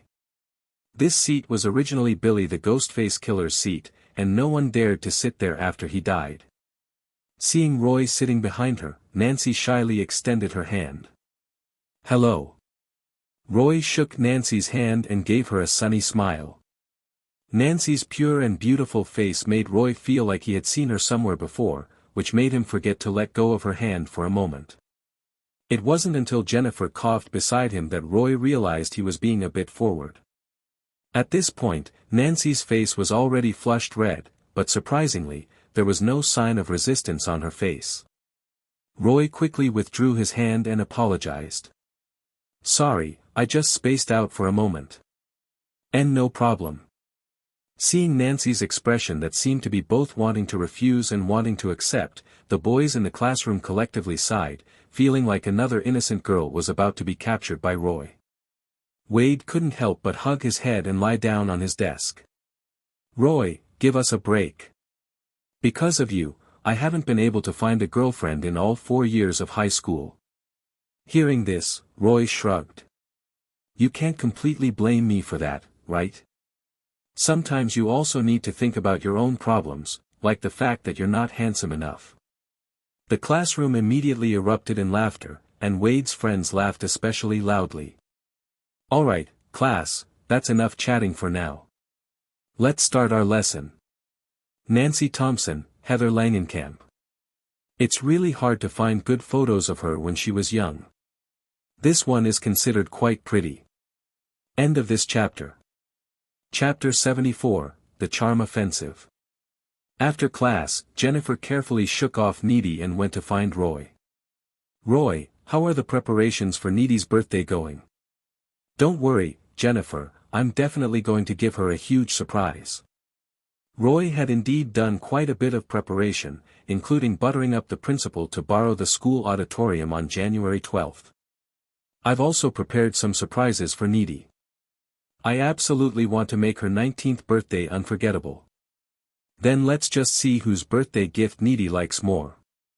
This made Jennifer think of the skiing competition in Aspen, and she couldn't help but snort. You're going to lose this time for sure. We'll see about that. Just then, Teacher Elizabeth suddenly sidled up to them. Roy, come to the office with me. Okay, Teacher Elizabeth. Elizabeth had a private office at Oak High School.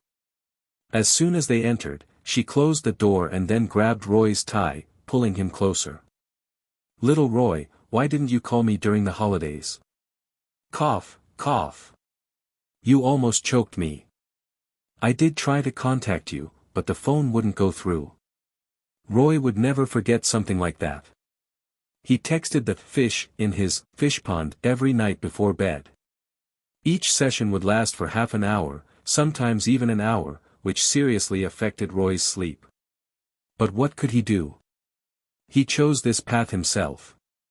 Elizabeth looked genuinely surprised. Oh, it turns out I had turned off my phone myself. I'm so sorry, Roy. I completely misunderstood you. Roy rolled his eyes. Although Elizabeth's acting was pretty convincing, he could still tell she was faking it, probably just making up some excuse. You brought me here just to say that. What? Can't Teacher Elizabeth give you a little extra help with biology? Roy gave her a sidelong glance. She clearly had something else on her mind. Elizabeth quickly stopped herself. Wait, I have class in a bit. There's something else I wanted to talk to you about. What is it? Class is about to start if you don't tell me. Elizabeth sat on the edge of her desk. What do you think of the transfer student who came today? She's pretty cute. Why? Who asked you that? I smelled a peculiar scent on that girl, possibly related to demons.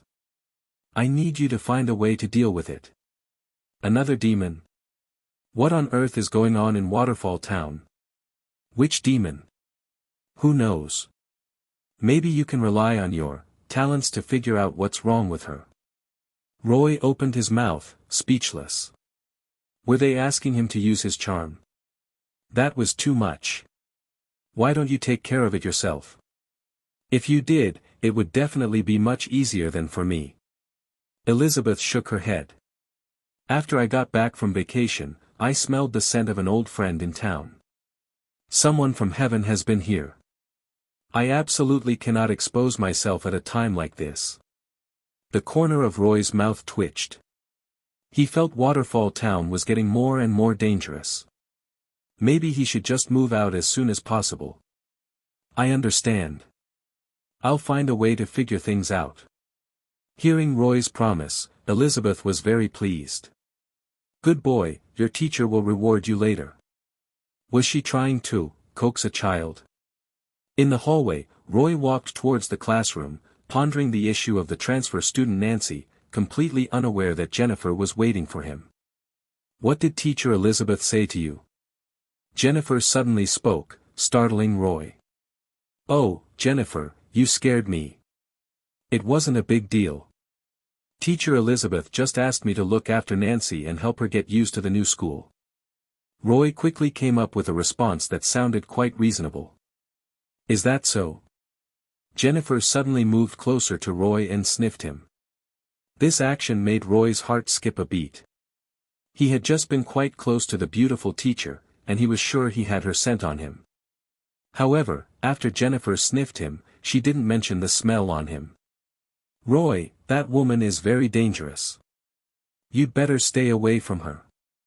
At this moment, Roy felt that Jennifer's aura had changed, as if she had become a different person. She exuded both aloofness and allure, two seemingly opposite qualities that somehow blended perfectly within her. He thought to himself, Jennifer, you've got some pretty big problems yourself right now, don't you?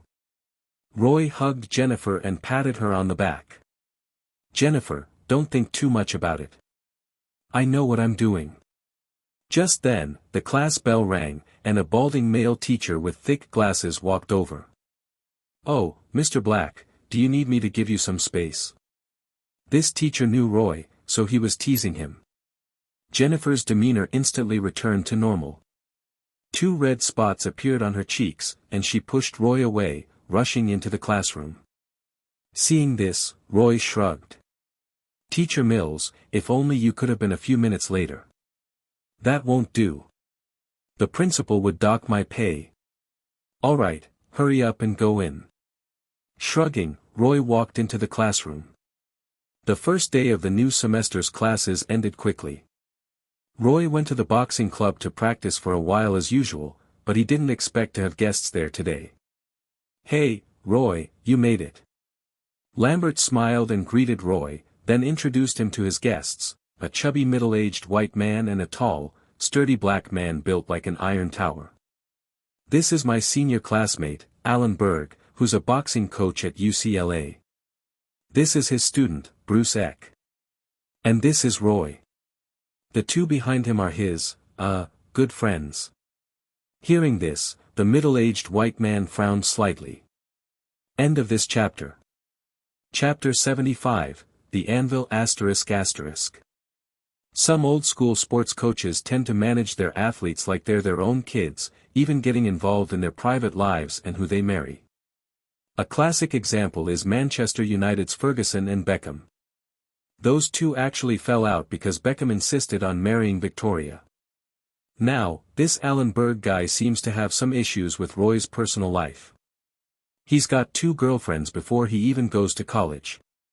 Once he's in college, won't the number of girlfriends be like a whole army unit? But Alan didn't say what he was really thinking. Instead, he put on a friendly smile and shook Roy's hand. Hello, Mr. Black.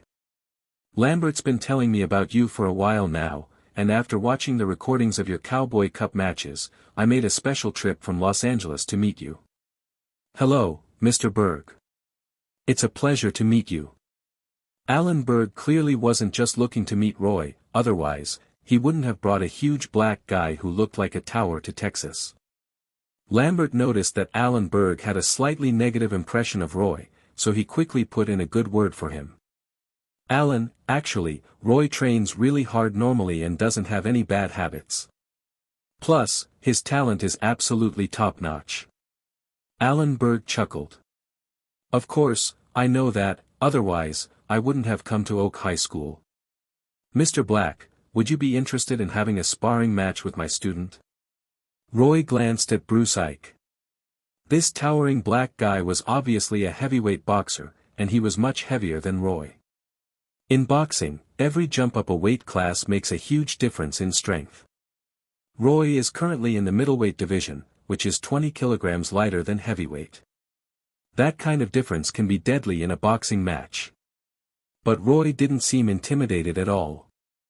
With his current physical condition, he could probably even fight in the heavyweight division without any problems. Sure, Roy replied. Alan gestured for Bruce Ike to put on protective gear, and Roy also took off his shirt and put on his gear. Mr. Black, don't worry. I'm just having Bruce spar with you to test your current limits. He won't hurt you. Alan seemed to want to reassure Roy, probably thinking he might be nervous. I'm not worried at all, Roy said. I'm just afraid this Mr. Ike won't be able to handle my punches. Hearing this, Alan and Bruce laughed. They probably thought Roy was young and inexperienced and didn't know how tough heavyweight boxers were. You can be sure of that, Alan said. Bruce has had 18 amateur boxing matches and has never been knocked out. His nickname is the Anvil. An anvil is the heavy block that blacksmiths use to hammer metal on, so it probably meant this black guy was really tough. Too bad for them, Roy's nickname was the Grim Reaper. Roy and Bruce stepped into the ring. The size difference between them was very obvious. Bruce was clearly a lot bigger than Roy. This contrast made Nitty a bit worried, but Jennifer still had complete faith in Roy. Ready? On your marks. Go.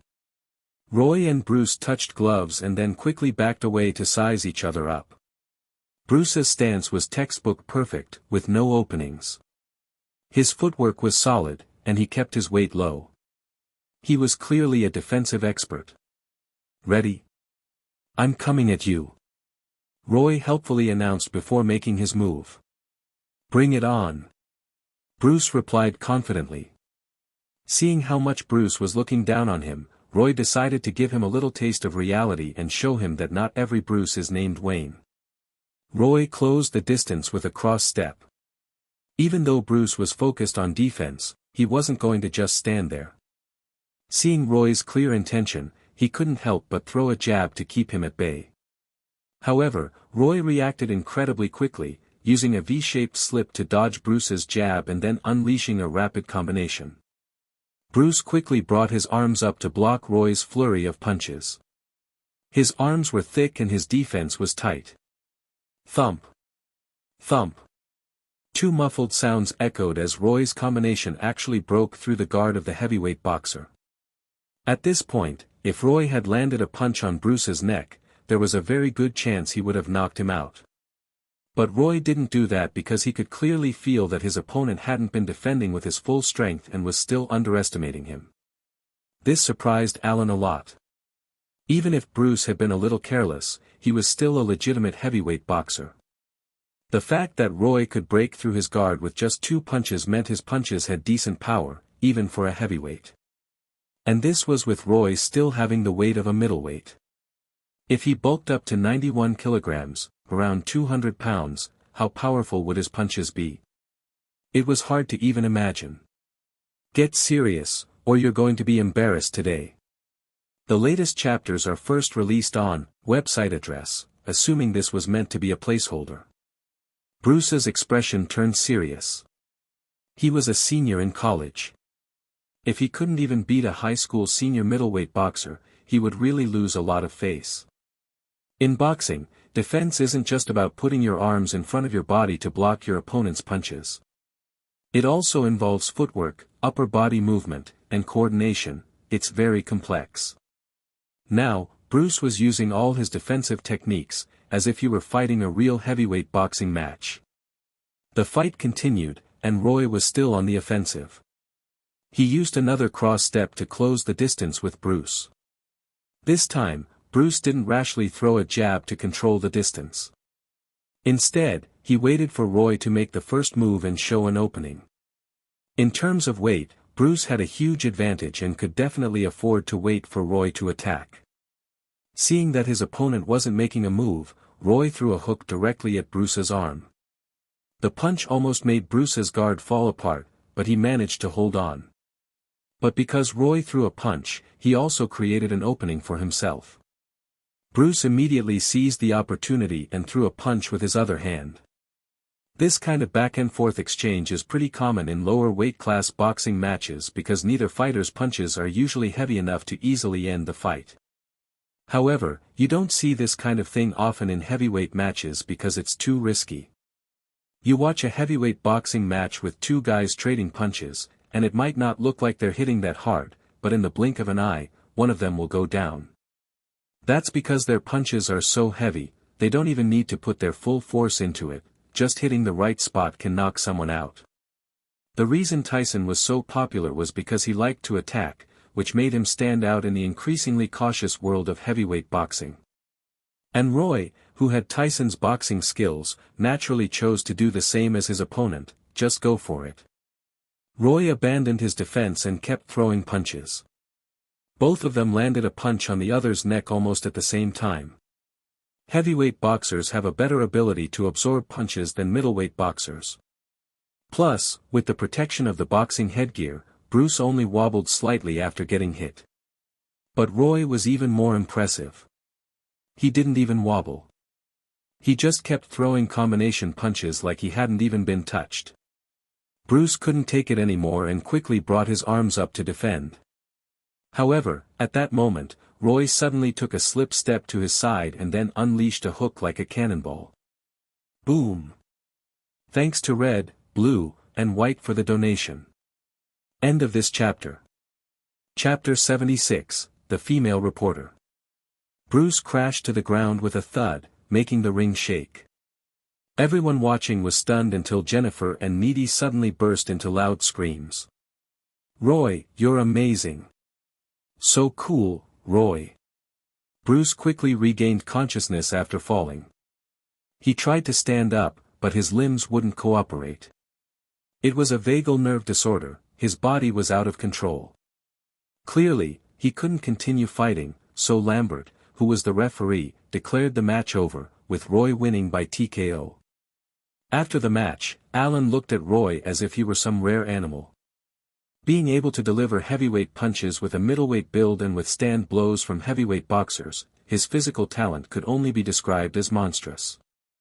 "Roy, as long as you're willing to come to UCLA, you can name your own terms. UCLA wouldn't mind if I brought 2 good friends, would they? Bringing 10 wouldn't be a problem." Roy stayed at the boxing club for an unusually long time today. By the time he took Jennifer and Needy home, it was almost 5 o'clock. By the time Roy returned to his own house, it was completely dark, and he found a blonde woman standing at his door. "Who are you?" "Hello, my name is Keller Evans, and I'm a reporter." Roy frowned. He thought it was a sports reporter wanting to interview him. "Sorry, I've already said I won't be doing any private interviews. Please leave." With that, Roy opened his front door and went inside. The blonde woman was taken aback for a moment, realizing Roy had misunderstood. "Wait. Sir, you must have misunderstood. I'm not here for an interview." Just then, Roy turned on the hallway light, and in the light, he could clearly see Keller's face. "Wow. That's a very familiar face." Just at that moment, Keller grabbed Roy's arm, and the system's voice immediately sounded in his ears. "Special character Keller Evans detected. You can absorb the power of fate to obtain rewards." With the system's reminder, Roy finally recognized who this woman was. Naomi Watts, the woman who made King Kong climb the Empire State Building for her. This actress was a classic late bloomer, only officially becoming famous after starring in Mulholland Drive, in her 30s, after which she had the opportunity to become a leading actress. Naomi Watts hasn't starred in many horror films, but Roy happened to know one, the American version of The Ring. In that movie, Naomi Watts did indeed play a reporter. Knowing the other party's purpose, Roy didn't drive her away anymore. "Come in." Keller, clutching her bag, followed Roy into his house. "Mr. Black, do you live here alone?" "No, it's just that my parents are away on vacation and haven't returned yet." Roy led Keller to the living room. "Would you like something to drink?" "No, thank you." Keller, being a reporter, was quite cautious. She didn't casually accept a drink upon entering a strange man's house and kept her hand on her bag. She probably had a taser, pepper spray, or other self-defense weapons in her bag. Roy was a bit speechless. He was so handsome, did he look like a bad guy? Since Keller didn't want anything, Roy got something for himself. He took out a can of soda from the cabinet, opened it, and took a sip. "Ms. Evans, what can I do for you?" Keller took a photo out of her bag and placed it on the coffee table. The photo showed a young girl who also looked very familiar to Roy, as if he had seen her somewhere before. "My niece, Cady, suddenly disappeared not long ago, and I've been investigating it. With the help of a friend, I found out that Cady was last seen at a motel in Oklahoma. But by the time I found that motel, it had already burned down." Roy raised an eyebrow, finally remembering where he had seen Keller's niece. Wasn't that the woman killed by Sadako when he was checking the surveillance footage at the motel? At the time, the surveillance footage was quite blurry, and her face wasn't very clear, which is why Roy didn't recognize her immediately. "I'm very curious, how did you find me here?" Roy remembered clearly destroying the surveillance footage about himself, and after it went to the dark web, there should have been an automatic deletion of traces. How did this female reporter manage to find his house? Her investigative skills are quite impressive. I have quite a few friends. With their help, I found a woman named Amy, and then through her, I found you. Roy guessed that Keller's friends were probably agents like those in the FBI. It's normal for reporters to have such friends, otherwise, where would they get big news? "Wait a moment, I'll make a call to confirm." Roy left the living room and dialed Amy's number. "Hey, Amy, it's Roy." "Roy, what's up with the sudden call?" "If it's not important, I'm going to hang up." Amy's voice was unusually cold, which surprised Roy. "It's like this, I have a guest at my house today who said you sent her." "It's Ms. Evans, right?" "Yes, I sent her." "Roy, if there's nothing else, I'm going to hang up." With that, without waiting for Roy's reply, Amy hung up the phone directly. Roy returned to the living room, completely bewildered. "Were you calling to confirm with Ms. Amy?" "She's currently under the protection of my friends and can't say much." Keller's words cleared up Roy's confusion. Roy sat down on the sofa, finished his soda, and then easily crushed the can into a ball and threw it in the trash. "Ms. Keller, please ask whatever you want to know." "The motel was burned to the ground, but Ms. Amy said you checked the motel's surveillance footage. I was wondering if you happened to see any footage of my niece." There was a hint of hope in Keller's eyes. She probably hoped to hear from Roy that her niece Cady was still alive. Unfortunately, Roy had personally witnessed Cady being sent to another world by Sadako. But now that Sadako had been subdued and enslaved by Roy, she wouldn't harm anyone anymore. Even if he told her, it wouldn't change anything. At this moment, Roy suddenly had an idea. This female reporter has such strong investigative skills. Why not have her help him find out where the dark web is? So, Roy organized his thoughts and then spoke. "I did see your niece on the surveillance footage. She was brutally murdered by the motel owner." Upon hearing this, Keller's eyes instantly turned red. She probably had already prepared for the worst in her heart, but she was still holding on to a sliver of hope. But now, even that last bit of hope had been shattered by Roy. It was clear that Keller was very close to her niece Cady. "Ms. Evans, please accept my condolences." Keller wiped her eyes, trying hard to control her emotions.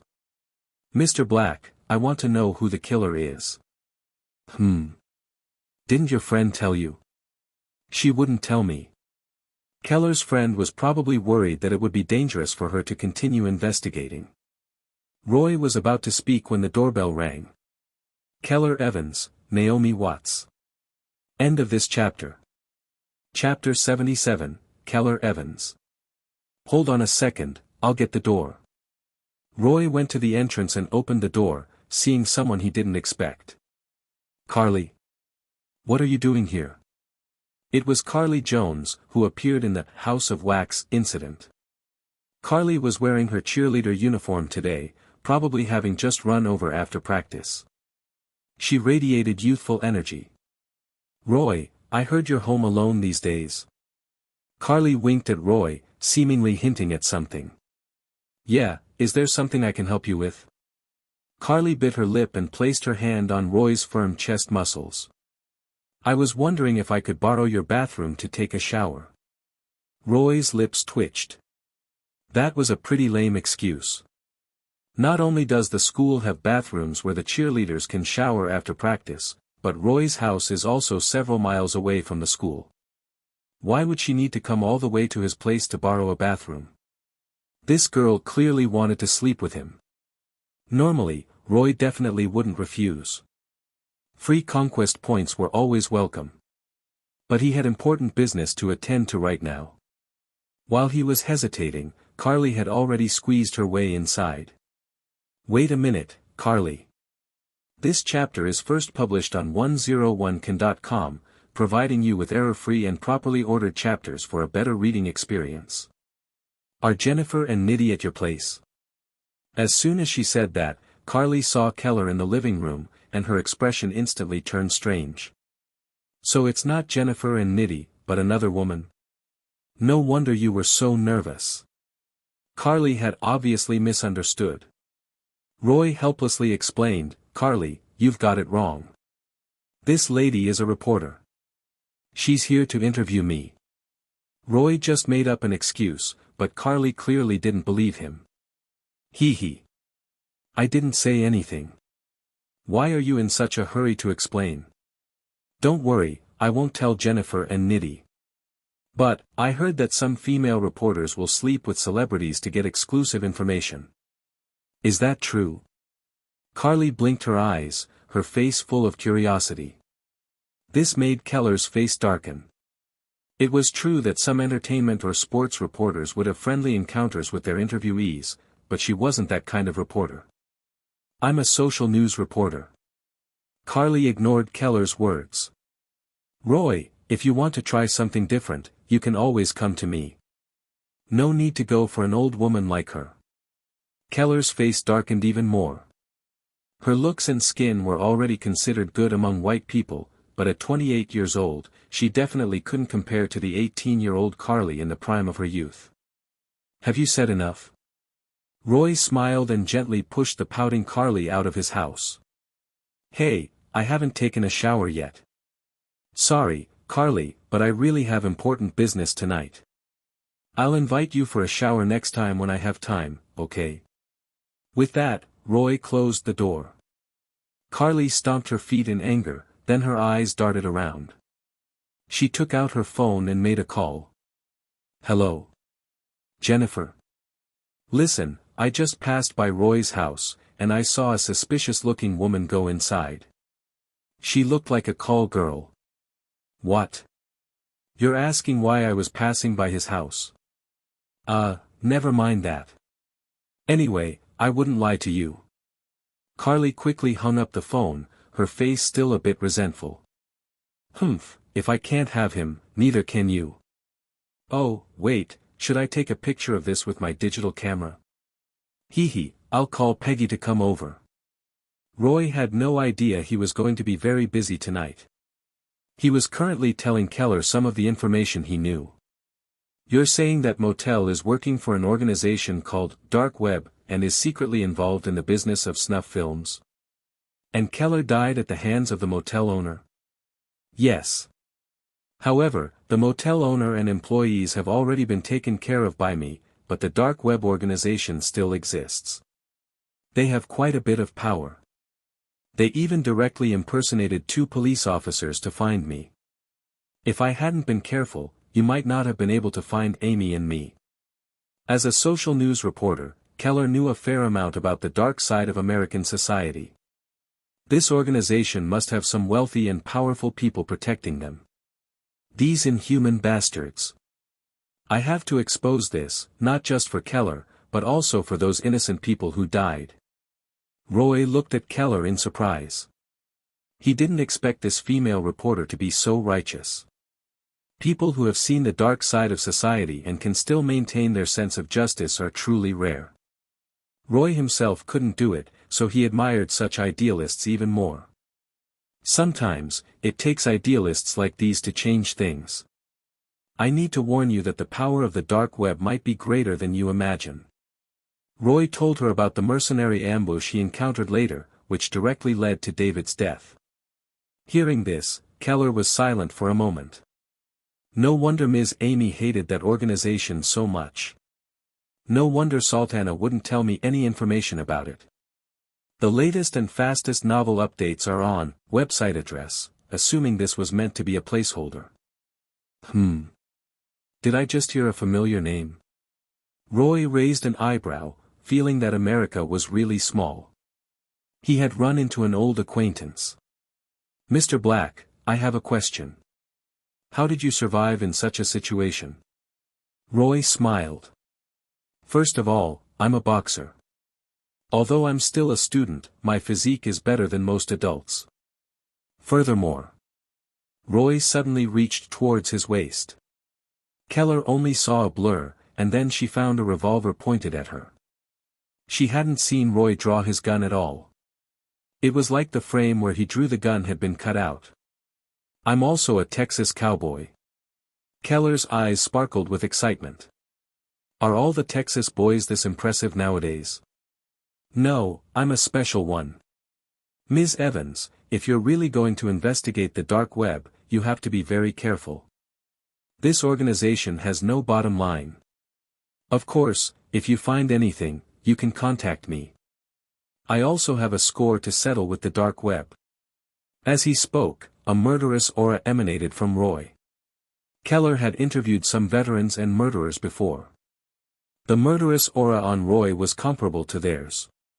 Considering that Roy had said he personally killed the motel owner, Keller had a clearer understanding of Roy's combat abilities. It's just a pity that Keller still underestimated Roy's fighting power. I will. I hope I won't need to contact you. Keller flipped her hair and handed Roy a business card. Not necessarily. Maybe you'll need to interview me in the future. Roy winked at Keller, which reminded Keller of the misunderstanding when they first met. So you're quite famous around here. These days, I'm the most famous boxer around Austin. If you're interested, you can check out the Austin TV stations. You might even catch a replay of my fights. I will, Mr. Black. Well, I won't bother you any longer. Goodbye.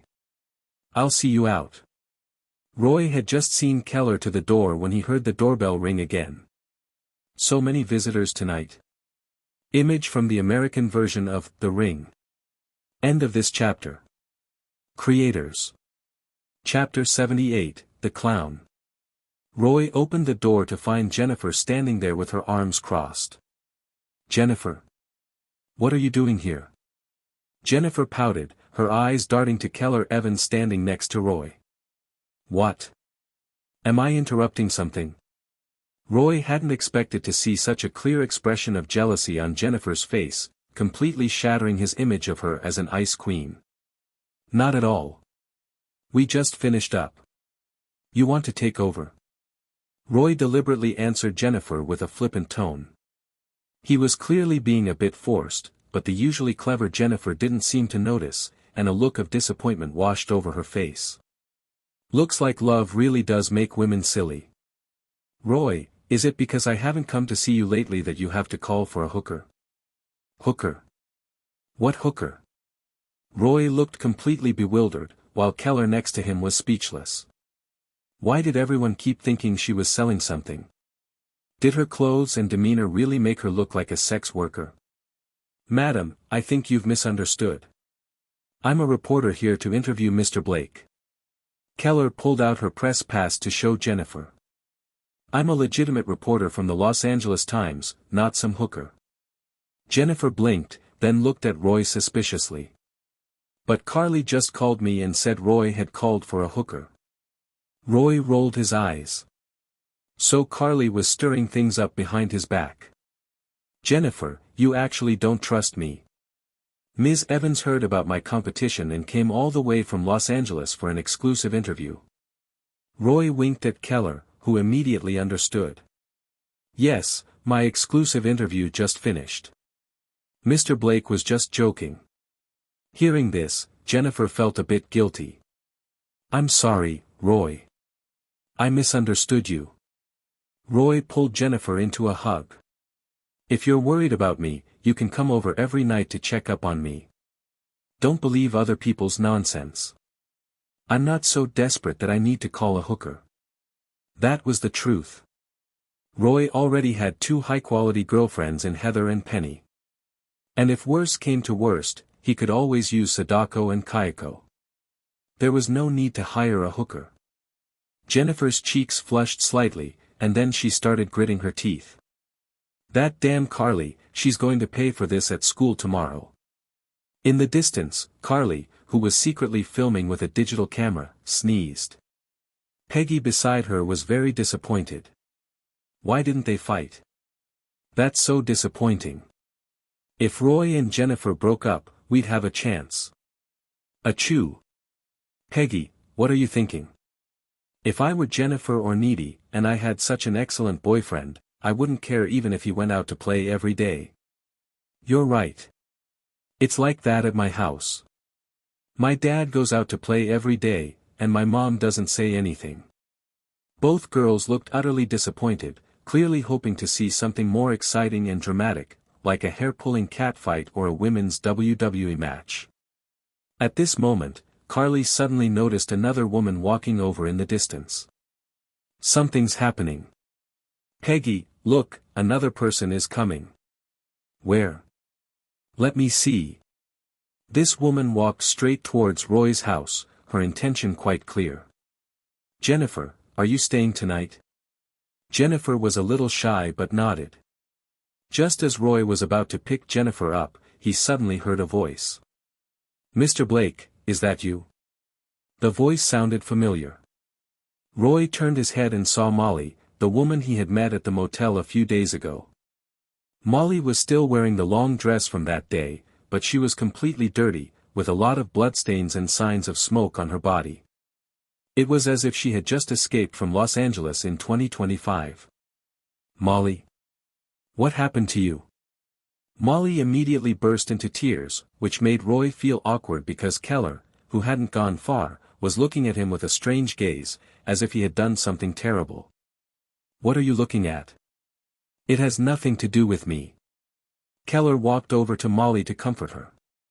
Madam, what happened? You can tell me about it. However, Molly ignored Keller and walked over to Roy, grabbing his hand. Mr. Blake, my father has been murdered. Hearing this, Roy frowned. He carefully looked around, then pulled Molly into the house. The newest and fastest novels are all here. Let's talk inside. Ms. Evans, if you want to hear, come in too. Keller was a very righteous person and of course wanted to know what had happened, so she entered Roy's house again. Carly and Peggy in the distance looked at each other in surprise.